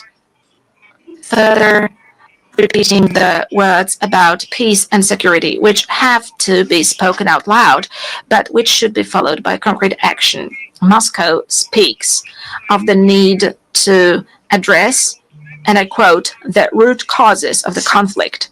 I share this view, but I believe that the root causes of Russian aggression are primarily ideological. Russia refers to an imperial vision that treats entire nations as a colonial property. It denies them subjectivity on a regular basis, claiming that they are artificial constructs, and it justifies the invasion as a historical correction. And ladies and gentlemen, in Poland, in Central Europe, in Eastern Europe, we know all of that. We have known it for at least 86 years. It is the same set of notions which appears also in the 21st century during our discussions, plenary sessions, and assemblies. To us in Central Europe and in Eastern Europe, this set of notions is nothing new. Whether we are talking about Poland, the Republic of Poland, in the first half of the 20th century, or whether we are talking about Ukraine today. As a historian, I view the present also through the lens of the past. That is natural. After centuries of conquests, wars, partitions, deportations, rapes, and crimes, in the 20th and in the 21st century, Russia has simply not abandoned its imperial ambitions. One of my great predecessors, the late President Lech Kaczynski, understood this perfectly well when he spoke in front of the Georgian parliament in 2008. His words, spoken at that time, have stood the test of time. President Lech Kaczynski said, ladies and gentlemen, today Georgia, tomorrow Ukraine, the day after tomorrow the Baltic states, and later, perhaps, it will be time for my country, for Poland. When Russia attacked Georgia, it was not clear to everyone that this was only the beginning of the Kremlin's new imperialism. Unfortunately, the wind of history, which we know and understand so well in Poland, is beginning to blow again. Once again, we are experiencing Russian imperialism also on our soil in Poland. 2 weeks ago, on the night of September 9th to 10th, the Russian drones attacked the territory of a NATO member state, and the territory of Poland. A dozen or so drones violated my country's borders deliberately, because I assure you, ladies and gentlemen, that this was not a coincidence. It happened on orders issued in the capital of a country which is a permanent member of the Security Council. As a result, for the first time since World War II, Poland was forced to open fire on hostile objects over our territory. And rest assured, ladies and gentlemen, as Commander-in-Chief of the Armed Forces and as President of Poland, that Poland will always react adequately and it stands ready to defend its territory. Poles, ladies and gentlemen, were not scared of the Soviets in 1920, and they defended the European civilization. They defended the Soviets in 1920. Polish people and the countries of Central Europe did not give up their spirit of freedom and sovereignty for 45 years of Soviet colonialism after 1945. And Polish people, as well as countries of Central and Eastern Europe, will not be scared of Russian drones either. But ladies and gentlemen, this is not the point. The point is, how long are we going to agree to such acts of violating our international community? And that is precisely why, ladies and gentlemen, in Poland, we're allocating significant amounts to develop our defense capabilities. That is why we are building the resilience of our country, but also of our part of Europe. Since the victims of similar provocations by Russia are also the Baltic states, our friends, the Estonians, for example, as well as Romania. As a leader in the region, we are working to strengthen the close ties among the Bucharest 9 countries. And that is why we are developing cooperation within the 3Cs initiative. As the voice of the region, we emphasize that we do not consent to Moscow's ruthless acts of provocation against us and other European nations, testing our reactions and intimidating our societies. We do not agree to that. Distinguished delegates, neo-imperial and neo-colonial Russia is attempting to destroy the architecture of international security before our eyes.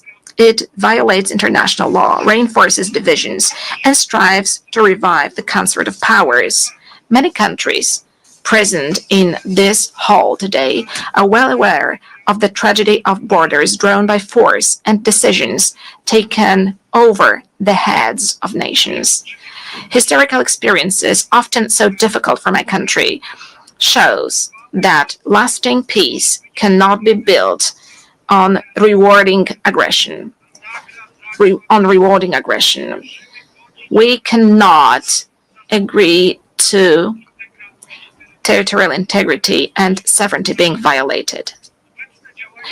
Russia's current actions do not indicate a willingness to pursue genuine peace, declarations of dialogue, and this is something we know as well, are accompanied by military offensives and more attacks, with victims being civilians, including children. Always when Moscow says peace, what it actually means is surrender of the one who it considers its enemy. Russia needs to end the war and accept full responsibility for it. Holding Russia accountable should be our common duty. The perpetrators of all international crimes must be tried before competent courts. And I hope this is going to be the case soon, and that we are going to meet in the coming years, also during my presidency, and discuss things which should be obvious for all of us. That is why Poland supports the work of the International Court of Justice and the International Criminal Court, and endorses the idea of establishing a special ad hoc tribunal to try the perpetrators of aggression. For no war can be profitable for the aggressors. Wars cannot pay off to the aggressors, also in terms of economy. States and nations deserve full compensation also from those who started the Second World War. Because if we want to build a community of states, of democratic states, a common European Union, then we have to agree together that war must not pay off in terms of economy to any aggressor. Ladies and gentlemen, as I mentioned, we are currently facing a whole range of global and local challenges. The eyes of the world, and ours too, are currently looking at the Middle East. Poland, like many other countries in the world, is following with concern the situation in this region, in the Middle East, where, as a result of the brutal attacks by Hamas on October the 7th, 2023, the conflict has escalated. Israel, like any other country, has the right to self-defense. Actions undertaken by Israel, however, must comply with international law, including international humanitarian law. Poland continues to advocate for a two-state solution to the conflict in the Middle East, in such a way as to give both the Palestinians and the Israelis the right to live in peace and security. Poland consistently supports international efforts to improve the situation in the Middle East and calls on the UN to take action. Ladies and gentlemen, Poland has no colonial past. which is why we are a reliable and trustworthy partner for Asian and African countries. What is more, we ourselves, we Poles, were victims of colonial policies pursued by superpowers, so we understand perfectly well the instruments used by neo-imperial powers, and we do not consent to them destabilizing certain regions of the world. As President of the Republic of Poland, I will pay particular attention to developing our cooperation with various regions of the world. I'm referring to the African continent. We can all see how the ongoing wars, conflicts, and terrorist attacks undermine the efforts of proud African nations to live and develop in safe and just conditions. The world must stand with all those affected by insecurity and help them restore peace. We do not consent to neo-imperial powers destabilizing, for instance, the Sahel, in order to arbitrarily manage global migration flows or apply migratory pressure. Nor do we consent to international criminal groups profiting from human trafficking and slave labor.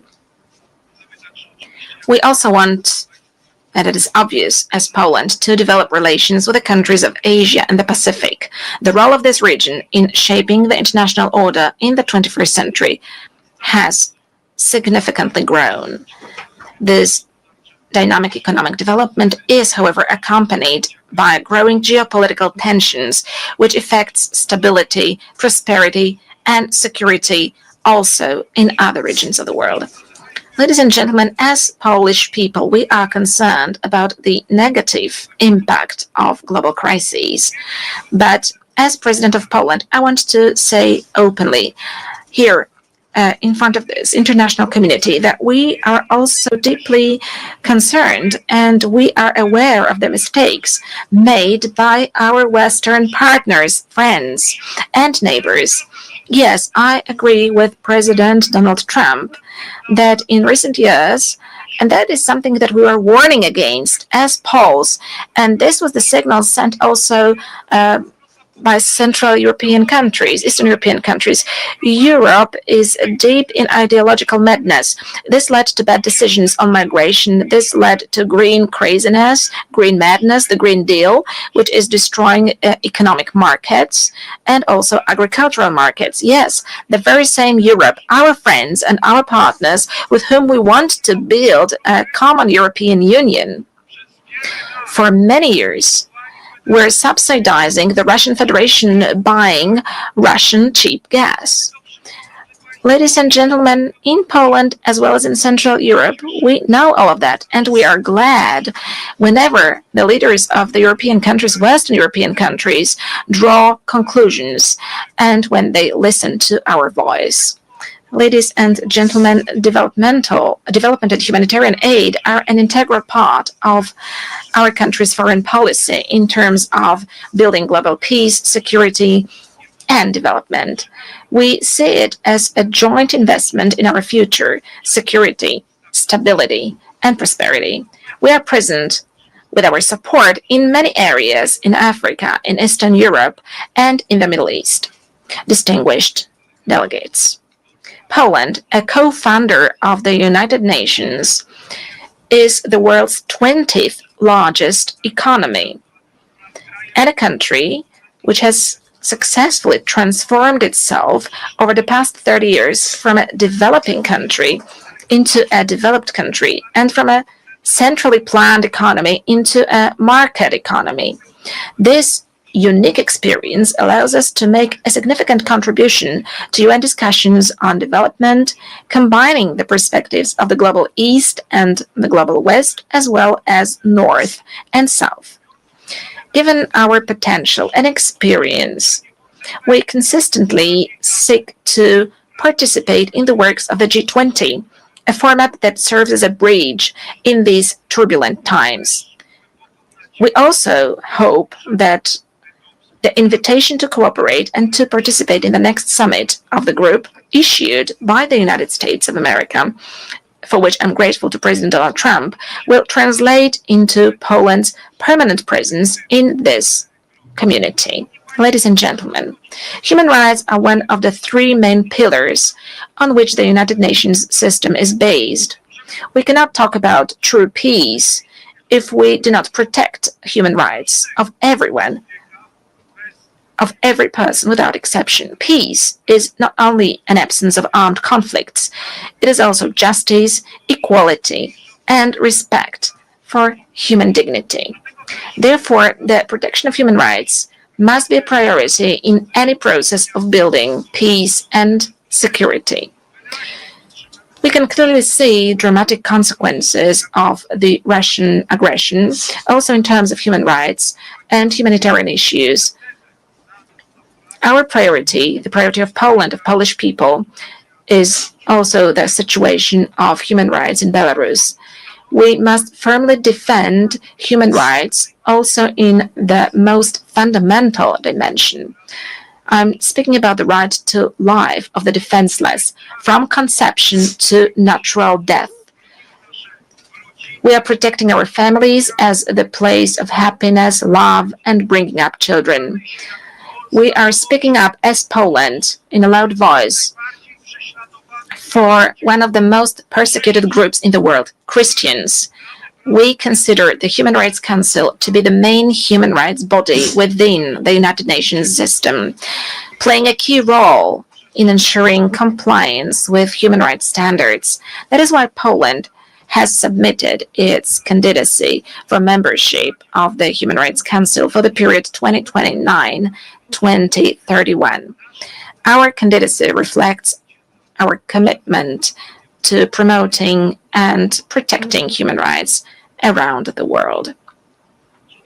Distinguished Mr. President, Your Excellencies, esteemed delegates, the United Nations was established 80 years ago. This anniversary shows how far we have come, but also how many challenges still lie ahead. Today we know that international cooperation is not an option, it is a necessity for all of us. It is unacceptable that aggressors begin to march with impunity through other people's territories and perpetrators of war crimes sleep peacefully without accountability every day. Let me remind you that after World War II, there was no room for relativizing crimes, at least in case of the most important commanders who gave orders. There was Nuremberg. There was a court, there was a name and a family name, there was a charge and a sentence, because it was not just about revenge, it was about principles. And today it's also about principles to make sure that crime is not rewarded and that the law is never replaced by force. Today, we must return to that spirit. We must build an international system of accountability that will not hesitate to call evil by its name, regardless of the flag it bears on its shoulder.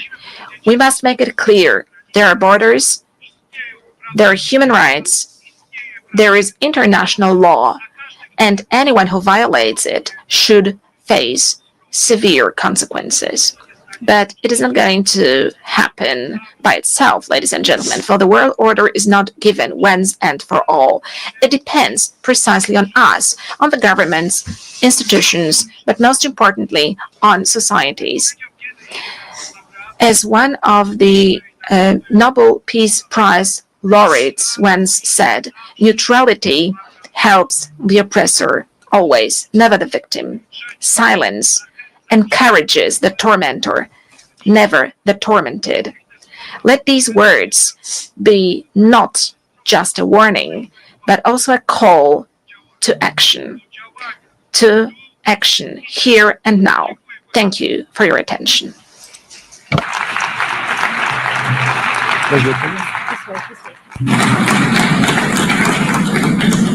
On behalf of the Assembly, I wish to thank the President of the Republic of Poland.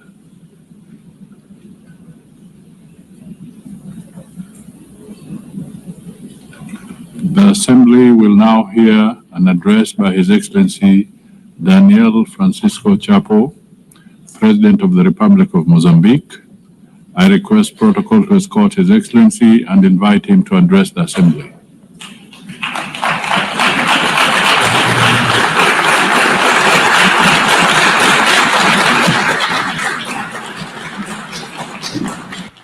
Muito obrigado. Thank you so much. Your Excellency, Madam President of the 81st session of the United Nations General Assembly, Your Excellency, Secretary General of the United Nations, Your Excellency, heads of state and the government present here, distinguished head of delegations, ladies and gentlemen, it is for us an honor to address for the first time as the President of the Republic of Mozambique in a very important moment, both for Mozambique and for the Organization of the United Nations. I'm saying this because we celebrate 50 years of our national independence, 50 years of our admission as full members of the UN, and 80 years of these big organizations. Therefore, we would like to congratulate the President, Her Excellent Madam Annalena Baerbock, for her presidency of the 80th session, as well as commend the work of the outgoing President, His Excellency Philemon Yang, that did a wonderful work. We cannot fail to pay tribute to the Secretary General of the United Nations, Engineer Antonio Guterres, for his tireless advocacy in the defense of multilateralism, for the attention to Africa's priorities, and for his vision in launching the UN 80 initiative. Today, 8 years after its creation, we are pleased to witness the progress that the United Nations has helped to achieve. The independence of the Republic of Mozambique, as well as the many African countries and other continents of this planet, this is one of just one of the evidence of this legacy of the UN. Despite multiple challenges that the UN faces, it remains firm at the forefront of the global processes, which is why we emphasize that any reform effort aimed at making it more responsive and with better capacity to address contemporary realities will only be complete when we include the reform of the Security Council of the UN. Your Excellencies, the year 2025 has tested the limit of multilateralism with the United Nations at the epicenter. We have witnessed the intensification and escalation of conflicts and growing sense in the whole world, and we also see a growing sense of impunity. The ongoing conflicts in various corners of the world and the crisis remind us that the promise to save the future generations from the scourge of war, written in the letter of 1945 Charter, remains unfulfilled. 8 years of building multilateralism institutions, safeguards, and principles that have governed global affairs are now at risk. The result is clear. Wars are multiplying, the climate crisis is worsening, debt are mounting, tariffs are rising, the disillusion is spreading, and above all, the nuclear spectra is returning. Added to these threats, we also have the economic consequence of successful crisis in the world.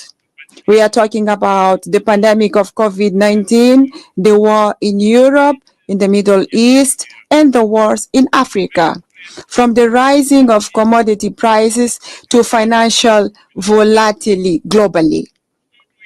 All of this generates unsustainable debt and ever-deepening inequalities in the society. We are witnessing a concerning setback of the international commitment. With only 5 years to go until 2030, to the agenda of SDG is at risk because the targets have not been met and we still have a long to go. And the climate crisis accelerates and intensifies all other crises that we know.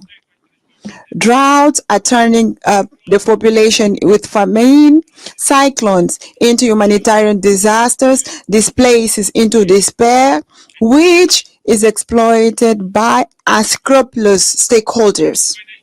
It was in this context that the historic opinion of the International Court of Justice of 23rd of July 2025 unequivocally reaffirmed that the states have binding legal obligations to protect the climate and the environment from the greenhouse gas emissions. This is a milestone of universal significance.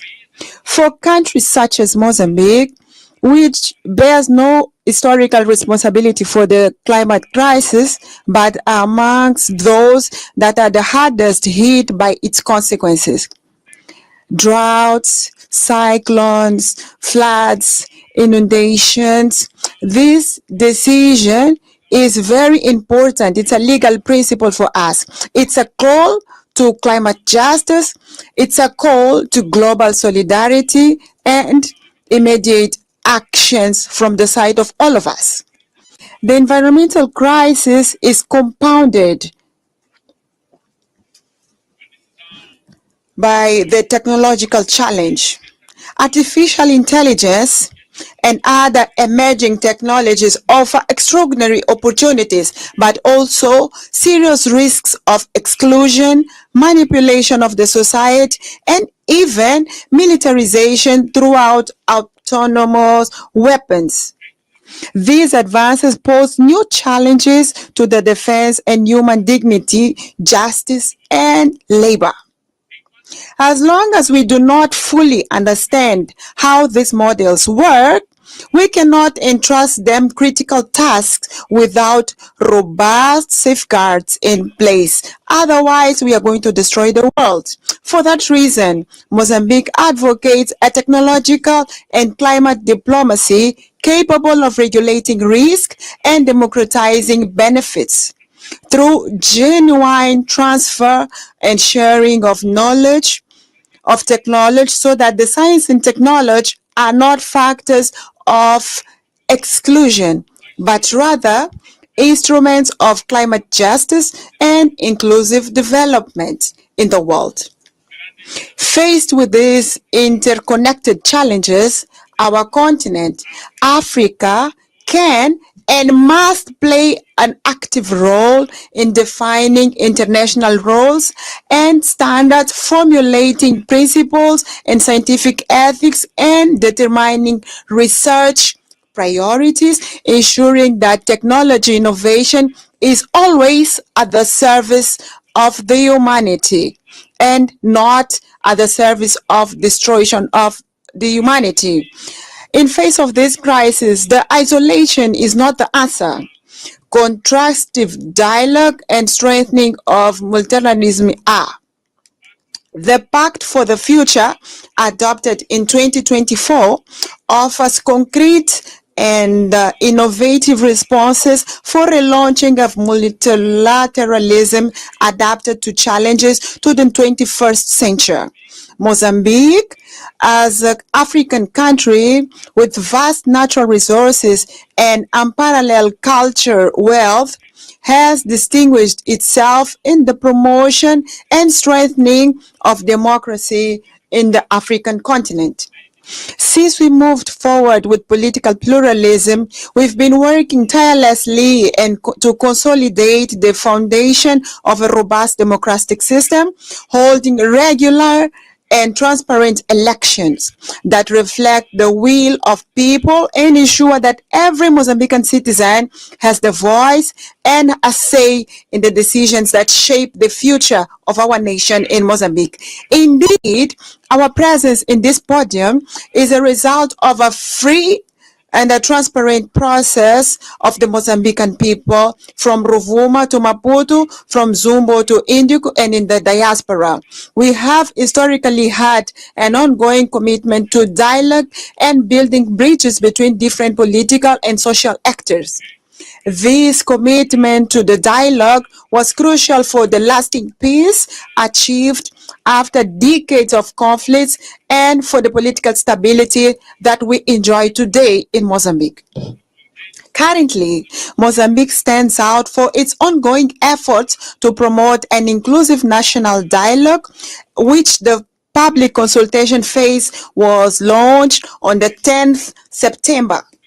We are working to ensure that all the sectors of the society, regardless of their origin, political, societal, economic position, they all should be heard and have their concerns taken into account in the national decision. This process will not only strengthen the Mozambican democracy, but also ensure that the country development is truly reflected the needs and aspirations of all Mozambicans without exception. We do believe that the true strength of a nation, it does not lie only in its ability to resolve conflicts, but it also in its ability to promote in a peaceful and constructive manner. We are proud of the progress we have made so far, and we reaffirm our commitment to continue advancing as an example of democracy in Africa, of peaceful coexistence in the African continent and in the world. We are proud to have promoted during our term the Security Council, where we were non-permanent members, the presidential statement on Africa about the role of Africa in global affairs, as well as to have contributed for the historic resolution 1719-2023, which paved the way for the predictable and sustainable financing of the operations of support to peace in African Union through United Nation treasure. This milestone confirmed that Africa is not only a beneficiary of multilateral order, but also an indispensable actor in the reforms and revitalization. It is in this sense that Mozambique will keep defending a stronger African voice with 2 permanent seats on the Security Council and a greater weight in the decision of international financial institutions internationally.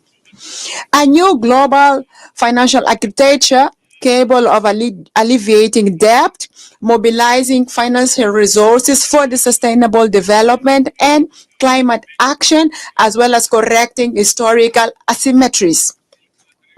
An inclusive multilateralism which preserves intergovernmental character of the UN without allowing that this organization can become an assembly of shareholders dominated by the richest.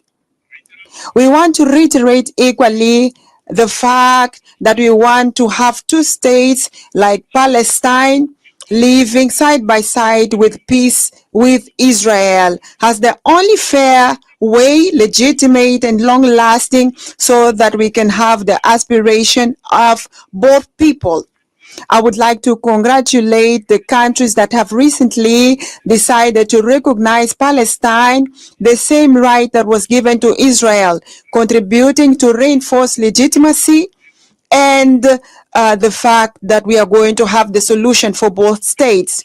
The same way, I would like to reaffirm our firm opposition against the coercive measurements that are unilaterally, that are excluding the people, Cuba to Venezuela, Zimbabwe to other countries, in clear violation of the UN Charter against the principles of justice, solidarity, and the international law.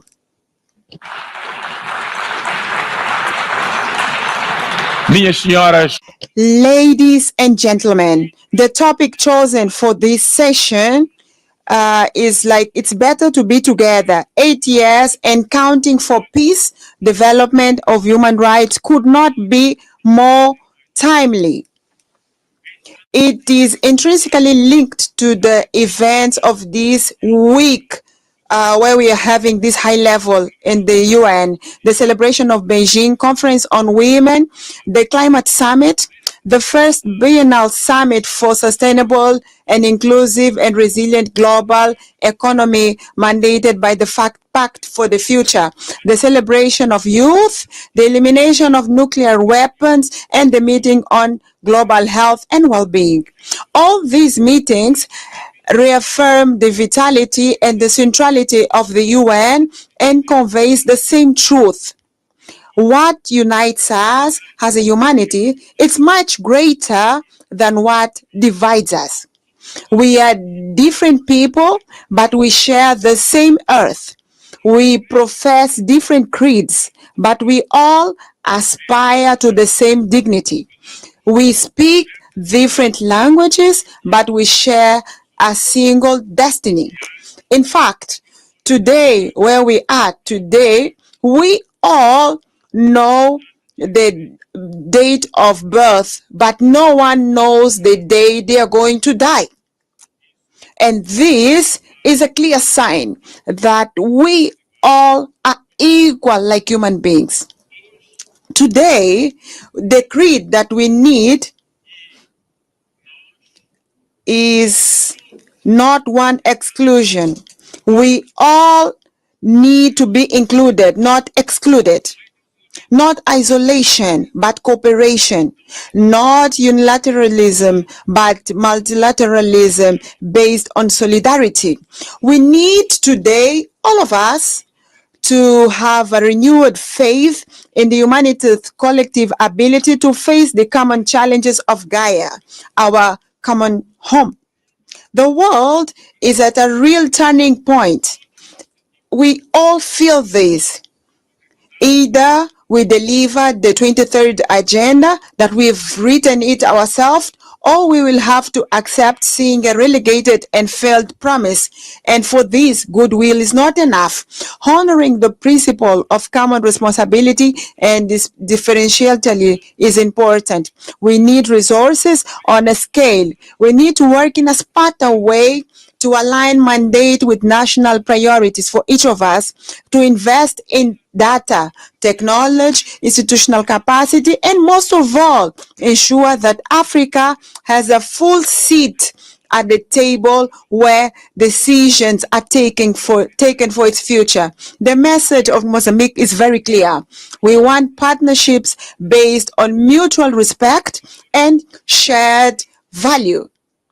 To paraphrase the late President Samora Moises Machel, the president of the Popular Republic of Mozambique at the time, today Republic of Mozambique, international solidarity is not an act of charity. It is an act of unity amongst allies. The 80th anniversary of the UN invites all of us to renew our spirit of solidarity, international solidarity, and human solidarity. The challenges before us are enormous, but we are indeed better together, as the topic of the UN says. And if it is true that each generation inherits the world from the previous one, it is also true that each generation has the duty of leaving a better world for the next generation. This is the guidance principle of the Agenda 2030. It is the spirit of the Pact of the Future, and it is the reason why we have this organization, the United Nations, to transform the hope of the people in the world into actions, solidarity into concrete results for the people, so that we may have the courage, all of us in the planet, to reform with wisdom, learn from our mistakes, and the determination to offer peace, development, and human rights to everyone, all human beings in the planet. To conclude, I would like to say that Mozambique counts on the UN, and the UN can count on Mozambique. Thank you so much, everyone, and wish you success. Thank you. On behalf of the Assembly, I wish to thank the President of the Republic of Mozambique.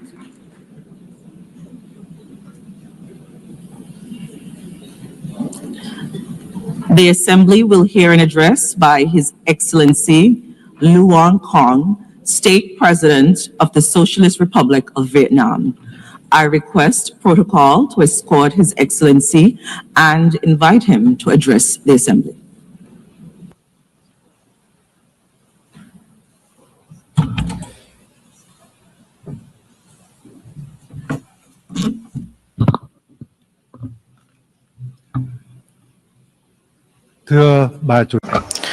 Madam President, I would like to extend my heartfelt congratulations to Madam Anna-Lena Baerbock on her election as President of the 80th session of the UN General Assembly. I am fully confident that with her experience and able leadership, this session will be a great success. I would also like to pay tribute to Mr. Philemon Young, President of the 79th session, and Secretary General Antonio Guterres for their contributions.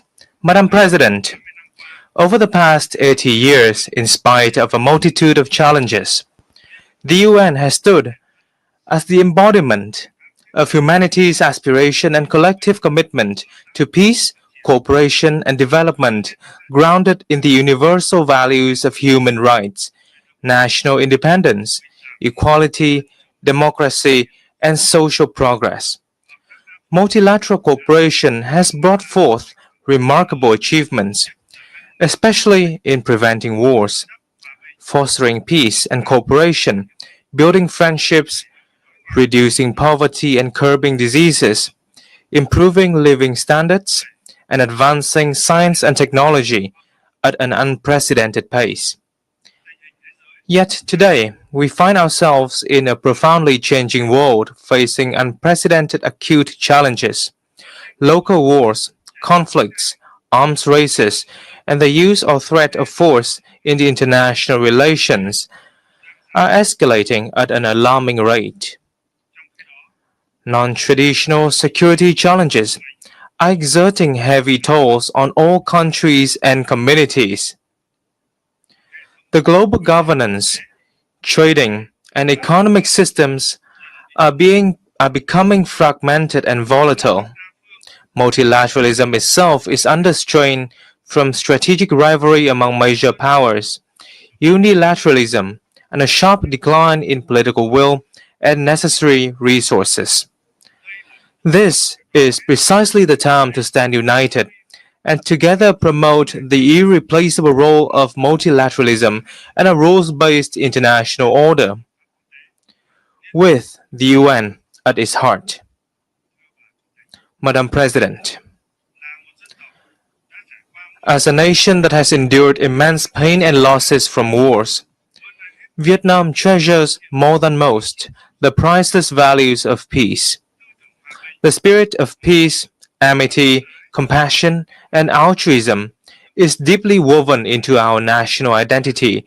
This forms the bedrock for us to overcome previous sufferings, mend old wounds, shove the past, and look towards the future with the hope to become a friend and reliable partner to all nations around the world. Peace is both the goal and the prerequisite for our journey towards a stable, just, democratic, and prosperous future. Honoring the value of peace and driving robust transformation for a sustainable future is the sincere message that Vietnam wishes to share with the international community on the occasion of the UN's 80th anniversary.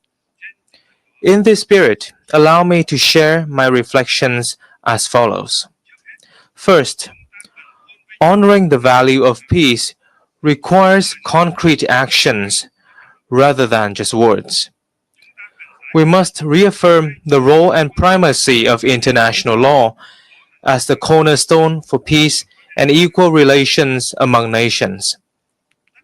All countries should clearly demonstrate their responsibility towards upholding international law and the UN Charter, and respecting such principles as independence, sovereignty, territorial integrity, non-interference, non-use or threat of force, and peaceful settlement of disputes. Vietnam welcomes recent efforts to achieve peace and reconciliation which have yielded important results in many regions, such as the peace agreements between Rwanda and the Democratic Republic of the Congo, and between Armenia and Azerbaijan. We value and support all diplomatic efforts and hope that they will lead to peaceful solutions to regional and global security issues. We must nurture and practice a culture of peace by building trust, enhancing international cooperation and solidarity, promoting dialogue, listening and understanding, respecting differences, and cultivating friendship among nations. On this occasion, Vietnam calls for ceasefires and an end to all acts of violence, protection of civilians, and facilitation of humanitarian access in conflict zones. Vietnam welcomes the recent recognition of the state of Palestine by more countries and urges the international community to act swiftly to end the humanitarian crisis faced by the Palestinian people. We also reaffirm our solidarity with the state and people of Cuba and call upon the United States to lift its embargoes against Cuba and remove Cuba from the list of state sponsors of terrorism. We must further promote the role of regional organizations in promoting peace, cooperation, and development. International efforts for peace and development will be truly effective when driven by regional organizations in line with the particularities of each region and countries. As an active ASEAN member state, Vietnam is proud of ASEAN's growing strength and its centrality in the Asia-Pacific's security and development architecture. Most recently, ASEAN contributed to the ceasefire agreement between Cambodia and Thailand, and we are committed to upholding ASEAN's core values of solidarity, consensus, and unity in diversity, building a resilient, inclusive, and sustainable ASEAN community, and effectively implementing the 5-point consensus on Myanmar. We shall also strive to maintain peace, stability, security, safety, and freedom of navigation in the South China Sea in accordance with international law, particularly the UNCLOS 1982, while fully implementing the Declaration on the Conduct of Parties and working to finalize the Code of Conduct in the area. Second, in a world at a historic crossroads, we must transform boldly to shape a sustainable future. Global governance institutions, particularly the UN and international monetary and financial bodies, must undergo vigorous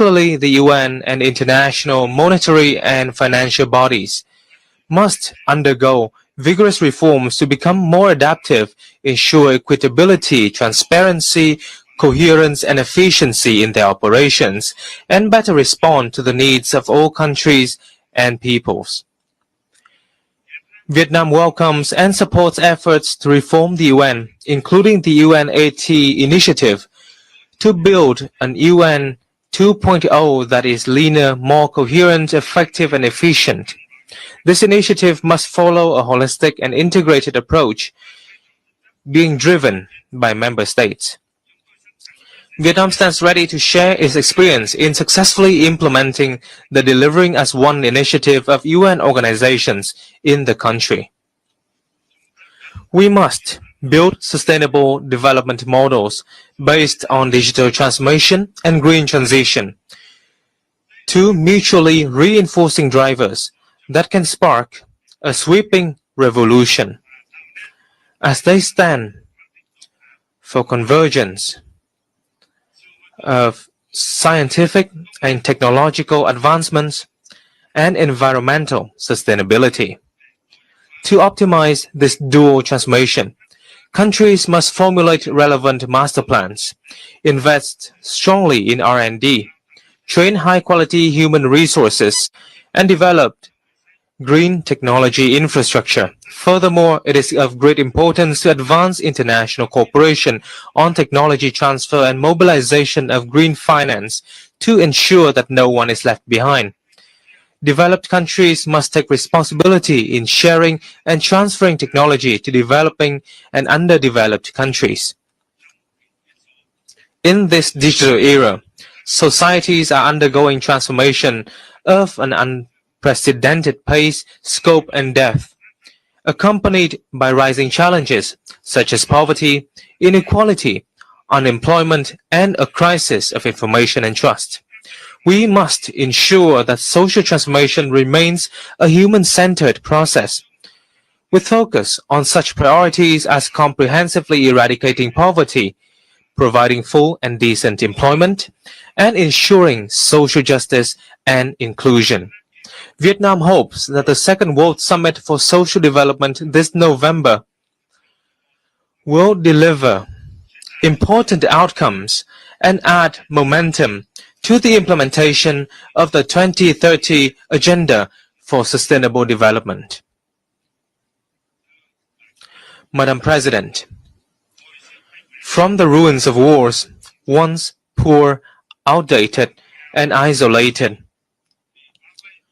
Vietnam has made historic progress. We now enjoy diplomatic relations with 194 countries, strategic and comprehensive partnerships with 38 nations, and membership in over 70 international organizations. Vietnam is now among the world's 32 largest economies and top 20 trading nations. The lives of over 100 million Vietnamese citizens have vastly improved, with a sharp drop in multidimensional poverty rate.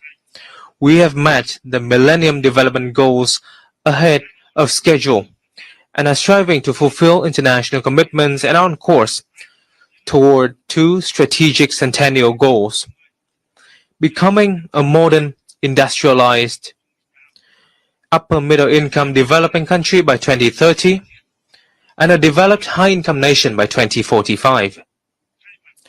On behalf of the state and people of Vietnam, I express heartfelt gratitude to the UN and its agencies, member states, and partners who have been working with us and supported us on this journey of development.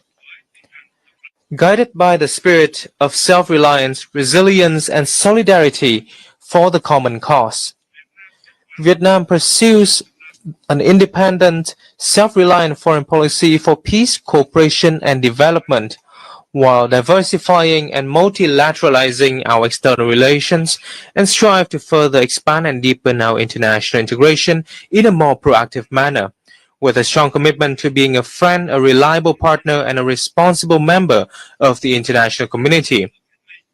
Vietnam will continue to make every effort and stand with all nations to shoulder our shared responsibilities, overcome challenges, and foster transformative changes to build a world of peace, stability, prosperity, and sustainability, delivering happiness and well-being to all.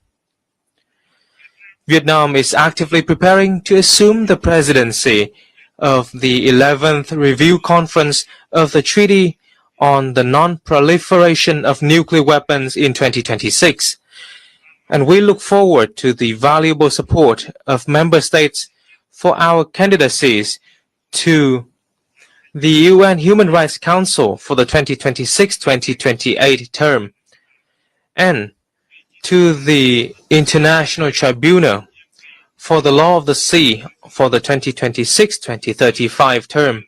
We particularly look forward to welcoming you all to Hanoi on the 25th of October for the signing ceremony of the UN Convention against Cybercrime. I thank you.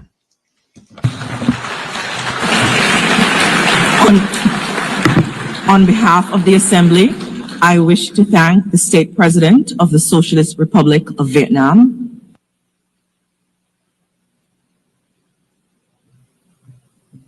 The Assembly will hear an address by His Excellency Juan Manuel Gonzalez Lourenço, President of the Republic of Angola. I request protocol to escort His Excellency and invite him to address the Assembly.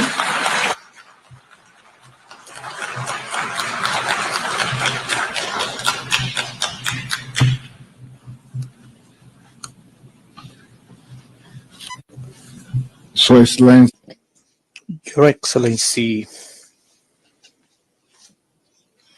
the President of the General Assembly, Your Excellencies, Heads of State and Government, Excellencies, Heads of Delegations, ladies and gentlemen, I stand before Your Excellencies in my capacity as President of the Republic of Angola and current chairperson of the African Union to speak about my country, to share our perspective on the evolution of the events unfolding in this increasingly troubled world, and to discuss matters concerning Africa, a continent that mobilizes our energies and efforts as we seek solutions to finally awake it once for all towards development. Allow me to extend my congratulations to Her Excellency Annalena Baerbock on her election to the distinguished office of the President of the United Nations General Assembly, convinced that her experience and the knowledge she has accumulated through the various functions she has performed with great mastery will ensure the success of the work she has taken on since the beginning of this month of September. I also would like to congratulate her predecessor, His Excellency Philemon Yang, for the assertive manner in which he presided over the General Assembly during the past year, having devoted his utmost dedication to ensuring that this body should operate with commendable efficiency, a fact that rightfully deserves our collective recognition in light of the positive outcomes achieved throughout his tenure. I cannot fail to acknowledge His Excellency Antonio Guterres, Secretary General of the United Nations, for the role that he has so ably played with a profound sense of commitment, underpinned by his admirable qualities as a man of dialogue and peace amid prevailing geopolitical complexities. Madam President, Excellencies, 80 years have elapsed since, compelled by imperatives of that era, a group of nations and their respective leaders took the wise decision to establish the United Nations organization, which from that moment, through both turbulent and peaceful instances, had succeeded in fulfilling its great mission of maintaining the global peace and stability, contributing to the advancement of humanity, and to preserve and deepen respect for human rights. This is a great achievement of the peoples of our planet, which cannot and must not be neglected and underestimated by any power, political leaders, or by anyone, lest by magnifying egocentric visions and interests, we forfeit the benefits of peace bequeathed to us by women and men who, over time, led us so far in an environment of harmony and global understanding. This journey has not always been linear, yet, in the most critical moments, prudence has prevailed over the Western impulses of large-scale conflict, and this has been possible solely through continual dialogue, which has proven to be the only factor capable of bridging differences, overcoming obstacles, and appeasing even the most troubled and belligerent spirits. Today, these lessons from the past are of great value and must serve as our sole references that guide us toward solution to the conflicts in Africa, Europe, the Middle East, Latin America, in Asia, and wherever they may arise.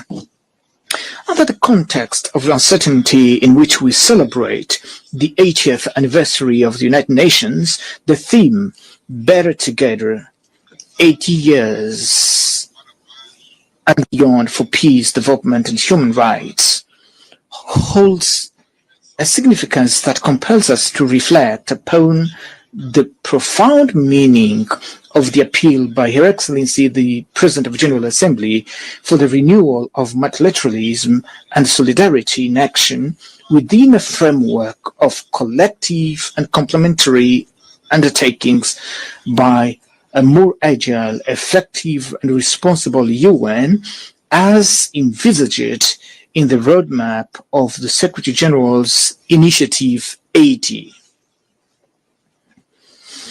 In light of these perspectives, it is urgent that we revitalize the United Nations and lift it from the complex situation in which it finds itself currently, in order to restore the active role that he has always played, a strongly valuable role that, during the Cold War, gave us assurance of never feeling as close to a global conflict as we do at this moment, amid the profound dissonance prevailing in international relations.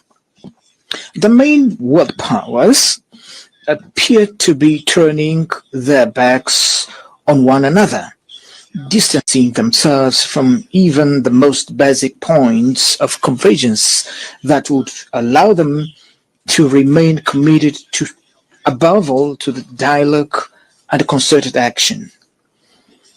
Today's challenges confront us with a choice, either to do everything in our power to preserve peace or to face war with all its consequences, thus jeopardizing the future of humanity.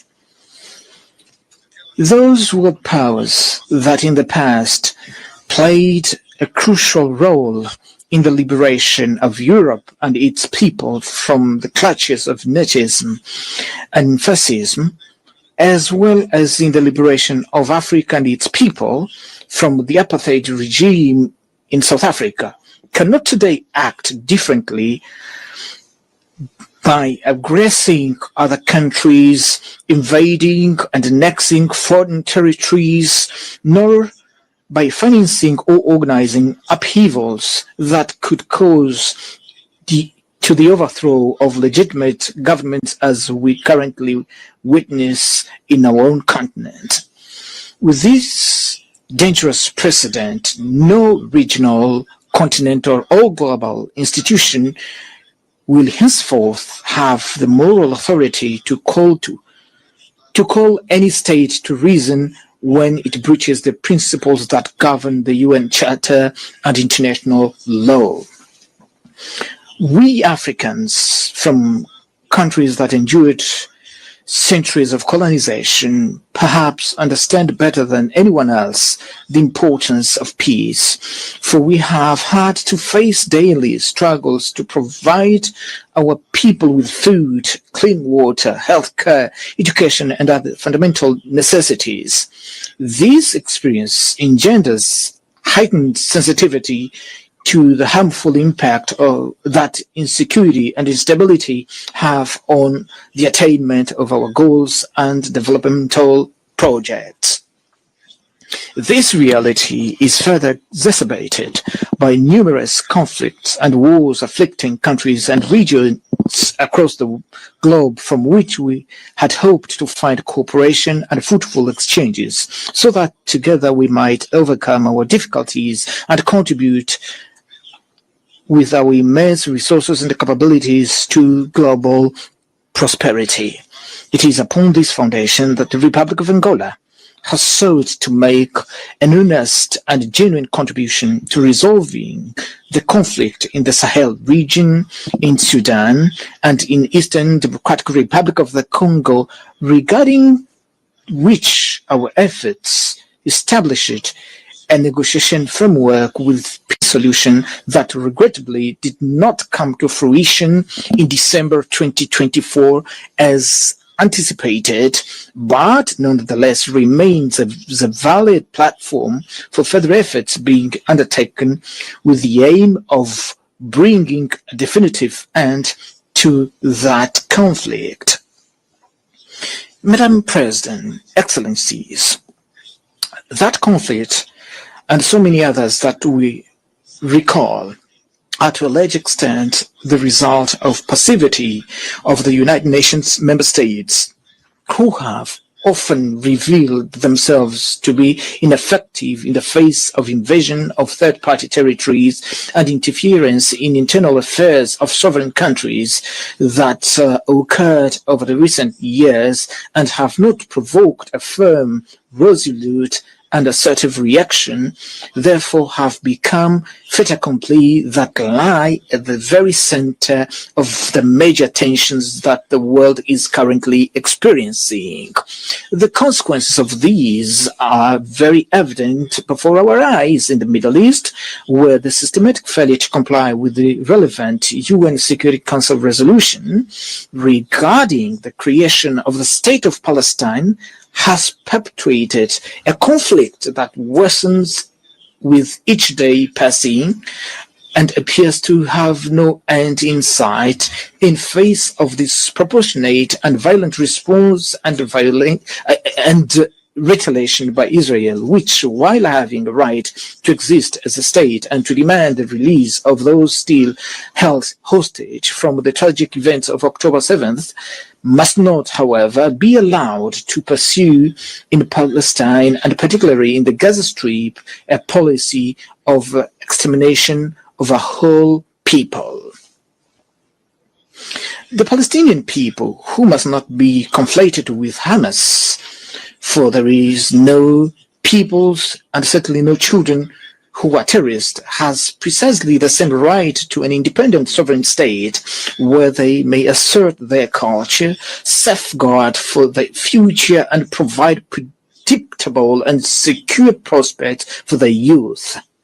The concerns surrounding that conflict grow ever more severely in the face of silence, hesitations, and timid response of the international community, which seems to legitimize the expansion of war to other countries in the region, inexorably corroding the authority of the United Nations. There is nothing more serious than the exclusion of the delegation of Palestine from this forum, where it should rightly have the opportunity to make its voice heard as member state in accordance with the terms of the host agreement.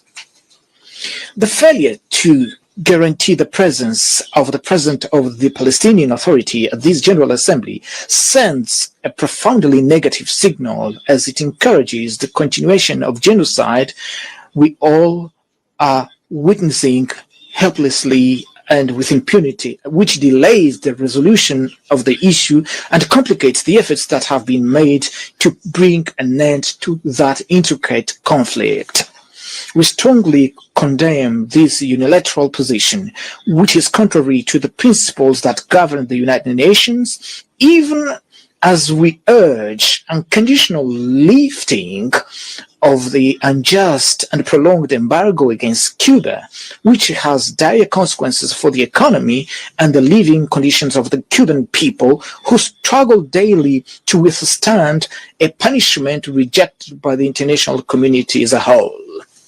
Cuba, which played an important role in the struggle of African peoples, leading to the overthrow of the racist and inhuman apartheid regime in South Africa, and by virtue of this was a signatory to the New York Peace Accord of December 22nd, 1988, which brought freedom to the South African people and led to the independence of Namibia, cannot be arbitrarily and unilaterally considered a state sponsor of terrorism in light of the relevant United Nations resolutions. This model of conduct by a small group of countries, which does not conform to the even minimum acceptable standards of global coexistence, is at the root of the unilateral and subjective sanctions imposed also on Zimbabwe and Venezuela, measures that produce no other results other than the suffering of population who, in an act of great patriotism, ultimately unite themselves in the defense of their nations. Madam President, Excellencies, the authority of this organization, whose foundation is the UN Charter and international law, must be urgently restored without narratives that highlight a logic of double standards, so that just solutions may be sought for the war in Ukraine, or so that solutions proposed by the meeting held in Alaska may be reinforced. Ukraine, being a European country, after President Trump met with President Putin on a pragmatic manner, and without prejudice to the need for direct negotiation between Russia and Ukraine, one would expect that European leaders, in the interest of Europe's peace and security, would likewise seek direct dialogue not only with President Zelensky, but also with President Putin. We cannot afford to squander this opportunity, for otherwise we risk witnessing an escalation of unpredictable proportions and consequences not only in Europe, where all active stakeholders must abandon the perilous calculation rooted in the notion of military victory through the weakening of adversaries' capabilities. It is in the light of of the present challenges and the ongoing global crisis that the United Nations must re-emerge and become more proactive, lest its role as the main entity for global governance be diminished and be transformed into an institution incapable of ensuring world peace. Therefore, it is our responsibility as states and sovereign nations not to allow the UN to succumb. The United Nations, in its present form, is the sole organization with capacity to act on behalf of all of us in the quest for worldwide consensus in favor of peace, with the legitimacy to call to reason those member states who undermine its foundational principles in their conduct on the international stage. For this reason, we must preserve it at all cost and adapt it to the realities of the contemporary world through the urgently required reforms. In this most particular regard, I advocate for the reform of the Security Council in line with common African positions set forth in the Esalen Consensus and in the CERT Declaration adopted 20 years ago, which called for 2 permanent seats and 5 non-permanent seats for the African continent in an expanded Security Council that is more representative and consistent with the contemporary geopolitical realities. Without this indispensable step, which has already experienced an unjustified delay, we will not be able to ensure the realization of the Pact for the Future adopted last year, which recognized the urgent need to endow the United Nations with a more democratic and balanced Security Council. This pact represents a significant opportunity to revitalize multilateralism, rendering it more inclusive and capable of serving as a broader foundation for discussion on critical issues facing today's world. Amongst these, I wish to underscore, alongside many other relevant issues, the issue of financing for development and climate challenge. With regard to matters concerning support for development, there remains much to be discussed, but also it's appropriate to recognize the recent progress achieved with the adoption of the Seville commitment reached at the 4th Conference on Financing for Development, which advocates the urgent reform of international financial institutions so as to render them more representative, inclusive, and equipped to address the pressing needs of the developing countries, especially those of Africa.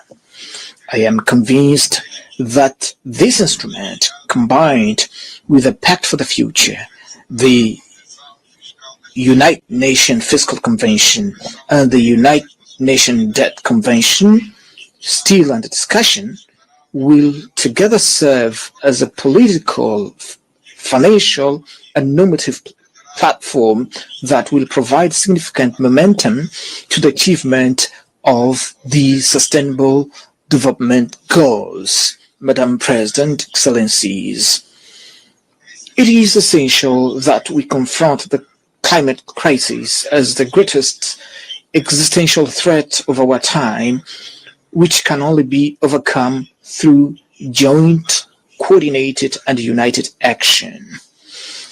In view of the ongoing increase of global warming and the increasingly violent, frequent natural disasters, it has become imperative that the nations which derived the greatest benefits from industrial and economic development in the past fully assume today the historical responsibility, ensuring, as an act of climate justice, adequate financing, technology transfer, and support for adaptation and mitigation for the developing countries. The countries with only residual share in greenhouse gas emissions are those that disproportionately and virtually alone face the impact of climate change, global warming, and the devastating effects on agriculture, food security, and public health. In view of such evidence and the responsibilities arising therefrom, Angola remains steadfastly committed to the Paris Agreement and to the implementing adaptation and mitigation measures in an alignment with the United Nations 2030 Agenda and the African Union 2063 Agenda, which each line the consensus concerning the mobilization of predictable, affordable climate financing intended to ensure a just energy transition capable of protecting the most vulnerable communities. This cross-cutting theme, which demands increasingly heightened sense of responsibility both within the scope of public agendas and among major industrial corporations will receive due attention at the forthcoming COP30 climate summit to be held shortly in Brazil, which for the second time hosts an event of this magnitude, a testament to the country's commitment and engagement with environmental issues. In 1992, in Rio de Janeiro, the United Nations Framework Convention on Climate Change was inaugurated, a paradigm that has proven greatly beneficial for the increasingly profound discussion that endured to this day and which will assuredly at the forthcoming conference enable us all to take another step forward on this long journey that we must undertake to achieve the major climate goals aspired by humanity.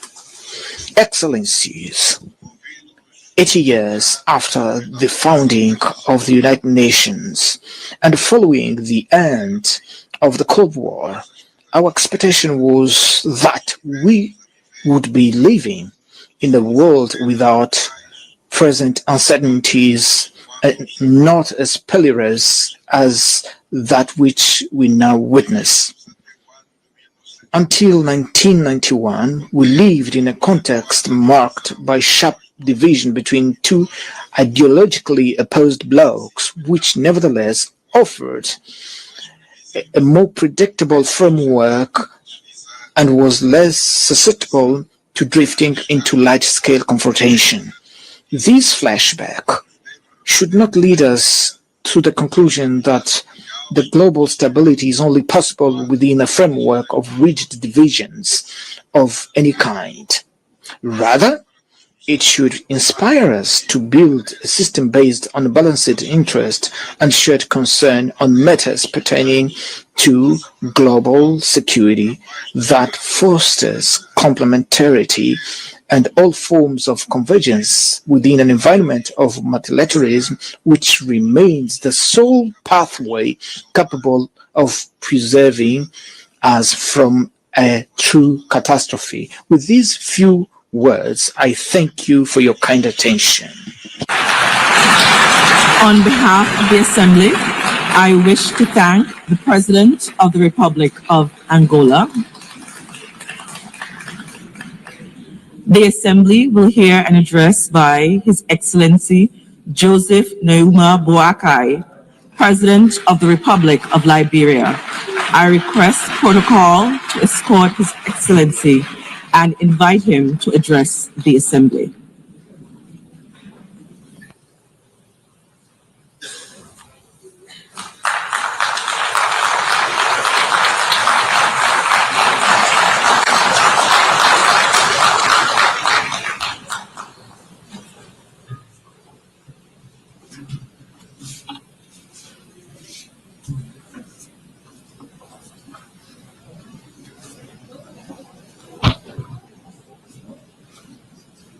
Madam President, Mr. Secretary General, His Excellencies, distinguished delegates, I'm honored to address the 80th session of the United Nations General Assembly on behalf of the people of Liberia.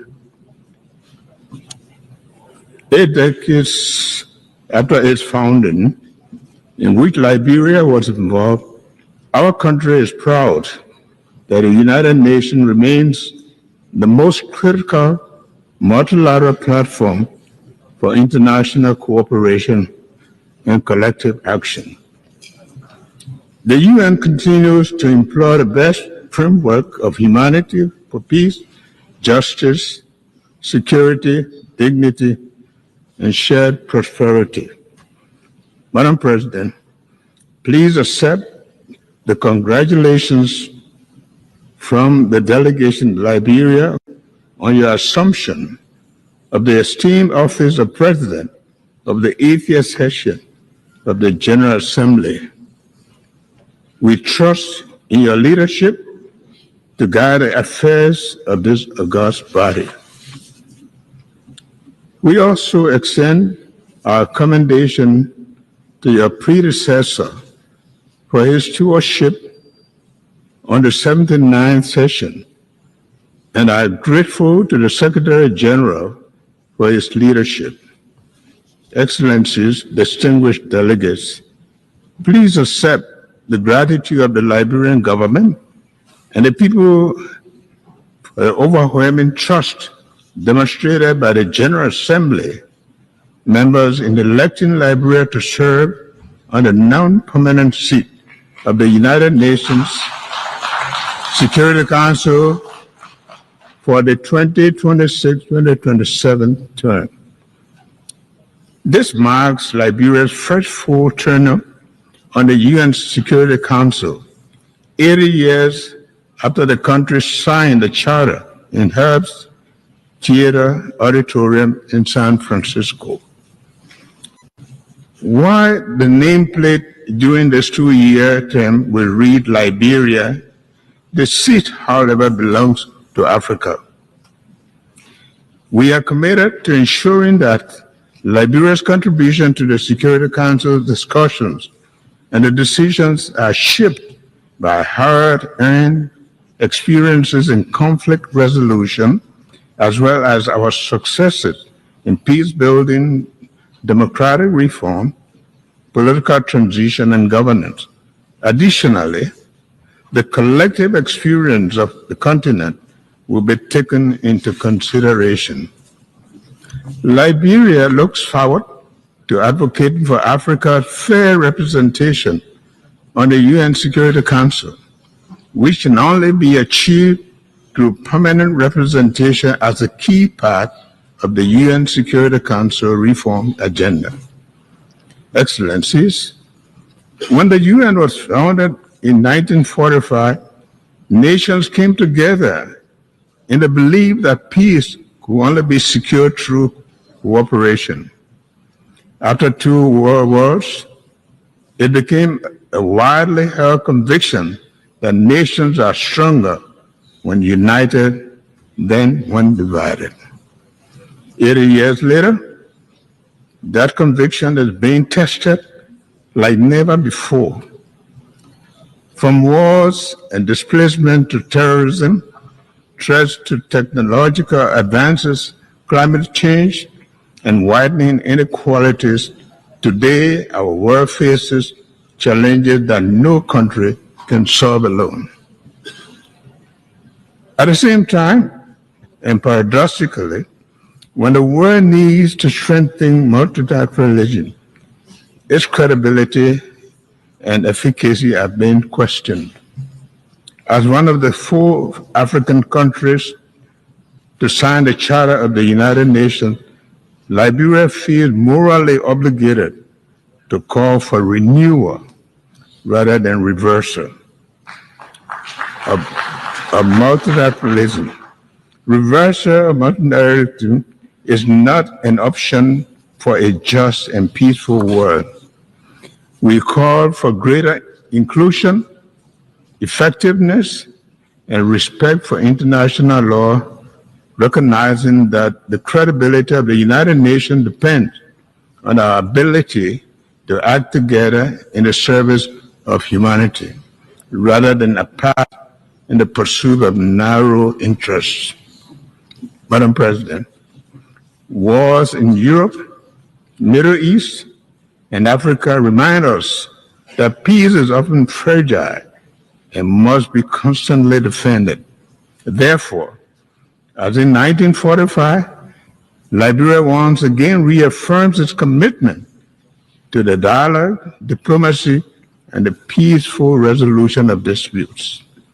In this spirit, Liberia supports all credible mediation efforts aimed at resolving conflict between Russia and Ukraine, as well as Israel-Palestinian conflict.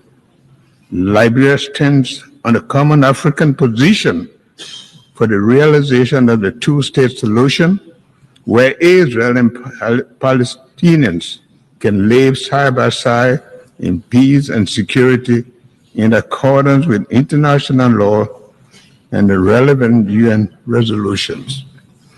We call on the international community to act together decisively to protect civilians, hold perpetrators of atrocities accountable, and strengthen mediation efforts. Rising from the ruins of civil war, Liberia knows all too well that human cause of conflict and importance of peace. Since 2003, Liberia has experienced 3 peaceful and orderly democratic transitions, each marked by a smooth transfer of power, making our nation safer, more stable, and more secure after over 30 years of unrest, instability, and destruction. Liberians have also worked hard to achieve this through multilateral cooperation with support from ECOWAS, the African Union, and the United Nations. Excellency, distinguished ladies and gentlemen, for Liberia, climate change is not a distant threat, but a present reality. Rising seas are eroding our coast, wildstorms and heavy rain devastate communities, threaten lives and livelihoods, and exacerbate food insecurity. Yet, we are acting. We are carrying our coastal defense project, developing climate information system for early warning systems, finalizing our carbon market policies, and advancing the blue economy safety. But our efforts alone are not enough. We urge implementation of the Paris Agreement, full capitalization of the loss and damage fund, and greater global investment in adaptation and mitigation. Above all, we call for climate justice. Those who contribute the least to these crises should not be forced to suffer the most. Madam President, Excellencies, too many development nations spend more on debt servicing than on health or education. The current international financial architecture is unresponsive to this reality, making it not only outdated, but also unjust and defiant of the objectives of shared prosperity and development, the pursuit of which the United Nations was created. Liberia, therefore, joins the Global South in calling for urgent reform to the international financial architecture to ensure fair representation, a new approach to debt servicing, and financing that supports sustainable development. Shared prosperity requires a system that truly leaves no nation behind. Excellency, distinguished ladies and gentlemen, at home, inclusive development remains our top priority. To this end, our government has launched the Arrest Agenda for Inclusive Development, which focuses on agriculture and food security, roads and infrastructure, rule of law and good governance, education and skill development, sanitation and health, tourism, technology, and innovation. The Arrest Agenda aligns with our National Vision 2030, which aims to transform Liberia into a lower middle income country and lay the foundation for a capable state by 2030. Through this agenda, we are committed to improving the livelihoods, reducing inequality, and ensuring that every Liberian benefits from the dividends of peace and development. We are taking tangible steps to improve governance. By implementing accountability and anti-terrorism corruption measures, such as asset declaration, we are strengthening institutional capacity to promote integrity, transparency, and improve public service delivery. Everywhere has endured some of the darkest chapters of human suffering. Having experienced one of the most brutal conflicts in recent history, over the past 2 decades, we have remained firmly on the path of recovery, working to heal our nation and rebuild from the painful legacy of war. My government has taken deliberate, meaningful steps toward national reconciliation. These include honoring the memory of the victims, supporting initiative for memorialization, and upholding